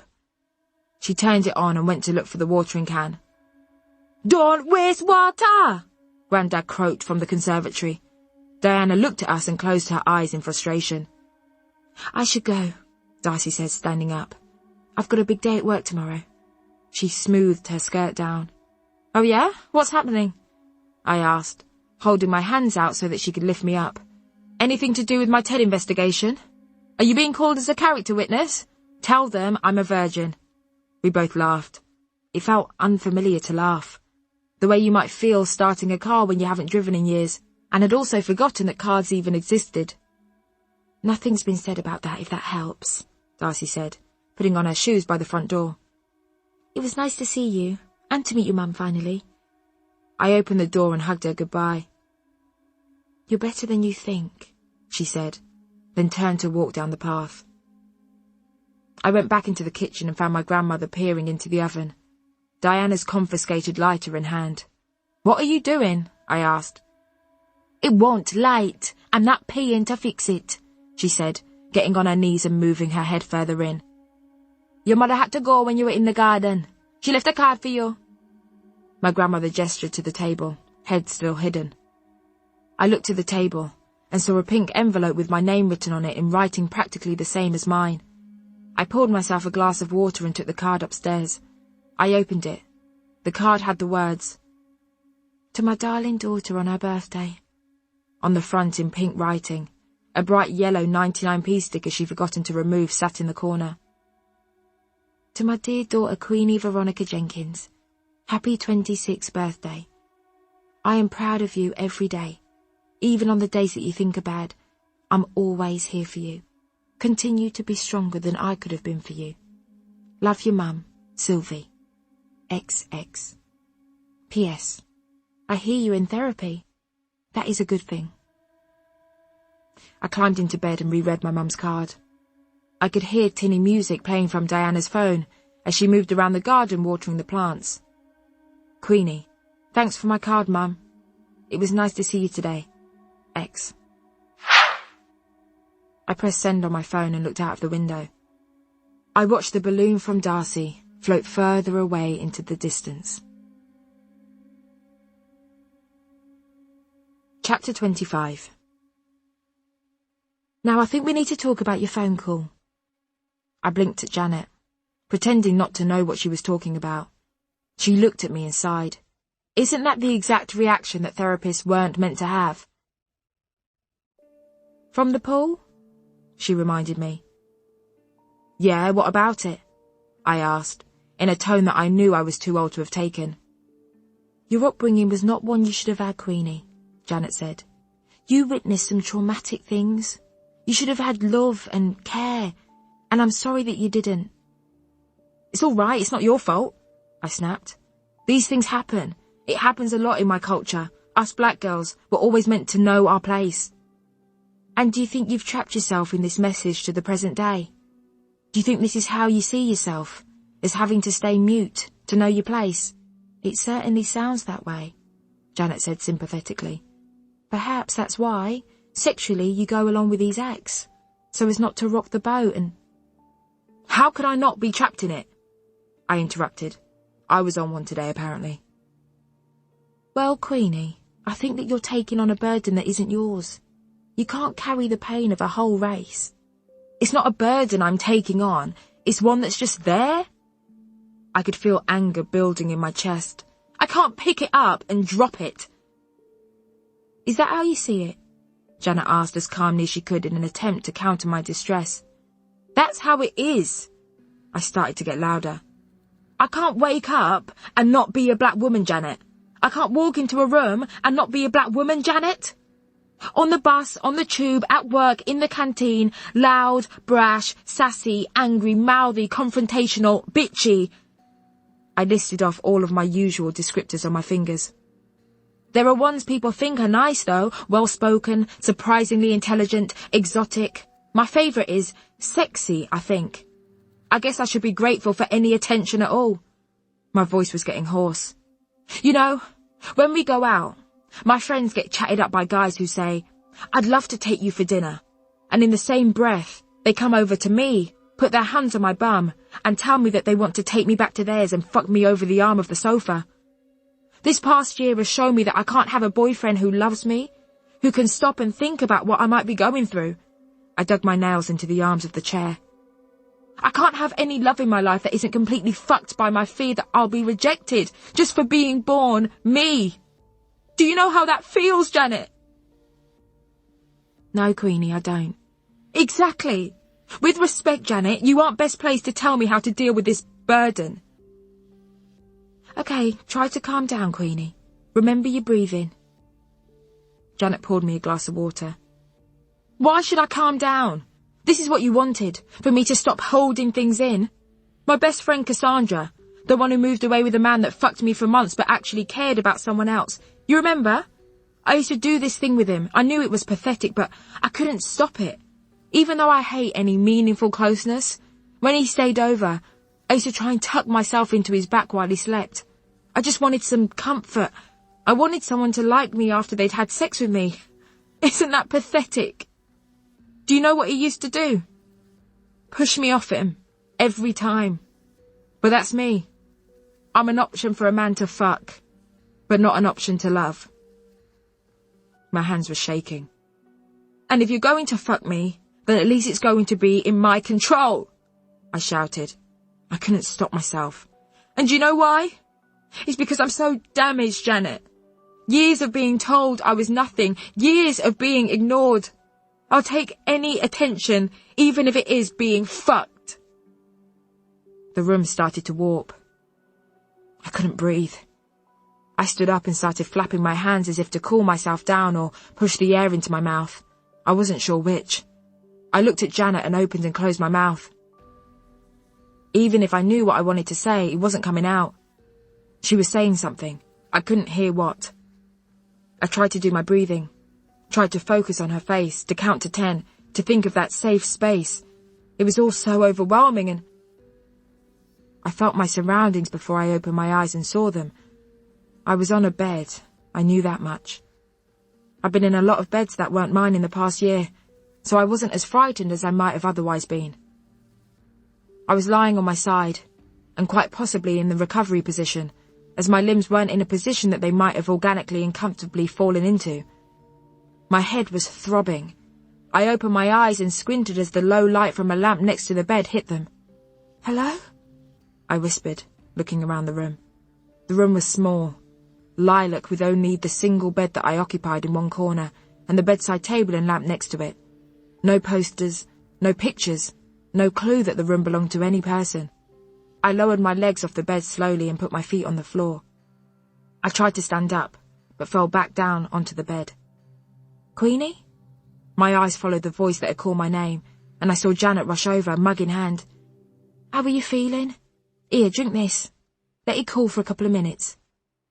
She went to hand me the mug, then placed it on the bedside table. Don't want you to burn your hands on top of everything else. Janet perched at the end of the bed. What happened? I asked. I was shaking. Let me give you a blanket. Janet opened a drawer and pulled out a knitted patchwork blanket from it. She covered me and sat back down. I'm not cold, just shaking, I said. That will be the adrenaline leaving your system. Just let it pass. Nothing bad is happening to you, she said, taking a sip of her tea. You fainted, Queenie? That happened before. When I lived in Brixton, I told Janet. It was horrible. That floor was so dirty. But why is it happening now? Shouldn't I be better? What's wrong with me? Is something seriously wrong? Am I getting worse? I asked, sitting up straight.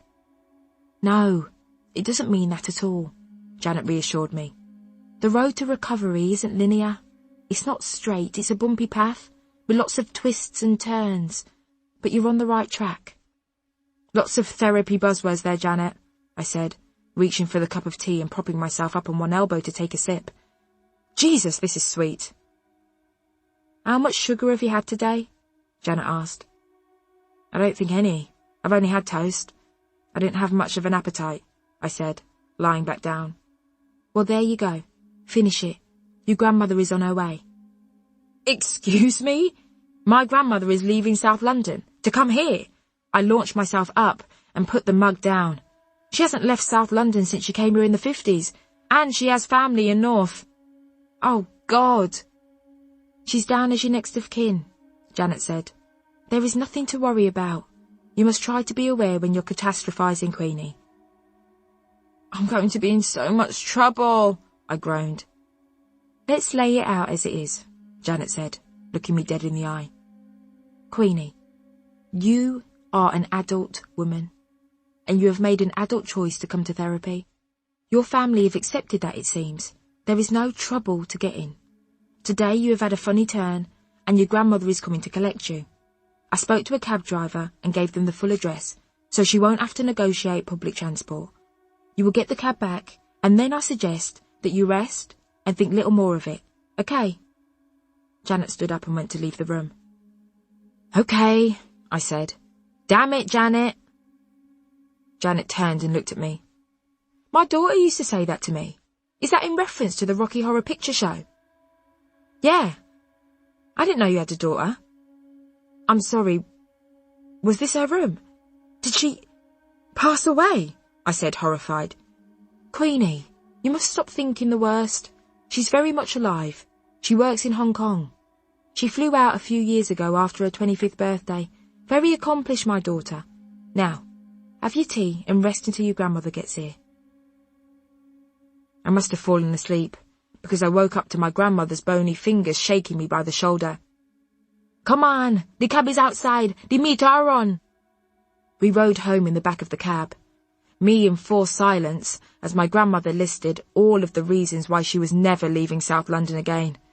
Points 3 to 7 were all variations of how she didn't trust the buildings.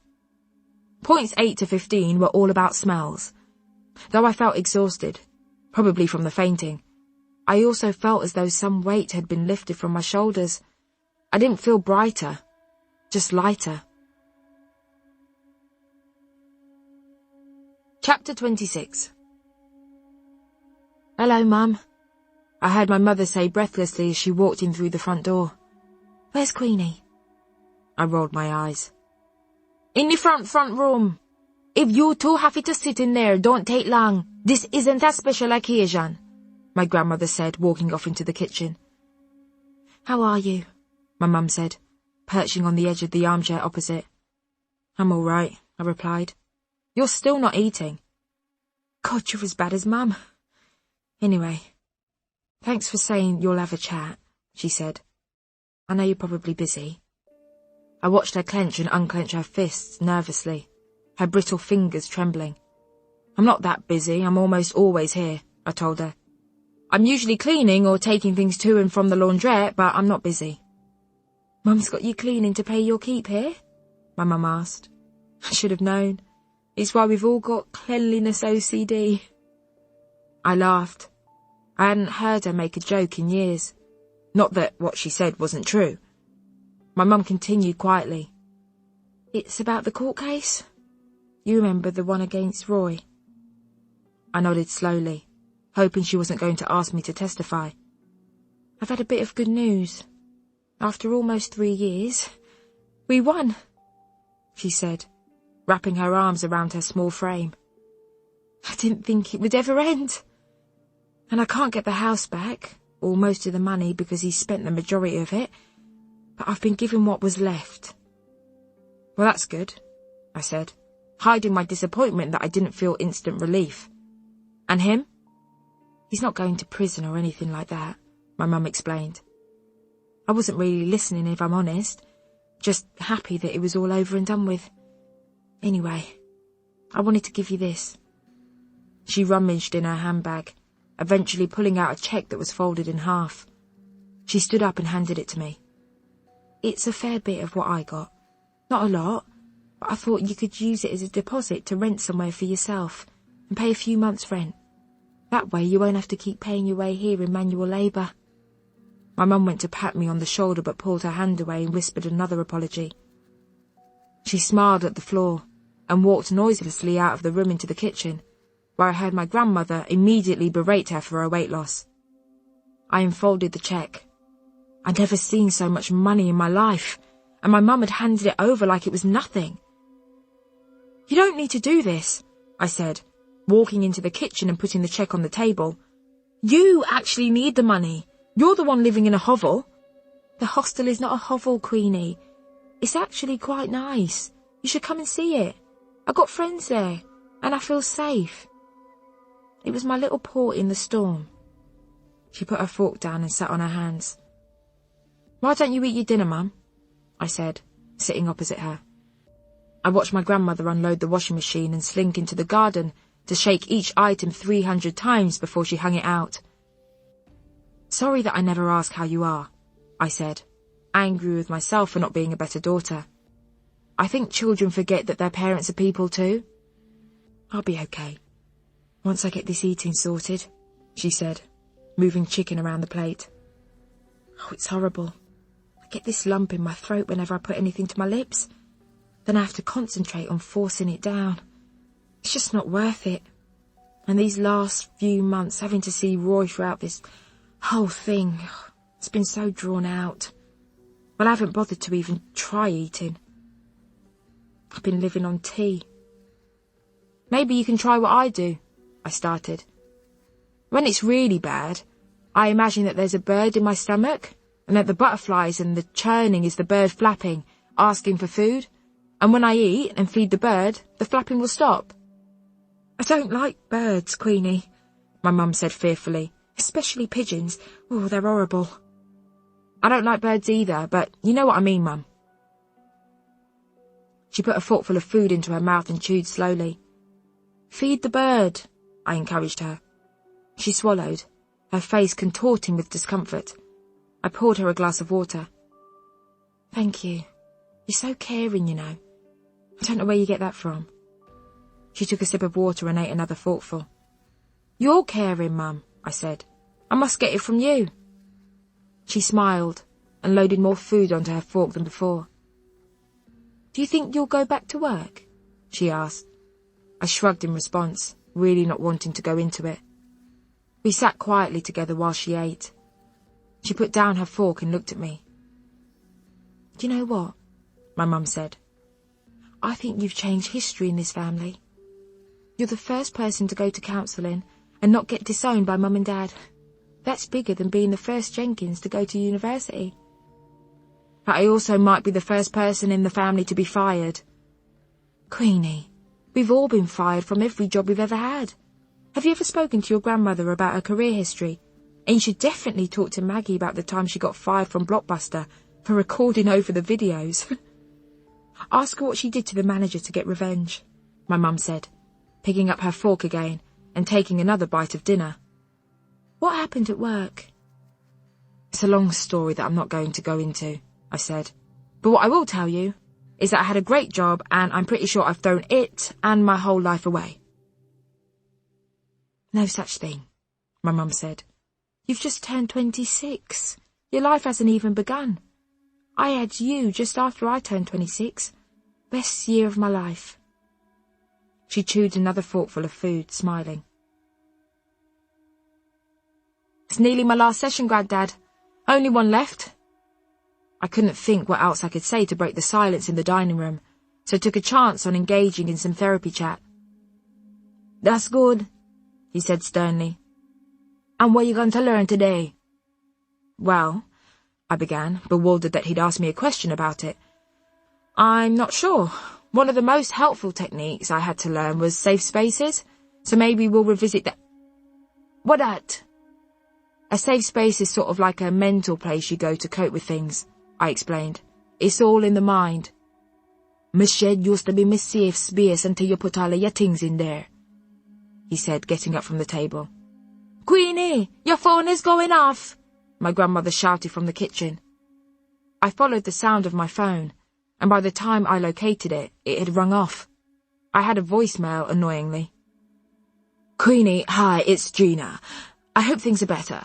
Right, I'll make this quick because I know that voicemails are awful and that everybody hates them. Take some time to think about this, but not too much time, obviously. The investigation fell apart when one of the security guards said that he'd seen Ted leading you into the disabled loos. I don't want or need to know what you did in there, but ultimately, his actions don't seem like those of a person being coerced. So, everyone thinks it's best that we drop it. Nobody wants a scandal, let alone a newspaper. You'll have to sign a weekly timesheet for the first month or whatever, because you'll be back on a trial basis, but don't be too scared of that. It's just protocol. Give me a call by the end of the week. In fact, can you just give me a call in the next hour, so that we can just wrap this all up and move on? Thanks. Who was that? You look like you just seen a duppy, my grandmother said. Nobody, I croaked, sitting down in the nearest chair. Lie you I tell. No, it's fine, I said, standing up on shaking legs. I'm going to therapy now. Are you sure you're in a state to cross London? My grandmother asked as I grabbed my bag and walked out of the front door.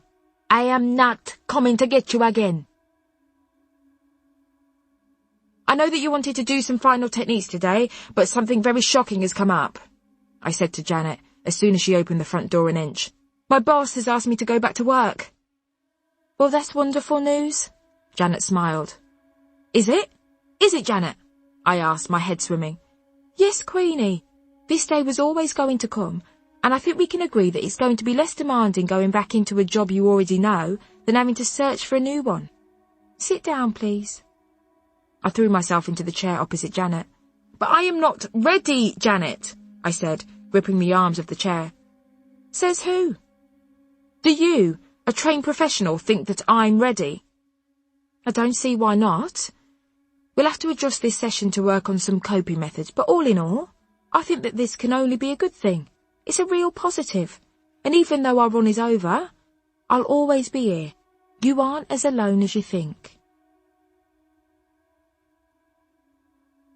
Chapter 27. If I could remember how I felt on the first day of secondary school, I imagine it was exactly like this. My rucksack is packed, my shoes have been shined, metaphorically, but I think that my grandmother might have actually polished them in the night. And I ironed a dress for the first time in 10 years, hung it up for tomorrow, and went and found my grandmother giving it a going over 10 minutes later. Darcy insisted she'd meet me in the square outside the office to quite literally ease me back in, which was one less thing to worry about. If I couldn't walk, I could be carried. I had a bath at 8 p.m, said goodnight to my grandparents and got into bed. I was feeling very wholesome. I set my alarm for 7:30 a.m. and settled into bed. Sleep came easily. Success. Maybe I was a changed person. I woke up and checked my phone. 2 a.m. I was wide awake. Why had I never felt this alert when it was time to go to work? Come on, I sighed, turning over in bed. Queenie, what's wrong? My grandmother shouted from her bedroom. Nothing, I whispered, just talking to myself. Go to your bed. You have work in the morning. At 4 a.m. I was still awake. At 5 a.m. I was even more awake. At 6 a.m. dawn started to break and the birds in the garden began to sing. There was no point in trying to go back to sleep. At 7 a.m. I heard my grandmother stirring. She shuffled into my room. Are you sleeping? She asked, full volume. Even if I had been, that would have woken me up.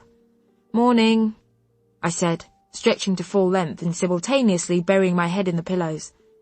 I'm putting the hot water on. Come down for your porridge and wait for it to warm, my grandmother said as she trotted down the stairs gently, her dressing gown trailing behind her.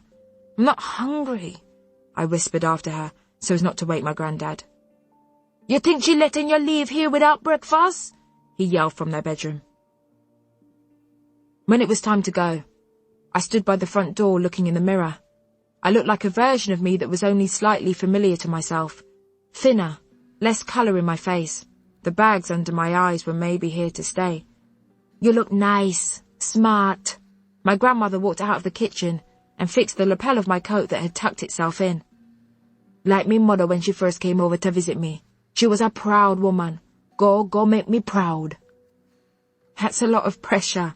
I'm only going back to work, I said. Not stepping off the Windrush, Grandma. My grandmother turned me by the shoulders and pushed me out of the door gently. Don't overthink things. What's the word that therapy woman say? Catastrophize. Nabada catastrophize. The journey was unbearable, but I remembered, mainly unbearable because it's commuting, and everyone finds public transport oppressive and horrific. It wasn't just because I was weak. At times of acute anxiety, I did some deep breathing and tried to count all of the blue things in my eye line. When that didn't work, all of the green things. By the time I'd gone through all of the colours of the rainbow, I was off the train and walking towards the Daily Read office. I felt my stomach drop to my knees, and I stopped in my tracks. I held onto a nearby wall. Morning, welcome back, Darcy beamed, launching herself onto me. Hello, my voice gave me away. Right, she said, very seriously. Solutions-driven Darcy was back in her element. I have a list of reasons why you're going to be okay. 1. I am here for you, always, even when I'm in the toilet. 2. We have all of your ways of coping written down. The deep breathing, the safe space, the colour counting, so even if you forget them, I can go into the quiet room and remind you. 3. Nothing can harm you here. 4. You've made it this far, and once you make it to lunchtime, it's basically the end of the day, and we can go and get a treat, okay? I nodded and let Darcy take my hand. We got just outside the building and she let go. You can do this. We stepped into the building and I closed my eyes as I took in its familiar smell. You okay? Darcy asked, grabbing me by the shoulders. I'm fine, just smelling, I said as we walked across the foyer, our steps echoing around the space. Phew, Darcy said, pushing the button to call the elevator. My eyes darted around as others queued for the lift. Now was not the best time for me to see Ted. My heart climbed my chest with every level we ascended, and by the time we got up to our floor, it was about to flop out of my mouth. We stepped out of the elevator and I stood, waiting for all eyes to be on me. Instead, though, everyone was just getting on with their work. Wait until I cross the floor, I thought. That's when they'll all stop and stare. I made my way over to my desk, Darcy behind me guiding me gently. We attracted no interest at all. I lowered myself onto my chair slowly and turned my computer on. You're okay, Darcy smiled. I think Gina is going to come over and say hello, and then we can probably sneak to the kitchen for tea. Darcy left me, and I got back into the rhythm of things. The morning was mainly fine, only minor wobbles when I forgot how to do the simplest things that I used to be able to do with my eyes rolled to the back of my head. I flirted with the idea of going back home, but very quickly realised that the alternative to work was going back to my grandmother and trying to explain that I couldn't do it. After Gina had come to say a sheepish hello, and Darcy and I had made a very swift tea, I sat back down as an email popped into my inbox. On Monday, 7th November, jean.leaf@dailyread.co.uk wrote at 11:55. Dear Queenie, it's good to see you back. I knew that scumbag was lying. You can never trust a man wearing that much tweed. Just keep your head down. With warmest wishes, Jean. P.S. It's not my place to say this, but you don't look as good having lost that weight. You used to look so cheerful. Queenie.Jenkins at dailyread.co.uk wrote at 12:02. Dear Jean, thanks for your email. You know, apart from Darcy, you're the only person to welcome me back, even though I annoy you so much by hovering by yours and Darcy's desks, saying things not suitable for the office. I promise there'll be none of that this time round. Queenie, X. P.S. I don't much like myself having lost all this weight either. I don't think it suits me really. Jean.Leaf at dailyread.co.uk at 12:07. Oh, don't worry about the chatter, Queenie. I'm 72 and I've been working at the newspaper for longer than I can remember.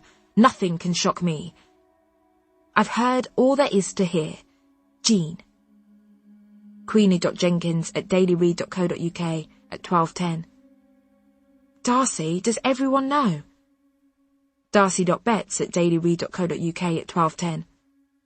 Yes, but nobody's judging you. XXXX. Eating food at lunchtime wasn't the ordeal I predicted, and by the time it got to 5 and Gina had signed my timesheet, even though I felt exhausted, I also felt like I could maybe be alright again. At 5:30 I packed up my bag and walked over to Darcy, who was waiting by the lift as agreed. We went down, and when we left the building, a familiar face was waiting outside. Cheska! What are you doing here? I rushed over to my friend and hugged her, happy to see her, also relieved to be out of work. What do you mean, fam? I'm here to congratulate you. Back to the job and that, working girl. You look tiny, fam. She smiled, holding me at arm's length. I need to feed you up. We're not meant to be skin and bone. Okay, so Cheska, as discussed, Queenie isn't drinking, so we're going to go to a cafe for a little cake and a hot drink, Darcy said cautiously. That's cool. As long as the cakes aren't them little ones that you have to pick up with 2 fingers and inhale, I want value for my money. Cheska put her arm through mine as we walked. Did you see that dickhead today? She asked. Which one? There are lots of dickheads in my building. You need to be more specific. That married one. The biggest one, Cheska sneered. The one you need to not let even look at you. No, I said quietly, hoping that what I was saying wasn't a lie. I won't. And for the next 2 hours, I remembered what it was like to be normal again. Then remembered Janet saying that there was no such thing as normal, and was finally grateful that she hadn't let me walk away after one session. As the week went on, I grew more exhausted. I was coping, but I had never been so tired in my life. Halfway through the week, I emailed Janet to let her know that I was probably on the edge of a relapse, but she replied saying, The more tired you are, the more likely your defences are to be down. Doesn't mean relapse, means you're adjusting to work again. Rest at the weekend. I was determined to fill in my timesheet for the week, so battled through the intrusive thoughts that popped into my head every other second. By Friday, I was hanging on by a thread. My stomach's movements were incredibly dramatic, and my head refused to stop buzzing. I had to work slower than I did when I first started, and when Gina sent me an email asking me to go into her office at 4, by 3 p.m, the contents of my desk were in my rucksack. I understand, I said, walking into the office. You understand what? Gina said, putting a pair of glasses on. Didn't know you wore glasses. I sat down in the chair opposite her. They're new. Contacts getting a bit too fiddly for me. Nice though, aren't they? She looked up at me and smiled. Yeah, they're nice, I said. Where are they? We're not here to talk eyewear, Gina said. Well done. Pardon? For this week, Queenie, Gina explained. It must have been hard, but you did it, and you did it well. I was slow, though. Well, it's not a race. You've only just got back, and you'll get quicker. You were at your desk, doing the work, and that's what I want from you. Gina turned back to her computer. Okay, I said, suspicious. Thanks, Gina. Word of warning, Gina said, standing up. Teddy's back from holiday on Monday. Avoid. You don't need to tell me twice. I've signed your timesheet off for the week and sent it to HR. You can go home now. You look absolutely shattered. See you on Monday. 2 full weeks of work passed. 2 weeks of completed timesheets. 2 weeks of to the brink of death exhaustion. 2 weeks of deep breathing in the toilet, and 2 weeks of avoiding Ted. The less I thought of him, the better, but still, I was doing a lot of ducking and diving around the office in an attempt not to bump into him. I could cross that bridge when I came to it, even though I was doing everything in my power to ensure that I was taking every alternative route that I could in order to avoid bridges. It was a Friday night, and I was bored of my grandmother asking when I was going to get a pay rise as we watched the news. in an attempt to actively move myself away from married men, and from men who just want to have sex with my body as and when it suits them. Admittedly, the two are not mutually exclusive. This time when I go on OkCupid, I'm going to talk to somebody who is normal and nice looking, and who talks to me in a normal and nice way. As I brushed my teeth, I thought about the men I would avoid even messaging, let alone meeting on OkCupid this time around. 1. The ones who mention my black curves, as though I'll be flattered by the suggestion that curves are, in this case, only acceptable because I'm non-white. 2. The ones who completely bypass any of the varied film, TV and music I have listed on my profile. Not acknowledging that I might have interest beyond your dick is a real red flag. 3. The ones who want to migrate to WhatsApp a little too soon after starting to chat. It's obviously because you want to send and receive X-rated pictures. 4. The ones who I can tell are using pictures from at least 3 years ago. Unless you send me a picture of you holding a newspaper from the day we chat, I'm going to assume that the ones you've posted are from Freshers Week. 5. The one with kisses in their profile. Cutesy doesn't tend to equal somebody who is going to want to have a discussion about intersectional feminism. 6. The couples that want someone for a threesome. Obviously. Though I'm not ruling that out for the future when I'm a bit more stable. Life should be about experiences after all. I washed my face, put my headscarf on, the usual ritual, and got into bed. It was 7 p.m. I reinstalled the app and logged in, lying on my back in the reclining butterfly pose, knees apart, feet together. A yoga move I'd seen on the internet that guaranteed opening some sort of chakras. I woke up an hour later, phone in hand and hips as stiff as boards. I turned the lamp off and crawled under the duvet. 3 hours later, I was still awake. Courtney, 84. Hello, how are ya? My name is Courtney. Nice to meet ya. Having a good night? NJ234. You've got a really nice smile. Hope you're having a good evening. Maybe God has been listening to me, even though I haven't attempted prayer since midnight mass. Maybe she sees that I'm on the path to recovery and I'm ready for a nice person who'll treat me like I'm more than an orifice. I replied to both, being very well behaved and not saying anything remotely sexy to either of them. Maybe I am a changed woman. It was hard to be so restrained, yes, but the smut can come later. Once they've proved that they're able to talk to me for a day without telling me that they're wanking over the pictures on my profile. 2 days later, and many messages from NJ234 telling me that his cock's big enough to split a girl's cunt in two, I blocked him and arranged to go on an actual date with Courtney 84. Aptly named, as he is called Courtney and was born in 1984. I so desperately wanted to feel like a normal girl again, and it was worth it, even though I had to do lots of seeding with my grandmother by telling her that I'd be working a bit late on a new project, and that Darcy would be with me in case I had some sort of episode. I was nervous about this date because we hadn't spoken about anything rude at all. I'm trying to move away from the belief that my only conversational currency with men is sexting is why. So far, Courtney 84 is unlike anyone I've ever experienced before in that he's 32, owns 2 houses, is bald and has a beard, but, crucially, asks normal questions about normal things. He seems polite and quite possibly somebody that I could spend non-sexual time with. He's passed the Darcy test, who was at first apprehensive because he was bald. But when Lee came to meet us for lunch and referred to him as a balding alpha, she laughed so much that she came round to the idea. Come Thursday, I was toying with the idea of cancelling, because surely an actual adult handsome man with 2 houses wouldn't want to spend any time with me, a weird flailing baby who has basically just had a nervous breakdown. I went to a quiet area of the canteen and called Cheska for some help and support. Help me! What if he's one of those white guys who likes black girls who are properly put together, and not ones like me who are a bit alternative? What? Cheska asked. What do you mean, fam? You know, like, what if he expects me to turn up wearing Louboutins and a bodycon dress and have, like, contour on my face and fake eyelashes and a lace front wig?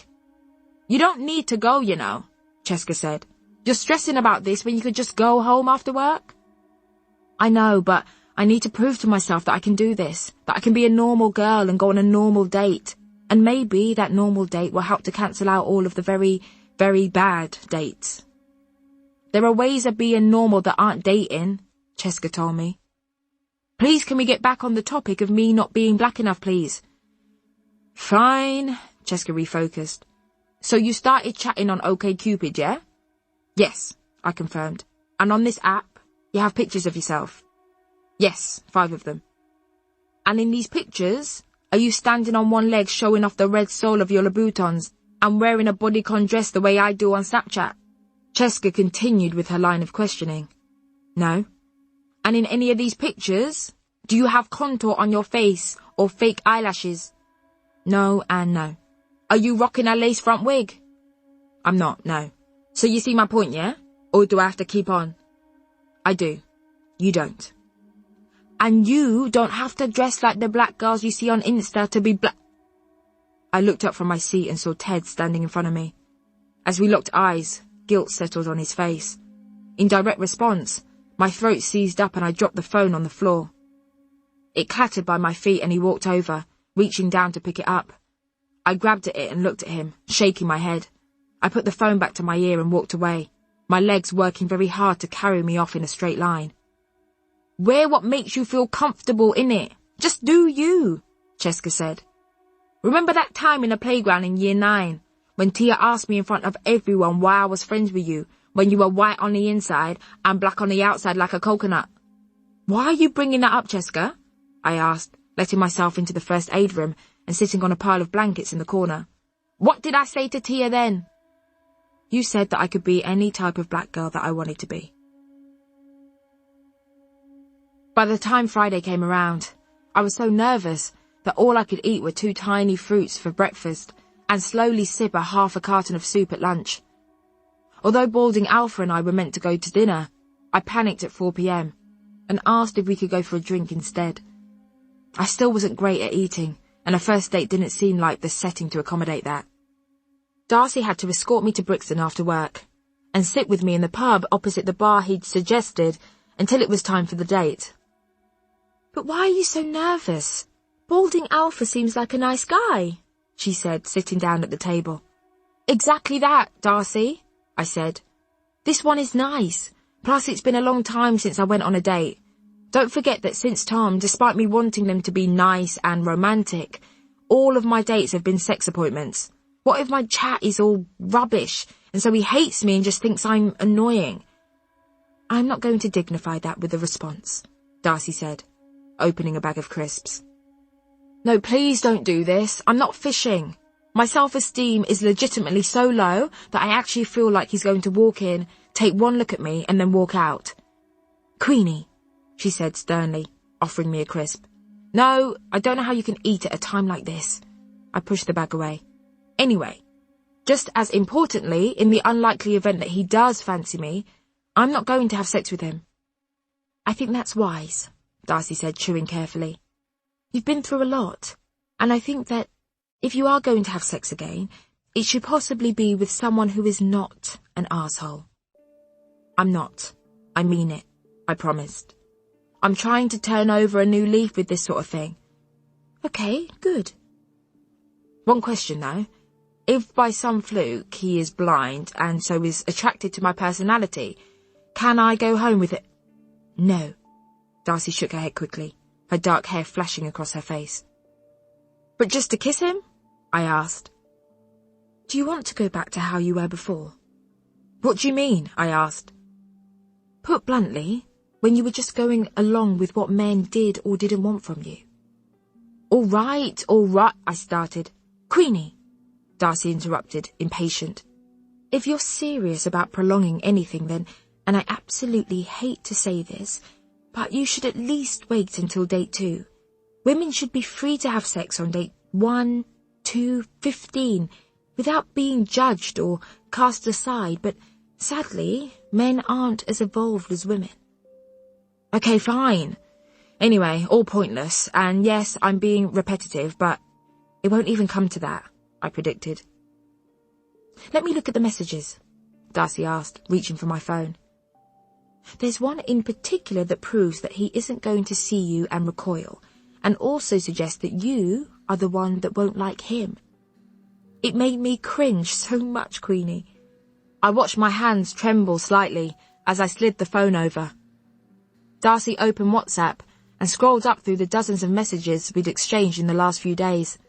She paused, furrowing her brow as she skimmed volumes of getting-to-know-you chat. This. She pushed the phone back towards me and spun it around. I've always felt grateful that I never wanted to pigeonhole myself into having a type. I never felt that way. I think any kind of woman can be attractive, but I do not find all women attractive. For example, and I hope this comes across well, but I've got white mates who are honest and say that they don't find non-white women attractive. They aren't racist. I wouldn't be friends with them if they were. It's just a preference for them, I guess. I have a black mate who says the same about white women. I've got a mate who only likes big women. Some of them only seem to go out with petite women, or some tall and thin women. We'll come to the size 0 thing. I have a bit of a problem with that. And some only like blondes. You hear this all the time from men and women having a type. I just think it's a shame to be made that way. Not their fault, or even anything they can do about it. I'm just grateful that I can see beauty, and in any variety. What's wrong with that? I thought that it's literally the most normal thing a man has said to me in the last year. Firstly, Queenie, he obviously likes the sound of his own voice a lot, so you'll have to get on board with that tonight. You don't need to know all of that stuff, Darcy said. Nobody does. You didn't even ask what his type was, but he's written a small thesis on it. I think it's quite nice. Just him explaining that he doesn't always like traditionally good-looking girls, and that he can see beyond that and fancy girls like me, I said, trying to bat off years of negative reinforcement and failing. But you are traditionally good-looking, Darcy spluttered. I don't know why you have it in your head that you aren't. It makes me so sad that you can't see what I do. I looked down at the table and shifted so that I sat on my shaking hands. Anyway, look, you've got 2 minutes until he gets here. You'll be fine, and you can leave any time you want to.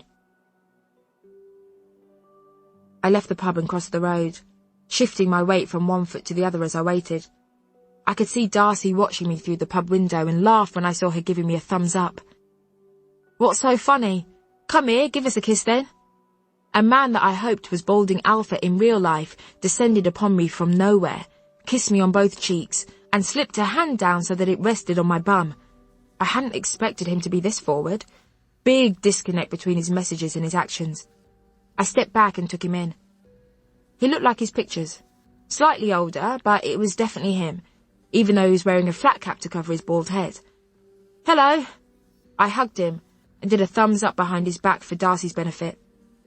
Shall we?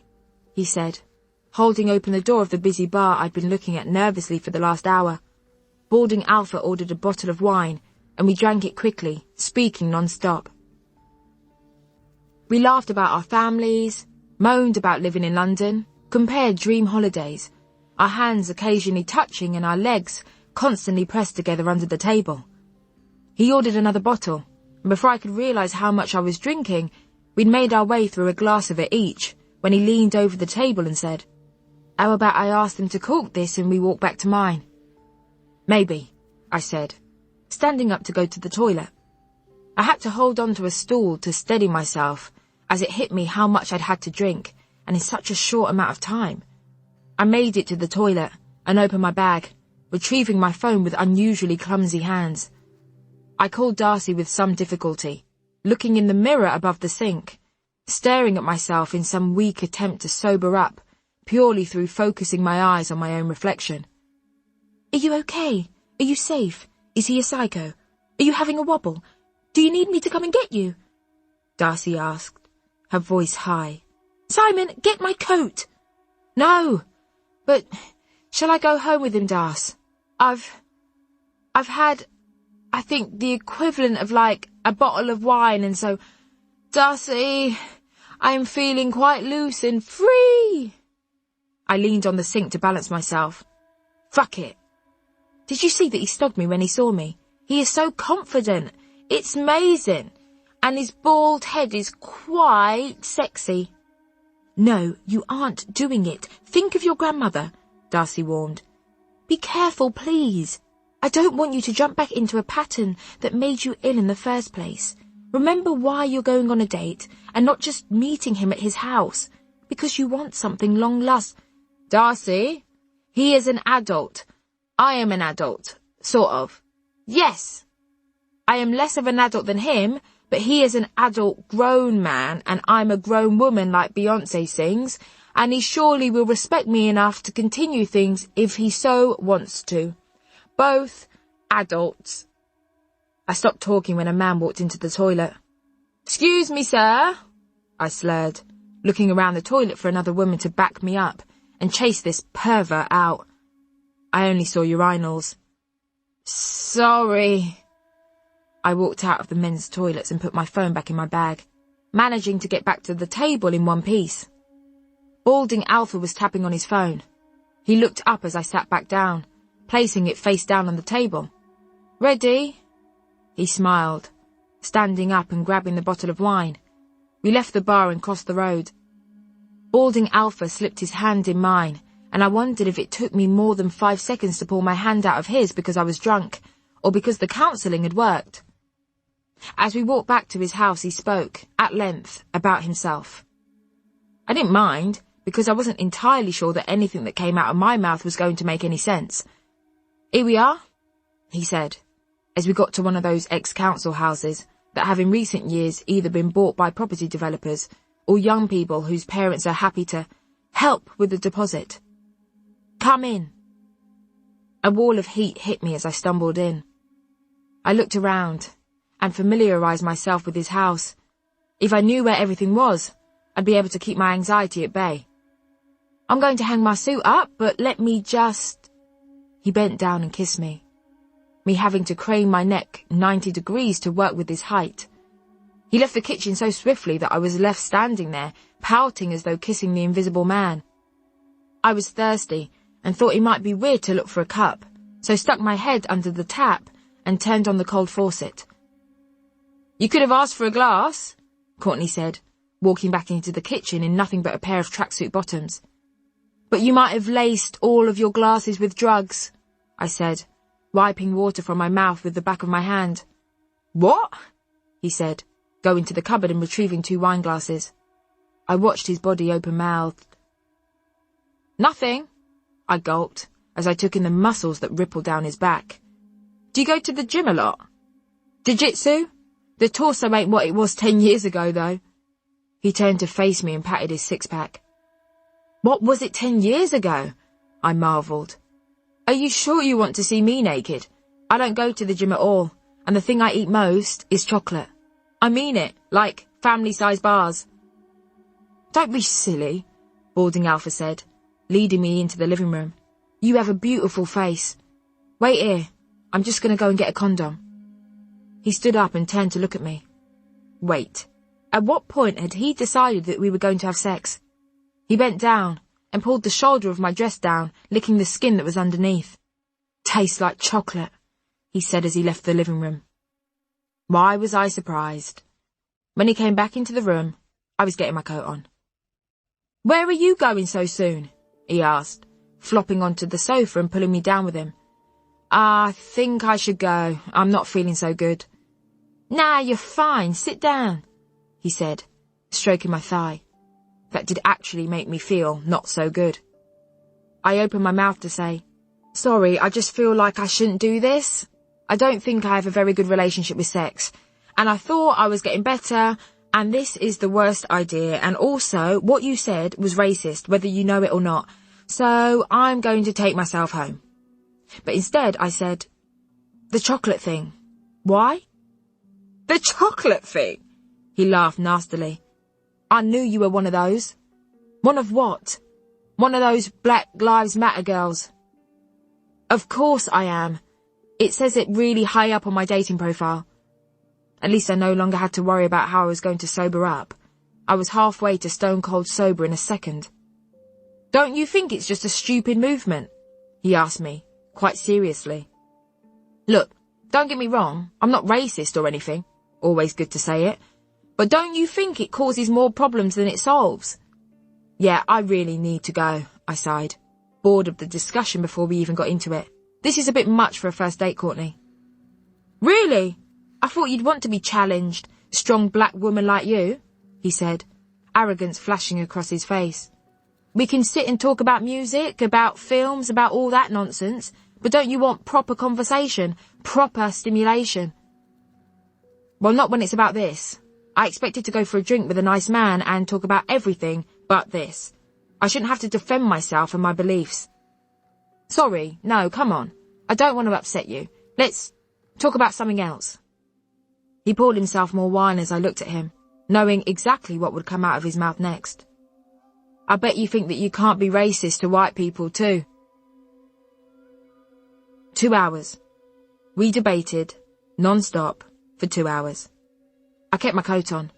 120 minutes of me having to explain why the Oxford English Dictionary definition of racism that he kept waving in my face was tired, how racism is systematic, how reverse racism was not a real thing, why it wasn't okay to refer to his Senegalese friend Toby as black as the ace of spades, while he tried to counter and manipulate all of my points and say at the end of every other sentence, "But don't listen to me, I just like to provoke." That's the thing about people who love to play devil's advocate, I shouted. There's no emotional involvement in it for you. There's nothing at stake. I made my way to the front door. It must be nice to be so detached from a life that someone like me actually has to live. I slammed the door behind me. Unbelievable. The corgis. Darcy. Queenie, you've never put the phone down on me before. Can you let us know you're okay? Cheska. What happened? Darcy. She called me from the pub. I was trying to tell her not to go home with this guy. She said something about being like Beyonce and the line went dead. She was really drunk. Cheska. Do you know where they were? Darcy. A bar in Brixton? I don't know the name. I can meet you at the station and I can find it on foot. Cheska. Alright, cool. Let's wait until 11. If she hasn't replied by then, I'll come meet you. Queenie. I'm fine. Queenie. Sorry. Queenie. Sorry. Cheska. KMT. Darcy. KMT indeed. Queenie. Sorry both. I bet you didn't miss how much of a liability I was. Anyway, my battery died. I just got home. We'll explain all tomorrow. Queenie. I just snuck back into my grandparents, and I think my grandmother has just woken up, so actually, you might never hear from me again. Queenie. You must have been really annoyed to say kiss my teeth, Darcy. Sorry again. I popped into Cheska's bank the next day, and stood in line until I was close enough for her to look up and make eye contact with me. She left the woman she was serving and came over to me. Hello, madam. I am so glad you could come in for your appointment. Why was she talking to me like a robot? If I can just lead you to the consultation room, I'll be with you shortly. Cheska whisked me into a frosted glassed compartment in the corner of the bank and closed the door behind me. 5 minutes of me playing with the pen chained to the desk later, Cheska walked in carrying various folders and shut the door. You might be the only bank in the country with these pens attached to the desk, I said, yanking it. Is the stationery that valuable? Fam! Did you hear I had to switch up my voice out there? The new manager, some prissy white woman, has told me that I need to speak better. Doesn't want me to intimidate customers. Can you believe that? The only person I'm intimidating is her fam. Cheska kissed her teeth and sat opposite me. This shit gets on my nerves. Anyway, what's good? Hanging, I groaned, for the first time in ages. That'll teach you, Cheska laughed. So how was it then? Was the beating from your grandma worth it? I winced at her volume and at the memory. My date with Boarding Alpha? Proper racist. He said some very questionable things last night. Huh? Cheska furrowed her brow. Like what? At one point, he asked if I agreed that young black women got pregnant just so they could get council houses, to which I obviously asked if he'd taken something. Tell me you're joking, fam. I wish I was. He also dropped a slavery whipping joke that made me want to set his house on fire. Cheska clenched her fist. And you know what? This all began when he accused me of being a Black Lives Matter girl. This is making me so fucking mad. Do you want me to get some black boys to run up in his house, raid the thing? Jessica offered. No. 'Cause then you'll know that Black Lives Matter. Trust me. No, that'll give him justification to keep on thinking that we're all aggressive, but thank you. I patted her on the hand. I just don't know where it came from. All of his texts were so tame. I fucking hate chiefs like him. He knew what he was doing, you know. It's calculated. I've heard about guys like him. White guys who like to bait black girls, use them for what they want, then humiliate them. I bet he waited until getting you drunk and back to his house to start with his Jim Crow nonsense. He did, innit? I nodded, and she shook her head. I'm sorry, fam. I know you thought this one was a good one. I did. I sighed, rubbing my temples. But if anyone was going to get back on the dating horse and end up in the house of a neo-Nazi, it was going to be me. Queenie, he might have been a neo-Nazi, but all men are trash, innit? Jessica shrugged. At least this might finally stop you from dating white guys. Chapter 28. After trying and failing to convince my grandmother that my hangover was a mysterious illness, I've been on some sort of adult grounding for the last 3 weeks. I've been allowed to go to work and come home and do my usual million chores at the weekend. As a new and exciting development that hasn't actually benefited me at all, my grandparents are converts to believing that actual mental health illnesses exist, and have thrown the term relapse at me a million times. Today, though, I am free, and to celebrate, I am going to go to the cinema on my own after work.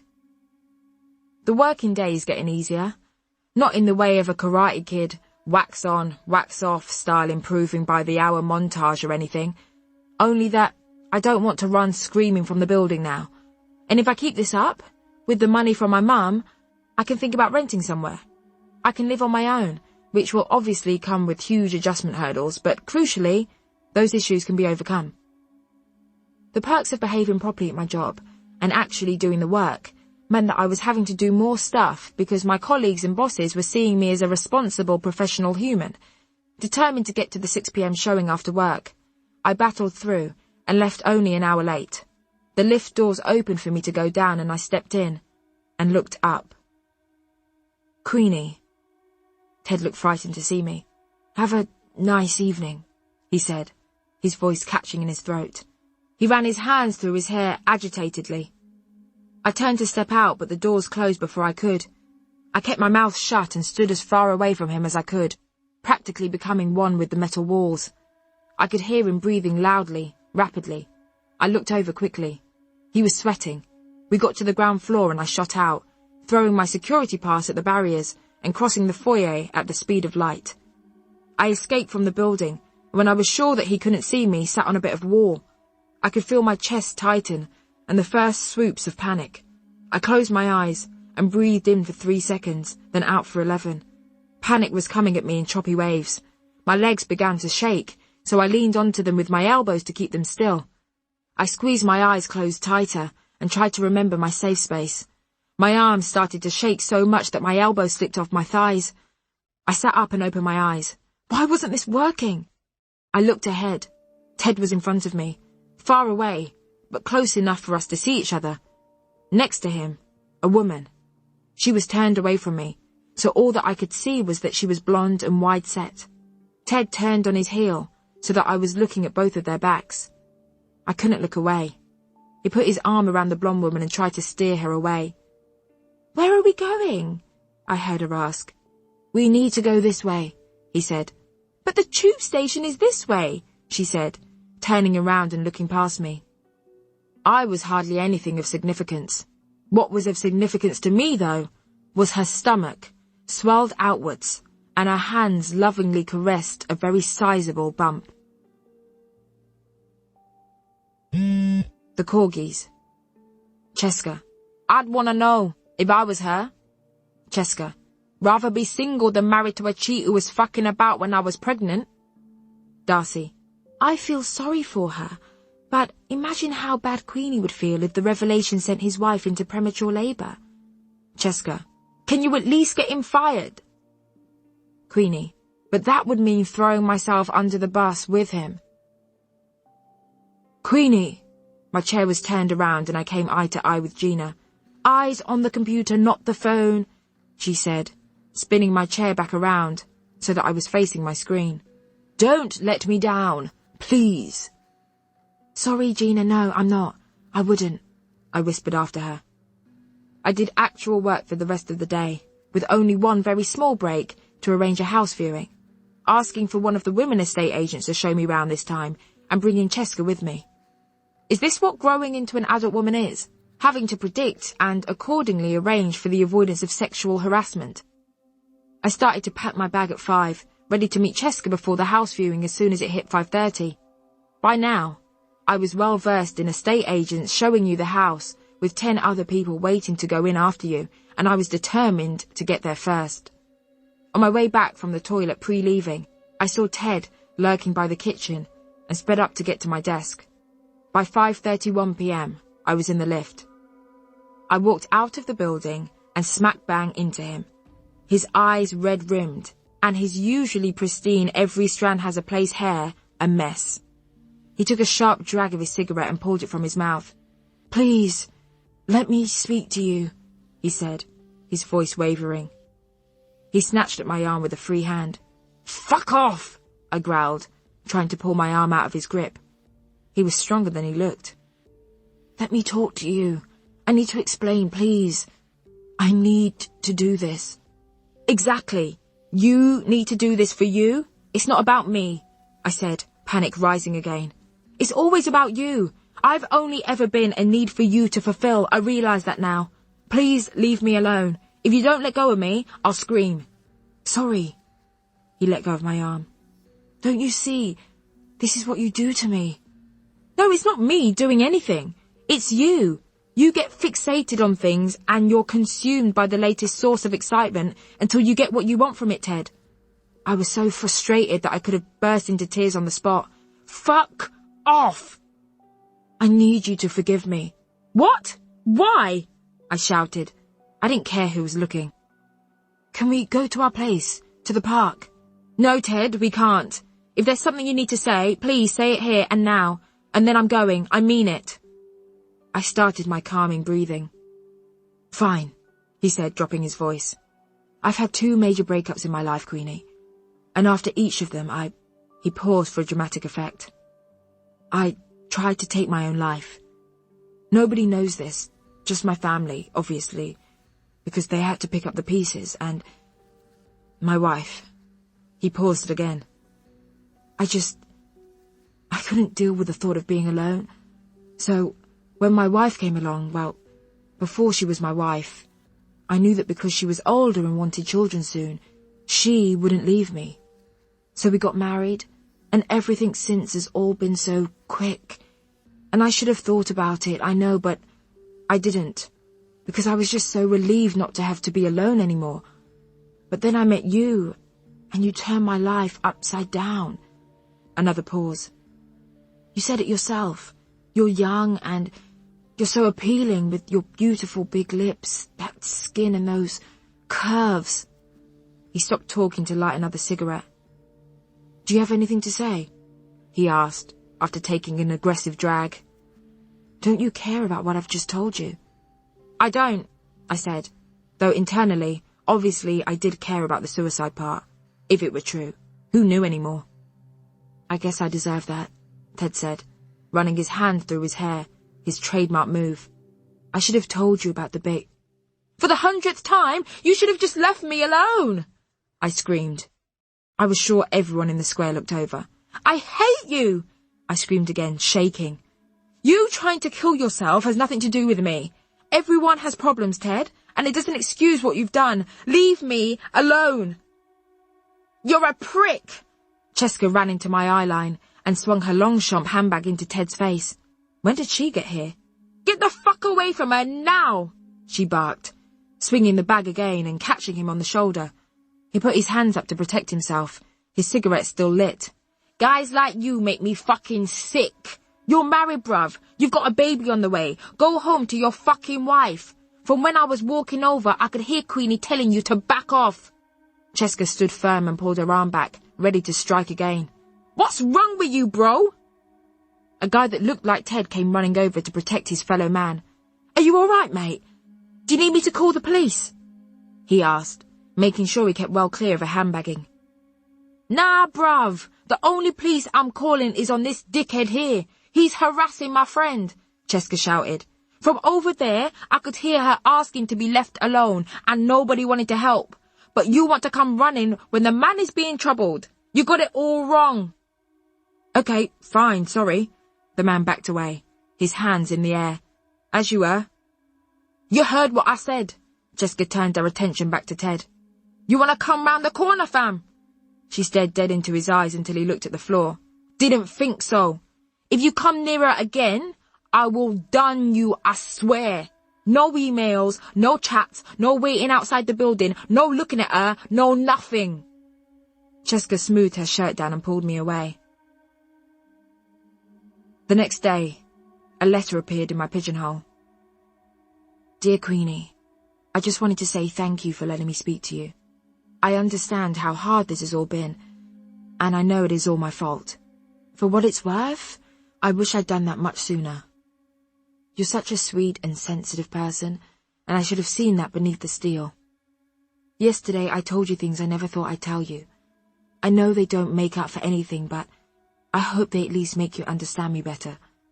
Nothing can ever make up for what's happened or the things I've done, but I hope you know I want to be a better person.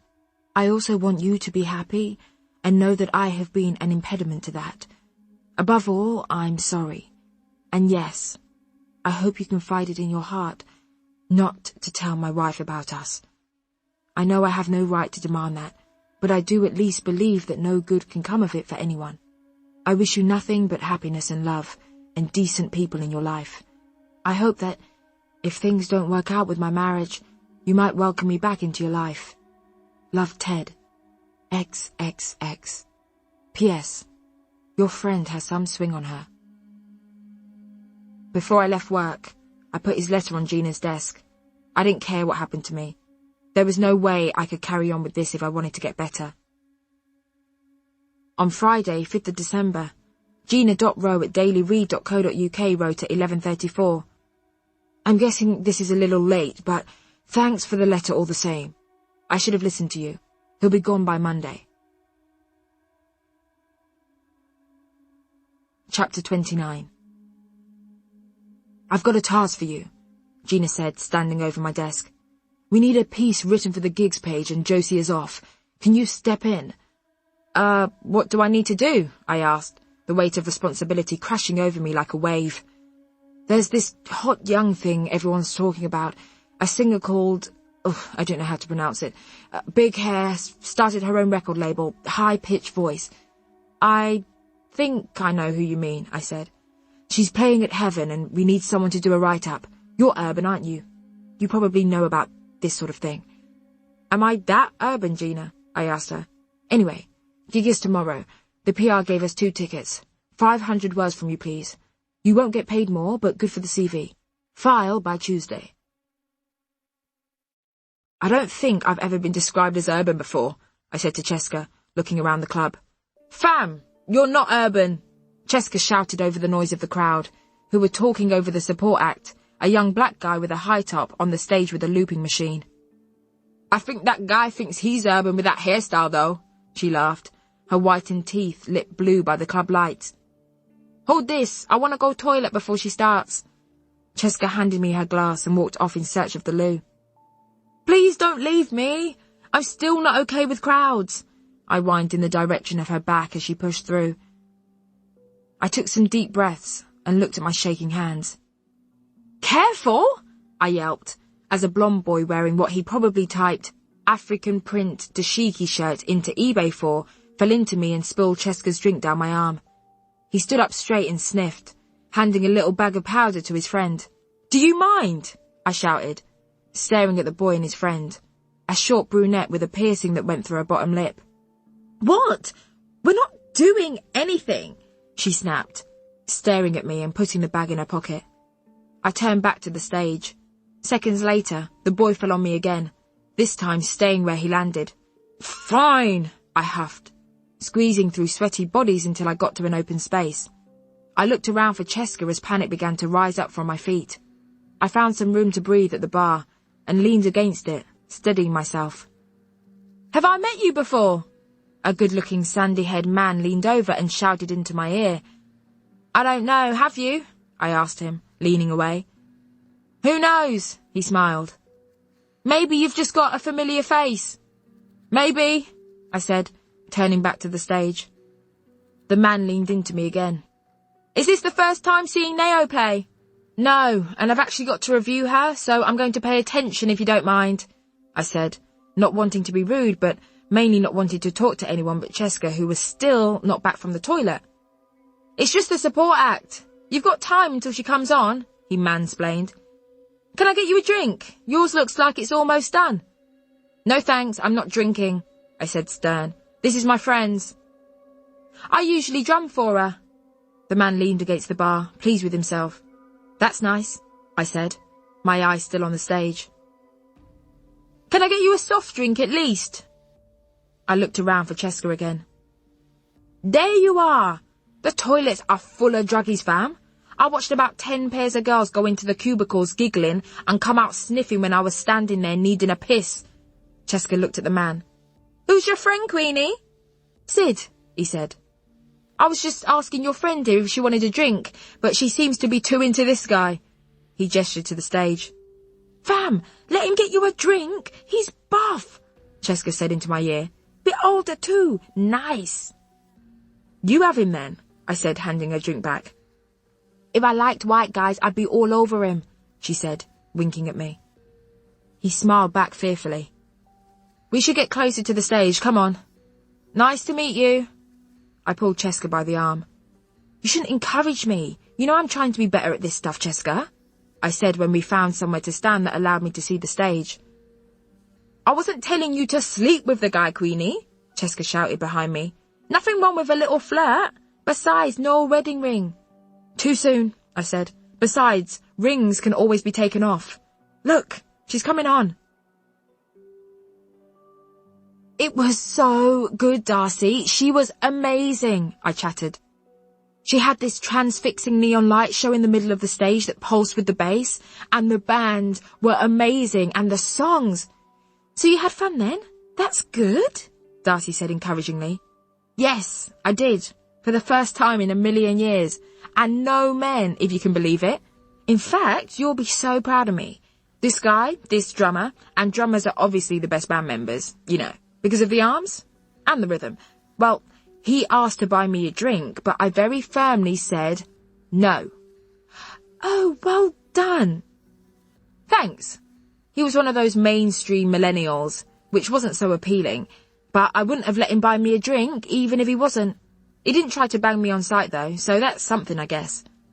"What's a mainstream millennial?" Darcy asked. "Have I made this term up?" I questioned myself.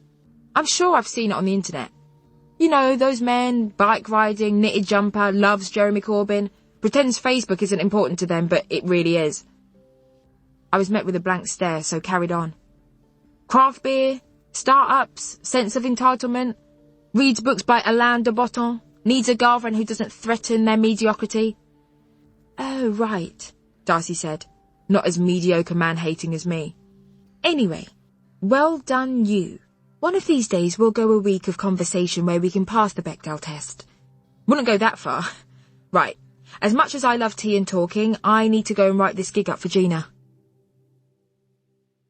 4 weeks, 3,000 fucking pounds to useless estate agents and 1 phone call to Erdley later, I was packing to move into a very, very tiny studio flat that I would have trouble swinging a kitten in, if I were that way inclined. My grandparents had sat me down to talk about how renting was for fools and that I should use the money from my mum as a deposit for a house, but they were forced to open their eyes to the fact that times had very much changed when I went on Rightmove and showed them what a deposit of 10 times that couldn't even get me. I had to listen to the "in our day you could buy a house in Brixton for £3" thing for the next hour, but at least I'd won the first round. Despite his bad hips, my granddad was practically jumping for joy at the prospect of having all of my grandmother's attention back, while she was pretending to be totally unbothered by my leaving. The doorbell rang, and I heard Diana's voice fill the house. "This is gonna be long, I swear," Diana said loudly enough for me to hear. "Diana, come on, your cousin needs help," was Maggie's equally loud pantomime-like response. "My back is too bad to do much though, so I'll just be sat here." I walked into the kitchen to get another box. "Hello both," I smiled. "Today's the big day," Maggie beamed. "We're very proud of you, you know. You've come a long way. Aren't we proud, Diana?" "Yeah," Diana said, opening the fridge. "I don't think she's ready to live alone," my grandmother said, moving Diana out of the way and taking a raw chicken from the fridge. "Mum, she's not moving far away," Maggie defended me before changing her tune. "But who knows what could happen? She might have one of her attacks and fall and hit her head." "Everybody always so cautious." My granddad shuffled into the kitchen. "You can't see how sturdy Queenie is?" He grabbed my shoulders and shook me to make his point. "She'll be fine, and even if she's not coming back here." "You're too damn wicked," my grandmother shouted at him. "Me just a joke." My granddad laughed loudly. "Queenie, start by getting the stuff out of me shed," he said, and stopped laughing instantly. My grandmother removed the chicken from its plastic packaging and threw it into the sink. She turned the tap on, and Diana watched the events unfolding, horrified. "Grandma, they're saying on the news that you shouldn't wash chicken before you cook it. Bacteria can splash around the sink," she squealed. "Has my food or my food preparation killed you before now?" My grandmother kissed her teeth. "No. Go and find something to do." She put on a pair of rubber gloves, tackling the chicken and listing to Maggie further reasons why living alone was going to kill me. I left the kitchen when Maggie offered to come round and bless my new flat with holy water. I walked through the garden to the shed and stepped in, bending my head to avoid collecting all of the cobwebs from the ceiling with my hair. I was stacking boxes by the rickety wooden door when I heard my granddad coming up the path. "That cane is a dead giveaway. You can't sneak up on anyone," I said, wiping sweat from my forehead. "Come to make sure I get everything out?" "I know we never really talk," my granddad began quietly, leaning against the shed wall. "I don't take it personally. You don't talk to anyone." "Queenie, just listen now," my granddad said, knocking his cane on the floor. "Sorry, Gandalf." "Who?" "Nobody." "As I was saying," my granddad started again, "I know we never really talk, but as you say, that's just my way." He paused to readjust his position on the wall, wincing. "But because I don't talk, not mean I don't feel. When you came to stay those months ago, I felt bad," he sighed. "I felt so bad that you were going to end up like your mother. I could see it in you, in your eyes." He stopped. "I could see the fear and the resignation. I thought you'd given up. And I felt like I did in my chest when she turned up here after Roy hit her so hard she almost didn't get up." He paused again. "But you didn't let it take you." He paused and lifted his glasses to wipe his wet eyes. "You're full of fight, Queenie. Full of fight." He turned away and ambled back down the garden path, leaving me standing there unable to process anything he'd said. Diana bounded up past him to join me. She watched me blow the light layer of dust off boxes of belongings that hadn't seen the light of day for months. "We are proud of you, you know," Diana said awkwardly. "My mum wasn't just saying that." "Are you joking?" I asked. "No, what's funny?" Diana said, lifting one box and being pulled back down by its weight. "You weren't well, but you got better, and you went back to work, and now you're moving into your own place. That's good, that's progress," she said, wisely. "I wouldn't say I'm better," I told her, wiping sweat from my forehead with the back of my hand. "Be careful, you don't need to lift the heavy ones." "Geez, take the compliment," Diana said, scraping a cobweb from her hand onto the wall of the shed. "Let me tell you something," I said to my cousin. "You're going to go through a lot in your life. Us black women, we don't have it easy. The family, they come with their own stuff."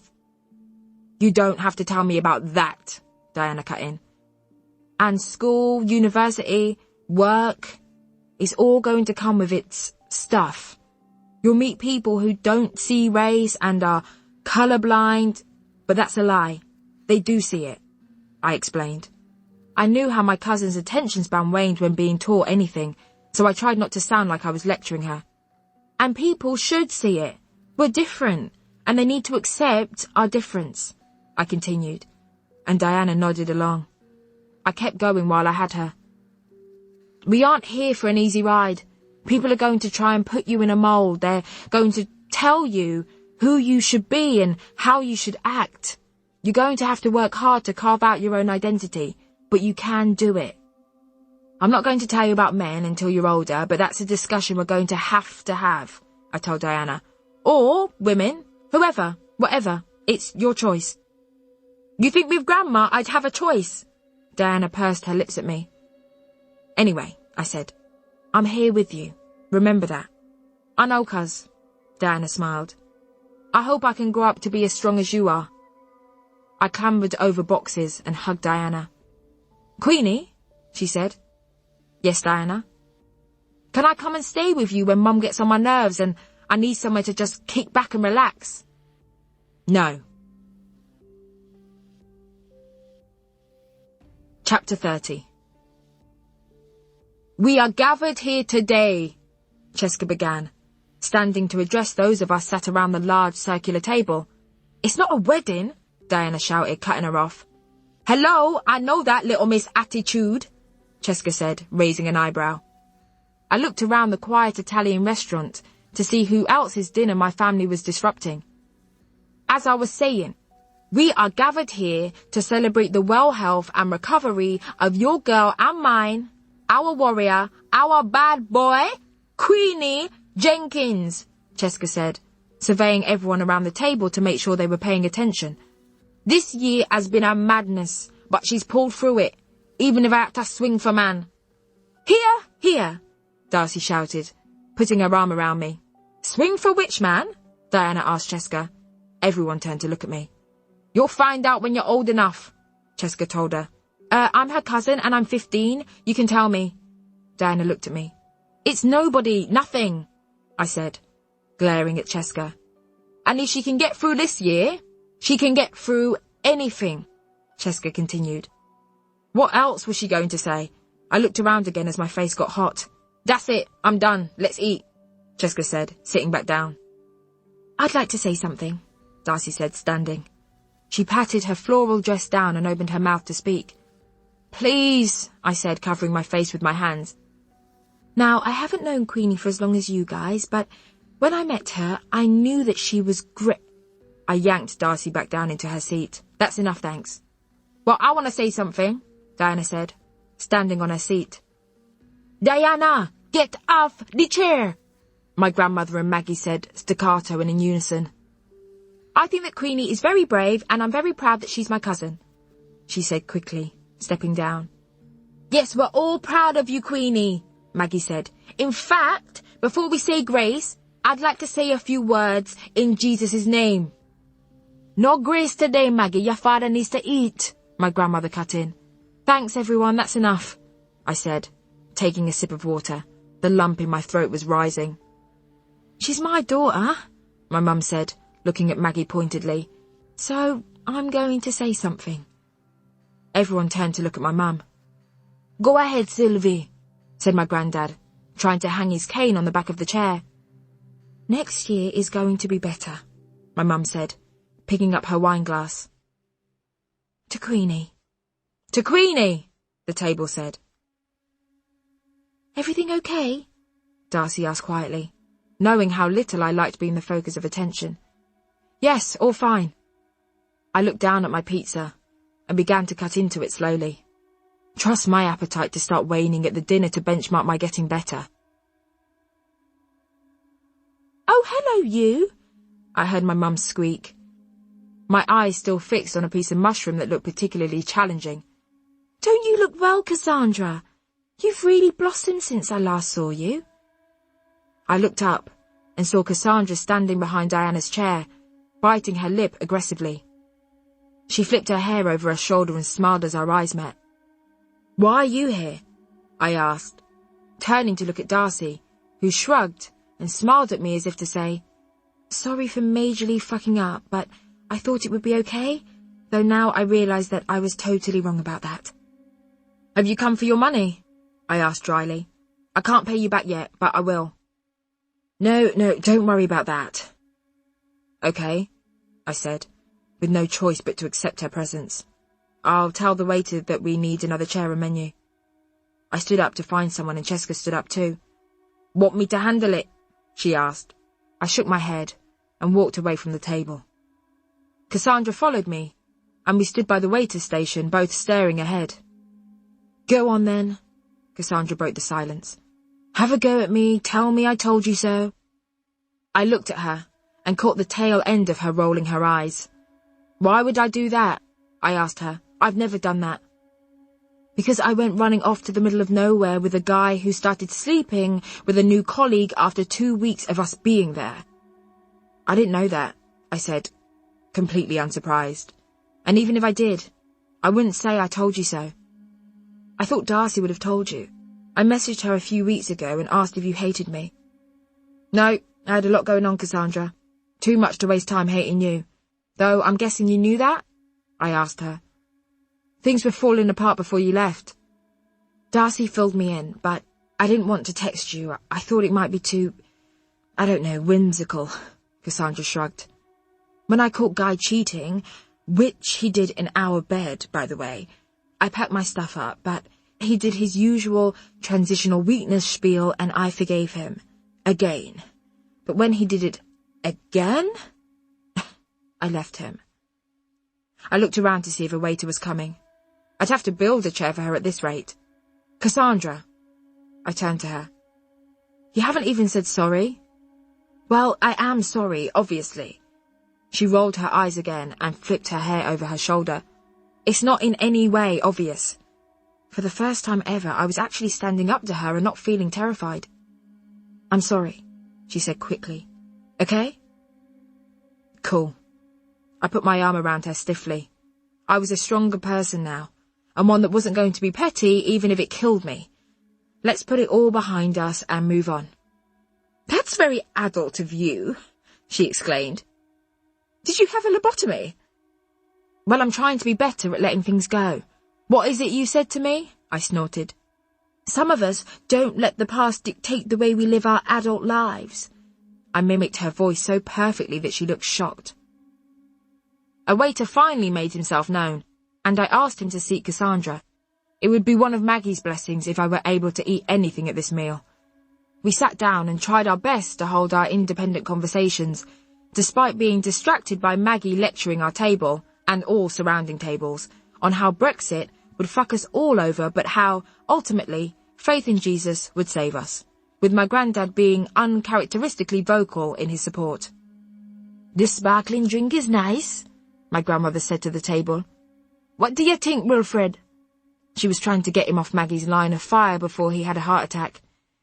"Very nice," my granddad said, finishing what was in his glass and pouring some more.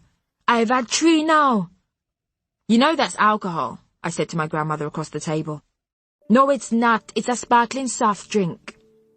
She picked up the bottle and passed it to me. "Look." "No, it's literally alcohol. Look, here," I said, tapping the sticker on the bottle. 5.5%. "Jesus Christ," my grandmother said, terror in her voice. "Get that wine away from Grandad," she said to Diana, who immediately started to prise the glass from his hand. "Maggie, we've poisoned ourselves. Get us some water," my grandmother shrieked. "Sylvie, you call the ambulance." "Nobody is calling an ambulance," I said, standing up. "You're right. A cab to the hospital will be quicker," my grandmother said, snatching the bottle of water from Maggie and pouring a glass for my granddad. "What's that thing you use? Hooba. The Hooba? Call the Hooba." "Just drink water, you'll be fine," I said. "I'm not getting you an Uber." "We're on so much medication, Queenie. We don't know how the alcohol will mix with it," my grandmother barked at me. Panic had taken over. This was obviously where I got it from. "Is anyone in here a doctor?" she shouted across the restaurant. "Cassandra, your boyfriend's a doctor, innit? Shall we call him?" Cheska grinned. Cassandra pretended not to hear her. "I need to go," I said to Darcy. "To go where?" she asked. "They'll honestly be fine if they stop I'll be back in a sec." I walked to the toilet and turned back to see if anyone had noticed me leave. Cheska was pouring glasses of water for my grandmother, while my granddad drank from his glass with one hand and flapped himself with his flat cap with the other. My grandmother was rooting around in her handbag and handing Cassandra various boxes of pills and asking her to read what happens when each tablet was mixed with alcohol. My mum was trying to explain what was happening to the restaurant manager, while Diana filmed it all on her phone and Maggie told her off for not taking it seriously. I pushed the toilet door open with my foot and stepped inside, taking deep breaths as I stood in front of the sink and looked in the murky mirror. It was quiet in here. The only noise I could hear was the steady drip of a tap. My grandparents would be fine. That wasn't the issue. Despite everything, I wanted to call Tom, to tell him that my life was back on track, that I was celebrating being mostly better in more ways than I knew I could be. I took my phone out of my pocket and scrolled through the phone book. I found Tom's contact page and stared at it. My finger hovered over the call button. "Are you ill?" Darcy walked into the toilet. "No, not physically anyway," I replied, putting my phone into my pocket. "What's going on out there now?" "They've calmed down. Turns out the manager used to be a doctor, and as soon as he told your grandparents the alcohol was too weak to make a difference to their medication, they went back to normal. It was weird, like someone turned their hysteria switches off. They're Jamaican, Darcy. Doctors are the only people they trust. If he told them the alcohol was going to kill them, they'd have jumped in a cab to the cemetery." "What's wrong?" Darcy said, squeezing next to me and putting an arm around my shoulders. I rested my cheek on her hand. When all of that commotion was happening, I saw everyone in the restaurant looking at us, and it made my head feel funny.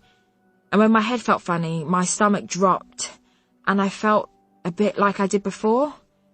And I know it sounds stupid, but just for a second, I wanted Tom to make it right.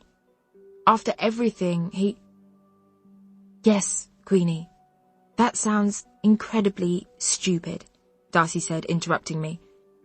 "After everything that's happened this year, that is honestly the maddest thing I have ever heard. Take a few deep breaths, have a think about why it's the maddest thing I've ever heard, and when you've finished, come back out to the restaurant. We, all of the people who love you, who have been there for you, will be behind that door." "Firm words. Are you channeling Cassandra?" I asked her as she left the toilet. "Okay," I said to myself, after I checked that there wasn't anyone in either of the toilet stalls. "Even though things aren't tip-top, they are definitely better, and here's why." I stared at my reflection. 1. In a shock twist, Gina told you that after your surprisingly great gig reviews, the Daily Read is going to give you a regular writing slot. Scary, yes, and not quite as political as you wanted, but you can get there. So you're doing great things at work, even though you were almost fired for sexual assault earlier in the year. Talk about a comeback! 2. Ted's been fired for misconduct and lying by omission, and you never have to see him again. 3. You've deleted those bleak as fuck dating apps that only really serve to make you forget that beneath the big boobs and bum, you are a human person who is easily damaged. Plus now, you don't want to look at men. Never mind have sex with them. I tensed up as the men of the last year flashed before my eyes. Mouths and hands biting and pulling and smacking and scratching, and I took some deep breaths to stop myself from getting all het up again. I still miss Tom. I missed him so much. Maybe if I apologised to him again, with a bit more space between us, maybe he'd soften. I should have been able to tell him what I was going through. I won't make that mistake again, I promised myself. If someone, non-married ×2, not sexually aggressive or with a girlfriend, manipulative or a secret neo-Nazi ever wanted to be with me. I took some more deep breaths. I was feeling better. 4. As for the anxiety, and the head feeling weird, and the stomach following, even if you do go back to how things were, you made it out before, you'll make it out again. You have tools to cope this time, and even though deep breathing and safe spaces don't sound like they'll help, they do. 5. The night terrors have eased off. Maybe not forever, but at least you haven't punched your grandmother in the night or fallen out of bed for a significant amount of time. 6. When you go back into that restaurant, look. Look at all of those people who love you. You are worthy of love, and they prove that. They'll always be there for you, like they have been when you needed it most. I paused. Possibly not Cassandra. She's definitely a variable. And 7. As for Tom, I said, pulling my phone back out, you know what you need to do. I unlocked it and looked at Tom's contact page again. Something shifted. His picture was the one I'd taken on our 1-year anniversary, on Clapham Common where we first met, just after he promised that whatever happened between us, he'd never abandon me. Time to let it go, I accepted. Delete. I walked back into the restaurant, and with the heat that hit me, a different type of warmth filled my chest. I sat down at the table and looked around at my family. Cheska was showing Diana a video on her phone that taught her how to blend her makeup. My grandmother was very loudly listing to Dr. Manager all of the medication she was on, while my granddad eyed up the sparkling drink, ready to risk it all again. Maggie was talking loudly, obviously, and slicing up her pizza, putting bits on my mum's plate for her to taste. Cassandra and Darcy were locked in an intense conversation that I had no plans to get involved in. Cassandra was clearly being made to feel very bad. I looked over at my mum as she picked up a slice of pizza with her hands and bit off a huge mouthful.